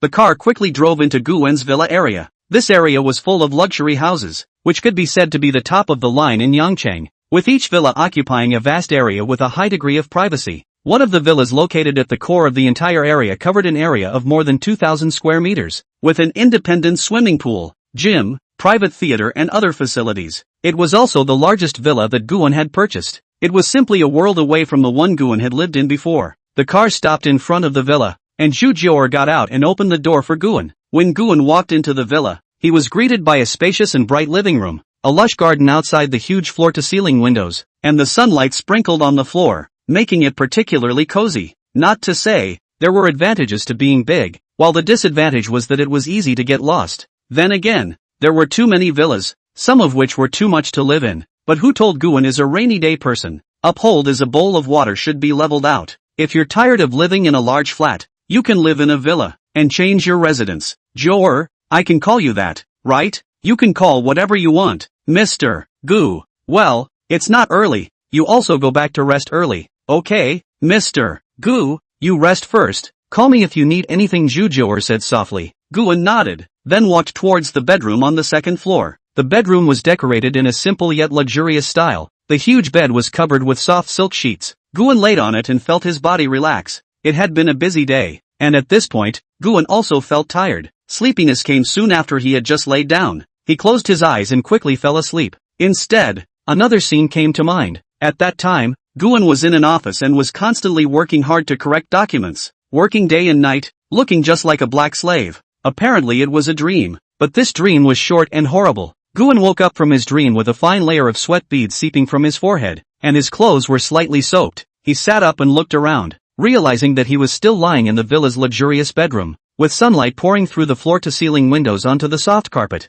and the faint scent of lavender filling the air. He let out a long breath of relief and rubbed his temples, thankful that it was just a dream. It's really scary, Guan whispered to himself, recalling the self in the dream that worked day and night, as if trapped in an endless pile of paperwork, with no freedom to speak of. He shook his head, the corner of his mouth hooked up with a bitter smile. He is now worth trillions of dollars, and he is just about to embark on his own days of freedom, so how can he possibly go and be a cow or a horse? Thinking of this, Guan got up and walked towards the bathroom, first putting water in the bathtub. Not long ago, the bathtub has been filled with water. Put water during. Guan also made a phone call to Mi Zhujiu or let it prepare a few sets of clothes to bring over. Put in a few petals. The warm water rushes his body, as if the tiredness of the dream will be washed away. About 10 or so minutes later, a knock sounded outside the bathroom door. Mr. Gu, I've brought the clothes you asked for. Just open the door and bring them in and put them in. Hearing that it was Zhu Jiu's voice, Guan voiced back. After continuing to soak for another half hour, Guan grabbed a bathrobe and put it on. After putting on his clothes, Guan stood in front of the mirror and looked at himself in the mirror. It had to be said that a man's face value when he had just finished bathing could be touched even by Yu Yanyanzu. After admiring his face value for a while, Guan went downstairs. Downstairs, at this time, Zhu Jiu had already prepared breakfast. The table was filled with exquisite food, from fresh fruits to aromatic omelets to freshly baked croissants, each of which was appetizing. Good morning, Mr. Gu. Zhu Jiu smiled as she pulled out a chair for him. I don't know what you like to eat in the morning, so I got some of all of them. I hope you like them. Seeing the sumptuous breakfast on the table, Guan nodded, sat down and picked up a cup of freshly squeezed orange juice, gently sipped it, then smiled. I'm not picky about this. You've worked hard. You haven't eaten yet after coming here so early. Just sit down and eat together. Just in time to have a companion. Thank you, Mr. Gu, for the compliment. Zhu Jiu nodded slightly. While eating breakfast, Guan's cell phone called. A glance revealed that it was none other than Lin Qingxue. Guan answered the phone, and Lin Qingxue's clear voice came from over there. Mr. Gu, I have a few documents here that need your signature, and the day after tomorrow the company will have a meeting. When he heard the other party's words, Guan felt a headache. Some time ago, he had gone to Shang Xin, but only to go through the motions. Guan wasn't interested in such troublesome things like meetings. Qingxue, I don't have much interest in these things. Since I've given the company to you, it's only natural that you're in full charge. Hearing this, Lin Qingxue also understood Guan's meaning, but the company had just started, so the surface naturally still had to ask Guan, the boss behind the scenes. The company's future is entirely in your charge. Shang Xin side is also, and before I let you buy things, what progress has been made in the follow-up information sent to Geo Air on the line? Small things you look after yourself. I do not ask. If you encounter what a big thing to come back to me. When Guan finished a series of words, Lin Qingxue felt that the previous Guan is completely in the cake for themselves. What business empire? Ah shucks, it was all a lie. Thinking of this, Lin Qingxue still couldn't help but ask about the doubts in her heart. Then do you still need to step up your efforts in the acquisition you said before? That's for sure. Money is not a problem. In a word, as long as it's a problem that is solved with money, that's not called a problem. Just let go and do it. Okay, I understand. After hanging up the phone, Guan put the phone aside and continued to enjoy breakfast. Zhu Jiu sat opposite him, quietly eating the food on her plate, occasionally looking up at Guan with a hint of curiosity in her eyes. Mr. Gu, you don't seem too interested in the management of the company? Zhu Jiu asked tentatively. Guan smiled, putting down the orange juice in his hand. His tone relaxed. Just leave the company's affairs to the professionals. I only need to grasp the general direction. Besides, making money is to enjoy life, not to be bound by work, to have money and not enjoy it and still go to work hard. Sorry, Guan is not a workaholic, much less a brainwashed person. Zhu Jiu nodded and seemed to understand Guan's thoughts. This was to be a hands-off. She lowered her head and continued to eat her breakfast, but in her heart, she felt a hint of envy towards Guan's attitude towards life. To be honest, don't look at her as a high school graduate from Harvard University, but she was actually just a senior laborer. Not even a senior laborer, but there was no way around it. This was reality. People like Guan who could dispose of their time and wealth as they wished. Zhu Jiu was also quite admiring. Chapter 44, a little coaxing. After breakfast, Guan stood up, stretched, and said to Zhu Jiu, I'll leave first after I finish eating something, so I'll trouble you to clean up here in a moment. Zhu Jior froze for a moment, then nodded. Okay, Mr. Guan waved his hand. Then I'll leave first. Driving the Rolls-Royce, he drove out of the villa area. As for the destination, it was naturally the school Guan had just moved out of yesterday law. To be honest, yesterday's sadness was actually a bit redundant. Even Guan wasn't sure why she was suddenly sad yesterday. Not only that, she was now planning to go back to school to find someone to warm up to. Half an hour later, Guan parked her car in front of the school entrance and was waiting for someone. Not long after, Guan's car window was knocked on. The passenger door was then opened and a beautiful woman in a clear dress sat up. So soon. Aha! The person who came was none other than Shunlin Mu. Since the summer vacation had been over until now, Guan hadn't looked for the other party, originally thinking that this period of time had also left the other person out in the cold. Today he was planning to make an appointment to recultivate a little. Otherwise, such a big beautiful woman really cold cannot, fortunately, can still ask out. Guan looked at Shunlin Mu sat into the passenger side, the corner of his mouth slightly up. She was wearing a simple white dress today. Her long hair was draped over her shoulders. Her face was wearing light makeup, and the whole person looked fresh and unassuming, as if a white lotus that had just blossomed. Long time no see, Guan said softly, with a hint of gentleness in her tone. Shunlin Mu smiled faintly, a trace of complexity flashing through her eyes, but it was quickly concealed by her. She gently nodded and responded, yes, it's been a long time. Without saying anything more, Guan started the car and slowly drove away from the school entrance. A brief silence fell in the car for a moment, with only soft music flowing through the air. How have you been? Guan broke the silence and asked casually. It's okay, staying at home during summer vacation, occasionally going out with friends. Shunlin Mu's voice was very soft, as if she was talking about an insignificant matter. As she spoke, Shunlin Mu looked out the window with her cow's head, seemingly enjoying the scenery along the way. But Guan understood that the other party was actually angry with herself. Come to think of it, a man took away your first time and then never came to you. I'm afraid no one else could stand it. But what Guan didn't expect was that the other party was quite arrogant, and he was busy with this and that when he got home, both to deal with the family, but also to prepare for the school paper, but also to organize the company-founded matters and the acquisition of Shang Xian and so on these trivial matters. And the object is really tolerate. So long also do not see send a message to question why they so long have not gone to find her. From here, Guan knows that it is actually an arrogant monster. Are you angry? Who's angry? You're the one who's angry. Not angry, just a little louder. Seeing that the other party's reaction was so intense, Guan explained and coaxed at the same time. He told the story of how he started the company after returning home from vacation. As for the women who appeared in the middle of the process, they were naturally skipped over. Under Guan's explanation, Shunlin Mu's face eased a bit. Then you can't go this long without even a single message. From vacation to the beginning of the school year. Also do not see to send a message to people. Do not know also thought you died. Said Shunlin Mu's small pearl cannot stop flowing down. Seeing this, Guan hurriedly reached out to hold each other's hands. Soothing, well, I'm not the end of the company's side of the matter immediately came to find you. Right, don't cry. If you cry again, your makeup will be spent. How to say is also one of his many women. The coaxing should still be coaxed. What followed was driving while coaxing. Although the other party had always thought that Guan only had one girlfriend, she was the only one. Counting up, Guan's women from the very beginning of Song Weilan, Shunlin Mu, at the back to Lin Qingxue, Sun Lia, Bai Shiyu. Without realizing it, he himself had 5 women, all thanks to that short video at the beginning. The car quickly drove into the city center area, and Guan parked the car in front of an upscale restaurant.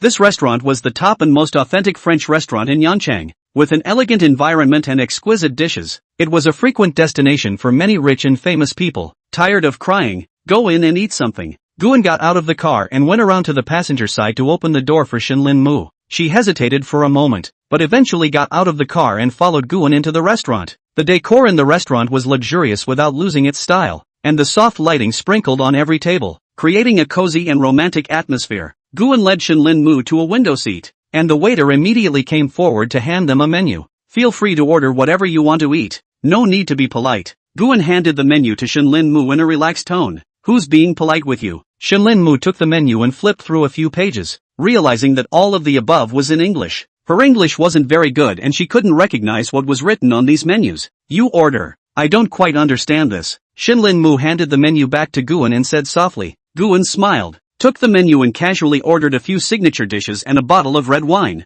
The waiter wrote it down and then respectfully retreated. School has started. What have you been doing lately? Guan leaned back in his chair and asked casually. Shunlin Mu shook her head and said softly. What else can I do? I'm writing my thesis, and waiting for news from some heartless person. Upon hearing this, Guan just smiled awkwardly. How's the thesis coming along? It's already finished, just waiting for the defense. Have you decided where you want to intern? If you need any help, feel free to let me know. Guan's tone was casual, but there was a hint of seriousness in his eyes. Shinlin Mu froze for a moment, then nodded. The two chatted for a while, and the dishes soon came up. Exquisite dishes filled the table with a fragrant aroma. Guan picked up the wine cup and gently shook it, saying to Shinlin Mu, "Come on, cheers." Shinlin Mu picked up the wine glass, gently touched Guan's glass, and took a sip of the red wine. The wine entered the mouth with a faint fruity flavor and a mellow taste. "How's the flavor?" Guan asked with a smile. "Not bad." Shinlin Mu nodded, her face flushed with a hint of red. Guan looked at her and his heart stirred slightly. It was true that he had cold-shouldered the other party during this period of time, so he naturally had to make up for it a bit tonight. "Come on, try this." Guan put down the wine cup, a hint of hesitation in his tone. Shinlin Mu raised her head, looked at Guan's eyes, and then looked at the dish the other party had pinched. She didn't say anything, just lowered her head and ate. Guan paused, then spoke again. "Eat slowly, no one will steal from you." Shinlin Mu froze for a moment, and then lowered her head, a hint of redness rising on her face. In response, she gently bit her lip and glared at Guan with a puckered mouth. Chapter 45, Traveling, Going to Magic City. Soon, the two finished the food on the table. Shinlin Mu said softly, "Thank you for dinner today, but I still have to think about whether or not to forgive you." Guan smiled, his tone relaxed. "It's good that you're happy." The two checked out and came outside. "When you've settled the school matter, let's go on a trip later." Hearing this, Shinlin Mu's eyes flashed with a hint of joy, but what followed was sadness. "I'm planning to find an internship on my own later, so I can help you." But Shinlin Mu shook her head. "I want to try on my own first. I can't rely on you for everything." After some arguments between the two, Guan had no choice but to follow the other party. The other party was planning to taste the hardships of society.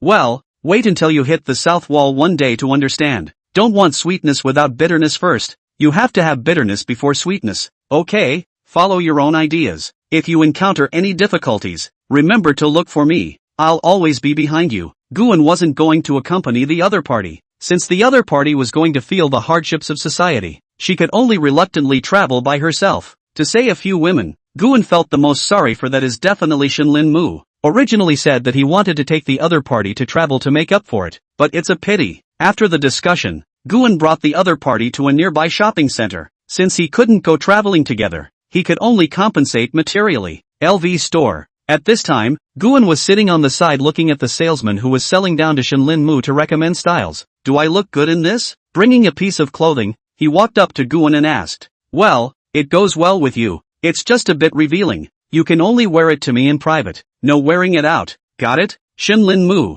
who was still happy, blushed when she heard Guan's later words. "I never intended to wear it out in the first place." Muttering in a low voice, Shinlin Mu gripped the clothes in her hand tightly and continued to pick other clothes. It had to be said that it took a woman a really long time to pick out clothes. It took more than an hour down before and after to finish. Immediately after that, they went to Chanel, Hermes and so on. The two of them headed out with their big bags. The next day, in the large flat floor, it was already noon at this point before Guan woke up. After last night's night of revisiting the practice, it caused the two to sleep until high noon before waking up. Reaching out, they spanked each other on the buttocks. "Time to get up. It's already noon." "Don't. I still want to sleep a little longer." Hearing this, Guan shook her head helplessly. Last night's sleep was indeed a bit late. Thinking about it, she stopped caring about the other party and got up and came to the bathroom to start washing up. Just after washing up, he saw Zhujior, who was busy in the kitchen. "Mr. Gu, you're awake." Seeing that it was Guan who came, Zhujior hurriedly greeted.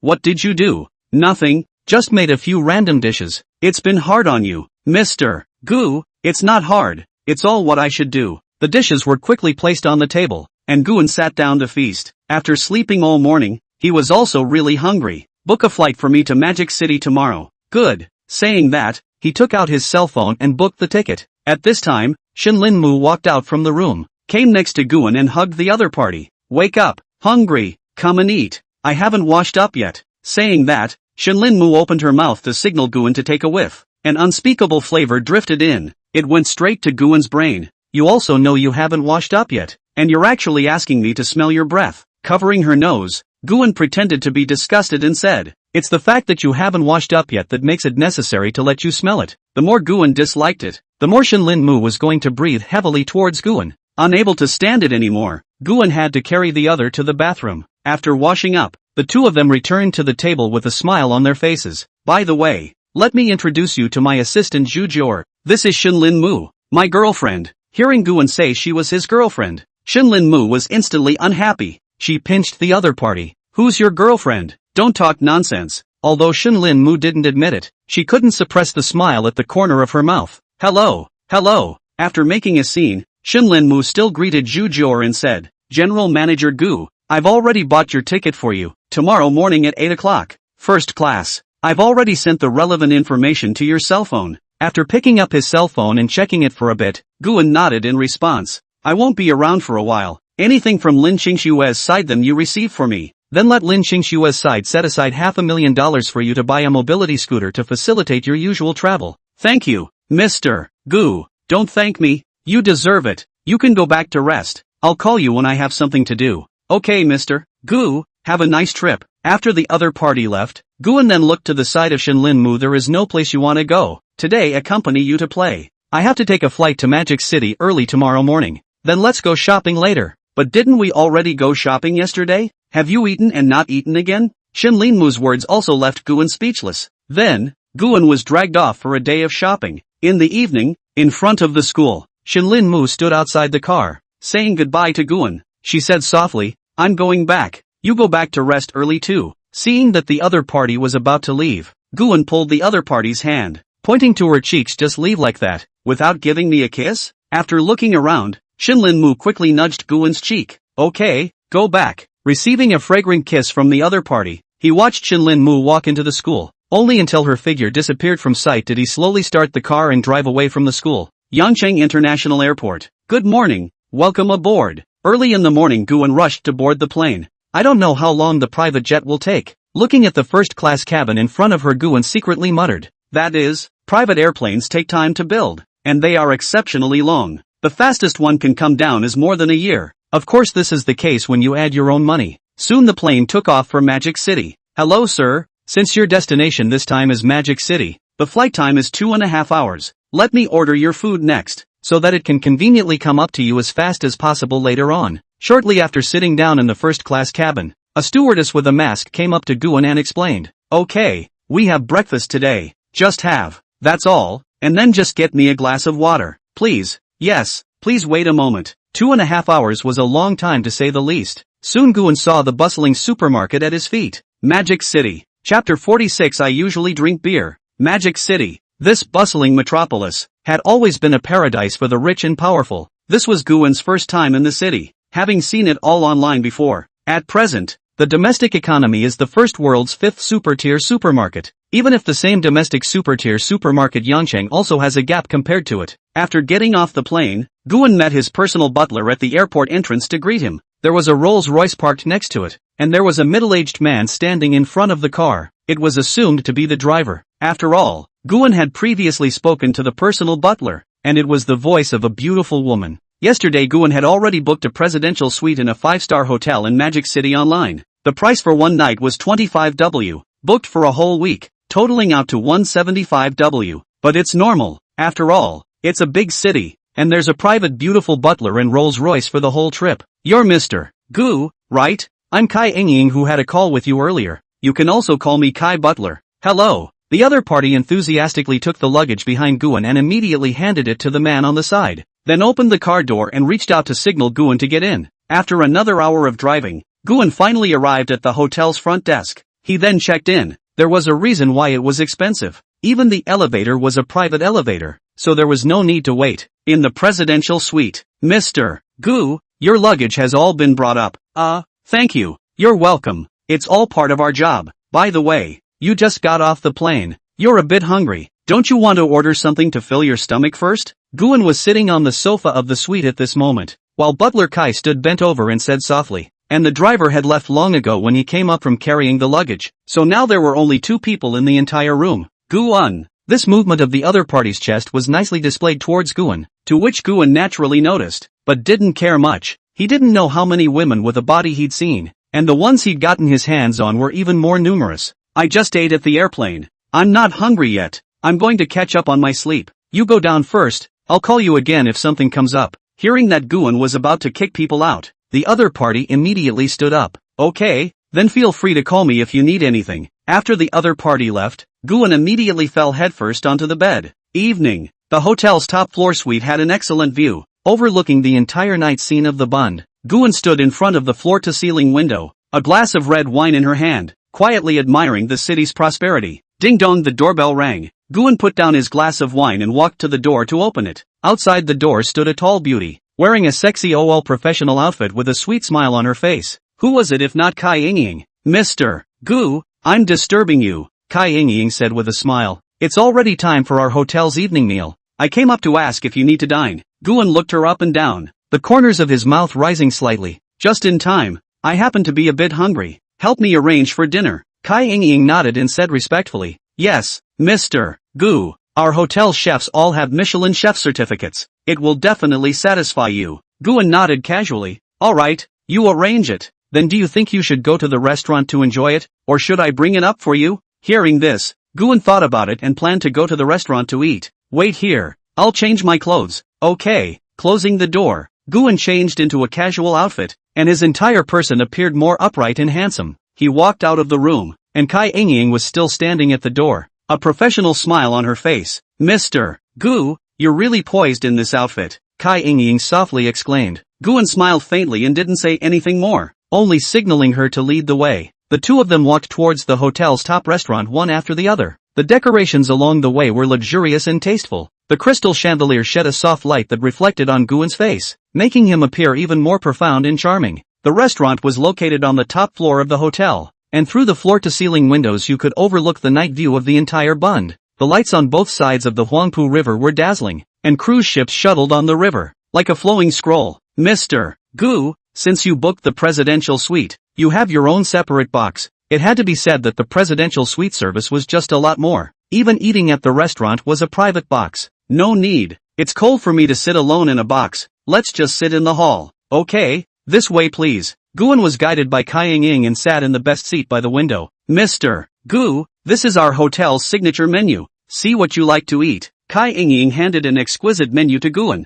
her tone respectful and gentle. Guan took the menu and casually flipped through a few pages, his eyes resting on a dish called foie gras with black truffle and red wine sauce. He looked up at Kai Yingying and asked, how is this dish? Kai Yingying smiled slightly and explained, this is one of our hotel's signature dishes. The aroma of black truffles and the delicacy of foie gras are perfectly blended, and when paired with the special red wine sauce, it has a rich texture and is well worth trying. Guan nodded and ordered 2 more appetizers and a dessert, and finally asked for a bottle of 82 Lafite. Kai Yingying made a note of it and turned to make arrangements. Not long after, the dishes were served one after another. Guan picked up his knife and fork, elegantly cut off a small piece of foie gras, and put it into his mouth to savor it. As Kai Yingying had said, the aroma of black truffle filled her mouth, and the delicacy of the foie gras complemented the mellowness of the red wine juice, making her savor the taste. Although Guan had also been to several Western restaurants, the difference in flavor between these was still quite large. Mr. Gu, how does it taste? Kai Yingying stood at the side and asked softly.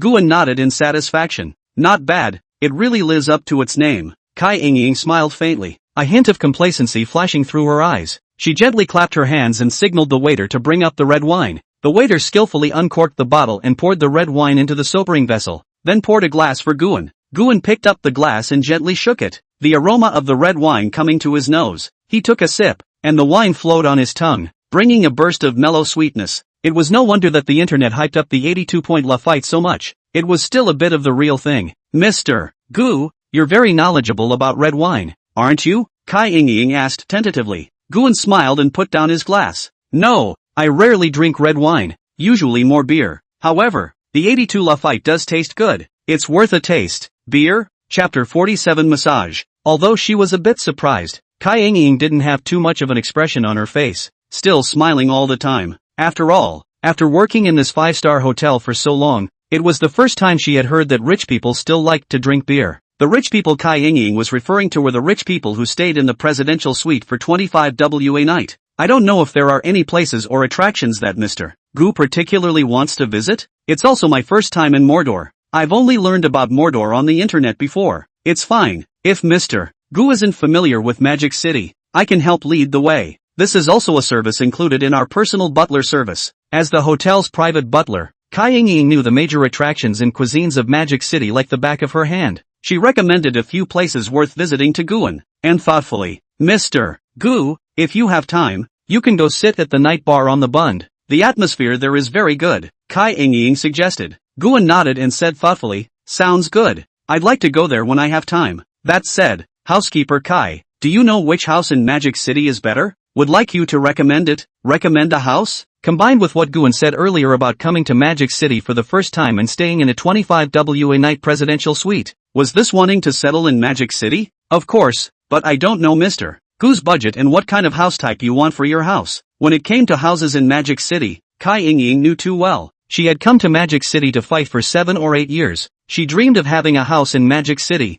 so she was too clear about the houses in Magic City. I prefer large flats and villas, and I don't consider other house types. As for the budget, no upper limit. Upon hearing this, Kai Ying's eyes instantly lit up. In Magic City's large flats and villas, the cheapest price would start at 5 figures a square meter. Those in better locations were all 6 figures per square meter to start with. If you're considering a large bungalow and villa, the one I'd recommend is Henteing Mansion. That side is right on Whampoa Bay, and you can enjoy the night view of the river from your window every night. Upon hearing this, Guan nodded his head, seemingly in thought. Is there any more? I mean something a little better. If you still want a little more luxury, I recommend the East Palace. The location there is almost the top of the Magic City. The price is also very expensive. At least 45W per square meter, etc. 45W per square meter can be said to be almost the entire Magic City's top price. I'm afraid that this price can't be found in the country, but it's higher than that. There may be some in the capital, but they won't be any higher than the 45W price. Only abroad might have a price much more outrageous than 45W.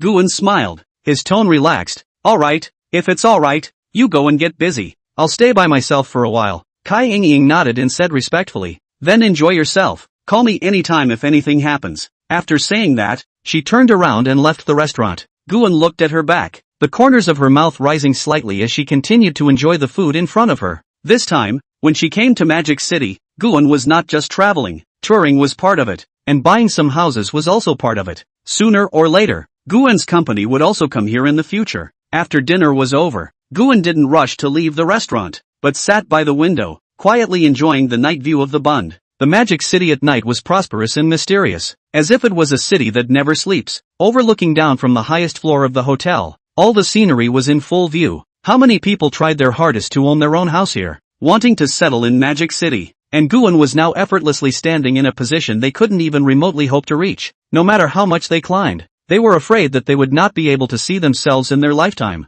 Sometimes reality is so cruel. Back in his room, Guan sat on the sofa and swiped through short videos in boredom. To be honest, the person who invented short videos was really a talent. Short videos were not just for people to be entertained. Behind the scenes, it gave many people jobs, as well as many convenient channels and so on. In this era of entrepreneurship cannot get ahead, everything needs relationship. Short video is how many grassroots can make a name for themselves. In the past, Guan actually wanted to go over to do short videos, but there was no way that his family would oppose it. The main reason was that Guan's grades weren't too bad at the time. The high school in his hometown was also on the upper middle class. At that time, the entire senior high school grades are in the state of not up and down. So Guan had the idea to go to shoot short videos. Then it was stopped by the 2 old men in the family. At that time is also in the development of short video climax stage. Life selling goods and so on, countless talents emerged. It's also good to be stopped by the parents. Otherwise Guan might not be sitting in the 25W a night presidential suite brushing short videos now.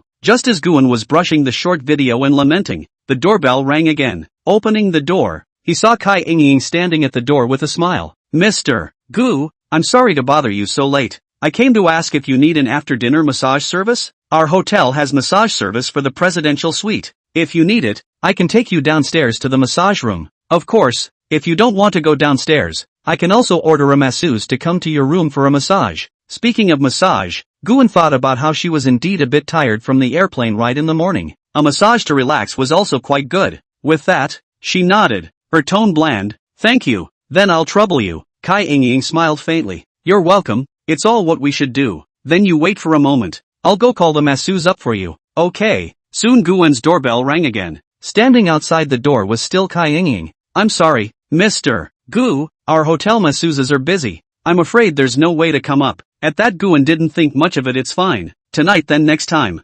Wait, Mr. Gu, if you don't mind, I can press it for you. When the other party said this, Guan probably also understood that the other party was trying to z himself off, but it was also human nature. Young, rich, with those two conditions alone, I don't know how many people would want to climb into their beds. Of course it was also possible that Guan himself was overthinking it. After all, not everyone in this world liked money. Well, that's fine. After letting the other party in, Guan followed what the other party said and laid down on the sofa to the side. It was also fortunate that the sofa was large enough that there was still quite a bit of room for Guan's entire body to lie down. Kai Yingying massaged Guan's shoulders, back and temples with both hands. Seeing Guan's relaxed and enjoyable face, Kai Yingying smiled slightly, her tone gentle. Mr. Gu, is the force still okay? Chapter 48, The Mansion of the Eastern Palace.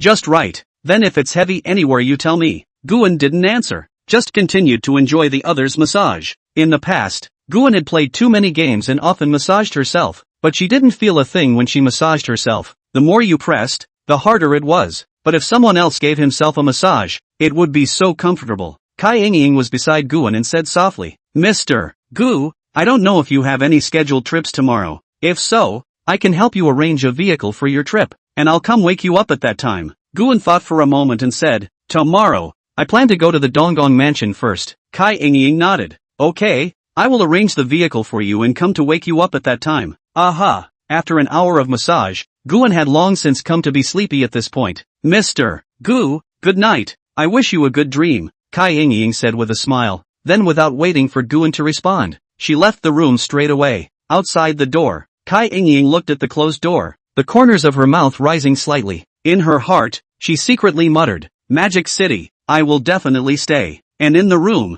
looking at Kai Yingying who had already left, the faint perfume odor of the other party still remains beside her. It's really good at seducing people. Immediately after that, she closed her eyes and fell asleep. Early the next morning, Kai Yingying knocked on Guan's door on time. She was dressed in a decent professional outfit, with a gentle smile on her face. Good morning, Mr. Gu, the car is ready. We can leave now. Guan nodded, cleaned up and followed Kai Yingying downstairs. A brand new Rolls-Royce was parked in front of the hotel, and the driver respectfully opened the door for them. Guan sat in the car while Kai Yingying sat in the passenger side and said softly, Mr. Gu, we are going to the Donggong mansion for about half an hour. The car slowly pulled out of the hotel and drove in the direction of Donggong mansion. Guan leaned back in his seat, his eyes looking through the car window, enjoying the bustling streetscape of Magic City. Kai Yingying, on the other hand, introduced the background of Donggong mansion to him. Donggong mansion is located in the most central part of Magic City, with complete surrounding facilities and convenient transportation.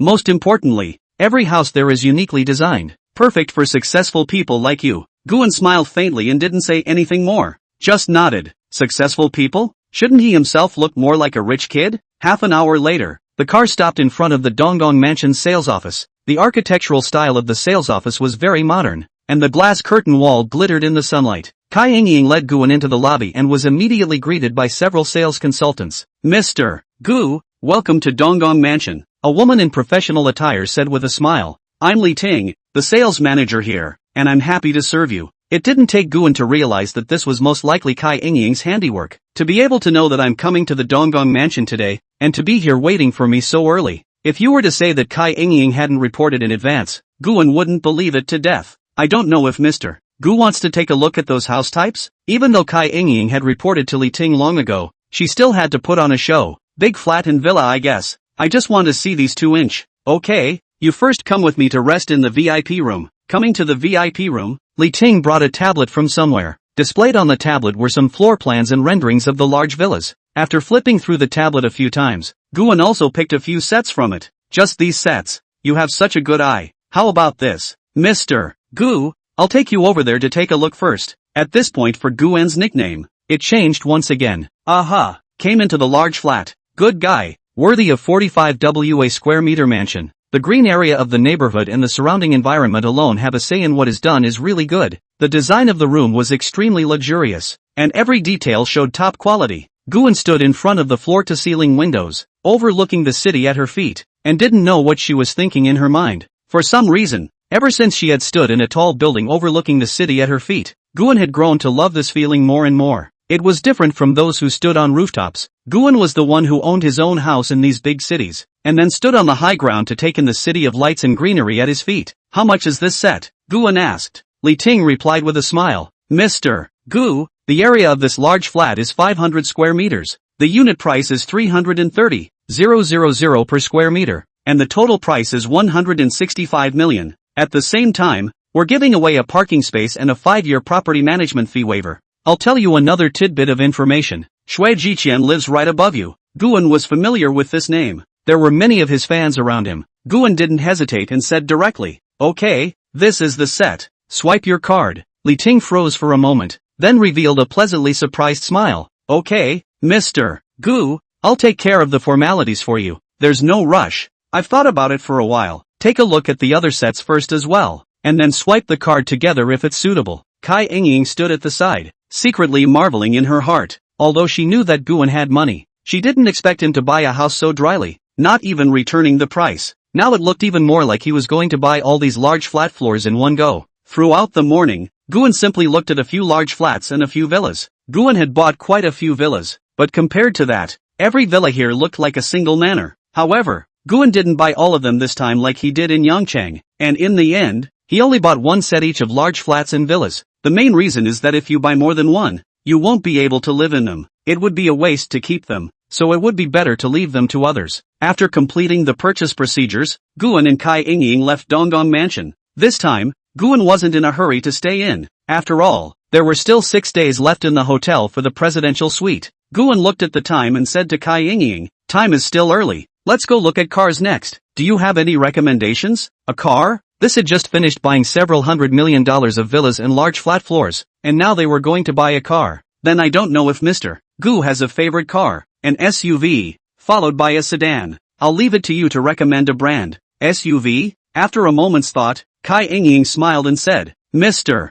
Gu, if you like SUVs, Bentley Timbuktu, Range Rover, and Porsche Cayenne. Of course, what I would recommend is the Rolls-Royce Cullinan, both in terms of face value and interior. It's the current top of the line. Guan shook his head. I'm tired of driving the Cullinan. This time I'm just planning to get a different one to drive. In the end, he still chose the Bentley from the 3 vehicles that Kai Yingying had spoken of. Let's go check out the Bentley Timbuktu. I've wanted to buy a Bentley for a long time. Chapter 49 Bar. Chance encounter with Big Netflix. The car drove towards the Bentley store. Kai Yingying contacted the store sales manager in advance. Upon arriving at the boutique, a sales manager in a suit greeted him and said with a smile, Mr. Gu, welcome to the Bentley 4 store. I'm the sales manager here, Zhang Wei. I'm happy to serve you. Guan nodded, and Zhang Wei led him into the showroom, which displayed various models of Bentley, each car exuding an air of luxury. Mr. Gu, let me introduce you to this Bentley Timothy, Zhang Wei asked. But before the other party, Guan interrupted with his words on the way here. Butler Kai briefly introduced it to me. I think we can be more direct. Let's go directly to the adapted area. Zhang Wei froze for a moment and after glancing at Kai Yingying, he then replied with a smile. Alright, Mr. Gu, this way please. Arriving at the adapted display hall again, he picked out a bunch of accessories from the other side's display. Almost all of them were the top-of-the-line accessories that had been chosen so far, and the entire car landed at a total of 423W. Guan nodded and said without hesitation, okay, that's it. Swipe your card. Zhang Wei froze for a moment, then revealed a pleasantly surprised smile. Okay, Mr. Gu, I'll handle the formalities for you. Kai Yingying stood by the side, secretly sighing in her heart. The other party's spending power was simply beyond her imagination. However, after seeing the other party directly spend several $100 million just to buy a mansion, she turned her head and then looked at the Bentley Timothy that was just over $4 million. Instantly felt worthless. There's no rush to do the formalities. I'll come back to pick up the car in a few days. The current Guank doesn't want to drive by himself yet, so let's have some fun first. In the evening, Guan went to one of the top most luxurious bars on the Bund at the suggestion of Kai Yingying, mainly because it was really boring to stay alone in the hotel. You can't just lie in bed and play with your cell phone all the time. Then after asking Kai Yingying, he came to this Bund bar. Not to say it's the magic city, it's all about the land and the money. The decoration of the entire bar is basically the highest specification. The lighting is dim but not lose the style. The hot DJ listened to people on the head. The dance floor in groups of beautiful men and women. When she hadn't been to the bar before, what Guan couldn't accept was that two strangers who didn't know each other could actually kiss together over a few cheap dice. Of course after having been here, One could only say that each had their own reasons. The only reason to come here is just for that. One is beautiful girls and boys. The second is to pursue fresh excitement. And the third is money. It's very easy to understand.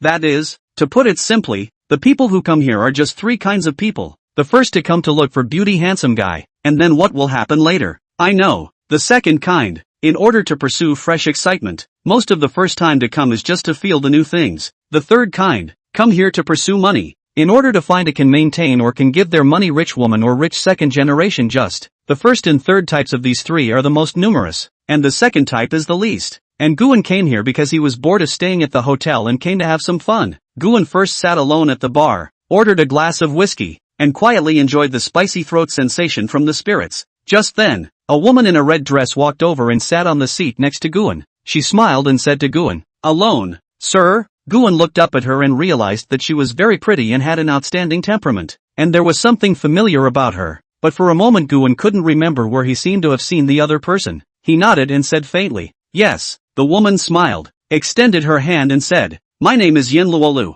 I'm a network anchor. Nice to meet you." Hearing this, Guan instantly remembered where he had seen the other party. She had swiped the other party's video on a short video, and she was still following the other party, in a place like a bar with all the lights. It was no wonder Guan was a little unable to remember. Saw the face, but didn't fully see it. The other party's body in the video. The dancing was great, and in reality it wasn't any better. Guan shook her hand and said, "My name is Guan, and also I'm your fan." A trace of surprise flashed in Chen Jingtong's eyes, then she smiled and said, "Is that so? Then we're quite destined to meet a fan even here." Guan nodded. "Yes, it's quite fate. I didn't expect that the beauty who accosted me was actually a big anchor, and the most important thing is that I even followed you." A hint of interest flashed in Chen Jingtong's eyes, and he was about to continue chatting, when he suddenly heard a familiar voice from behind him. "Lulu, are you done?" Looking along with the voice, he realized that it was a man with a slim figure walking towards the area. Seeing this, Yen Luolu smiled and introduced, "Let me introduce you.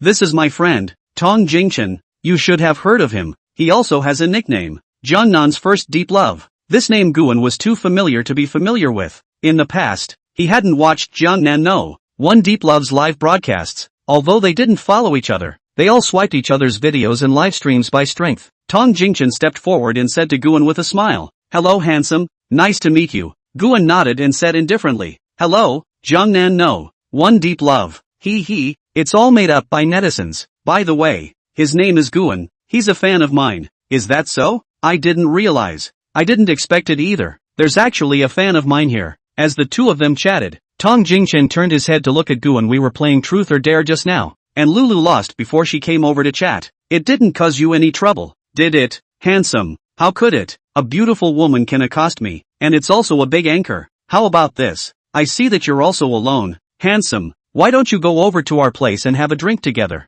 Guan did not expect the other party to invite himself, and after freezing for a while, "This is not good. I'm a stranger. It's okay, just think of it as making a friend." Guan agreed to the other party with little thought, mainly because it is not desirable to drink alone. This time, Guan came to the bar to have fun. "Okay, let's have a drink together. It's quite enviable to be able to drink with Jiangnan's No. One Deep Love." Coming to the card seat on Tong Jingchen's side, Guan found that the card seat was filled with some anchors, adding up to almost 4 or 5 of them. All of them were beautiful women. Good guy, worthy of being a grandmaster. There were just a lot of beautiful women around. "Let me introduce you all. Guan, new friend." But the enthusiasm of the crowd didn't seem to be too high. They simply greeted each other and went back to looking at their own cell phones. Don't be formal. They're all like this. They're usually still playing with their phones when they come out. It's nothing, after all. We're here to drink. Chapter 50 Yacht. After both of them drank a cup each, Guan spoke, saying that you look better in reality than in the video. That's not right. Aren't you handsome? Ha ha, same handsome. The two chatted and soon passed half an hour. "Is it not on today? Come here to play. There are so many beautiful women. Rest. Bring my company's female anchors out to have some fun and relax. After all, you can't always broadcast live. All young people should enjoy to enjoy." I agree with this. Young people should enjoy themselves. The time has come to 12 o'clock in the blink of an eye. I can only say that it is worthy of being Jiangnan's first deep love. The emotional intelligence is high. Although the two only knew each other for a short while, they were able to chat for 2 to 3 hours. "It's not long now. I should go back." "So early?" Hearing that Guan was leaving, Tong Jingchen was a little surprised. Chatting for so long, add a WeChat. Have the opportunity to come out next time to eat a meal together. Okay, no need to next time. Tomorrow afternoon, I asked some friends to ride the yacht together to play on the sea. This is an invitation to go together. In other words, he and the other party just met not long ago. This is an invitation to go out to sea together tomorrow. Don't think too much. Are some of my anchor?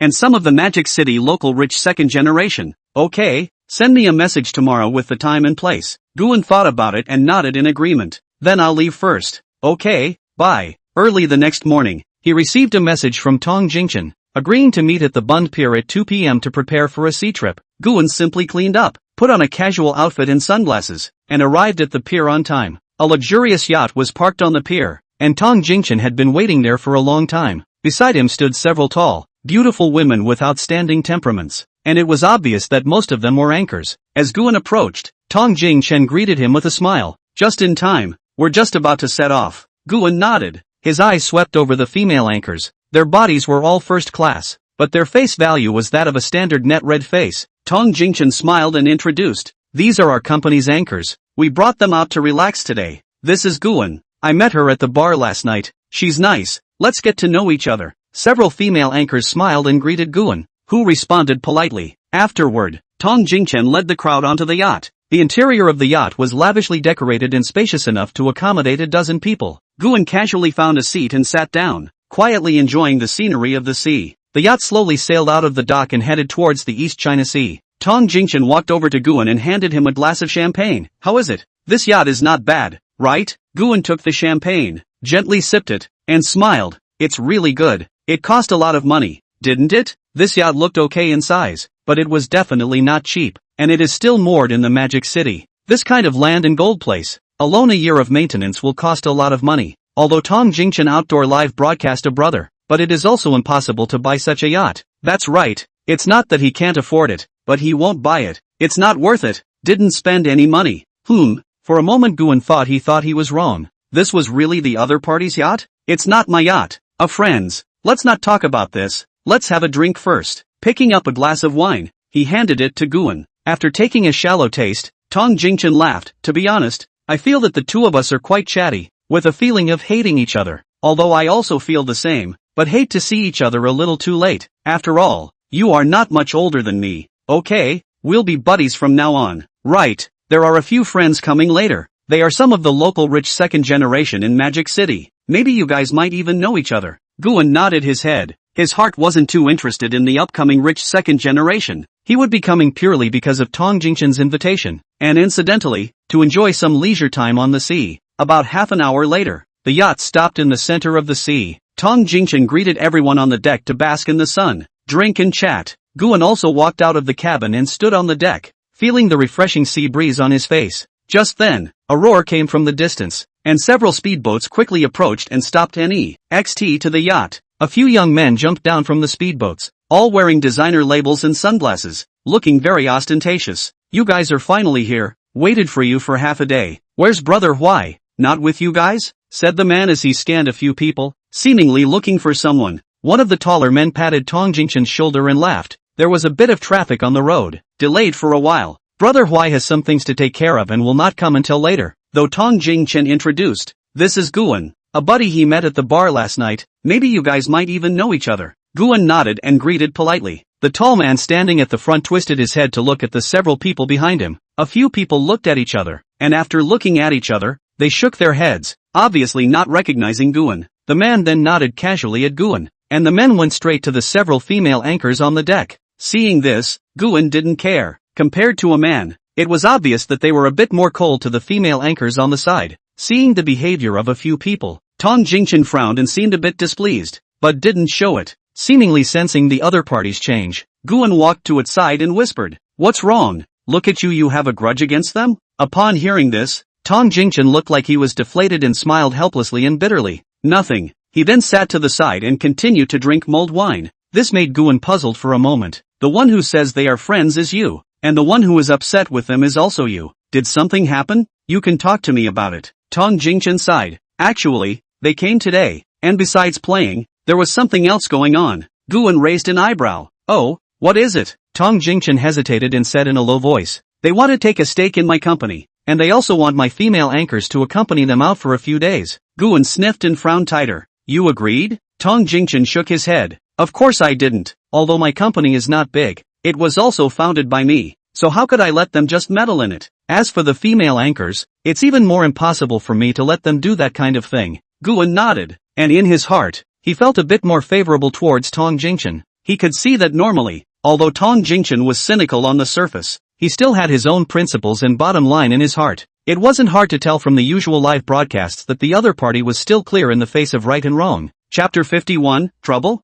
I tenderize the stack. Then what are you going to do now? Originally thought to see if I can come to the Magic City site to develop a little. Now it seems to be impossible. Forget it, the big deal is to go back to Hangzhou. The sky is high and the emperor is far away. Do my emperor. Guan didn't answer again, just quietly listening. In fact, I arranged for Lulu to accost you last night, and I saw that your outfit was more than $100,000. And that watch on your hand, I'm not mistaken if it should be from the Patek Philippe series, worth more than 7 million inch. Thought you Magic City local rich second generation. Today also thought to find you to see if you can help to adjust a little. I did not expect that you actually do not know. Alas, Omega. After hearing the other party's explanation, Guan sort of understood. He said which beautiful woman came to hit on him so simply, and it was still a big anchor, so it was all a setup. Seeing as you're so sincere, you'll cover my dinner in Magic City next. It's just dinner. Simple. Right at this moment, one of those few rich second generation walked over, patted Tong Jingchen's shoulder and said with a smile,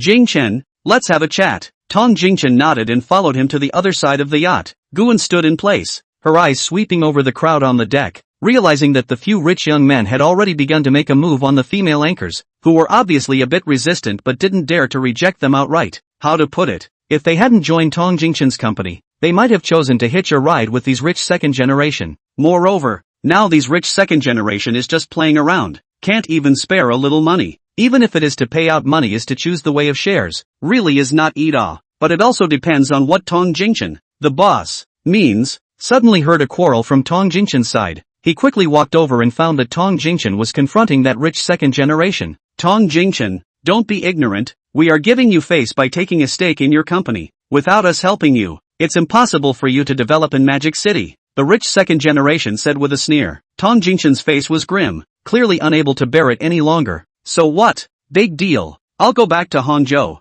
Aren't you just a stinky netizen? What's the point of pretending? Seeing that the situation was not right, Guan quickly stepped to Tong Jingchen's side. Netizens are also better than you guys who can only nibble on your old age. People at least rely on their hands to make money. That rich second generation glanced at Guan and said disdainfully, who are you? Mind your own business. Guan sneered, it doesn't matter who I am. And don't think you're a bully just because you rely on your family's 2 pennies. There are plenty of people richer than you. Do you have a say here? Who do you think you are? I'm young. Several other rich second generations see this situation also surrounded over. Seems to have a wave of a word will be out of the way appearance. Mad. I've made a mistake. I didn't bring anyone with me. Guan looked at the situation in front of him with a bit of chagrin in his heart. Who would have thought that he could run into this kind of thing when he was just traveling to Magic City? His current base camp was in Yangchang, and none of Dragon Shield's people had been brought along. After all, who is a good person to go out and travel with bodyguards? Plus the country is different from abroad. There are daily Chang wars.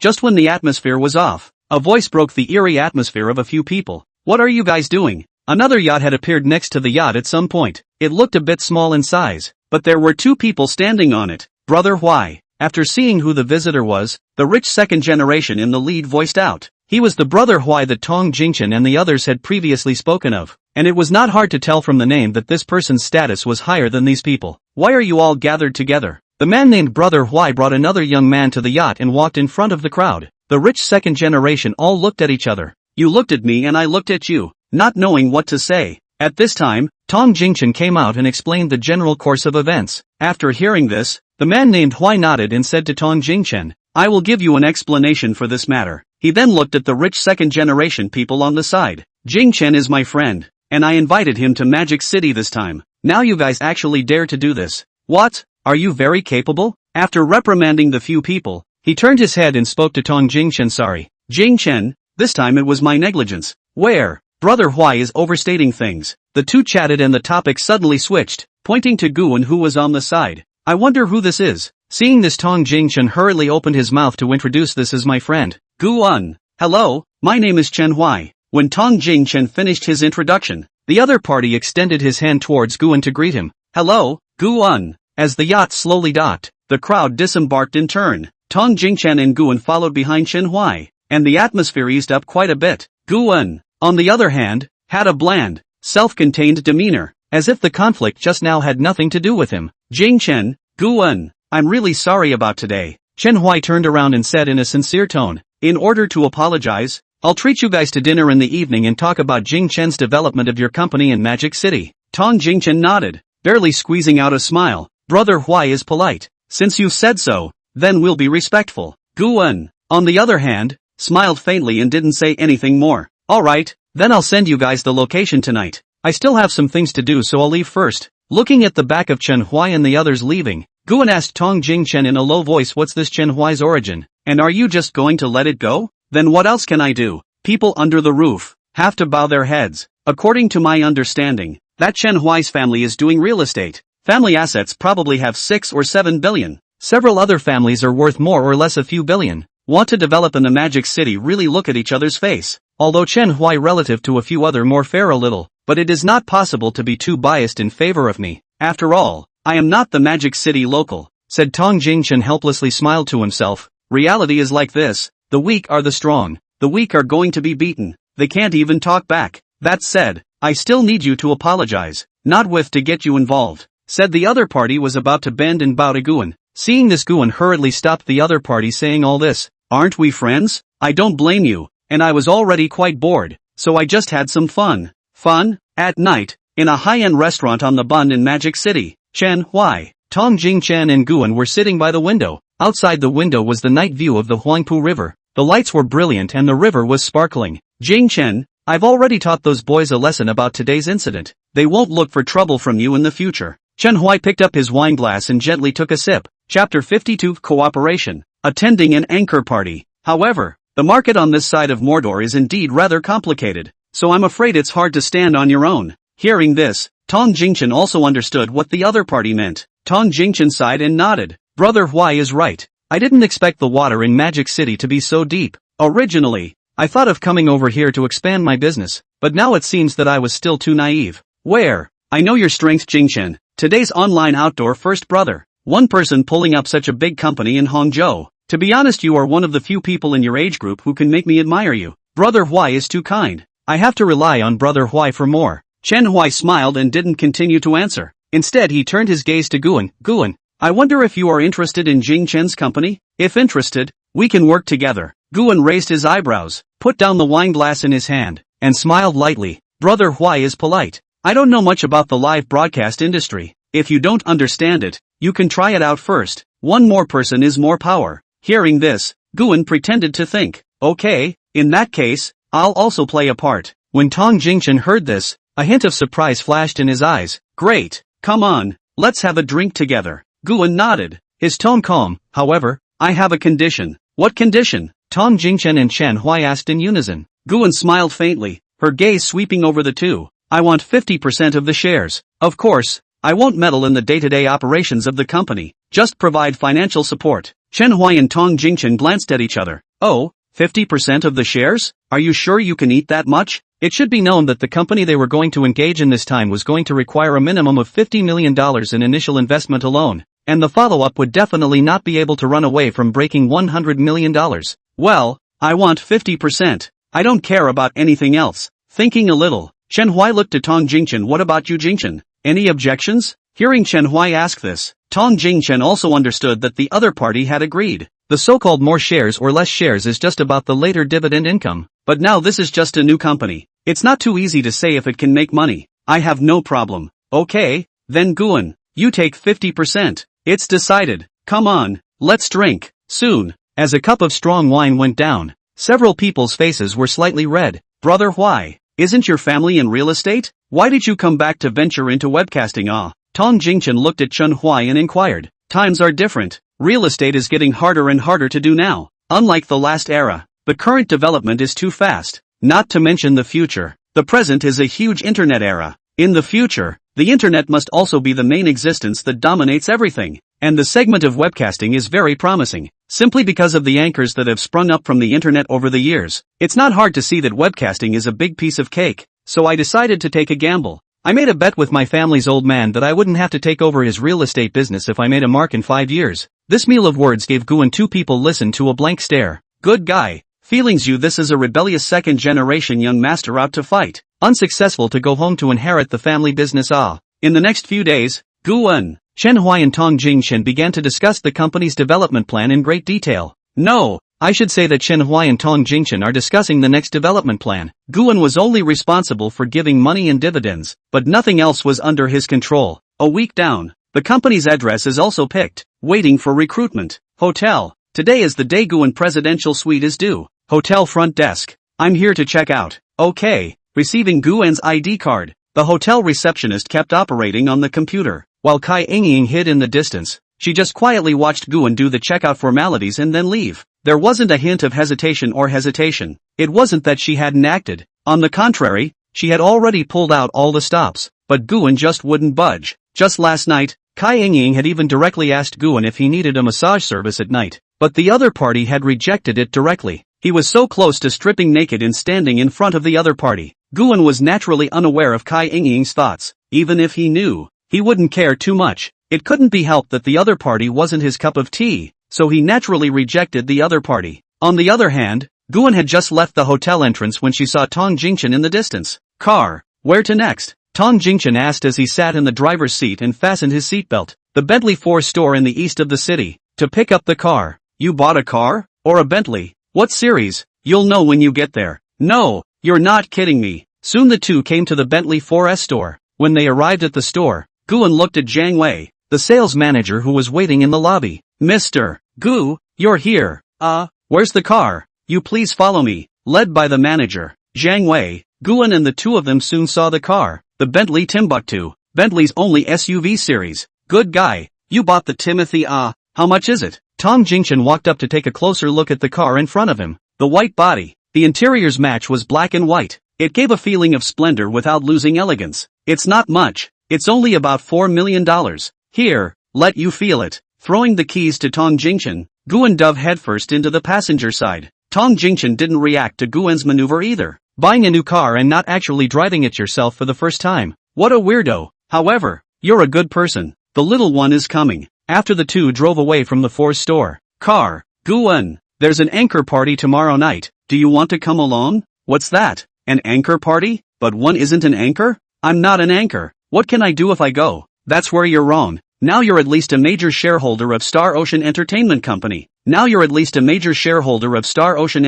Ltd. And naturally you're also half of the anchor circle. The most important thing is that there are a lot of beautiful women. Unlike those female anchors under my banner. Some of them are real faces, although they have put on a bit of makeup. Okay, then accompany you. The next night, Guan and Tong Jingshen arrived at a top hotel in Magic City. Pushing open the door, there were already many famous anchors and industry bigwigs gathered inside. And in the distance, Chen Huai was chatting with a man. And when he saw that it was Guan and the two of them coming in, he said a few words to the man in front of him and walked towards the two of them. You too, why did you come so late? Chen Huai said with a smile. At this moment, Tong Jingshen's face looked a little haggard. What's wrong with him? His face looks so ugly. Guan laughed and explained. I was stuck in traffic and came a bit late. As for this guy, probably didn't sleep well last night. Chapter 53 KPL seat. In yesterday Tong Jingshen was considered to have seen a real rich man. Full payment Bentley Timbuktu, and then another full payment of a villa in Dongong Mansion. That's right,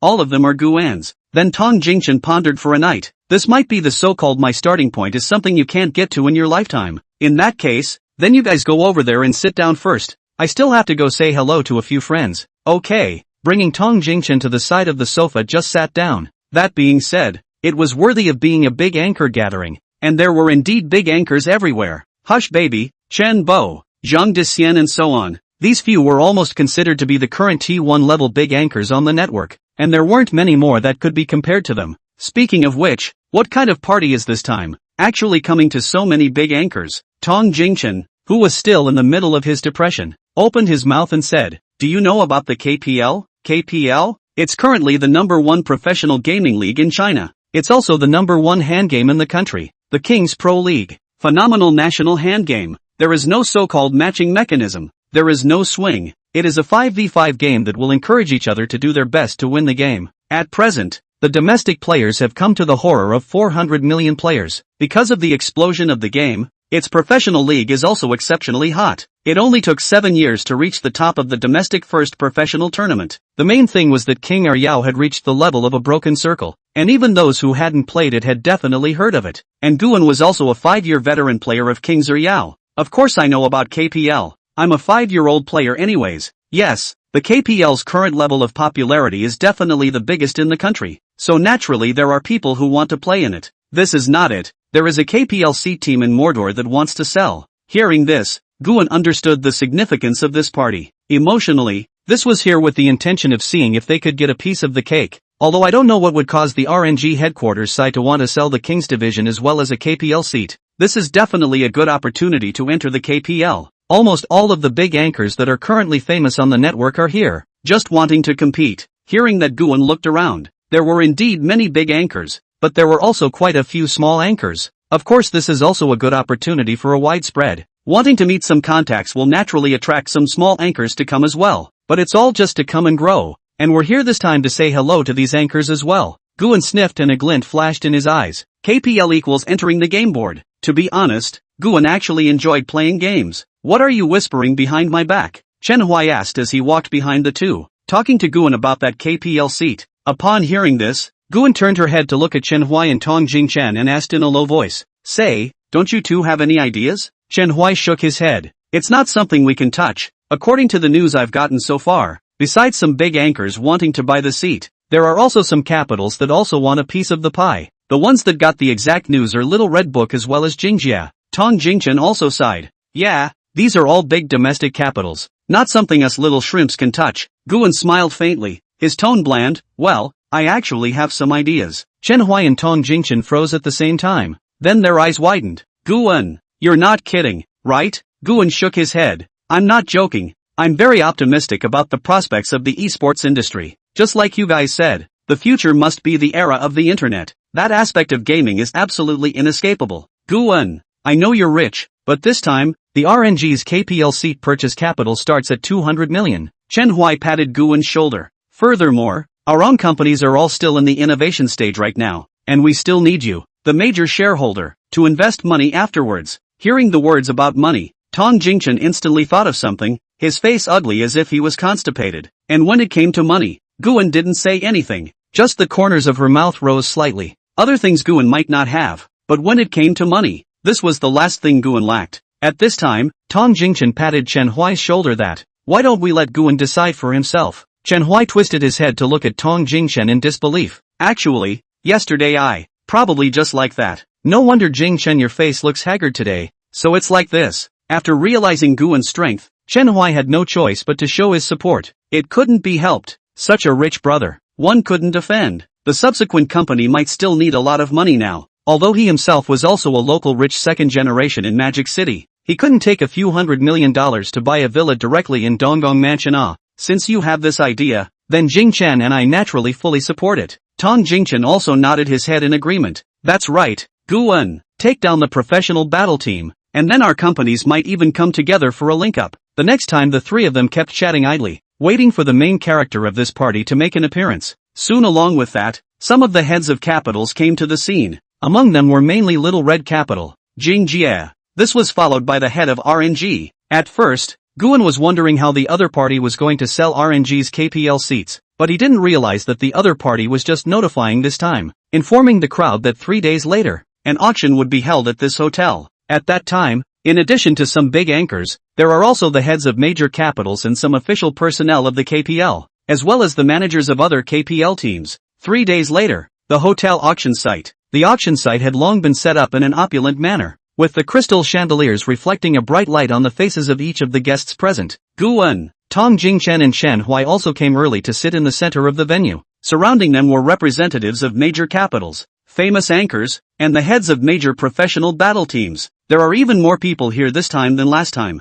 "Guan, did you bring enough money?" Tong Jingchen asked in a low voice, some smiles on his face. After getting along these days, the two of them, Tong Jingchen and Guan, had skipped from ordinary friends to buddies to good brothers. "Last time, I predicted that the pattern would be around 100 million, but I'm afraid to see so many people coming. Chen Hui sighed and patted Guan's shoulder. Guan smiled faintly, his eyes swept across the venue and said lightly, "Don't worry, it's not just a set of villas in Dongdong Mansion. So easy." Chen Hui patted Guan's shoulder and laughed. "Have the vigor. However, the competition this time is not small. Even if you have the confidence to take it, Little Red Book and Jingjia will probably raise the price very high. You have to be mentally prepared." Guan nodded and didn't say anything more. Chapter 54 Bar Celebration. Another chance encounter. His gaze fell on the podium in front of him, where the head of the RNG was standing. Introducing the rules of this auction. Ladies and gentlemen, thank you for coming today. The auction for the RNG's KPL seats has officially begun. The starting price is 200 million, and each increase shall not be less than $10 million. As soon as the person in charge's words left his mouth, a low murmur rang out in the venue. $211 million. Baby Hush was the first to raise his hand. $220 million.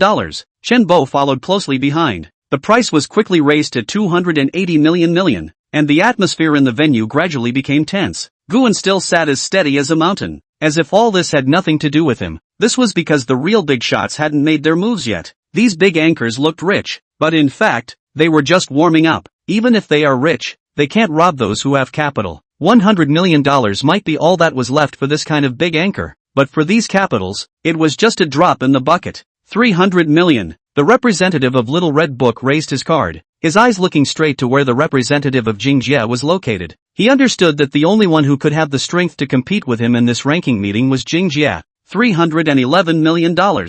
Seeing this, the representative of Jingjia was not willing to lag behind. $330 million. $350 million. Soon, only the voices of the two representatives remained on the entire field. At this moment, Guan finally moved. He slowly raised the sign in his hand, his voice calm but with unquestionable power. $380 million. The venue instantly fell silent, and all eyes were focused on Guan. The representatives of Little Red Book and Jing Jelly exchanged glances, clearly not expecting someone to continue raising the price at this level. Obviously this was greatly out of the two men's expectations. $380 million. This was already beyond the two's budget. $390 million. The representative of the small red book raised his hand again, only the momentum was not as strong as before. After all, this was biting the bullet and continuing to raise the price. As Little Red Ben's voice rang out, the Jingjia representative didn't continue to bid, but instead quietly watched the scene in front of him. The KPL seat was expensive, but it was no more expensive than $400 million. $430 million. Guan knew that the other party didn't have any more budget left, but he was also afraid that the other party might intentionally price it too high. Therefore, Guan directly rose $30 million at a time, so that the other party would most likely not dare to shout the price again. As expected by Guan, the other party was indeed not shouting anymore. $430 million. Once, $430 million. Twice, $430 million. 3 times. Sold. With the fall of the auction gavel, Guan successfully took the RNG's King's Division as well as the KPL seat. Tong Jingchen and Chen Hui excitedly patted Guan's shoulders, their faces filled with excitement. Crap! Kawa Guan! Tong Jingchen said excitedly. Guan smiled and said lightly, calm down, calm down. This you mustn't buy dinner. That is, no problem. Eat anywhere. At this time from in front of the trio came a few people. Congratulations. I didn't expect that in the end it was actually a young man who took it. The younger generation is really fearful. The middle-aged man in the lead side. Guan didn't recognize the person in front of him, but it was only when Chen Hui reminded Guan of the two men that he understood. The major shareholder of this RNG, the one who organized this auction. I'm no longer the owner of the RNG King's branch. I should say former owner. The middle-aged man laughed at himself. From now on, the King's branch will be in your hands. How should I say he has accompanied me for so long? I hope you treat him well. I will. After greeting Guan, he left the scene. Originally, there were some anchors who also wanted to come up and say hello, but Guan didn't have to, and pulled Tong Jingchen and the two of them to leave as well. That night, the three of them went to the top bar in Magic City to celebrate. Rumor has it that the average consumption of one person here is thousands of dollars a night. Inside the bar, the lights were dim, the music was deafening, and the crowd on the dance floor swayed to the rhythm. Guan and the others sat in the card table, and Chen Hui poured a glass of whiskey for the two of them first. Come on, let me congratulate Guan for successfully taking the RNG's King's Division as well as the KPL seat. From now on, Guan, you'll be considered to have your own private battle team. Yeah, maybe we'll even take the championship later on. Guan didn't say anything to Tong Jingchen's teasing. In fact, in his heart, he also wanted to take a championship to play. But there was no way that RNG's strength in the KPL was the existence of the bottom of the league. But if the results are a little better in the middle and upper reaches, I'm afraid that today's auction price will be more than double. With Tong Jingchen going to the dance floor, Guan is now the only one left at the card table. If you ask why there are no girls, then naturally, they didn't bring any. At this time, a beautiful woman came to sit next to Guan. This operation of the whole Guan have confused, because the bar light's dark influence. Guan first time simply cannot see each other's face. Naturally, he didn't know who the other party was. Only after seeing clearly did he realize that the other party was actually Yen Lulu. Why are you here? Of course I came here to play. I just happened to see you here so I came over. Come to play? Well, there was no one who said that an anchor couldn't come to a bar to play. The other party was wearing a black halter dress today. Her long hair was draped over her shoulders. Her makeup was exquisite, and her entire person exuded a mature and charming temperament. This look was well-groomed. Guan, is it just you? Where are Brother Tong and the others? Yen Luolu asked as she looked left and right. They went to the dance floor to dance. Guan pointed to the crowded dance floor in the center. Then why don't you go? Yen Luolu sat next to Guan with a hint of inquiry in her gaze. Guan smiled and didn't answer directly, but instead asked in return, what about you? Why did you come to the bar alone? Yen Luolu shrugged her shoulders. A hint of helplessness in her tone. High work pressure. Came out to relax. Stressed at work? Guan remembered that the other party hadn't been on the air for the past 2 days. So where was the pressure? The two of them chatted for a while, and Guan could feel that the other party seemed to be asking about herself intentionally or unintentionally all the time. Guan is not narcissistic. Mainly because after having money Guan doesn't know why his peach blossom luck is getting more and more. In the past, there wasn't a single female around, but now they were all rushing to stick it to themselves. What's wrong? Didn't you say you're my fan? A hint of cunning flashed in Yen Luolu's eyes. Why do you feel like you've become shy after not seeing me for a few days? Guan smiled and said faintly, why is that? People have been sitting here for so long, and I don't see you treating me to a drink, and you still have the nerve to say you're someone's fan. Then what do you want to drink? That depends on what you want to buy me a drink. At those words, Guan quickly moved closer and wrapped an arm around the other party's waist. She felt Guan's movements, but Yen Luolu didn't resist. Let's do it this way. Let's play dice. Keep it simple. Whoever shakes out a smaller number of points wins. Shake the dice? Yen Luolu pondered for a while. Okay, what if you lose? If you lose, you can do whatever you want. Chapter 55. Lift up your pants and don't admit it. I'm called Guan. Remember that. Okay, come on. The two men brought 2 pairs of dice and started shaking them up. After drinking the wine in her hand, Yen Luolu's cheeks flushed slightly and her eyes became mesmerized. This was already an unknown number of cups she had drunk. She leaned on Guan's shoulder and said softly, Guan, why do stars keep appearing on your head? Guan just gently patted her shoulder. You're drunk. No, I'm not drunk. I can still drink. Guan, do you remember the day we met? Yen Luolu suddenly asked. Guan nodded. Of course I remember. Yen Luolu smiled. At that time you said you were my fan. I believed you. Later I learned that you were a rich second generation. I was actually quite puzzled. How can a rich second generation be his own fan? Guan didn't deny it. Just said lightly, I am indeed your fan. Well, concerned is considered a fan. Who said fans must be true fans? Face and body fans are all fine. And about the word rich second generation, Guan has heard it too many times, but sometimes acquiescence was the best. Yen Luolu froze for a moment, then smiled. Then I'm quite honored that my boss is actually my fan. Guan didn't answer directly, but asked back, how so? Isn't your boss Jingchen? Yen Luolu shook her head, a hint of helplessness in her tone. Didn't you and Brother Tong and the others team up to start a new company in Magic City? Then Brother Tong transferred a group of people from Hangzhou to Magic City, and I was one of them. So you're my big boss now. Guan nodded. So he was really the other party's boss. Hey, what a ing coincidence. The atmosphere between the two became subtle, as if there was an invisible attraction pulling them together. Well, Guan admitted that he did have a bit of an idea. He hadn't been able to get to eat at the hotel a while ago, and now he had to hao lychee. Just then, Tong Jingchen and Chen Hui walked over, interrupting the ambiguous atmosphere between the two. Ha, Lulu, why are you here? Looking at the somewhat ambiguous movements of the two, Tong Jingchen patted Guan's shoulder and said with a smile, Guan, you too. Guan smiled and just responded faintly, aren't you guys going to dance? On the other hand, Yen Luolu on the side had a hint of redness on her face, obviously a little embarrassed. She gently pushed Guan and whispered, shall we? Guan shook her head and laughed, forget it, I don't really like dancing, you guys go ahead. Seeing this, Tong Jingchen and Chen Hui didn't say anything more, they just revealed a meaningful smile. The two men's expressions, Guan naturally knew what they were thinking. The music in the bar was still deafening, and the crowd on the dance floor swayed to the rhythm. And Guan didn't know what she was thinking, a little out of her mind. Guan, what are you thinking about?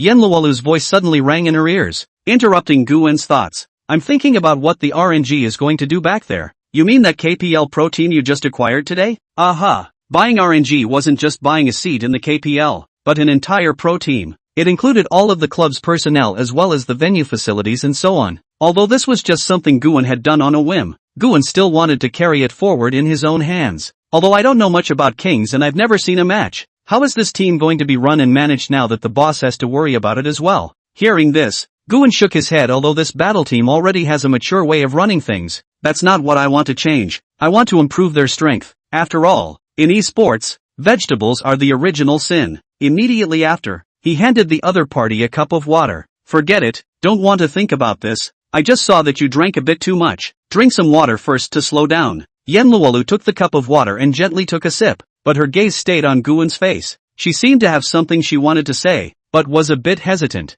Guan saw what was on her mind and asked softly, "What's wrong? Just say whatever you have to say." Yenluolu was silent for a while before she finally spoke. "Guan, that you?" Guan froze for a moment, then smiled. "What are you going to say? It can't be that you're interested in me, right?" Yenluolu's cheeks flushed slightly as she whispered, "I am a bit interested in you, aren't you?" Guan was silent for a while, his heart a little complicated. Well, as much as he didn't want to admit it, Guan knew in his heart that his charm wasn't that great. This time Guan came out to travel with the intention of abstaining for a period of time. After all, it was a bit too much some time ago. He had resisted the temptation when he was in the hotel, but now he was really reaching his limit. Guan is not a saint, just an ordinary person with a little money, and even a saint wouldn't dare to say that he had no desire at all. Immediately, he took the other party into his arms and said, "Then why don't we change places and have a good chat?" A hint of delight flashed through Yenluolu's eyes and she gently nodded. "Okay, let's have a good chat then." When Guan woke up, it was already high noon. At this moment, he was lying unclothed on a hotel bed. He rubbed his somewhat swollen head and recalled last night's events. Last night, he left the bar with Yenluolu, and then the two of them came to a hotel. As for the events that followed, they were all adults and understood what would happen. That's right, it's what you think. Guan looked at Yenluolu, who was still asleep beside him, and his heart was a little complicated. He knew that his behavior last night was a bit impulsive, and he hadn't held back after all. He gently got up and put on his clothes. Just then, Yenluolu woke up. When she saw that Guan was preparing to leave, a trace of loss flashed across her face, and she asked softly, "Are you leaving?" Guan nodded and said faintly, "Well, I still have things to take care of." Yenluolu was silent for a while, and said in a low voice, "Guan, you don't have to take last night's matter to heart. I know it's impossible between us." Guan glanced at her, feeling a little guilty in his heart. He knew that his behavior last night might have caused her to have a misunderstanding, but it really wasn't possible between the two. The other party was different from Lin Qingxua by Shiyu and the others. These were all Guan's women, and their first time belonged to Guan. He gently patted Yenluolu's shoulder and said, "Don't think too much. I just have some things to take care of. Get some rest. You were tired last night too." Still too soft-hearted, Guan was unable to say anything desperate after all. After all, the two had just had sex last night. "Do you dislike me? Think I can't do it just because it's not my first time?" Guan obviously didn't expect the other party to say it so bluntly either. Chapter 56, Visit. Reorganize the battle group. That's right, a big reason was indeed because of this. If it was in the past when Guan was still an ordinary person, a beautiful woman like the other party would be able to accept herself even if it wasn't her first time. But now, one could only say that times were different. Smacking his lips, Guan still wanted to comfort the other party, but in the end, he didn't say anything. "Get some rest. I'll talk to Jing Chen about your arrangements at the company later." Yenluolu shook her head and smiled somewhat self-deprecatingly.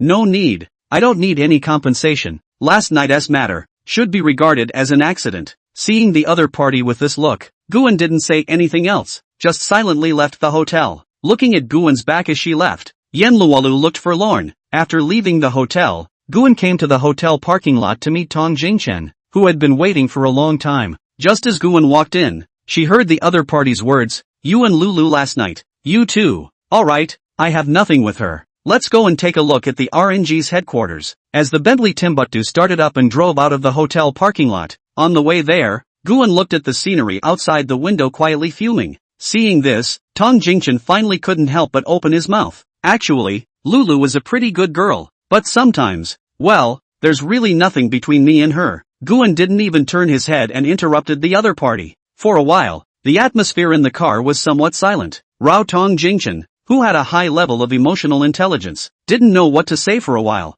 On one side was his good brother, and on the other side was a female anchor under his banner. The main reason was that the gap between the two people's identities was too huge. One could casually come up with a few $100 million as if it was his daily pocket money. One was a female anchor under his own banner, and although he had millions of fans on Join, but how about that? In front of the truly rich, netizens were a joke. I heard that you've transferred Lok to this side of Mordor. I'll call a sum of money to the company's account in the back. When the time comes, resources will be prioritized and focused on her. Just be a female anchor in the top 10 of Join's volume. How much will you reimburse her from the inside when the time comes? Hearing Guan's arrangement, Tong Jingchen nodded. Okay, I know. Soon, the two came together to the location of the RNG's King's branch. As the owner who had just bought RNG, Guan needed to have a thorough understanding of the team. When Guan and Tong Jingchen arrived at the RNG King's branch building, they were greeted by a group of professional players and staff. When they saw Guan and Tong Jingchen, they came forward to greet them.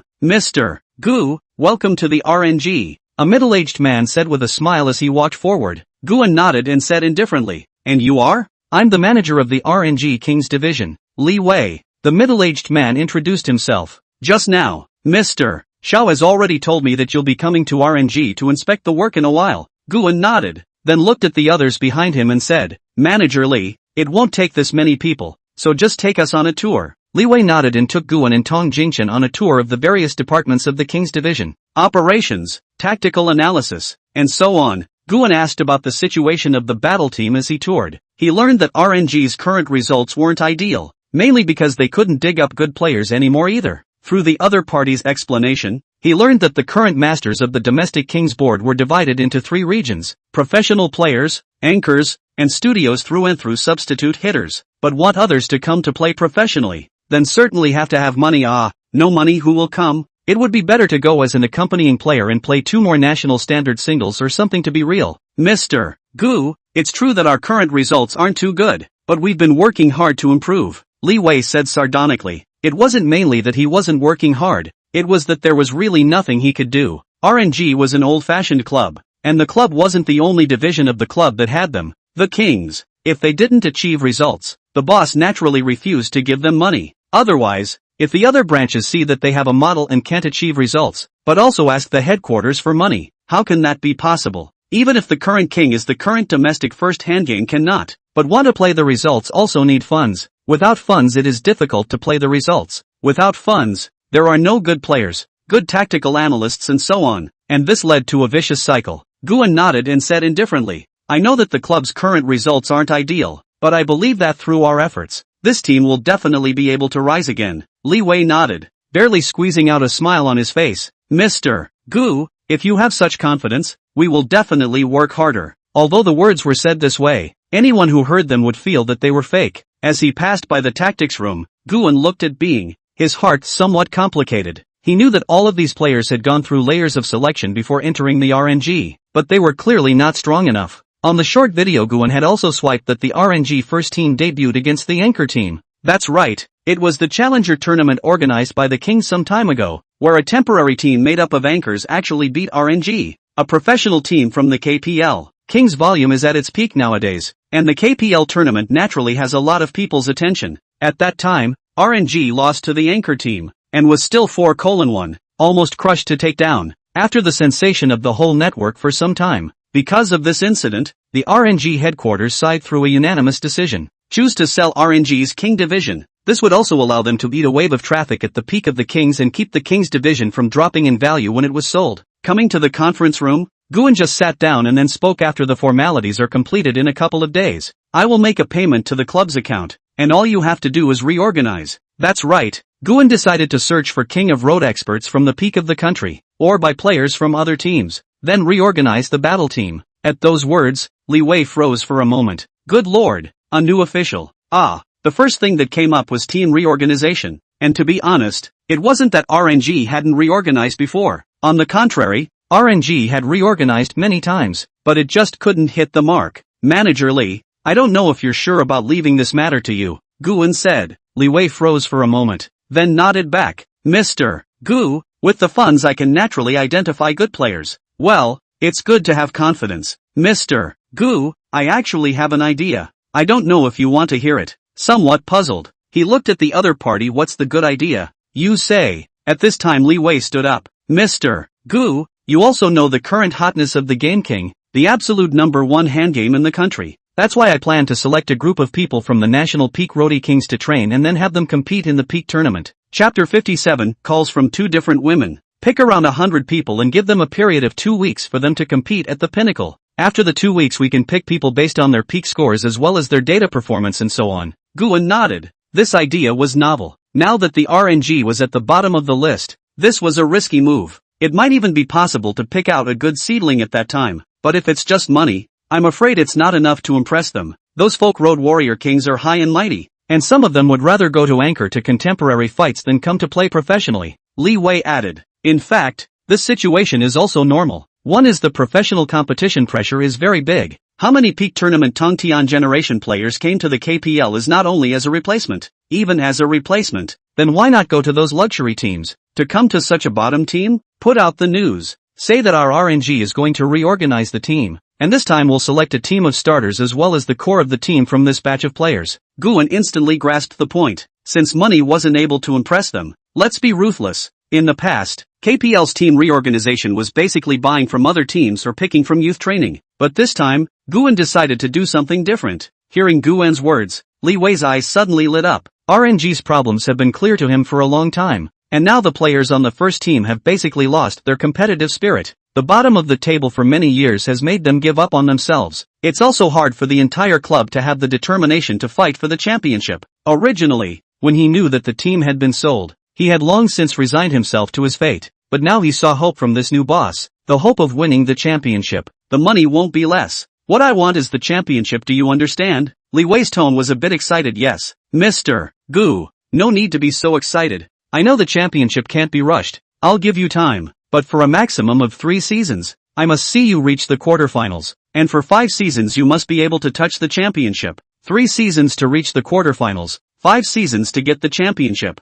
That's not a normal amount of difficulty. No problem, Mr. Gu, as long as the money is there. I'm confident. There was no way. In front of the boss, even if you didn't have confidence, you had to say you had confidence. If Li Wei said he didn't have that confidence, I'm afraid he would be fired immediately. You don't have to worry about the money. How much do you need, and then tell me if it's not enough. After Guan and the others finished their discussion that day, Li Wei immediately released a recruitment announcement across the entire network. It instantly became a hot search headline. At the same time, the major professional teams in the KPL also received the news. On the other hand, after Guan and Tong Jingchen left RNG Club, the sky was already getting dark. The neon lights of the city began to flicker and the traffic was weaving. Guan sat in the back seat of the Bentley Timbuktu and looked out the window at the scenery flying by. Just as he was deep in thought, his cell phone suddenly rang. Guan looked down to see that it was Lin Qingxue calling. Hey, Qingxue. Guan froze for a moment, then picked up the phone. What wind actually made you call me?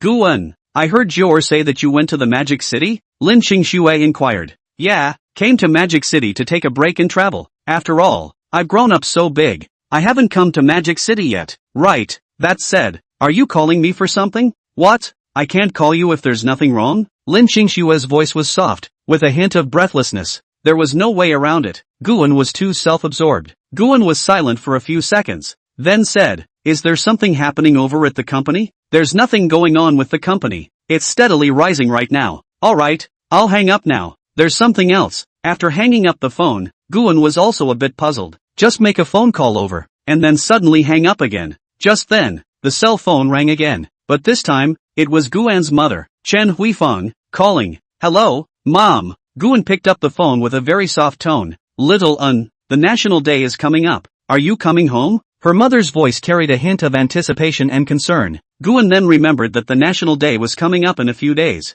Originally, Guan's plan was to continue to stay in Magic City for a while, but now I'm afraid that won't be possible. Back, of course, Guan said with a smile. Mom, don't worry, I'll go back early then. Although she didn't know why Mom would call herself to inquire because of this, but she would go back anyway. That's good. That's good. Mother's voice was obviously much more relaxed. Your dad and your brother have been busy with the renovation of the old home recently. It's good for you to come back and take a look. Got it. After hanging up the phone, Guan said to Tong Jingchen, Jingchen, I'm going home for the National Day. You can keep the car for me. Tong Jingchen nodded. Okay, don't worry about going back. I decided to take good care of your Timothy. Guan nodded. Time quickly came to the day of going home. On the airplane, Guan leaned back in her seat and closed her eyes. A few hours later, the plane landed at Ningcheng's airport. Guan didn't even go back to Yangcheng, but returned directly to Ningcheng. Just as he stepped out of the airport, Guan saw his second brother, Gu Tian, who was waiting outside the airport. Brother, Guan smiled and walked forward, giving Gu Tian a hug. Little back, Gu Tian patted his shoulder, his face full of smiles. Where's Dad? Guan asked. Didn't he say he was coming to pick me up? Originally, long before he came back, Guan's dad, Gu Cheng, had said that he would personally come to pick Guan up then. Dad's at home discussing the foundation with the village committee. Foundation? Guan was a bit puzzled and asked what's the situation. The old home renovation still need to discuss with the village committee? Get in the car first. I'll tell you more slowly. On the way back, Guan through the mouth of the second brother also know the general causes and consequences. It turned out to be Guan's old home next to actually have a very large piece of land, deserted for a long time. This renovation Gu Cheng looked at this piece of deserted land, but this piece of wasteland is the village committee side of the management, not to say that can be built. So Gu Cheng went to the village committee to discuss with it. Just today, after returning home from the airport, Guan saw his mother, who was cooking, and his second sister-in-law, who was helping out at the side, and his father, Gu Cheng, was also sitting in the living room smoking a cigarette. Dad, I'm back, Guan said with a smile. Gu Cheng, who was originally smoking a cigarette, then realized that the two Guan brothers who had already returned home, back, just as the luggage. Guan heard the voice from his mom. If you're back, come and eat. Gu Cheng walked to Guan and patted his shoulder. Let's go. Let's eat first. Aha. Chapter 58. Home. Morning run. At the dinner table. Dad, I heard my brother say that you went to the village committee to discuss the piece of land next to our house? Gu Cheng nodded his head and acknowledged yes. I think it's better to keep that piece of land. We might as well use it to build a house, so that the old family house can be made a bit bigger then. So how are the talks going? Gu Cheng smiled at his words, his face a little smug. Who am I? Your father. It's just a piece of land. Of course there's no problem. Guan didn't say anything, but just smiled knowingly. He knew that his dad was getting complacent. What are you pretending for? You still bought a few cigarettes and bottles of good wine to go. Who else would give you the face to give you that piece of land just because you're from the same village? So big a piece of land. You think say give you? Looking at her mom, Chen Huifang directly poked her dad. Guan tried to hold back as much as possible on her face, but in her heart, she had already smiled. But in his heart, he was already laughing. In the family, only mom could cure dad. Ahem, the kids are here. Give me some face. You still know how to save face? Your face is really big. Guan's trio quietly watched the show, not daring to make a sound. After dinner, at this time, Guan's father and son were sitting in the living room. Little how have you been doing at school lately? The father asked as he made tea. I finished my thesis in defense at school and have moved out from the dormitory, Guan said with a smile. Got a company outside now. Moving out from school was a small matter. After all, it was all senior year, and no one would care so much. As for the company, this Guan is considered to give the family a preventive shot in advance. After all, the family is going to know sooner or later. It's good to move out. You're also graduating, and now you have the ability to earn money. These your mom and I will not care. But what company are you talking about? What exactly does it do? Father was a bit puzzled. He wasn't afraid of anything else, but he was afraid that Guan would hitch all his money because he was young and then high-minded to go straight into business. He knew that in this case, if all his money was invested and lost, he would not be able to withstand the blow. At that time, jumping off a building is a small matter. It's just a small investment, a small fight, Guan explained, and it's also earned quite a bit, though not a lot. The father nodded, not quite understanding, but still supporting his son's decision. Well, you've always been measured in what you do. Dad believes in you. Right, since there are more places to renovate in the old home, the original 2 million shouldn't be enough. Saying that, Guan took out a brand new bank card from his pocket. There's some money in here. Dad, you can take it for the renovation of the old home. Of course, if you don't have enough money normally, you can also take it from here.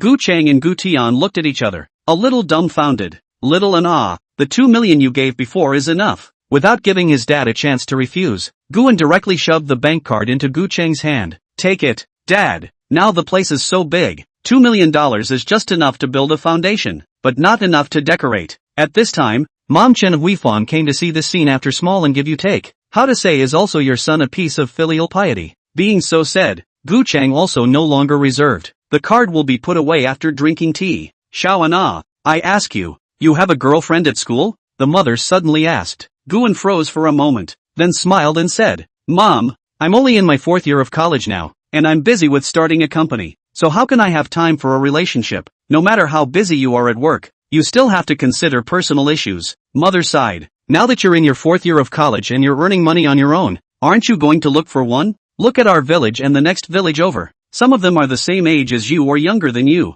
Now the children can even play soy sauce. Guan smiled helplessly. Mom, this kind of thing can't be rushed. You can't force it. It depends on fate. When fate arrives, I'll naturally get a girlfriend. Hearing Guan's words, Chen Huifang also knew that there was no way to persuade Guan now. I'm afraid. At night, Guan lay in bed, but his heart was a bit complicated. Was this the urging for marriage from his family? Although it hadn't reached that level yet, but with his current status and position, he was doomed to not be able to deal with relationships like an ordinary person. There were 4 or 5 women in Yangcheng alone. If this was known by his dad and mom, Guan wouldn't even dare to imagine that scene. Forget it, don't think about it. Guan shook his head and decided to let go of these worries for the time being. Tomorrow's worries would come tomorrow's worries. I didn't realize that worries still existed after having money. The next morning, Guan got up early, changed into a sportswear and went for a morning run. If you don't exercise in moderation, Guan will soon become weak. A while ago to go to the gym to sign up for exercise did not expect that he actually instead of the coach to pick up the hand after very little to go again.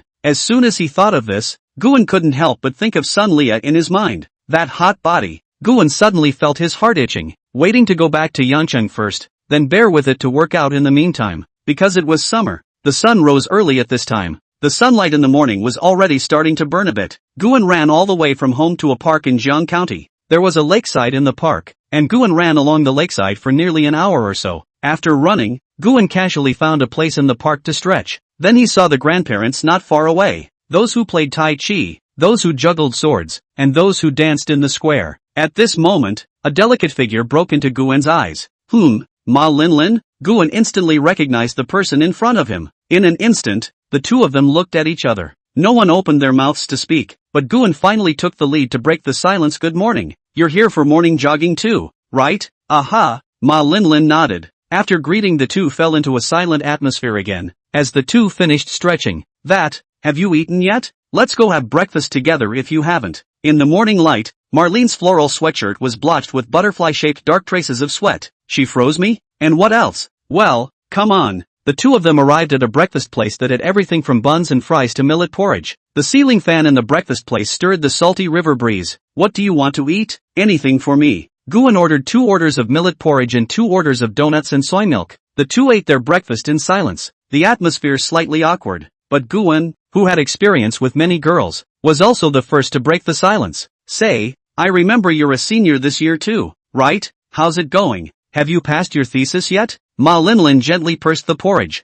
Well, early over, also ready to come out to find a job internship. Guan Xin was moved. I didn't expect the other party is also a diligent master. Chapter 59, Ex-Boyfriend. 3 years of high school extinction. Ma Linlin lowered her head and took small sips of kanji, occasionally looking up at Guan with a hint of complexity in her eyes. Guan, on the other hand, looked relaxed and at ease, occasionally picking up a donut, dipping it in soy milk, and eating it with gusto. Since having money, Guan had basically eaten mountains of food. Now in eating soy milk and donuts for breakfast, it was really a kind of reminiscent enjoyment. So where do you plan to work after graduation? Guan asked casually, breaking the silence. Ma Linlin put down her spoon and said softly, I haven't decided yet. I might go to Yangcheng, or maybe Pengcheng. After all, there are more opportunities there. Although it's not close to home there, it's not very far away. Guan nodded and was about to say something else when he suddenly heard a voice from the doorway. Linlin. He looked up and saw a boy wearing designer clothes and a pair of black-framed glasses walking towards the two of them here. The boy had a somewhat anxious look on his face, and his eyes still held a great deal of hostility when he looked at Guan.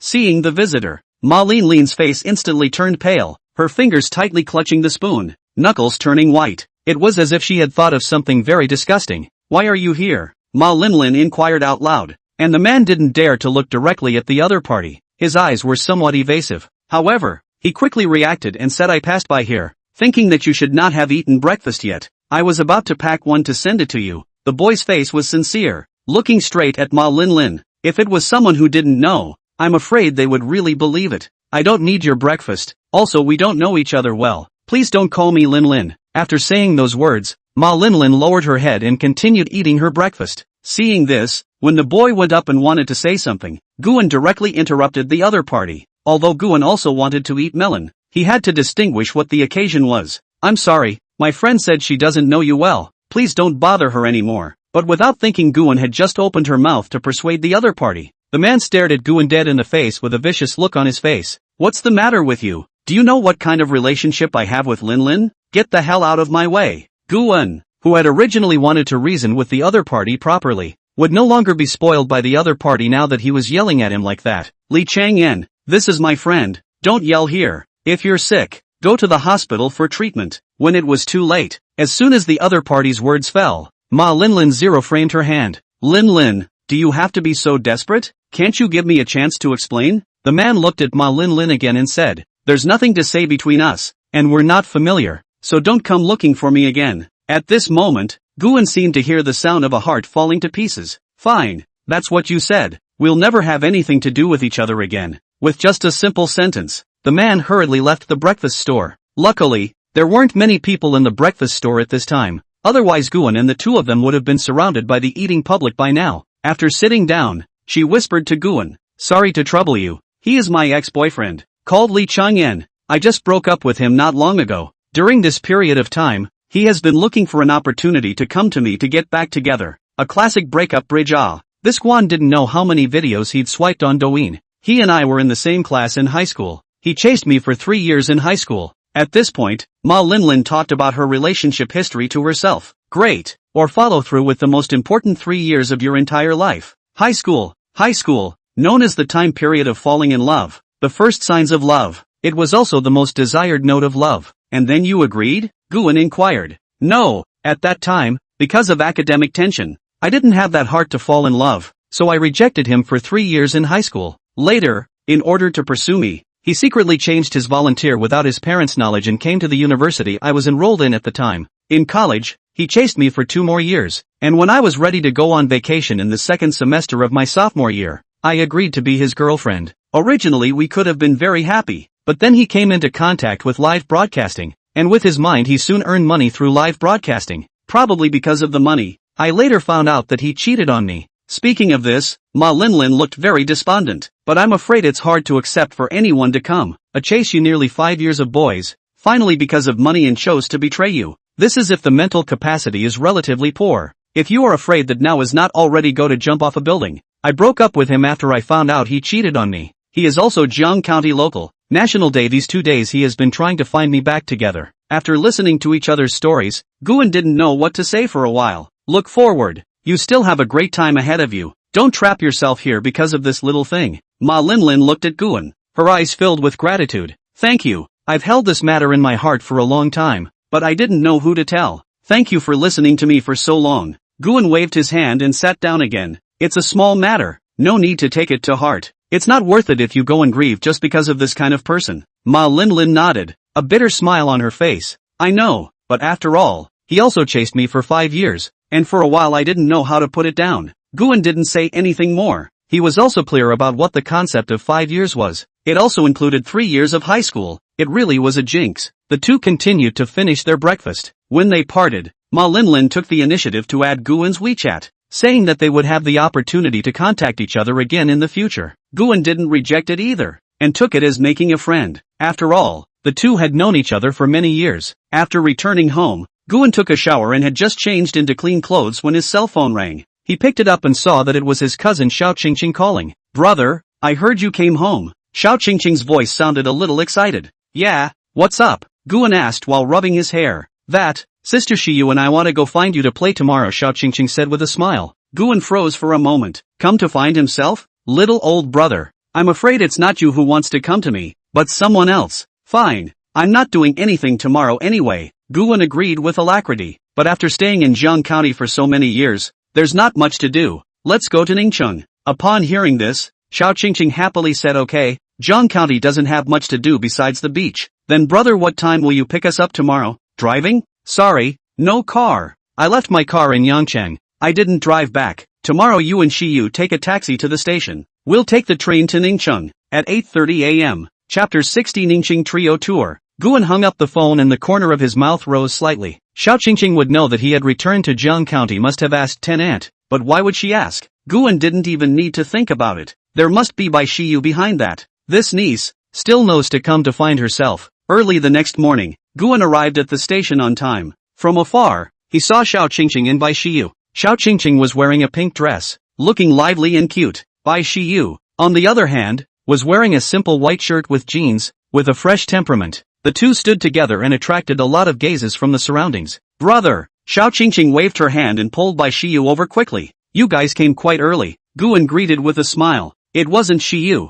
Knowing that she was going to Ningcheng today, she directly stayed at my place last night. Before dawn, she dragged me to get up and dress up, came to the station early, and then waited for you, brother, for almost half an hour, Xiao Qingqing said with a resentful face. Bai Shiyu smiled awkwardly and said softly, okay, I know you're sleepy, so feel free to sleep in the car later. And Guan just smiled faintly at his words and didn't say anything. His relationship with Bai Shiyu, Xiao Qingqing naturally didn't know. After all, Xiao Qingqing had always treated Bai Shiyu as her best girlfriend, and if she knew that the two of them were secretly together, she would probably make a scene. It wasn't that she didn't agree, but the relationship between the two wasn't the normal kind of boyfriend-girlfriend relationship. But Guan also didn't expect that this niece would actually be able to drag Xiao Qingqing to the station so early in the morning. The three of them boarded the moving train and found the corresponding seat on the ticket and sat down. Last night, Guan had bought the ticket temporarily, and because it was the national day, the ticket was not easy to buy. So Guan directly super doubled and rushed to Super SVIP, successfully taking 3 tickets. Shortly after the three of them sat down,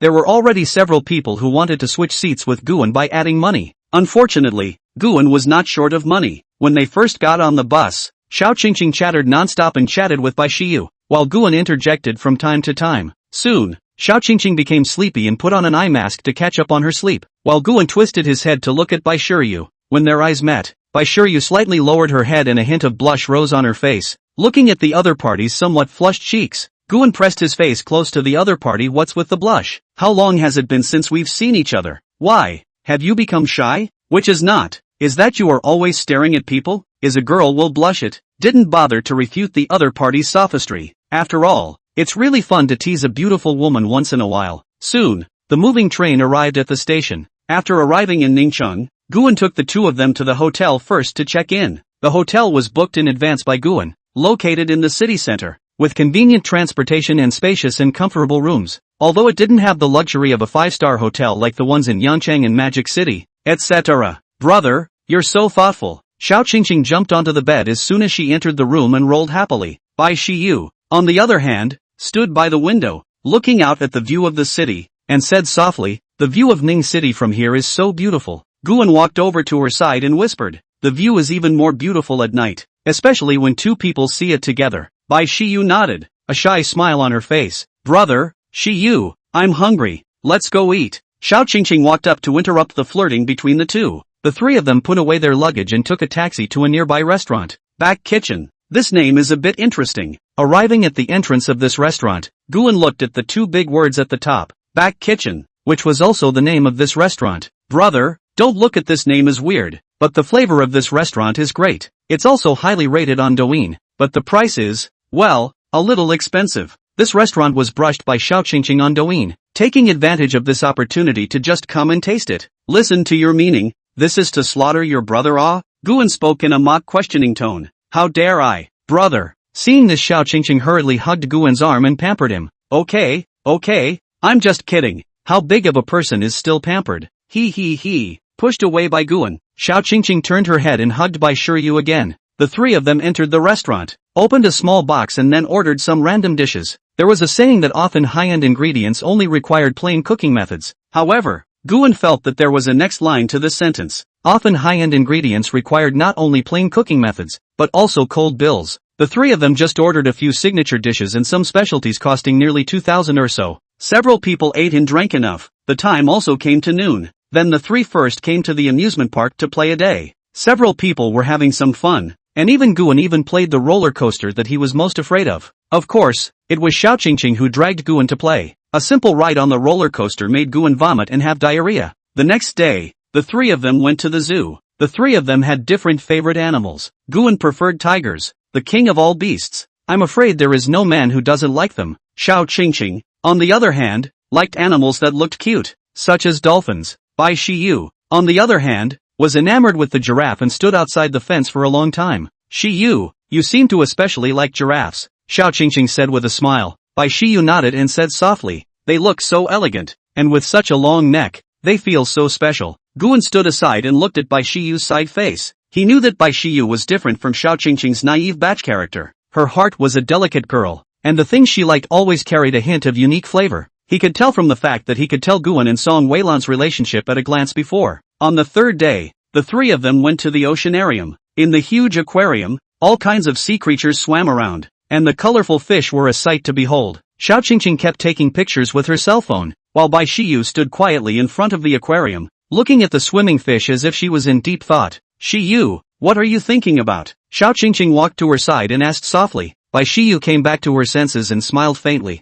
I was thinking that although these fish live in such a small space, they seem to be very free. Guan, who was at the side, also felt some emotion in his heart when he heard this. After all, there were professional staff who put in food every day, so there was no need to worry about their livelihood at all, because it was useless even if they were worried. That night, the three of them returned to the hotel. Xiao Qingqing was so tired that she went back to her room early to rest. These few days could be considered exhausting for her. Go back and rest early. We won't go to the station until tomorrow afternoon. Saying goodbye to the two, Guan returned to his room. After a simple shower, Guan brushed up her videos. An expert had said that brushing up on beautiful videos for 2 hours a day could keep you in a good mood every day. It was good for physical and mental health and prolonged life. Chapter 61 Hot Woman Almost Discovered. On the other side, Xiao Qingqing was a bit tired from playing these past few days, so she took an early bath and rested. Bai Shiyu, on the other hand, quietly came to Guan's room. Bang bang bang. At this moment, Guan was immersed in a video of a beautiful woman when a knock on the door came to interrupt. When Guan opened the door, he saw Bai Shiyu standing at the door.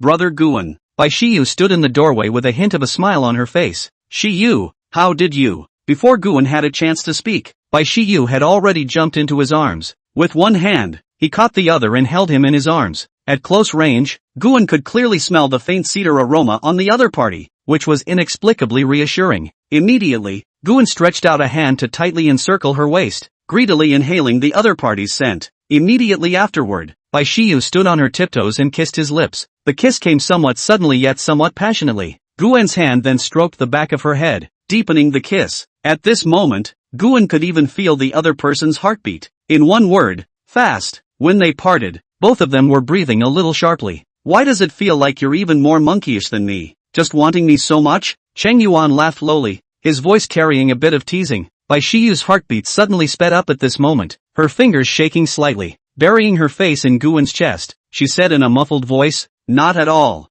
Then who was hanging onto me like a wombat just now? I. Bai Shiyu raised her head to glare at Guan, only to meet his gentle eyes. Guan reached out and wiped away the lipstick that was swirling at the corners of her mouth and said softly, okay, I won't tease you anymore. I actually miss you too. At this time, it suddenly started to rain heavily outside the window, but the house was warm and cozy. Guan smiled and pulled her into the room, and after closing the door, the two of them could finally let go of all their scruples. Guan gently wrapped his arms around Bai Shiyu's waist and lowered his head to kiss the other. From the living room to the bed, and from the bed to the bathroom. Finally the two moved the battlefield to the sofa in the living room again. The two of them were in you and in me at this point. Just like this, a battle that lasted for almost an hour was interrupted by a knock on the door. At this moment, the two were standing in front of the floor-to-ceiling windows, plastered front and back together looking at the night scenery of Ning City. Suddenly, a knock came from outside the door. Brother, are you asleep? Xiao Qingqing's voice came from outside the door. Guan and Bai Shiyu instantly froze. The two of them exchanged glances, and Bai Shiyu hurriedly hid in the bathroom.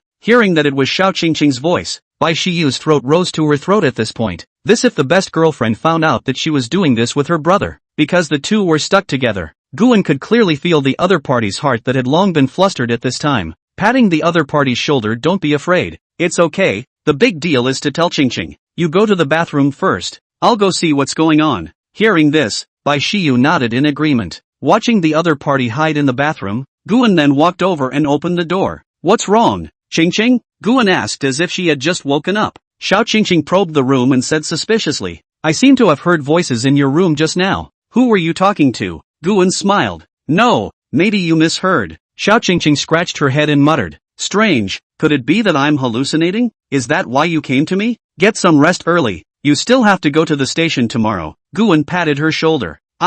People aren't here for this. I wanted to come and ask if you've seen Shiryu. I just got up to go to the bathroom and realized that Shiryu wasn't in the room. So I wanted to come and ask brother if you've seen where Shiryu went. Knowing the reason why Xiao Qingqing came to knock on the door, Guan's brain flew around quickly, thinking about what kind of reason he should make up. Shiryu is an adult. If she wasn't in her room, she went out. Maybe she couldn't sleep and went out for some air. Or maybe she went out for a snack. Hearing Guan's words, Xiao Qingqing was about to say something else. Fortunately, Guan was quick on his feet and pushed Xiao Qingqing to walk back to the other party's room. Alright, go to bed at night. Maybe Shiryu will be back in a while. You don't have to worry too much. Sending Xiao Qingqing back to her room, she turned around and went back to her own room. Guan closed the door and let out a long sigh of relief. Fortunately, Xiao Qingqing was relatively naive and easy to trick. Bai Shiyu walked out of the bathroom with a hint of nervousness on her face. How's it going? Where's Qingqing? Bai Shiyu said in a low voice. Guan smiled and gently wrapped his arms around her. It's fine. She just got up to go to the bathroom and realized that you had disappeared. So she came to me and asked me if I knew where you had gone. And then I lured her back to her room. Hearing this, the breath Bai Shiyu was holding was finally relieved. Look at you. You're so afraid of Qingqing finding out. Knowing that Guan was teasing herself, Bai Shiyu wasn't annoyed. Qingqing is relatively simple. I'm afraid that she won't be able to accept this if she finds out. In fact, if it was just a simple relationship between the two of them, then it really wouldn't be a big deal. But the problem lies in the fact that the relationship between Guan and Xiaoqing is not as simple as a normal relationship between a man and a woman. Moreover, Guan didn't really want Xiao Qingqing to know. If she let the other party know that Guan had a girlfriend, then there was no need to think. It was a big mouth. I won't talk to you anymore. I'm going back. After saying that, Bai Shiyu was about to get up and leave, but Guan pulled the other party's hand. So fast. Just now we haven't finished enjoying the night view of Ningchang. Seeing this, Bai Shiyu touched Guan's head. Be good. There are plenty of opportunities. It's better for me to go back now. Otherwise Qingqing will still have to come back later. Finally, she kissed Guan and returned to her room. Only Guan was left alone in her room. The next day, afternoon. Today was the penultimate day of the National Day vacation, and Guan and Xiao Qingqing Bai Shiyu were preparing to return to Yangcheng today. Guan's trio arrived at the station, and when they boarded the carriage, Guan suddenly saw a familiar figure. Ma Linlin? Guan shouted with some surprise. Ma Linlin turned back, and when she saw Guan, a hint of surprise appeared on her face as well. Guan, why are you here? Guan smiled. I was just about to return to Yangcheng. How about you? Ma Linlin nodded. Me too. On the side, Xiao Qingqing looked at Ma Linlin and then at Guan and asked curiously, Brother, who is this? This is your first cousin's husband's sister. Ma Linlin, this is my cousin, Xiao Qingqing, and her classmate Bai Shiyu. Guan briefly introduced the three of them. Hello guys. Hello X2. After the introduction, Guan looked at Ma Linlin. It's quite a coincidence. Not only the same train, but also the same row of seats. Guan's trio had the usual 3 seats, while Ma Linlin happened to sit on the 2 seats next to Guan.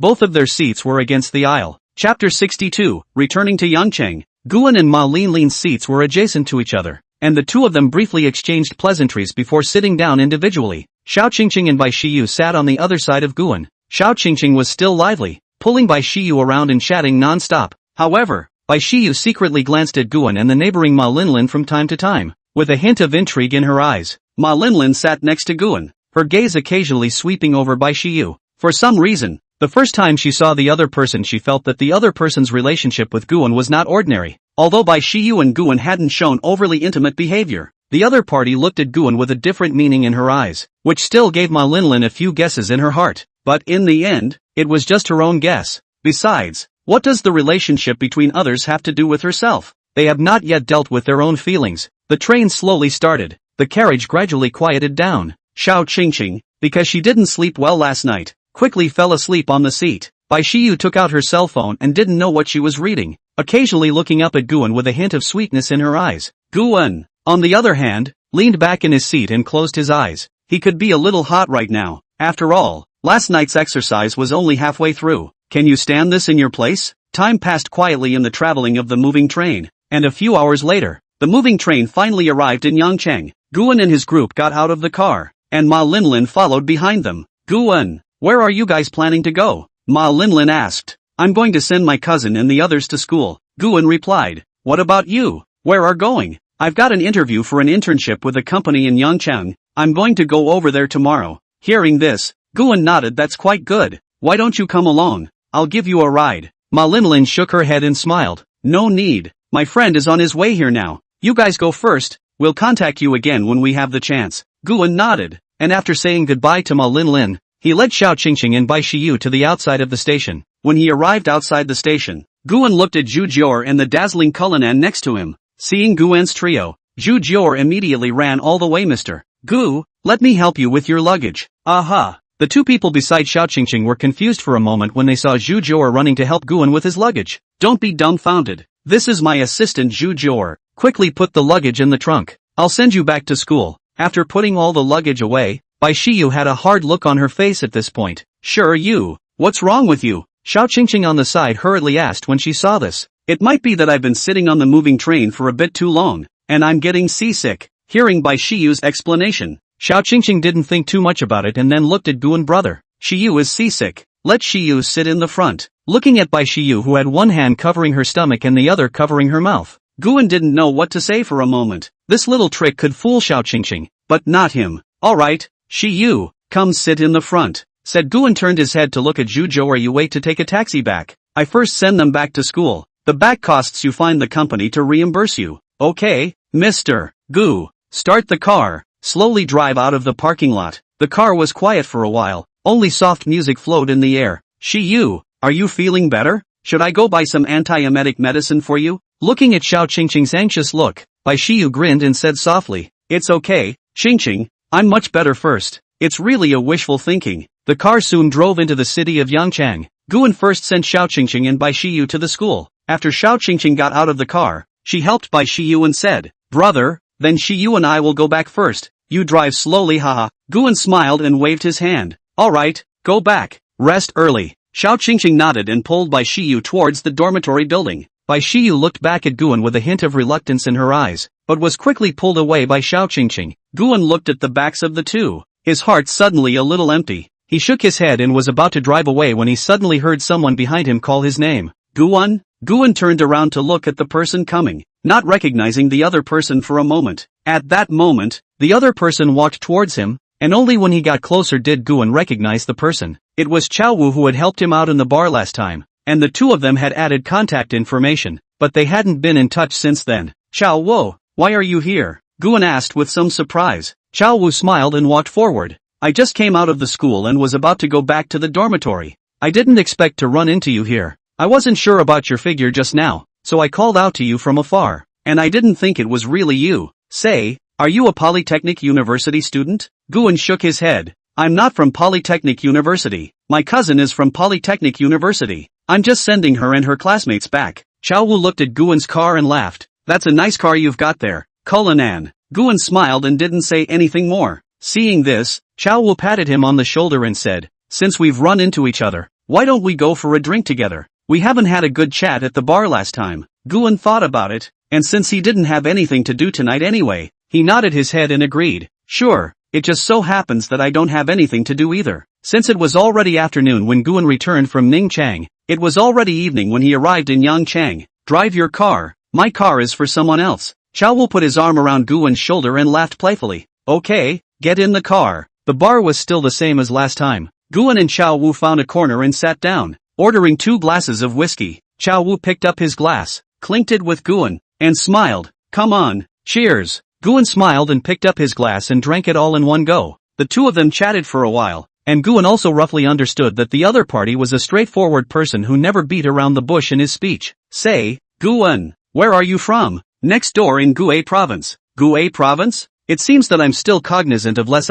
It's true that there are many rich people in the country. Chao Wu was a little surprised, but quickly felt that it was only natural. There are not many other things in the country, but there are certainly not few rich people. At this time, Chao Wu's cell phone rang. After glancing at it, Chao Wu answered it. Hello, got it, I'm at the bar. You come over. Putting it down, he looked at Guan. My sister might be coming over later, along with her girlfriends. I'm telling you, my sister and her girlfriends are beautiful women. Don't be fooled. Sister? Girlfriends? Sure, it'll be fun to see them. Guan didn't care. They were beautiful women anyway. About half an hour later, Chao Wu received another call. After a phone call, he looked at Guan. My sister and the girls are here, right in front of the bar. I'm going out to pick them up now. You wait here for a bit. With that, he got up and left. Soon, Chao Wu came back, with two beauties behind him. Chapter 63 Gambling. For a moment, Guan's gaze was involuntarily attracted. Seeing this, Chao Wu walked over to Guan and patted his shoulder.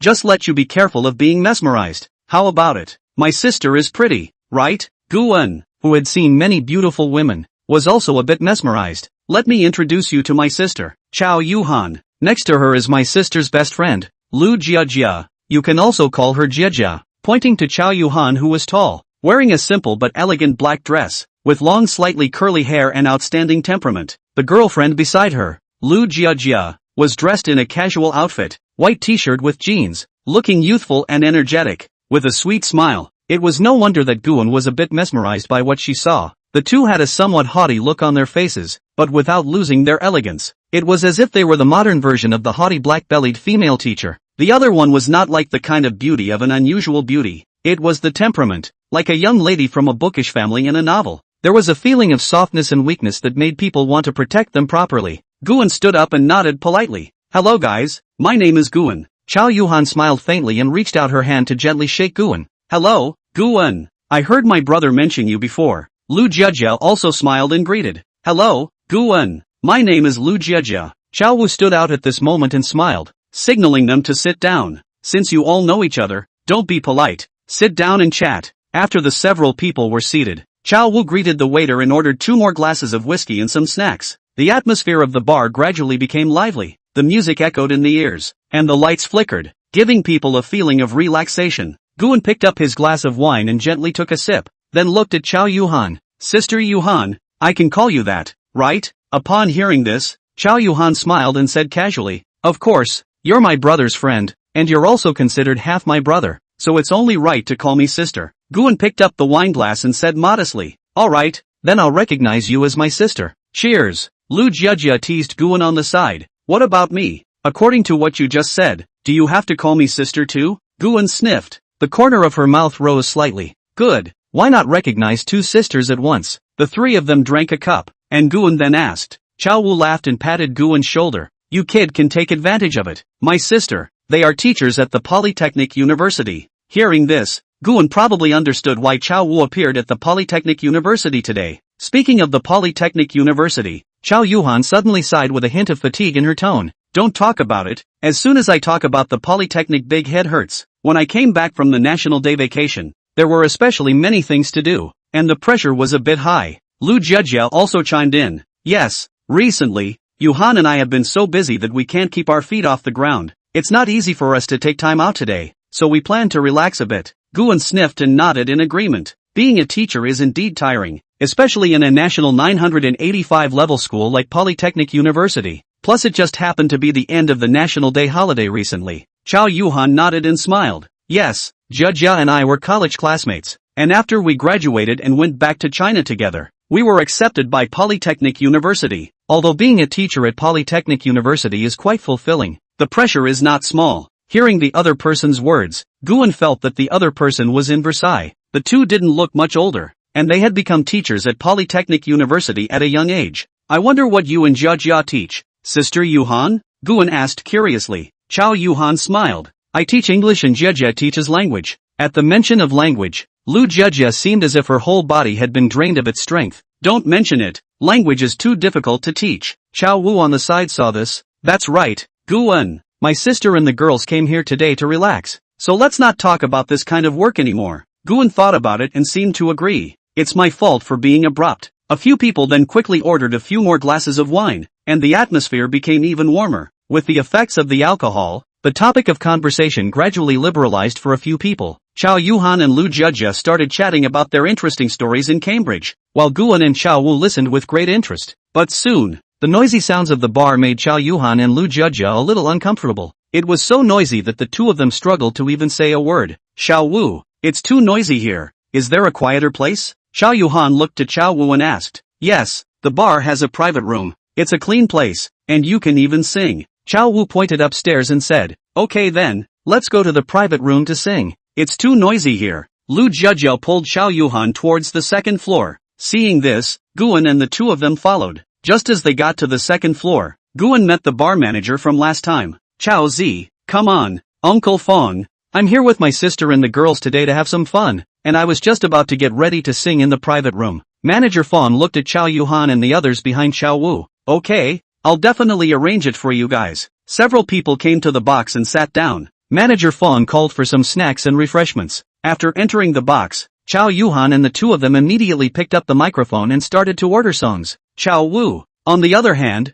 sat quietly on the sofa with the two Guan. Guan, I remember you said before that you're a current student in your junior year, right? Guan shook his head and said, to be precise, I'm now a senior graduate. Then what are you planning to do after that? Ha? Hearing Chao Wu's words, Guan felt something strange. I'll just lie down and travel around. As soon as Guan's words left his mouth, Chao Wu retorted, young people need to have aspirations. How can they just lie down? Guan couldn't help but laugh at his words. Ideal? How much does it cost? Chao Wu, honestly, I don't have an ideal. If I have to say an ideal, then my ideal must be to work less and get more. Getting something for nothing is my ideal. Chao Wu, okay, what do you have to say directly? No need to beat around the bush. Chao Wu, who had just been somewhat deflated, seemed to be full of gas again. It's like this, I'm partnering with a friend to prepare for a partnership to open a company, and now there's still almost money. Guan sort of understood. The other party was here to pull investment. You're still short of this much money? Pat Guan's shoulder. Chao Wu helplessly explained, I'm rich again.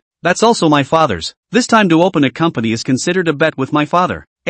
Wait. No, how is it so familiar? My dad didn't agree with me to open a company. Then my dad and I got into a fight. Neither one of us was convinced by the other. We then made a bet that as long as I made the company work, my dad would no longer care about me in the future for whatever I wanted. Saying that, it was as if Chao Wu saw freedom in his eyes. Chapter 64, Back to the Gym. What's wrong with the second generation nowadays? Why do they all like to bet with the boss of the family? Looking at Chao Wu's hopeful eyes, Guan really couldn't bear to break him down. Otherwise, Guan would have whispered in his ear, silly boy, do you have nothing better to do than to eat? How could he have been so desperate to challenge the head of the family? Can I know what company it is? Like this somewhat naive batch of second generation, the odds are that the company opened is the kind of company that, well, can't remember the name. What my friend and I are planning to open is a modeling agency. We've chosen the address and everything. Now all that's missing is a strong shareholder to join, and some financial support. Wait, what? A modeling agency? As soon as Chao Wu's words left his mouth,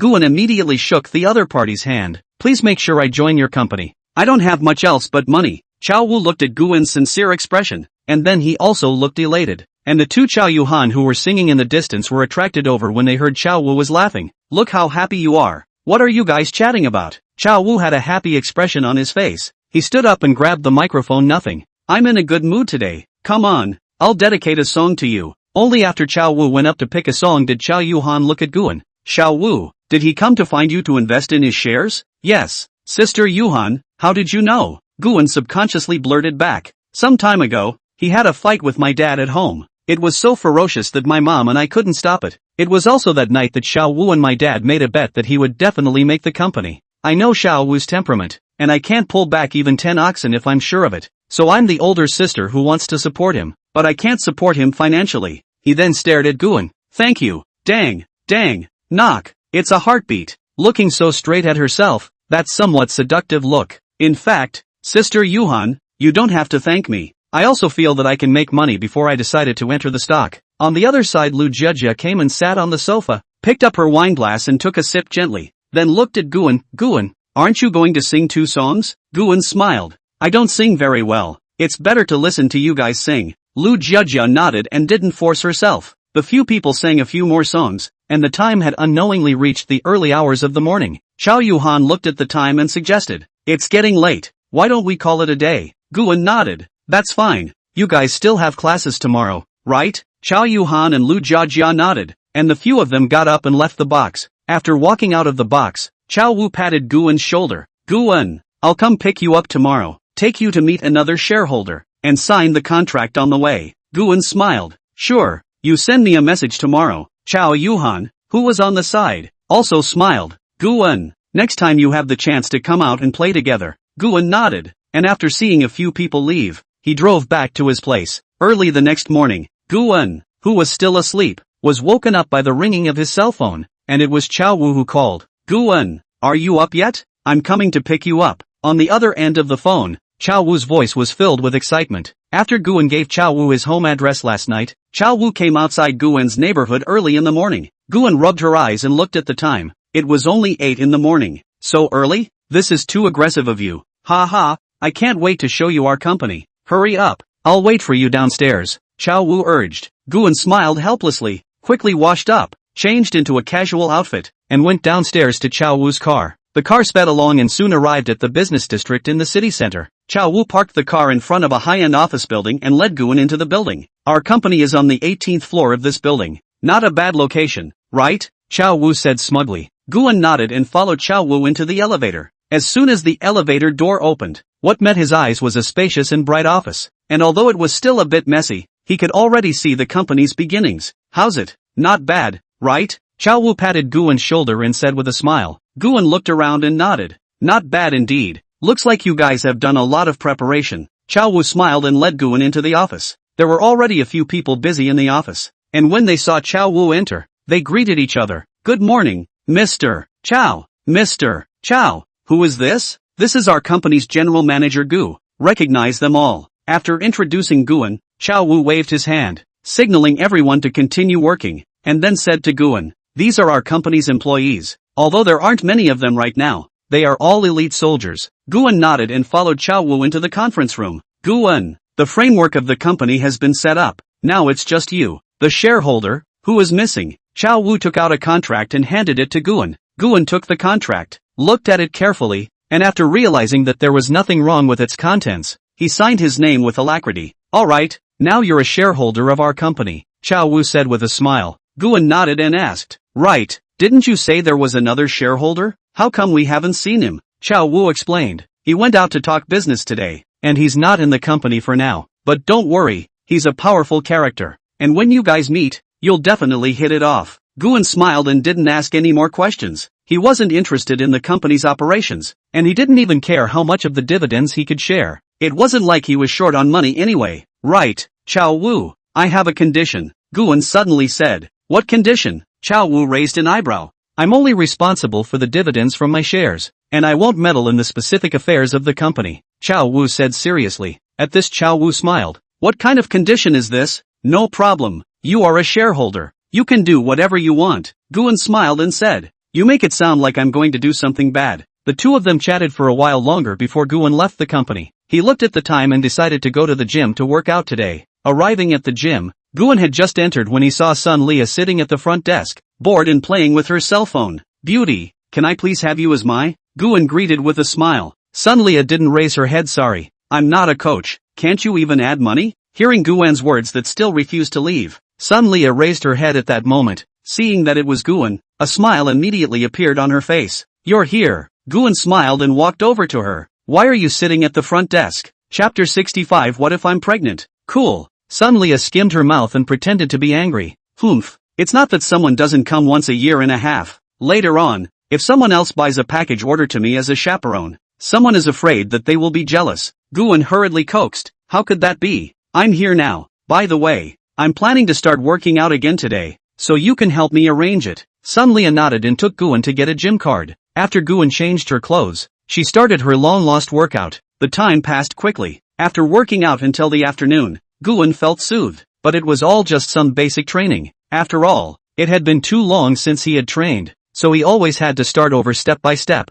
He looked at the time. It was already 4 in the afternoon. "Leah, let me go to your house for dinner tonight," Guan said with a smile. Sun Leah blushed and nodded. "Sure, but I have to pick up my daughter first." Guan nodded. "Okay, then you go pick it up first. I'm going to take a shower first. Later you send me the address." At night, Guan came to a neighborhood according to the address sent by Sun Leah. There was also a bunch of stuff in his hand. Just now on the way Guan bought something on the way. After all, the first time he went to someone's house, he couldn't go empty-handed. Building 3, 612. Ding dong. The one who opened the door for Guan was a little girl, who looked to be about 1 meter 6 in height, just the right age to be in high school. "Here you go, come on in. Why are you still buying so many things?" Sun Leah walked out from the kitchen at this time, still wearing an apron on her body. With her curvaceous figure, wearing an apron also had a unique flavor. "It's not much. It's just some daily necessities. This is your daughter, right? Aha. Sun Leah pulled the girl aside. This is your Uncle Gu.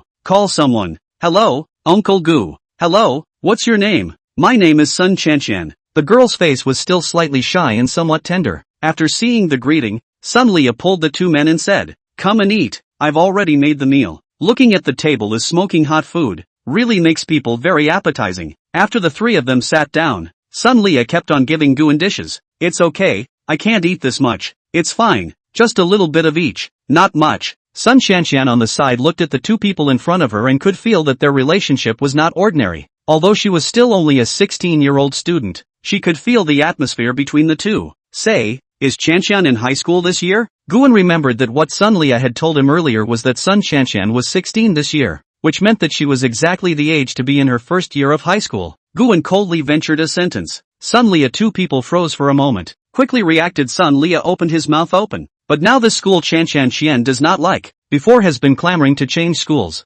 Hearing this, Sun Chanshan stared wide-eyed. No, when I do not like now all school? Sun Chanshan just about to open her mouth. Seeing this, Sun Leah hurriedly gave it a wink. In that case, why don't you give Chanshan a different school? A better one, and then go to that neighborhood to buy a house. You guys will live there afterwards. You can also conveniently take care of Chanshan's going to and from school. Hearing this, Sun Leah hurriedly spoke. Yes, when will you change? After taking a bite of food, Guan then slowly spoke. Tomorrow. I'll ask if there is a better school. See if I can get Chanshan to go there. I've got a reply. I'll accompany you to pick out a house tomorrow. Watching the two of them finalize the school they were going to attend in a few words. After dinner, Guan made a call to Chao Wu. Hey, Chao Wu, push your sister's contact information to me. I'm looking for her to ask something. It turned out that Guan was planning to find Chao Yuhan, a teacher at the Polytechnic University, to ask if there was that better school. Then get Sun Chanshan in by the way. After getting Chao Yuhan's VX, Guan added the other party's friend. In less than 2 minutes the other party agreed to go through.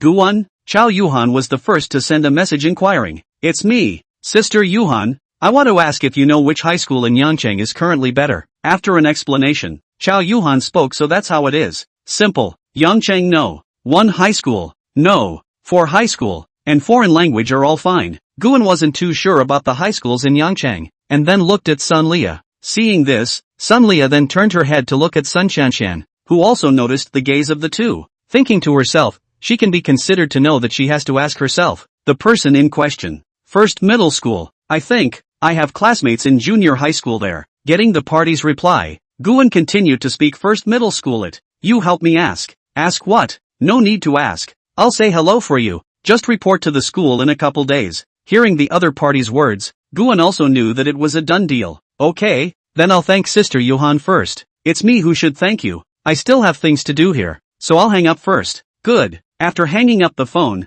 Sun Leah on the side questioned, is that all? Well, tomorrow I'll accompany you to pick a school district room near the first middle school. Just move there then. Evening. Snap, snap, snap. In the room, Sun Chanshan was lying on the bed, but at this time, she could be completely sleepless, because right next door, his mother Sun Leah's room, from time to time came a sound of applause, just separated by a wall. If you put your ear on the wall, you can hear the subtle panting sound very clearly. Originally, Sun Chanshan was planning to not hear it and sleep at ease. Somehow, Sun Chanshan's brain always has a voice. Tempted Sun Chanshan. Finally, driven by curiosity, Sun Chanshan came to the wall and put her ears on it, holding her breath. For a time the whole world was left with only the beating sound from the heart, as well as the sound of panting coming from next door. Hearing the sound, Sun Chanshan's face began to be a little red warm. Just some subtle sounds made one's heart beat faster. On the other side, Guan and Sun Leah were in the final battle at the moment. After sprinting across the line, the two of them lay powerless on the bed. Sun Leah rested her head on Guan's arm and said in a delicate voice, "You're always like this. Aren't you afraid I'll get pregnant?" Upon hearing this, Guan hugged the other party and said softly, "If you're pregnant, then you're pregnant. I'm not good at making up for it spiritually, but materially I won't let you and the child live on a tight budget at least." Classic scumbag quotes. However, Guan did do what he said he would do. Even if the other party gave birth to the child, most likely Guan would not marry the other party and then take the other party back home. At least for now Guan is not realistic. At his age, he was having fun, so how could he be bound by this? The two did not continue this topic, but embraced each other to sleep. Chapter 66 Moving. And in Sun Chanshan's room, Sun Qianqian was sitting paralyzed on the floor not knowing what she was thinking. Early the next morning, Guan drove Sun Lia and Sun Qianqian to the schoolhouse near the first middle school in Yangcheng. Along the way, Sun Qianqian had a listless look on her face. Even though the first middle school was one of the best high schools in Yangcheng, Sun Qianqian couldn't be a little bit happy at this time. There was no way. After hearing that sound last night, Sun Qianqian couldn't sleep behind her, while Sun Lia sat on the co-pilot, chatting with Guan every now and then. When they arrived at the sales office, the sales lady received them warmly. Guan directly opened the door. We want to see a school district house near the first middle school, preferably a 3-room house with a larger area and a better environment. The sales lady nodded with a smile. Sir, you've come at the right time. We just happen to have a 120 square feet 3-room, 1 bathroom and 2 bathroom apartment on our side, finely decorated, turnkey, perfect for a family like yours. Guan nodded. Take us to take a look. The sales lady led them to a house located on the 12th floor. As soon as they entered, the spacious and bright living room came into view, with floor-to-ceiling windows that looked out onto the bustling cityscape and excellent lighting. Sun Lia was attracted by the layout of the house as soon as she entered. She couldn't help but exclaim, "This house is so big. It's much better than the one we live in now." Guan smiled and held Sun Lia's hand. "What do you think?" Smiling, Sun Lia looked around and nodded. "The location, the environment, the lighting and everything is quite good." However, Sun Lia did not make a decision, but looked to Sun Qianqian. "What do you think of this place?" Originally still froze Sun Qianqian, immediately came back to God after hearing Sun Lia called himself I can. "At least here than we now live in, the place is too good." Receiving affirmation, Sun Lia immediately looked at Guan and nodded slightly. "Then let's make it this one. We want to move in tomorrow. Is that okay?" When the sales lady heard this, the smile on her face became even brighter. "Of course it's fine, sir. The total price of this house is 5.7 million. If you can settle on it today, we can give you some discounts." Guan waved his hand. "Well, sign the contract." "Okay, we have 3 kinds of installments here." Without waiting for the other party to finish, Guan interrupted. "No installments, I'll pay full price." The salesgirl froze for a moment, obviously not expecting Guan to actually pay in full. "This house costs $5.7 million, not $570. But since it was full payment,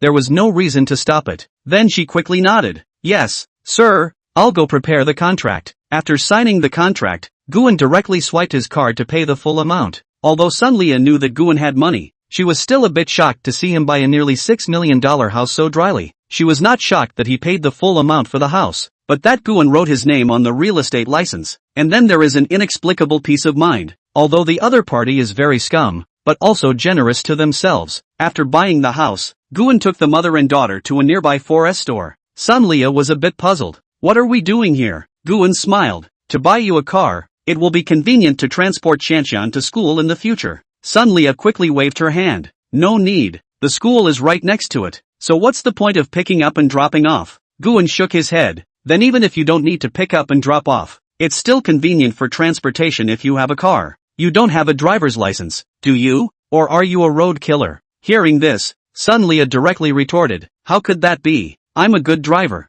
said also a small arrogance. After all, her car skills are really good. Then not on the line. But Sun Lia still wanted to say something. Guan had already pulled her into the 4S store. The clerk greeted her warmly, and Guan said directly, "Do you have any car lines here that are more suitable for her to drive?" When the clerk heard this, she looked at Sun Lia and blurted out, "Sir, this beauty I think should be more suitable for our store's A4L series." "Okay, then let's look at the A4L series." Several people came to a car. Although Sun Lia said no on her lips, when she saw the brand new Audi A4L, she couldn't help but feel a little moved in her heart. Guan saw her hesitation and said directly to the clerk, "This is the one. Swipe your card." Sun Lia still wanted to say something, but Guan had already pulled out his bank card. The clerk took the card and quickly went through the formalities. Taking the contract, Guan handed it to Sun Lia. "Don't just stand there, come and sign." Seeing Guan's somewhat forceful attitude, Sun Lia had no choice but to accept it. Anyway, she didn't lose out. The car will be a few days before he can come over to pick it up.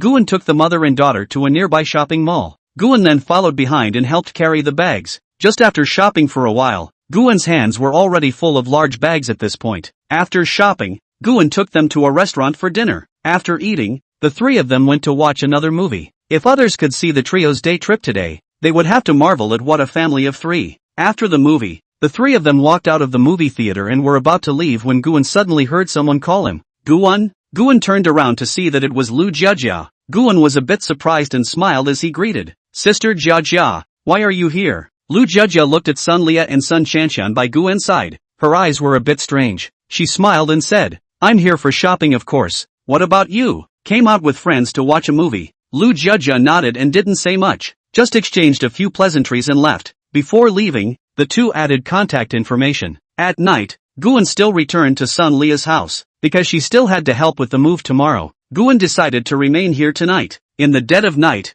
Guan and Sun Lia started last night's battle again. Sun Shanshan was lying on her bed, listening to the sounds coming from next door. Her heart was a little complicated. She knows that the relationship between her mother and Guan is not ordinary, but as a 16-year-old girl, she does not quite understand these things. She could only force herself to close her eyes and try to ignore the sounds. At noon the next day, Sun Lia returned the rent for the current house, and Guan took them to pack up their things and move to the newly purchased school district house. Once inside, Sun Lia then worked with Guan to clean up the living room and kitchen. In the evening, Guan didn't continue to stay at Sun Lia's house. After dinner, he left. Sun Lia sent him to the door and said softly, drive slowly on the road. Guan nodded and turned to leave. After Guan left, Sun Shanshan found Sun Lia, hesitated for a moment, but still opened her mouth and asked, Mom, what is the relationship between you and Uncle Gu? Sun Lia froze for a moment, then smiled. Xianshan, you're still small. There are some things you don't understand. Uncle Gu is a good person. He has helped us a lot. Chapter 67 Crossing the New Year.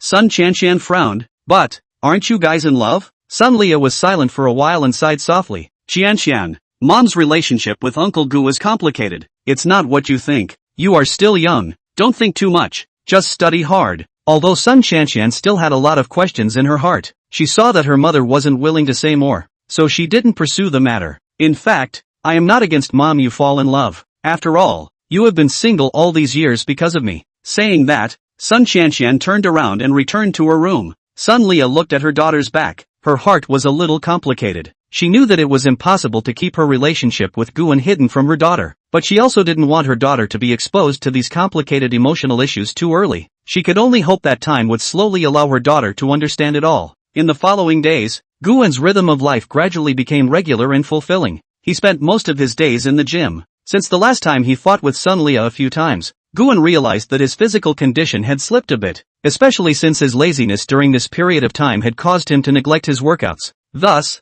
he decided to pick up fitness again and make up for all the workouts he had dropped before. Every morning, Guan would appear at the gym on time. From basic aerobics to strength training, he meticulously completed every action. At first, Guan went to the gym, but later on, he didn't, instead working out alone in the gym in the villa. After all, there was a gym in his own home, so why go? Time flew by, and in the blink of an eye, it was the last day of December, the once-a-year New Year's Eve. As a once-a-year New Year's Eve, Guan naturally wouldn't still continue to stay at home and work out. Today, he and Song Weilan had arranged to go to the New Year's Eve together. The entrance to the Yangchang Economic College. At this time, the inside was filled with a festive atmosphere, and students were gathering in twos and threes, discussing their plans for the New Year's Eve. Many couples had already walked out in pairs, holding hands. Guan parked her car at the school entrance and got out to stand next to Cullinan, her eyes searching through the bustling crowd. It didn't take long for a familiar figure to appear in his line of sight. Song Weilan was wearing a white down jacket with a red scarf around her neck,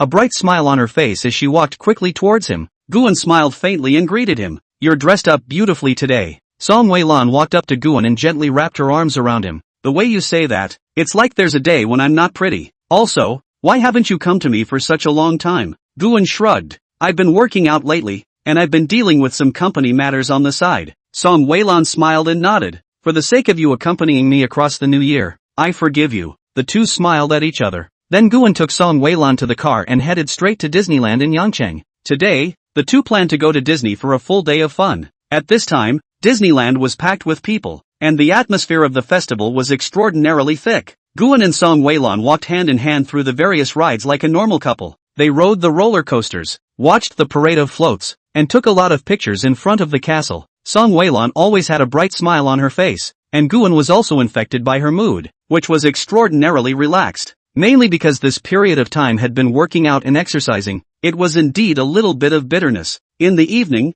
Disney's fireworks show brought the atmosphere of the entire park to a climax. The fireworks blossomed in the night sky, and the colorful light reflected on the two men's faces. Song Weilan leaned on Guan's shoulder and said softly, Guan, thank you Thank you for coming to spend New Year's Eve with me. Guan glanced down at her and smiled faintly. It's good to be happy. We'll come together again sometime in the future. After the fireworks show ended, Guan first brought Song Weilan to the restaurant for dinner. The two didn't rush back after the evening meal. Guan didn't need to say that he could go back whenever he wanted. And he didn't live in the school anyway. Song Weilan, on the other hand, had already taken her vacation early, so the two of them went to Times Square in Yangcheng, where they went shopping and waited for the arrival of the new year. It was until 12 o'clock midnight. At 12 midnight, the bells of the new year rang out, and Guan looked at the beautiful person beside him and said, Happy New Year, Weilan. Song Weilan also looked at Guan, a trace of tenderness flashing in her eyes. Happy New Year, Guan. Early the next morning, when Guan woke up,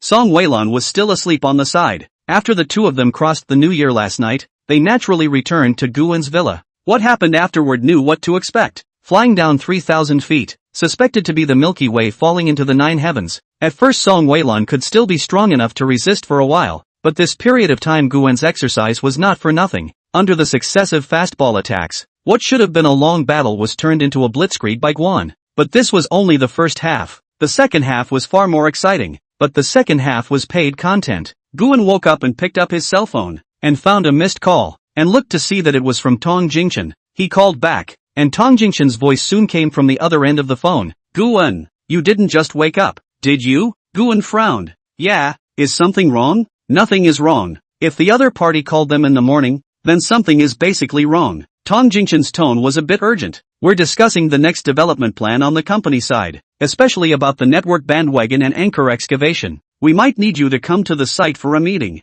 Of course, if you don't want to come, we can. Guan nodded. No need. I'm booking an afternoon airfare ticket now. You can just come pick me up at that time. Tong Jingchen originally wanted to say something, but after hearing Guan's words, he didn't say anything else. After all, there was no better way than being there in person. After hanging up the phone, Guan simply washed up and booked the nearest flight to Magic City. Before leaving, looking at Song Weilan, who was still asleep, Guan didn't have the heart to wake the other party. After writing down some words on a piece of paper, Guan headed to the international airport in Yangcheng. Parking the car in the airport's underground parking lot, Guan went to board the plane. A few hours later, Guan flew to Magic City, and just as he stepped off the plane, he saw Tong Jingchen waiting outside the airport in his Bentley Timothy. Guan, this way. Tong Jingchen waved at him. Guan walked over, sat in the car, and asked, What exactly is the situation that you need me to personally show up for a meeting? Tong Jingchen explained as he drove. The company has recently been considering a transformation,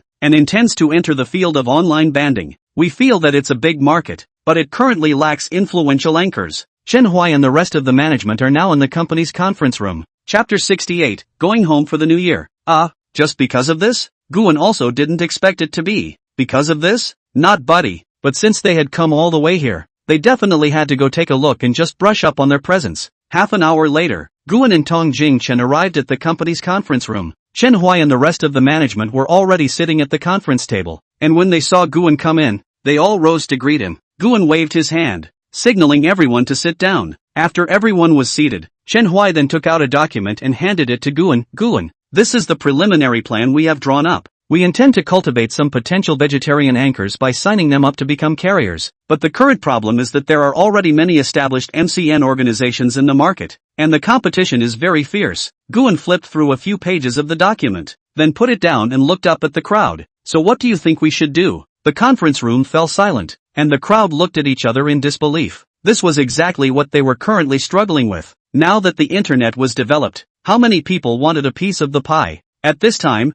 Guan somehow thought of the modeling agency that he had just taken a stake in Shaowu not long ago. After thinking about it, Guan spoke. Since none of them have a good solution, why don't we listen to my solution that isn't a solution? I took a stake in a modeling agency some time ago, so I'll follow in the middle and pull the strings, collaborate with them, transform the models into anchors, and utilize their appearance advantage and existing fan base to quickly open up the market. As soon as this idea came out, the crowd in the room talked about it. Then Chen Huai was the first to speak. Guan, this idea is indeed very creative, but modeling and anchoring are two different fields after all. Will it be difficult to transform? Guan smiled. The difficulty is definitely there. If there was no difficulty, then not anyone could start a company. So if there are any problems in the back, it's naturally up to you guys to solve them. Moreover, a model's appearance condition is an advantage in itself. especially in a visually dominated field like online bandwagons. Their potential is very high. The crowd nodded in agreement after hearing Guwen's words. Chen Huai also revealed a smile.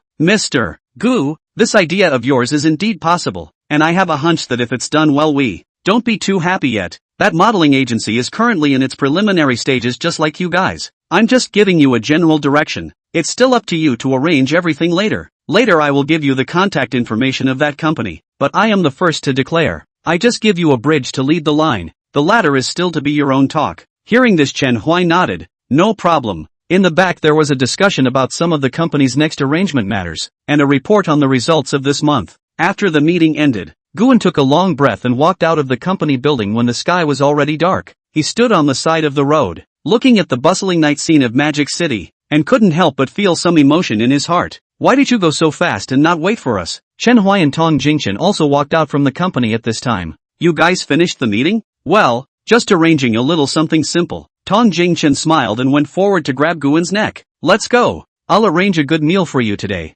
The three of them drove to a high-grade private bathing center, where eating, bathing, massage, leisure and entertainment are integrated. The per capita consumption is 3,000 plus upwards. For the Magic City, the consumption here was not too high and not too low. Mr. Gu, you've worked hard today. Let's have a good time relaxing, Chen Huai said with a smile. The three of them changed their bathrobes. Chen Huai too hooked on Guwen's shoulder and fawned. Looking at the two men's unsuspecting eyes, Guwen always had an ominous premonition. Let's talk about something. Don't make that face. The two looked at each other. Then Chen Huai laughed. That Jing Chen and I have invested all of our money into the company. And now, simply put, there's no money left. Guwen thought it was something. So this was it? No problem. I'll cover all the spending today. The three of them first took a dip in the hot spring pool, the warm water washing away the body's fatigue. Guwen leaned against the side of the pool, eyes closed. Tong Jingchen, on the other hand, chatted with Chen Huai on the side about the company's future development plans, and occasionally cracked a few jokes. The atmosphere was relaxed and happy. After the bath, the three of them came to the massage area, and each chose a therapist to do a full body massage. Guwen lay on the massage bed, feeling the skillful techniques of the therapist. The tense muscles gradually relaxed. Soon, Guwen fell asleep in the past. After the massage, the three of them went to the restaurant, ordered a few exquisite dishes and chatted while eating. Chen Huai and Tong Jingchen discussed the company's future development with great interest, especially Guwen's plan to transform models into anchors, which both felt was a very promising direction. Guwen, how's the situation with that modeling agency of yours? Can you arrange for us to meet and chat as soon as possible? Chen Tian asked. Guwen put down his chopsticks and took out his cell phone. I'll get in touch and see how things are going on his end. The call was quickly connected, and when he heard that Guwen was interested in having the modeling agency transform into a main broadcast, he was excited. Guwen, your idea is fantastic. Our company happens to have a few models who are a bit popular on short video platforms, so transforming them into anchors is definitely in the cards. Guwen smiled. That's fine. I'll arrange for someone on my side to dock with you at that time, and you guys can finalize the details of the cooperation as soon as possible. Well, but it might not be until after the new year, when you and another shareholder of our company can meet. After hanging up the phone, Guwen said to Chen Huai and Tong Jingchen, there's no problem over there, but it'll have to wait until after the new year. The two nodded their heads in agreement. After all, it was close to the new year now. After dinner, the three of them went to the recreation area to play a few games of billiards, and didn't go home until late at night. Time flew by, and in the blink of an eye, it was the eve of the new year. Guwen first went to the investment company to read the year-end report. Then he settled Sun Lia's mother and daughter, and decided to go back to Zheng County to celebrate the new year today. It was just as well that he drove his Cullinan early the next morning to pick up Xiao Qingqing and Bai Shiyu, and then went home together. However, just as he was about to rest, his cell phone suddenly rang. Guwen picked it up and saw that it was his big sister calling. Sis, what's wrong? Guwen answered the phone and asked. A slightly apologetic voice came from her big sister on the other end of the line.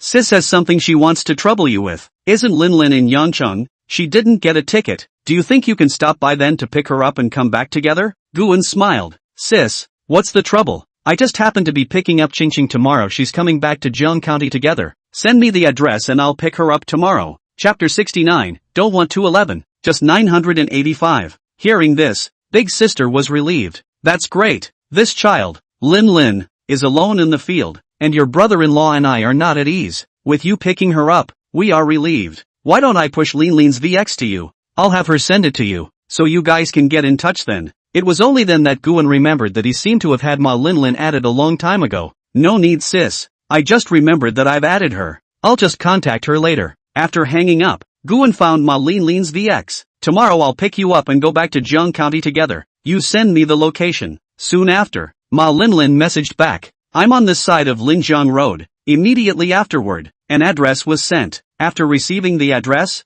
Guan simply packed her bags and went to bed. The next morning, Guan woke up early and drove his Cullinan to Yangchang Polytechnic University. Today was the start of the Polytechnic University's vacation time, and not only were there a lot of people, there were even more cars. The entrance to the school was already crowded with vehicles at this time, with all kinds of cabs and private cars coming to pick up people. After waiting for almost half an hour, Guan saw Xiao Qingqing and Bai Shiyu come out carrying their luggage. Brother, we're here. Seeing Guan and his conspicuous Cullinan, Xiao Qingqing hurriedly shook her hand. Guan stepped forward to help carry the luggage to the car. Picking up Xiao Qingqing and the two of them, Guan once again drove to Linjiang Road. From afar, Guan saw a girl in a white down jacket standing on the side of the road, pulling a suitcase in her hand. Guan parked her car in front of her and rolled down the window. Get in. Upon seeing that it was Guan, Ma Linlin pointed to the suitcase in her hand. Reacting, Guan immediately got out of the car to help put the luggage in the trunk. Guan, who had originally wanted to open the backseat door,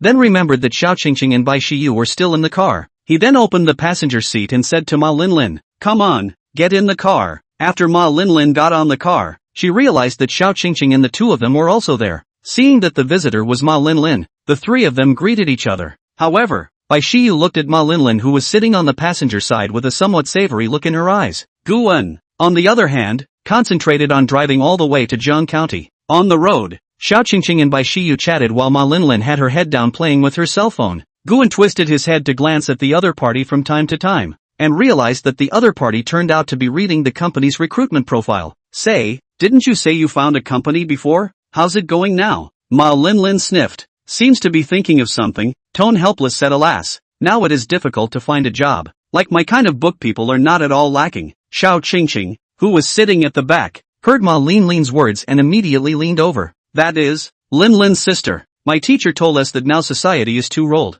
All walks of life are rolled. The minimum standard for a better company to recruit people is a book to start with. Ma Linlin shook her head. A book to start is just to say, really according to the standard of recruiting, 211 only. Of course, it is not that a book of other people do not want, is not good treatment. If you are 211, that is everything is good to discuss, but if you are a book, that's sorry. At this time, Ma Linlin seemed to think of something, looked at Guan and asked Guan, brother, I heard my brother say that you opened your own company? What does your company do? Guan replied as he drove. Which one are you talking about? Ma Linlin heard this and was still puzzled as to what Guan meant. Which company? Guan smiled. I currently have 3 companies under my umbrella, an online media, a modeling agency, and an investment company. Xiao Qingqing and Bai Shiyu were also a bit surprised when they heard this, knowing that Guan opened a company, but they didn't expect to actually have 3 companies. As for Ma Linlin, her eyes instantly lit up when she heard this. Then I wonder if Boss Gu is still short of people.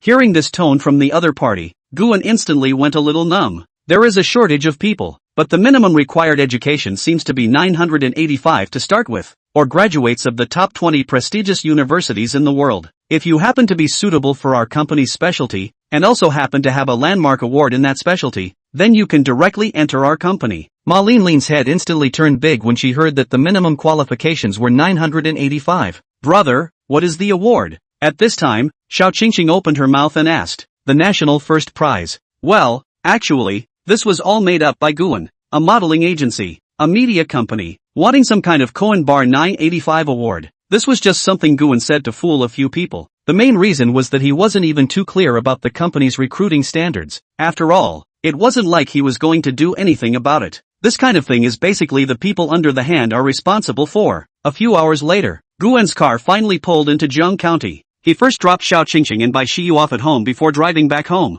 As for Ma Linlin, she followed along. The reason was that Guan's family was killing chickens and ducks at home tonight, and his big sister's family had all come over to Guan's side for dinner. Guan also happened to stop by and return with Ma Linlin. Just as she entered the door, Guan saw her father and eldest sister's husband drinking tea and chatting. The eldest sister's husband was the first to see Guan and the two of them returned. Shaoan, you're back, Guan greeted. Big sister husband. Guan had just sat down when his 3 nephews immediately ran over after hearing Guan return. Brother-in-law X3. Standing at the front were the two elder brothers, while the third brother could only be squeezed at the very back to watch. Seeing this, Guan hugged the oldest three over. Did you miss your brother-in-law? Yes. The oldest three are still young and speak in a milky voice. In the evening, after taking a bath, Guan stayed in his room and played King of Kings in boredom. No dude. Ma Chao, don't you rub it in. My economy is lower than yours. Guan cursed as he operated his mirror 1A to eat up the center line. Seeing this, Ma Chao was also not willing to show weakness and hit back at Guan.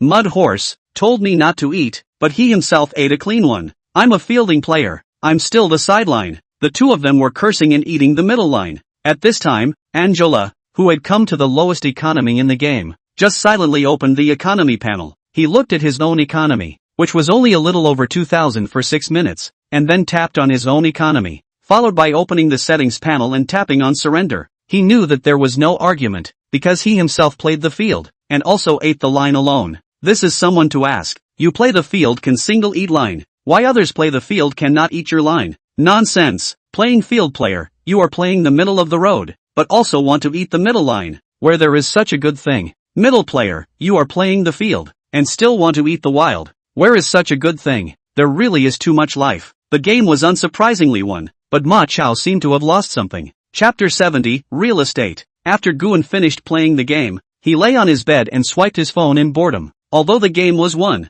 he always felt that something was missing. It was probably the stupid bird Ma Chao scolding himself behind his back. So, he decided to do something to make himself happy. Shopping. Shopping makes you happy. It's true. Guan mumbled to himself and opened the shopping website. He first browsed through the electronic products. After all, as a young man, he always had an inexplicable love for technological products. Soon, his eyes were drawn to one of the latest graphics cards, the NVIDIA GeForce RTX 4090. This graphics card is the top configuration on the market. Strong performance, the price is naturally quite beautiful. Anyway, it's not bad. Buy it. Guan clicked the buy button without hesitation. He then selected a whole set of gaming equipment, including a gaming chair, mechanical keyboard, high refresh rate monitor, and so on. The amount in his shopping cart climbed rapidly, but Guan didn't feel the slightest bit distressed. After all, he was now the owner of 3 companies in his hands, and this amount of expenses was just a drop in the bucket for him. Since I bought so much equipment, the room needs to be rearranged as well.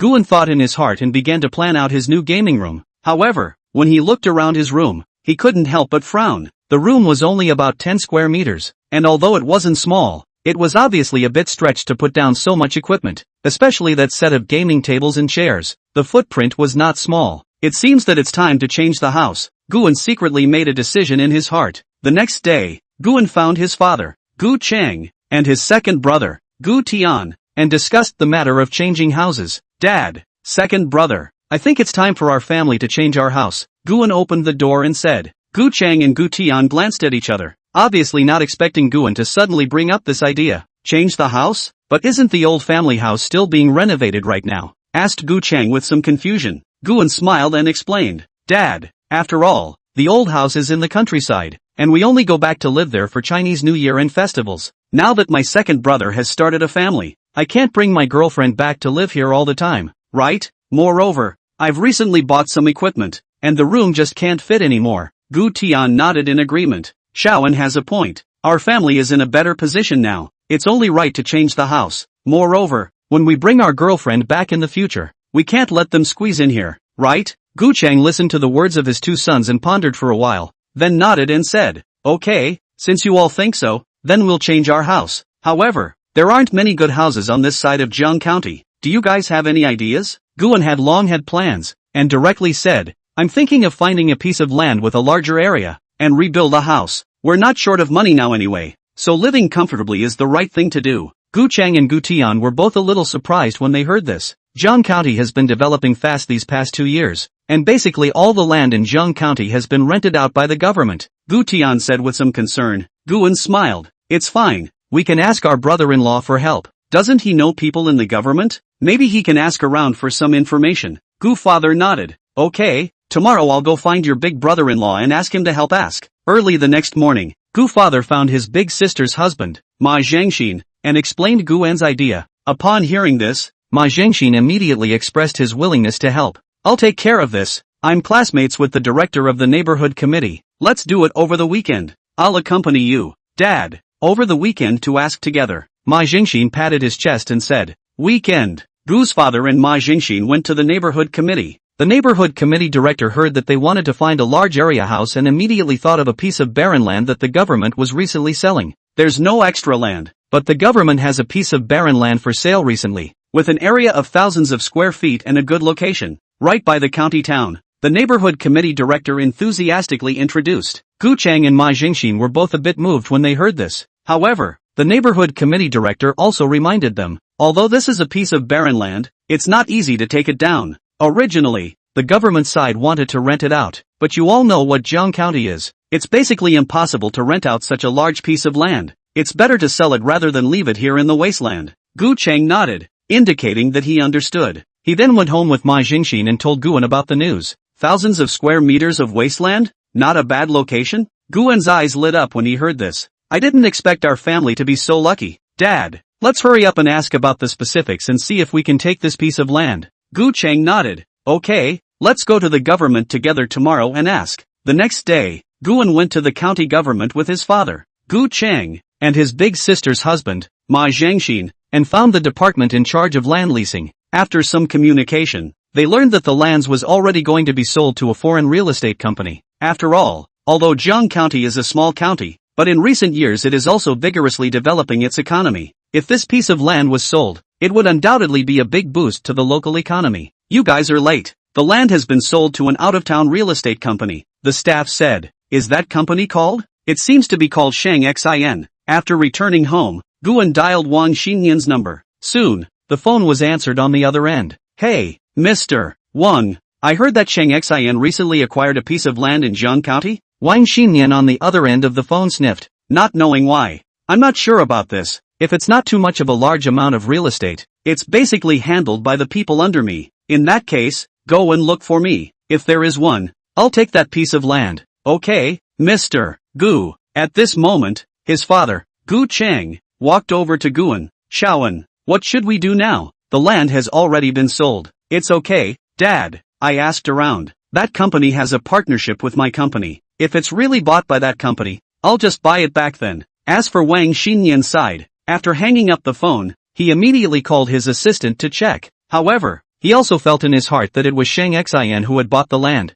Some time ago, Wang Xinyan's side opened a meeting with Lin Qingshue's side about the future development of real estate. Because there was Guan providing funds behind the scenes, the two companies finally unanimously decided to start acquiring real estate from Guangdong province. Then as a commercial development. As for making money or not, it doesn't matter. There is money. Soon Wang Xinyan got the news that Shang Xian's subsidiary had indeed recently acquired a piece of thousands of square meters of barren land in Jiang County. The front foot had just taken it, and the back foot headquarters came to inquire about it. Chapter 71, Ancestor Ceremony. This author here some words want to say to the reader's lord. This book is the author last summer vacation to write, but because September to go to the internship, and then lead to the outline of this book did not write much, and then the front of some of the plot writing some of the mess. For example, Chapter 15. I didn't realize that chapter was poisonous at first, but then the author realized that it was so poisonous, but the author changed it later. Here to say sorry to everyone. Poisoned everyone. I am also clear that this book cannot write long. The author of the back of the internship back after the new year looked at the book or written to 80,000 words can be recommended.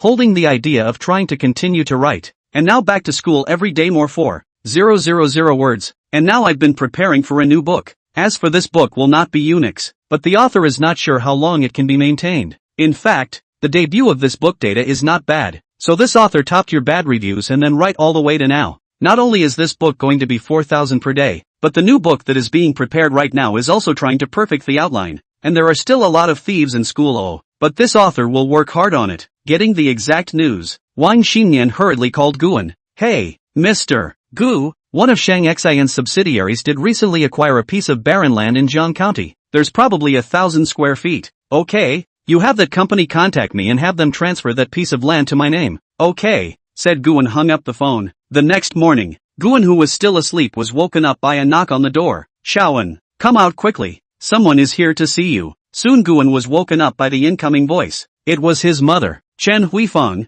knocking on the door at the doorman's door. With all her strength, she barely got up to open the door, but her eyes were still squinted. It was truly impossible to open them. Mom, who's looking for me? Seems to say he's here to transfer the land to you. At those words, Guan instantly sobered up a lot. Okay, I know. I'll go wash up first. You bring them to the living room and wait for me. Your father is having tea with them in the living room right now. Hurry up. Guan came to the bathroom and simply washed up. At this time, in the living room, besides Gu's father sitting on the main seat in the center, there were two middle-aged men in suits sitting next to him. Come on, the two of you have a sip of tea first. Shaoan may still be a while. Seeing the tea handed over by Gu Chang, the two hurriedly took it with both hands. Thank you, please make me tea. It could be seen that the two were very nervous at this time. This also made Gu Chang confused. He wouldn't eat each other. Was he so afraid? But what he didn't know was that it wasn't him that the two were afraid of, but Guan. Just yesterday, the headquarters of Shang Xin side of the general director Wang Xinyan Wang personally called the two men, told them to come to Guan's home today to negotiate the transfer of real estate matters. But as for Guan's identity, the two were not informed. But someone who could make even general manager Wang pay so much attention must not be simple. Soon, Guan arrived in the living room. You guys are the ones Wang Xinyan called? Hearing Guan's words, the two hurriedly stood up. Yes, we are the person in charge of the acquisition in Jiang County this time. For the two men's nervousness, Guan could also see it, and could probably figure out why they were nervous. No need to be so nervous. Sit down and speak slowly. After the two sat down, Guan then asked, have you brought the contract? Upon hearing this, one of the men wearing glasses took out two contracts from the briefcase he was carrying. This is the contract of acquisition, and this is the contract of gratuitous transfer. Receiving the contracts, Guan merely glanced at the contract for the acquisition of the real estate, and then flipped open the contract for the gratuitous transfer of the real estate. After briefly scanning it twice, he signed his name on it. Alright, after signing his name, he returned the contract to the two. Alright, the two of you, I won't keep you for dinner. After giving the expulsion order, the two nodded their heads and left, because the contracts were all in two copies. One was taken away by the two to take back to the company. The other copy was in Gu's father's hands at this moment,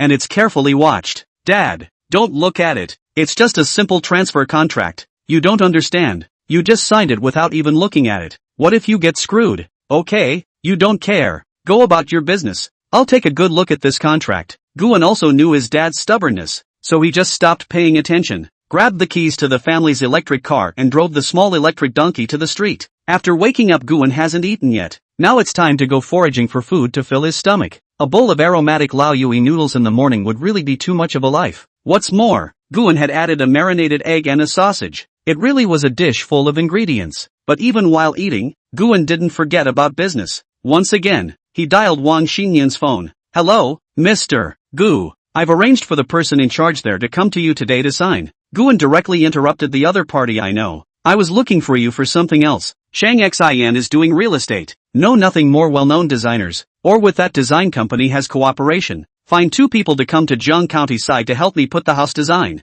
It turns out to be to build a house. Wang Xinyan now knows why Guan asked for that piece of land yesterday. Yes, Mr. Gu. I'll have them leave today. They should be here tomorrow. Well, construction is going to start after the first of the year, so help me find a construction company you can trust to come by then. After explaining things, Guan settled the bill and left. Afternoon, Guan and his father, Gu Chang, stood on that piece of wasteland, surrounded by silence, with only the rustling sound of the wind blowing through the grass. The area of the wasteland was indeed very large, and at a glance, one could barely see the end of it. Although it looked a bit desolate now, Guan already had a plan in mind. Dad, this piece of land is really good and the place is big, Guan said with a smile. Gu Chang nodded. Although he was a bit worried about the current state of the land, his heart was much more solid when he saw that his son was so confident. How do you plan to get it? Such a big piece of land. It's a bit of a waste just to build a house. Guan smiled and pointed to an open space in the distance. I plan to build a villa here in the center for us to live in ourselves. I'm going to plant some trees in the empty space next to it, make a small garden, and leave some land behind for Mom to grow vegetables. In front of the entrance door, I'm going to make a fountain, and raise some fish in it, so the whole yard will look much more atmospheric. There's also a pavilion being built over there, so you can barbecue in the summer and roast a fire here in the winter. Gu Chang listened and his eyes lit up. This is a good idea, but for such a big project, you have to find a reliable construction company. Don't worry, Dad, I've already figured out who to find, and the quality will definitely be fine, Guan said confidently. A few days later, the design studio that Wang Xinyan had found arrived in Jiang County. The head of the studio was a young and talented designer named Li Chen. He brought his team to Guan's house and started working on the design after understanding Guan's needs in detail, but it would take half a month at the earliest to come up with a floor plan for the villa. After the design was finalized, Guan's family started to pack up and prepare to go back to their hometown to celebrate the new year. However, the old house was still under renovation and could not be inhabited for the time being, but ancestor worship was an essential ritual every year. On the day they returned to their hometown, Guan's family first went to the ancestral hall to pay tribute to their ancestors. At this time, the ancestral hall was full of people. At a glance, all of them were from the same village, but not many of them were recognizable to Guan. Except for a few relatives who were in regular contact, Guan did not recognize most of the others. It couldn't be helped that since Guan's birth, Guan's family had settled in Zheng County. Guan's grandparents had passed away long ago, and the family's old house didn't have many people living in it. They only came back every New Year's holiday. Gu's father was chatting with the people in the village at the moment. Perhaps he knew that Guan's family had come back to renovate the old house. In the countryside, every family's share of the foundation was not small, just no money. Nowadays, more than 50% of the people in the village have either renovated their houses or pushed them down to build a new one. Chapter 72, Meeting High School Classmates at the Hotel. At the end of the ancestor worship, Guan's family is now heading back to Zheng County. On the way, his father Gu Cheng told Guan to return to Zheng County and drive to the Fulei Hotel. Today was the day that Guan's family and his second uncle Gu Lin's family met for dinner. Gu Lin, that is, Guan's second uncle. For this second uncle, Guan's impression is not bad. In Guan's father's generation, Guan's father Gu Cheng was 10 years older than his second uncle Gu Lin, and his family was poor at the time, so he could barely afford to send one person to school. Guan's father learned of this and resolutely embarked on the road to work. And then the second uncle Gu Lin, although he did not go to college, only to high school, but after education is not the same. The second uncle Gu Lin then insisted on going outside to make a go of it. But at that time, the family situation is not good. There is no longer much money. Guan's grandparents also do not agree, and then the second uncle and grandparents quarrel, and finally one person alone embarked on the road to the north. Later, his grandparents passed away, and the old family property and some of the money left behind by Gu Lin were left to his elder brother,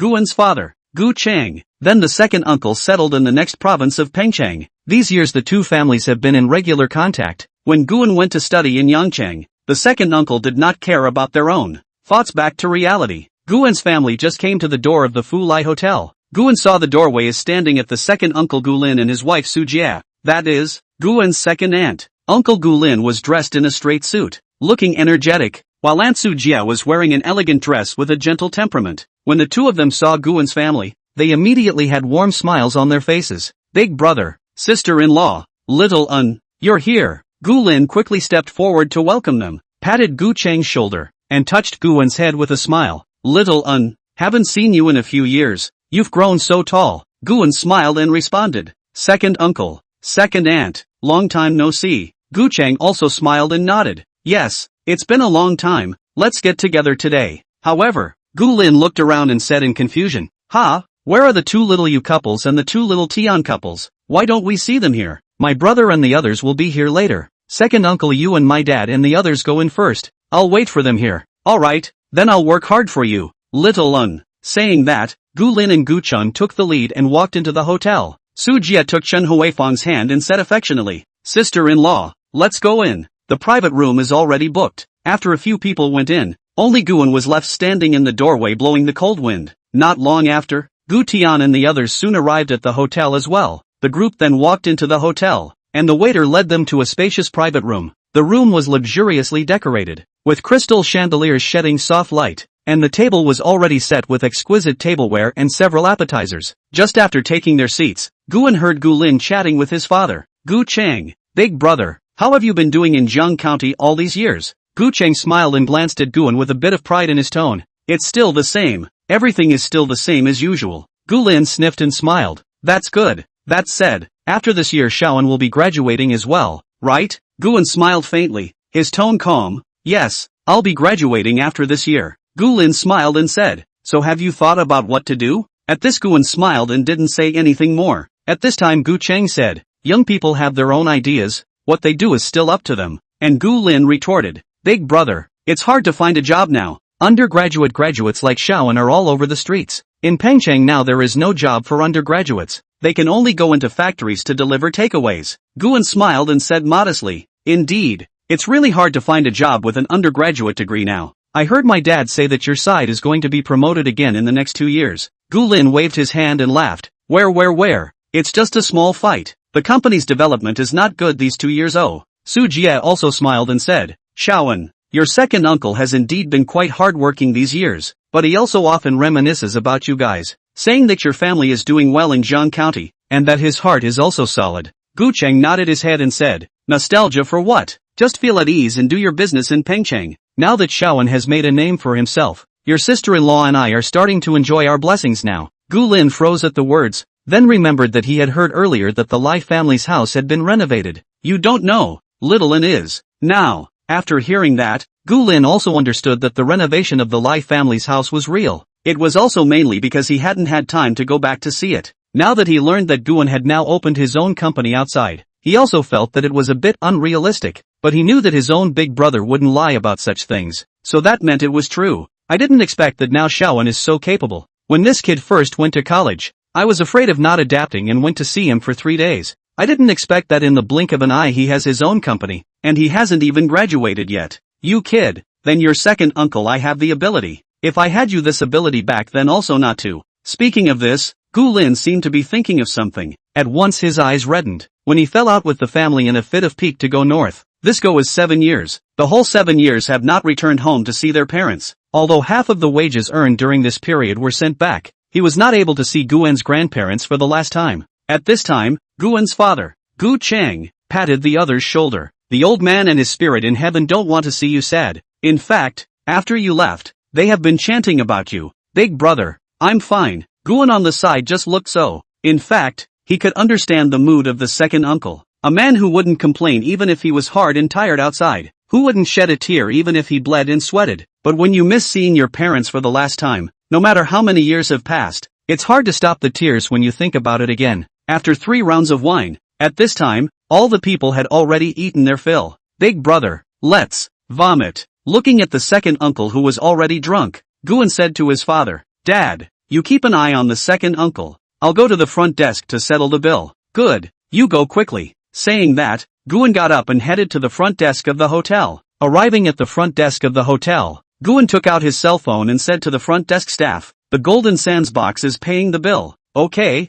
you wait a moment. Guan came to the front desk and was about to buy the bill when he suddenly realized that the attendant standing at the front desk looked somewhat familiar. He took a closer look and realized that the other party was actually his high school classmate, Xu Xiaoxiao. Xu Xiaoxiao was the class bully in high school, and her grades were always at the top of her class and the top 3 in her grade. Guan had a deep impression of her. After all, she always sat quietly in the front row of the classroom, burying her head in her studies and hardly communicating too much with anyone. Chapter 73, High School Reunion. Xu Xiaoxiao. Guan called out her name with some surprise. Xu Xiaoxiao raised her head and when she saw Guan, a surprised expression appeared on her face as well. Guan, why are you here? Guan smiled and said, I came here to eat with my family. I didn't expect to run into you. Are you working a winter vacation job? Xu Xiaoxiao nodded, a faint smile appearing on her face. I'm not going to college anymore. This is my job, not a winter vacation job. The other party's tone was flat, as if they were talking about a very plain thing. Guan was a bit puzzled.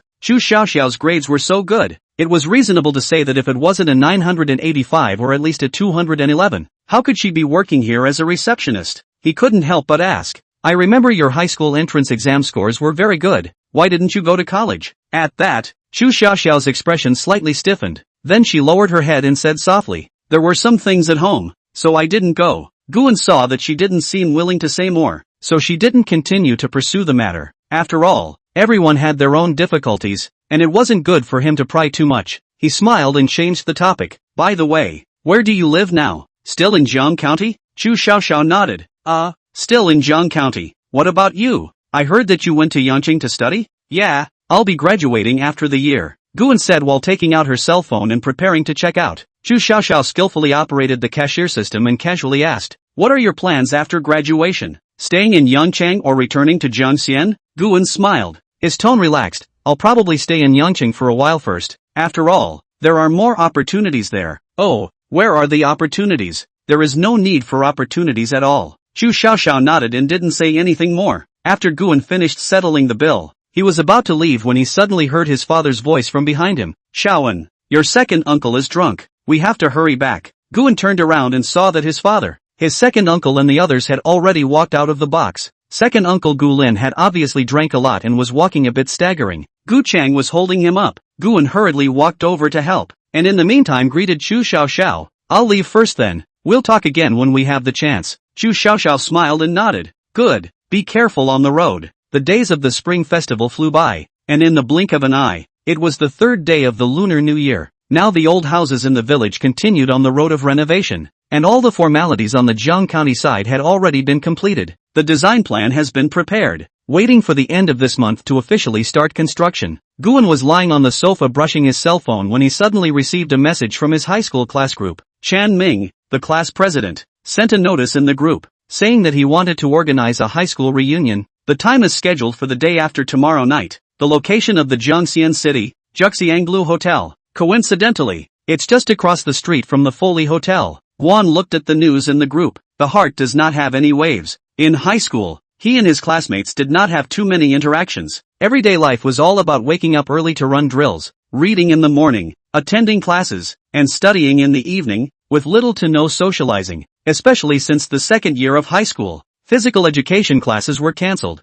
and everyone's life became even more monotonous. Guan didn't have much nostalgia for high school, and even found those days a bit depressing. That was why Guan had a deep impression of Chu Xiaoxiao, not just because the other person was a good student. More importantly, the two people were really similar, except that one of them didn't listen to what was going on outside the window and studied at ease. One was wandering in the sky, only focusing on when the meal was going to start. Victory hand. For this so-called high school party, Guan did not want to go and was trying to find a reason to refuse. But at this time, the class president was at ing one by one in the group until everyone had ventured out. One by one, the class president again asked if they were coming or not, and what was the reason for not coming. Of course this was not the most important thing, but the other party moved out a heavy news. This also made Guan have to go. It turned out to be that Guan's high school homeroom teacher was a bit unwell, and the other party would be coming to this gathering, and could just drop by for a visit. So after learning this news, Guan thought about it and decided to make the trip. After all, after so many years of not seeing each other,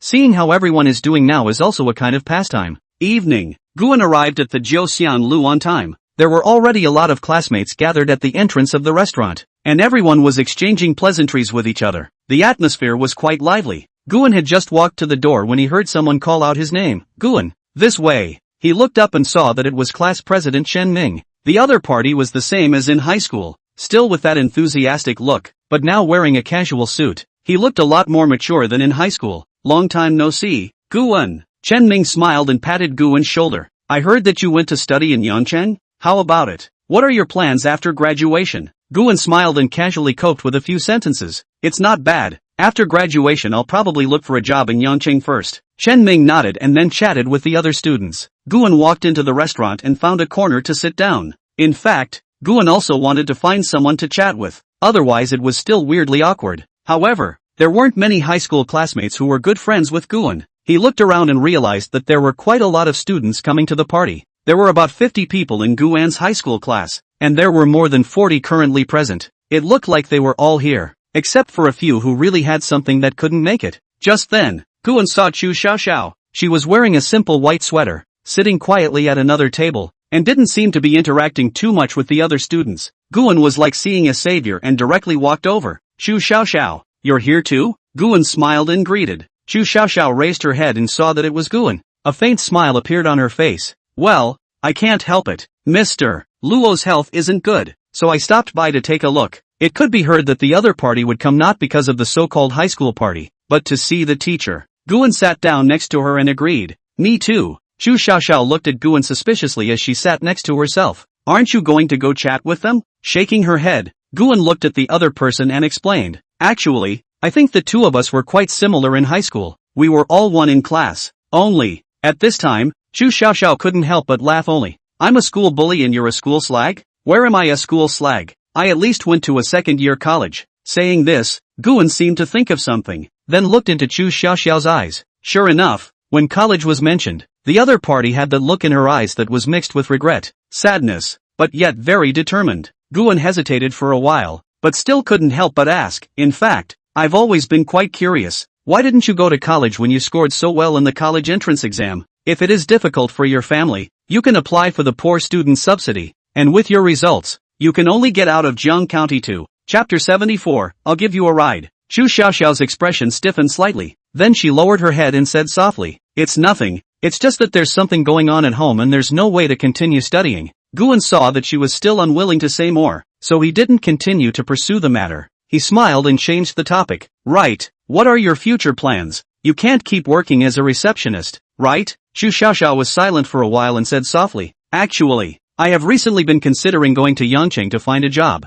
The salary there is higher than this side. Guan nodded. Indeed, there are more development opportunities in Yangcheng, but high income also means high consumption. As the two of them chatted, the people at this party had basically all arrived, and the protagonist of this party was none other than Guan's high school class teacher, Luo Haichao. Seeing this, the people present went up to ask about their health. Mr. Luo, Guan said as he walked forward. Upon hearing this, Luo Haichao also looked at Guan, but he didn't recognize Guan after looking at him for a while. You are? Has teacher forgotten me? I'm Guan, Guan said as he took a step forward and half squatted. After hearing Guan's name, Luo Haichao also recognized it. Ha ha, so it's Guan. Teacher's eyes are blurry with age. I can't believe I didn't recognize you at once. It's fine, teacher. I heard that you're not in good health. Luo Haichao smiled and waved his hand. It's all old problems, not a big deal. Saying that, his afterglow swept to Xu Xiaoxiao behind him. At the first sight of the other party, Luo Haichao was a bit excited.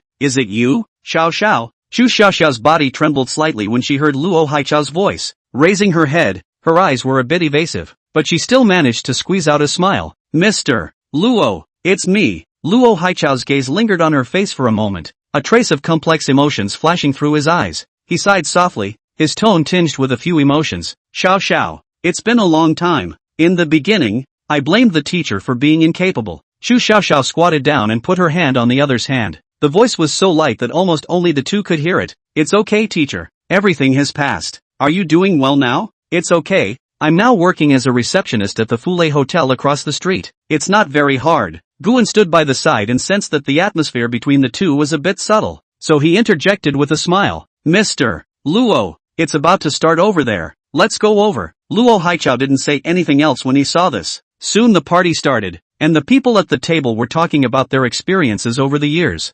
Nowadays, all the people present were also graduating this year, and there was also a part of them that had entered society early. The post-high school reunion was actually quite boring, just a reunion to share their college experiences, or complain about this and that. The time of the party ended very quickly. Luo Haichao also left the party early to go back, and before he left, he met eyes with Guan next to Xu Xiaoxiao. After a look, Guan saw this and stood up. Mr. Luo, I'll see you off. He went forward to help each other, and the two of them walked out of the box as one old man and one young man. Guan, I remember you. Xiaoxiao didn't seem to have much contact before, right? How come it looks like you two are very familiar with each other? Hearing the other party's inquiry, Guan was a bit puzzled. After all, they were both high school classmates. Wasn't it normal to chat? For a while, Guan didn't know what to say back to the other party. At this time, Luo Haichao then spoke. Xiaoxiao is pretty and has a good personality, so I can understand wanting to chase after Xiaoxiao. However, before you chase after Xiaoxiao, I hope you can understand her family. If you truly like her,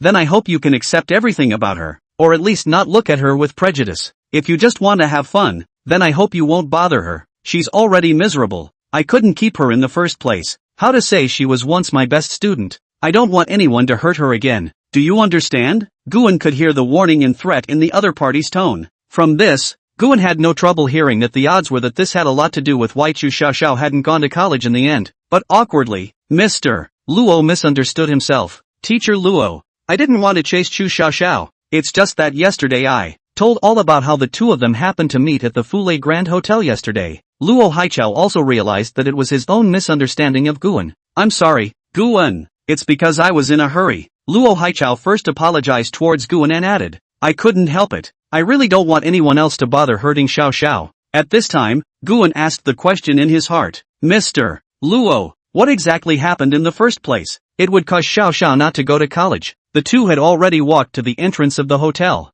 In front of the hotel, Luo Haichao had endless guilt in his eyes. About Xiaoxiao's matter, I have no way to tell you. After all, that's Xiaoxiao's matter. It's not good for me to say. After stopping a cab, Luo Haichao got in. Guan Xiaoxiao actually doesn't have many friends in Jiang County. Throughout high school she pretty much smothered her entire being into books. In the end, she didn't get what she wanted to go to college. Nowadays, I'm afraid that the only person that Xiaoxiao currently counts as a friend is you. If it's possible, I'd like to ask you to help Xiaoxiao out in the future. teacher thanks you here now. Hastily waving his hand, Guan said, teacher, you're overstating it. Helping my classmates and being helpful is what I'm supposed to do. After sending Luo Haichao away, Guan returned to the box. At this time, the crowd had already had enough to eat and drink, and with Luo Haichao's departure, everyone present was also ready to leave. At this moment, Chen Ming stood out and said, classmates, it's not easy to come out once. Don't be in a hurry to go back. I've booked a KTV. Let's go sing in the second half. As soon as this proposal came out, the people present were all a bit moved. The people present were all just young people in their early 20s.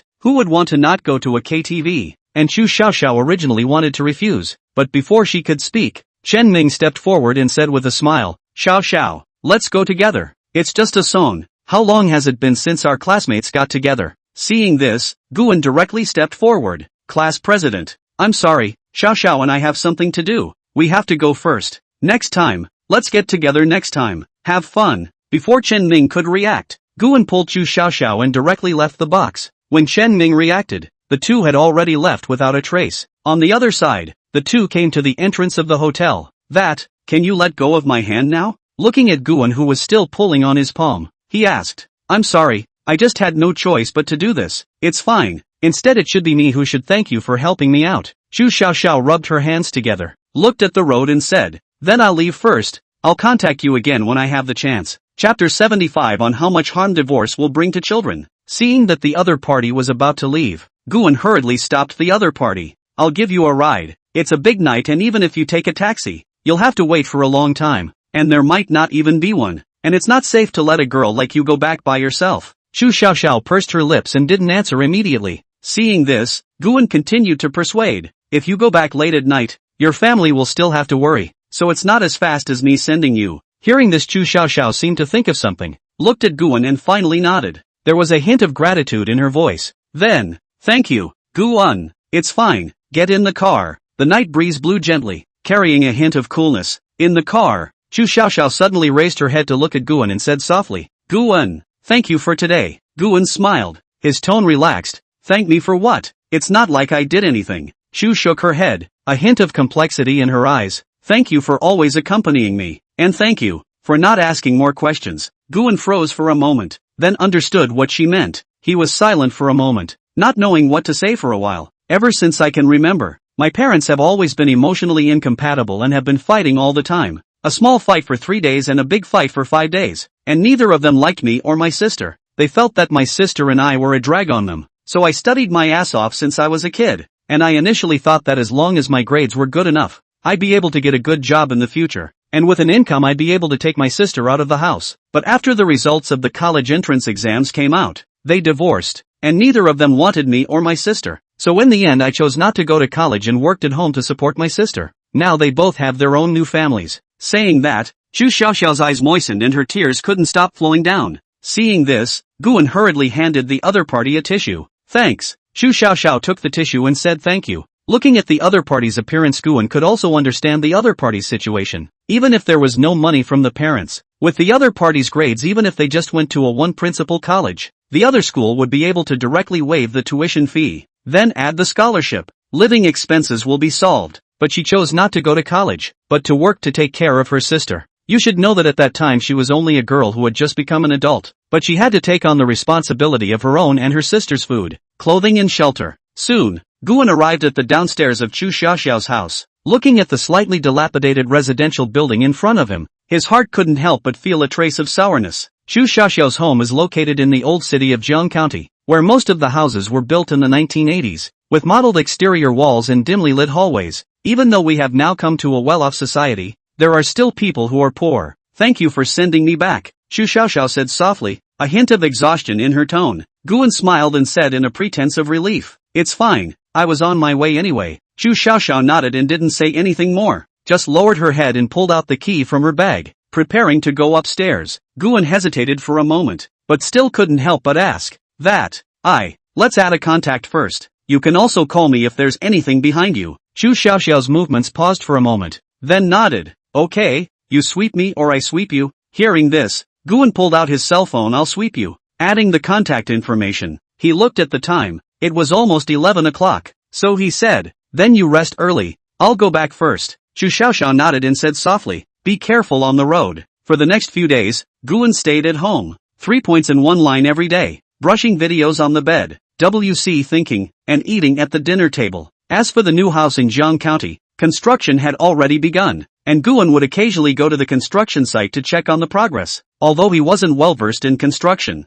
as the boss, it was still necessary to go and take a look. On this day, Guan drove his Maybach to Xingzhou town next to Jiang County. Bai Shiyu's home was here, and she was already waiting for Guan in front of the mall. Guan saw Bai Shiyu pulling her suitcase from afar and running towards him in a hurry. Her expression was a bit anxious, as if something bad had happened. 7. What's wrong? Guan got out of the car and asked while helping Bai Shiyu load her luggage. Bai Shiyu gasped and shook her head. Get in the car. My mom is nearby. The two loaded their luggage and got in the car. Bai Shiyu looked left and right, looking behind her through the rearview mirror from time to time. No, your mom will eat you, yes? Is it that scary?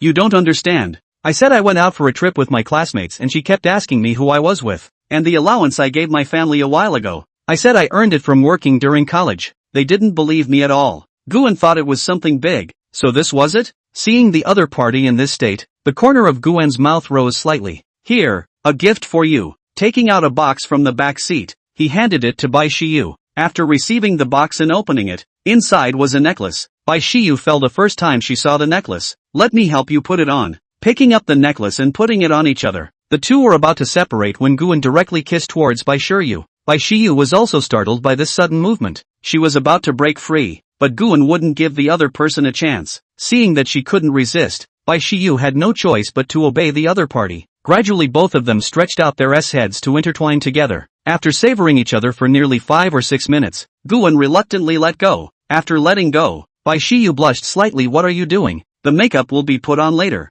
Taking out a mirror, she carefully checked the makeup on her face. You're so pretty. It's the same with or without makeup, Guan said as he started the engine and drove towards the highway intersection. You don't understand. Women like makeup just like men like games. And don't you like the way I look with makeup? Saying that, Bai Shiyu made a cute gesture towards Guan. What Bai Shiyu had put on was just a light makeup, and the cute look was very elegant and white and quiet. Okay, you're the prettiest. The car came to the highway intersection. Looking at Guan in the car ready to get on the highway, Bai Shiyu said with some sorrow, we just go to travel without calling Qingqing really good? For a moment, Guan laughed in exasperation at the other's words. If Qingqing follows, how else are we going to have a two-person world? Of course, if you guys are sisters, it's not like I can't go back and pick her up together. Guan said and gave the other party a meaningful smile. Instantly, Bai Shiyu scrunched her neck. She didn't know why she unconsciously cowered a little whenever she saw Guan with this expression. The place the two were going to travel to this time was the Sichuan province next door. Chapter 76 Lies don't hurt people. The truth is the fast knife. To talk about Chuan province, it was a good place. Chuan province is a tourist destination in China, with rich natural landscapes and human history. If you want to ask which is the best domestic tourist, choose Amei Mountain in Sichuan province. Guan and Bai Shiyu finally arrived at Yushan City in Sichuan province after a full day's drive. As night fell, the city's lights shone brightly, reflecting on the two men's faces and making them look especially cozy. Guan parked the car in front of Yushan International Hotel, a 3-star hotel in Yushan City. The hotel's doorman immediately came forward, respectfully opening the car door for them and receiving their luggage. Welcome to the Moon Mountain International Hotel. May I ask if the two of you have a reservation? The front desk lady asked with a smile. Guan nodded and handed over his ID card. Booked a deluxe suite. The receptionist quickly went through the check-in procedures and handed the room card to Guan. I wish you two a pleasant stay. The two took the elevator to the luxury suite on the top floor. The room was spacious and bright, and outside the floor-to-ceiling windows was the night view of the city of Yushan, which was brilliantly illuminated and beautiful. Bai Shiyu walked to the window, took a deep breath, and sighed. The night view here is so beautiful. It feels so much better than Ning cities. Guan gently hugged her from behind and whispered, no matter how beautiful the night view is, it's not as beautiful as you. Bai Shiyu blushed and gently pushed him. Don't be poor. Guan laughed and let go, walking over to the sofa and sitting down. You've been tired all day today. Take an early rest. You still have to go to Amei Mountain to climb tomorrow. Bai Shiyu nodded and walked over to the bed and sat down, rubbing her somewhat sore legs. Yes, we still have to climb the mountain tomorrow, so we need to get a good rest tonight. Guan looked at her, a hint of cunning flashing in his eyes. Why don't I help you with a massage? Bai Shiyu immediately looked at him warily. What do you want? Guan spread his hands and looked innocent. I just want to help you relax. Don't think too much. Bai Shiyu hesitated for a moment and finally nodded. Then, okay, Guan walked to her side and gently massaged her legs. His technique was skillful and his force was moderate. Bai Shiyu quickly relaxed and closed her eyes comfortably. Brother Guan, you have a good technique, Bai Shiyu said softly. Guan smiled. I've learned a bit before. Bai Shiyu didn't say anything else, enjoying the moment of tranquility. However, Guan's hand gradually became restless and began to move upwards. Bai Shiyu snapped her eyes open and grabbed his hand, saying in a petulant voice, "What are you doing?" Guan looked innocent. "I just want to help you relax your shoulders." Bai Shiyu glared at him. "Come on, don't think I don't know what you're up to." Guan sighed and withdrew his hand. "It's been so long since I've seen you. It's wrong to give you a massage." Bai Shiyu blushed and whispered, "I really can't tonight. If you really want it tonight, how am I going to climb the mountain tomorrow?" Guan also understood the other party's meaning, and just now it was just a deliberate act. After all, if he himself wanted it ironically, although the other party wouldn't reject it, it would be basically impossible to go climbing or anything else in the following days. Got it. Wash up. After the two of them washed up, the two of them laid down on the bed. Although Guan was a little itchy, he eventually held back when he saw Bai Shiyu's tired appearance.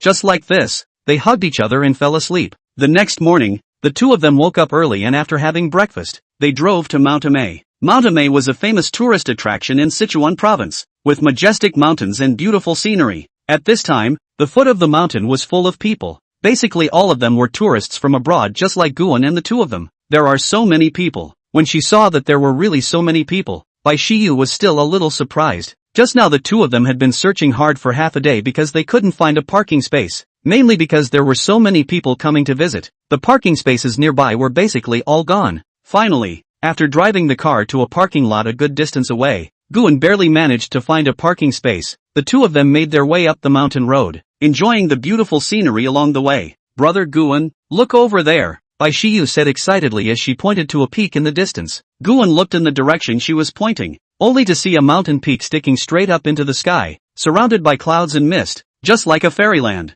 It's so beautiful. Bai Shiyu sighed. It's indeed quite beautiful. Guan's voice sounded beside Bai Shiyu's ears. Bai Shiyu followed the voice and looked over, and the two of them locked eyes. But soon Bai Shiyu turned her head away. She was afraid that if she looked any further Guan would directly kiss her. Don't doubt it. Guan really dared. The two of them walked along like this and took a lot of pictures. Although Bai Shiyu was a bit tired, her mood was extraordinarily pleasant. Brother Guan, can we come back next time? Bai Shiyu leaned on Guan's shoulder and said softly. Guan nodded. Of course it's good. As long as you like. You can come whenever you want. Bai Shiyu smiled and pulled Guan's hand to continue going to the photo shoot. In the next few days, the two went to some other famous spots in the nearby cities. Everywhere they went, the two would excitedly take pictures while Guan silently stayed by her side. Enjoying this rare world of two, the two came to the capital city of Sichuan province on this day. The two planned to see Dujianjian tonight, having heard that this was the only time its true scenery could be seen at night. When the two arrived at Dujianjian,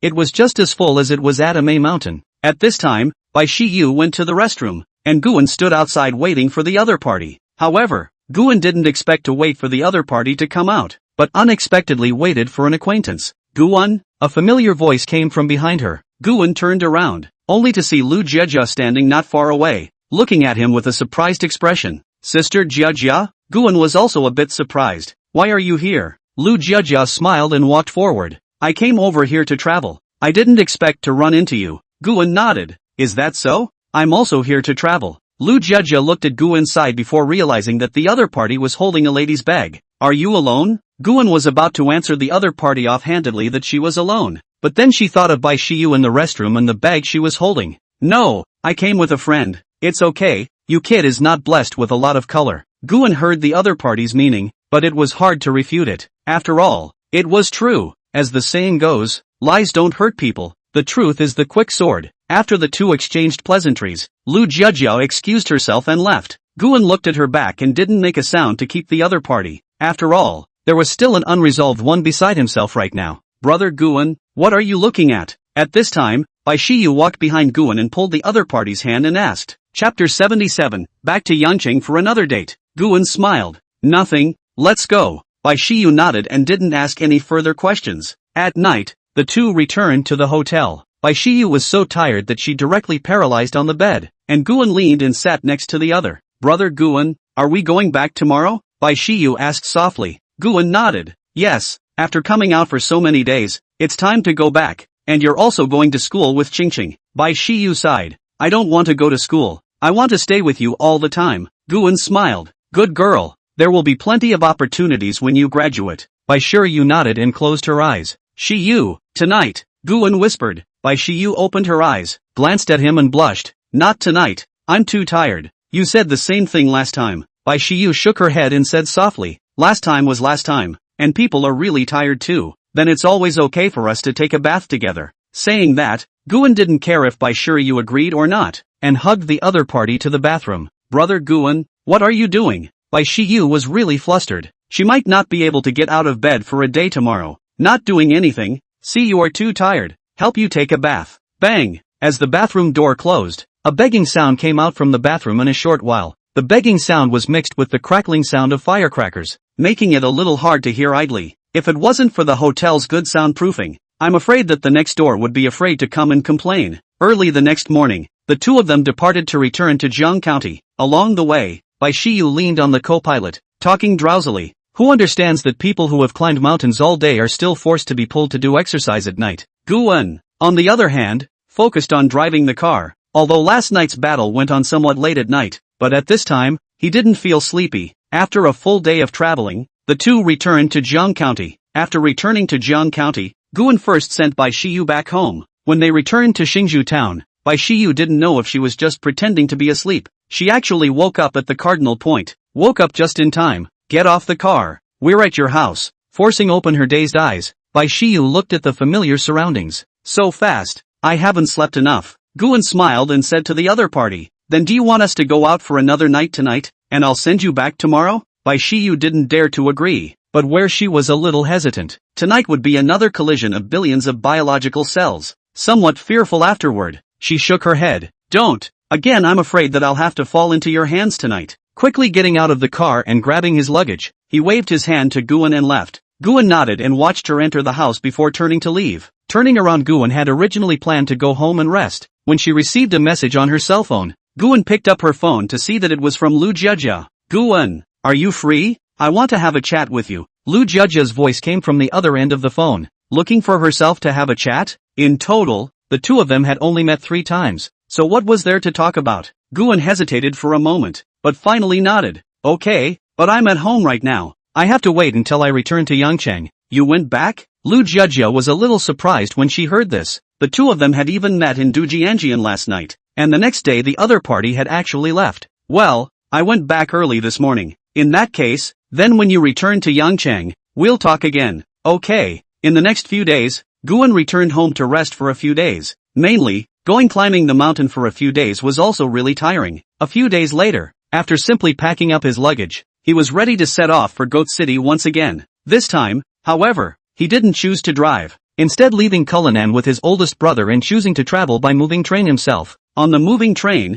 Guan leaned back in his seat and rested his eyes. I'm afraid no one would be able to tell that such a young man would actually be an invisible tycoon worth trillions of dollars. When he arrived in Yangcheng, Guan had just stepped out of the station when he saw his assistant, Zhu Jior, who had come to pick him up. Zhu Jior was dressed in a competent professional outfit, holding a folder in her hand, and immediately greeted Guan when she saw him. Mr. Gu, the car is ready. Shall we go to the company now? Guan nodded and followed Zhu Jior into the car. The car slowly pulled out of the station and drove in the direction of downtown Yangcheng. Guan leaned back in her seat, her eyes looking through the car window at the bustling city. A busy city couldn't get tired of driving, and a backward village was annoying after just 2 days. Guan often brushes on the internet. Whoever says I prefer quiet fields to busy cities. If you really let you go to plant a field for 2 days, you will be honest. The car quickly stopped in front of a towering office building in the city center. Guan got out of the car, looked up and glanced at the building, only to see that the top of the building is clearly hung with the words Star Ocean International Investment Company. Magnificent. Zhu Jior walked to his side and said softly, Mr. Gu, Mr. Lin and the others are already waiting for you in the conference room. Guan nodded, and felt some emotion in his heart. A few months ago, he was just an ordinary young man, but now he already had such a huge business empire, though it was all thanks to the choices he made when he swiped that video. As the saying goes, it's better to believe in something than nothing. Like that kind of video may have a real, and you just happen to be too lazy to click and therefore miss. The two walked into the building and took the elevator straight to the conference room on the top floor. the moment the elevator doors opened, Guan saw that the conference room was already filled with people. These people were the top management of Star Ocean International, and Guan had seen these people at last year's year-end presentation. Each of them was almost the top domestic talent in this industry, and these talents could only work for themselves. Don't look at them all as management. So what if they were management? At best they were just a high-level laborer. Ever since Guan became rich, Guan sort of understood. Everything in this society was circular.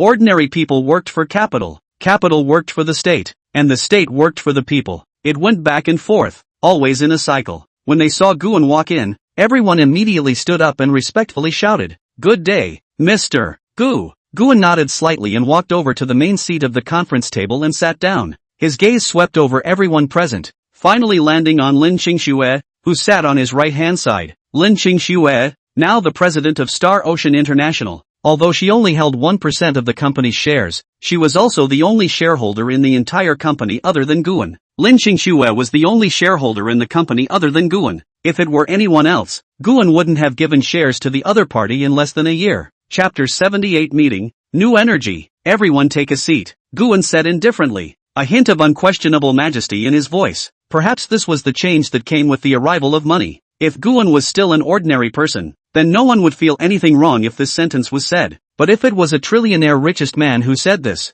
it would carry a lot of weight. Everyone sat down, and the conference room fell silent. Guan glanced at Lin Qingxue beside her, signaling that she could start the meeting. Lin Qingxue nodded and opened the folder in her hand, beginning to report on the company's current operations. Today's meeting is mainly focused on the main future investment segments after us. I don't know how everyone's collected information during this period of time. Those who have ideas can come up and present them. As soon as Lin Qingxue's words were finished, quite a few people came up to show off industry projects that might explode in the future. Of course Guan was only in charge of spectating this time. After all, Guan didn't really know much about this either. The people who really knew about this as well as the people they trusted were right next to them. Guan only needed to quietly listen to these people report to themselves. But these people's projects didn't seem to interest Lin Qingxue too much. At this moment, a middle-aged man walked up. Mr. Gu, Mr. Lin, Star Ocean International's current main business is focused on three main sectors: real estate, financial investment and technology research and development.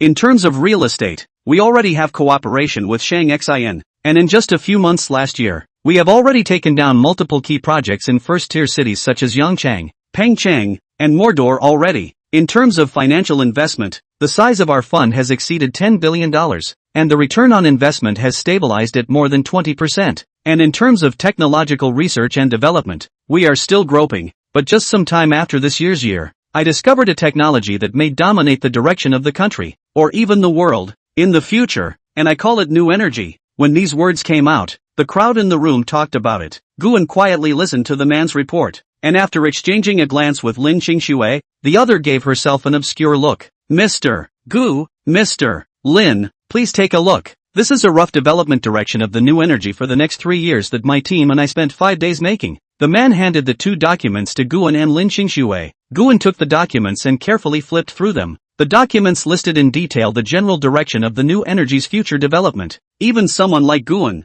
who didn't know much about the industry, could understand what the other party was trying to convey after seeing one of the simple and clear briefs. In the early stage, new energy is used to make cars, such as electric cars. Later, when the technology goes up, naturally, new energy can be used to contact other projects. The man saw that the time has come, and instructed his men to take out the documents that have long been prepared in front of the executives present. Almost immediately, everyone present was looking at the information. Soon after Guan finished reading it, he nodded, then placed the document on the table and swept his gaze over everyone present. His gaze then landed on the middle-aged man and asked, "What's your name?" Hearing Guan ask for his name, the man was a bit excited and said, "Mr. Gu, my name is Deng Jiuzhou." Seeing this, Guan first nodded affirmatively, signaling that he knew the other party's name. Immediately after that, he looked at Lin Qingxue. "General Manager Lin, I wonder what you think of this new energy." Manager Deng did a good job with this information, and from it, it's not hard to see the general direction of the new energy's future development.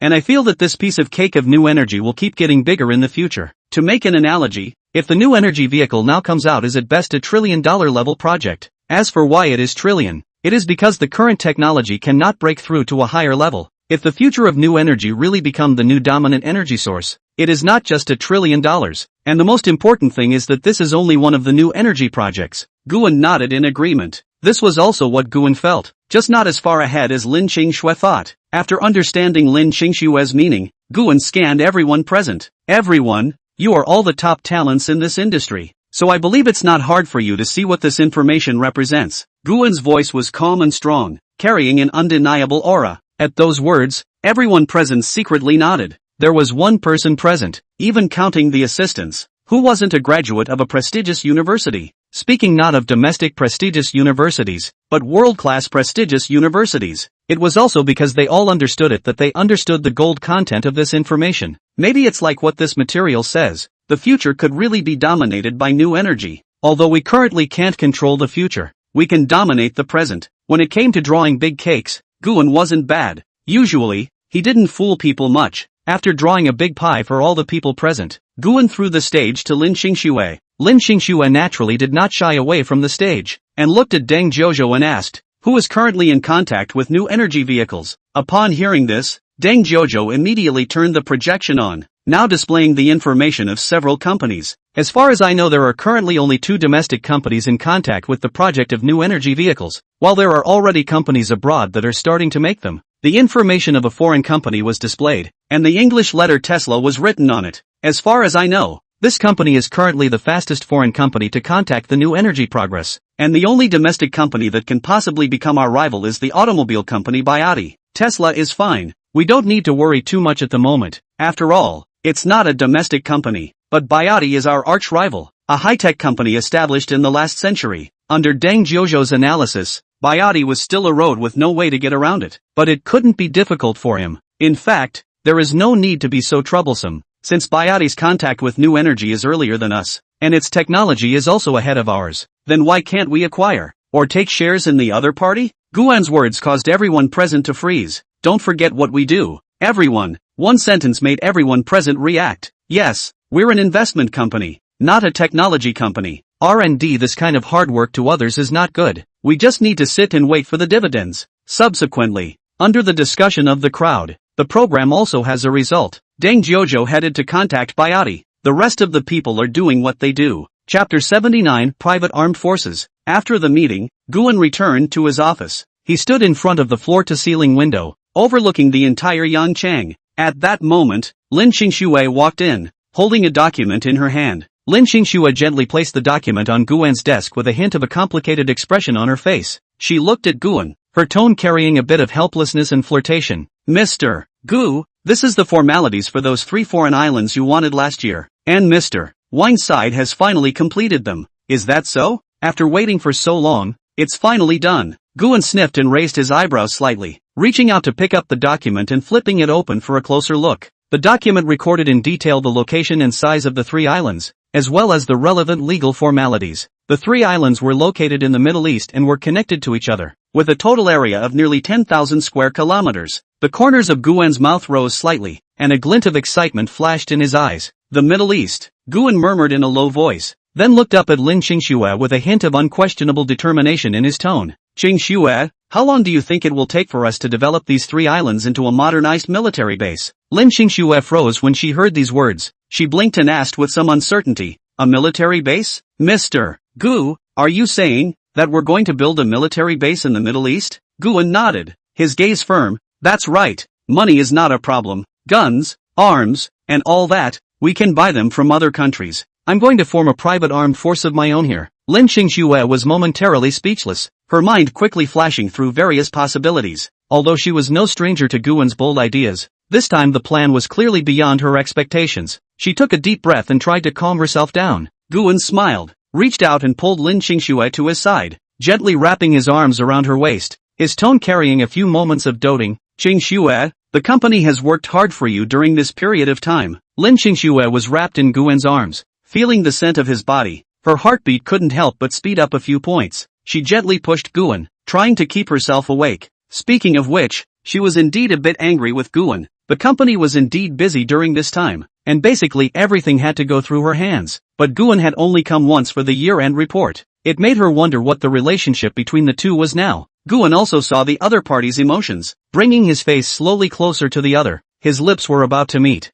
Seeing this, Lin Qingxue hurriedly closed her eyes. She was a little flustered for a moment at Guan's stance. After all, it was also her first time. No, I should say it was the second time, although the first time was also Guan. But after waiting for a long time, Lin Qingxue didn't feel Guan's movements. Opening her eyes, she realized that the other party's mouth corners were up at that moment, as if the prank had been successful. It turned out that Guan hadn't kissed down just now. Seeing that Guan was still laughing, Lin Qingxue pinched Guan's arm. Pain instantly spread all over Guan's body, and he hurriedly begged for mercy. Wrong, wrong, hiss, lighter, lighter. Hearing Guan beg for mercy, Lin Qingxue quickly loosened her hand. Standing up, Lin Qingxue took out her cell phone and said, "This matter, I think we still need the opinion of a professional. Jane Tan may know more about this." Picking up her cell phone, she dialed Jane Tan's number. The phone was quickly picked up, and on the other end of the line, Jane Tan's voice was still calm and strong. "Mr. Lin, what's the matter?"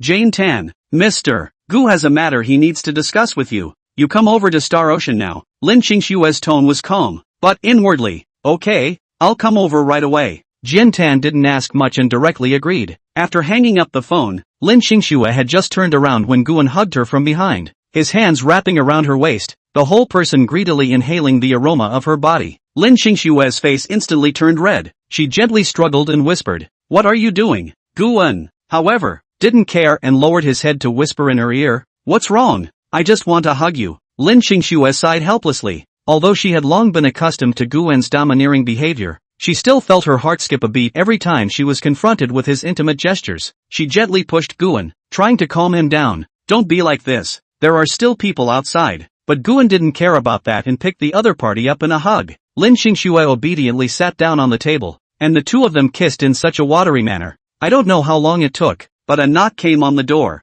Frightened, Lin Qingxue hurriedly pushed Guan away. Seeing the other party's panicked look, Guan laughed and let go of Lin Qingxue, turning around to sit back in the chair with a few teasing glances. I didn't think that the thunderous general manager Lin would also have times when she's scared. Ignoring Guan's words, Lin Qingxue quickly straightened out her clothes, confirming that there was nothing wrong with them before glancing at Guan with a grudging look. With that, Guan said faintly towards the door, "Come in." Jin Tan pushed his way in and saw that Guan and Lin Qingxue were both there and nodded slightly. "Mr. Gu, Mr. Lin." Guan gestured for him to sit down, then said bluntly, "Jane Tan, I have a plan that I need your opinion on." Jane Tan sat up straight and looked at Guan with a focused gaze. "Please speak, Mr. Gu." Guan handed the document in his hand to Jane Tan with a few moments of excitement in his tone. "These are 3 islands located in the Middle East. I intend to develop them into a modern military base and form a private armed force. Do you think this plan is feasible?" Jane Tan took the document and carefully flipped through it, his brows slightly furrowed.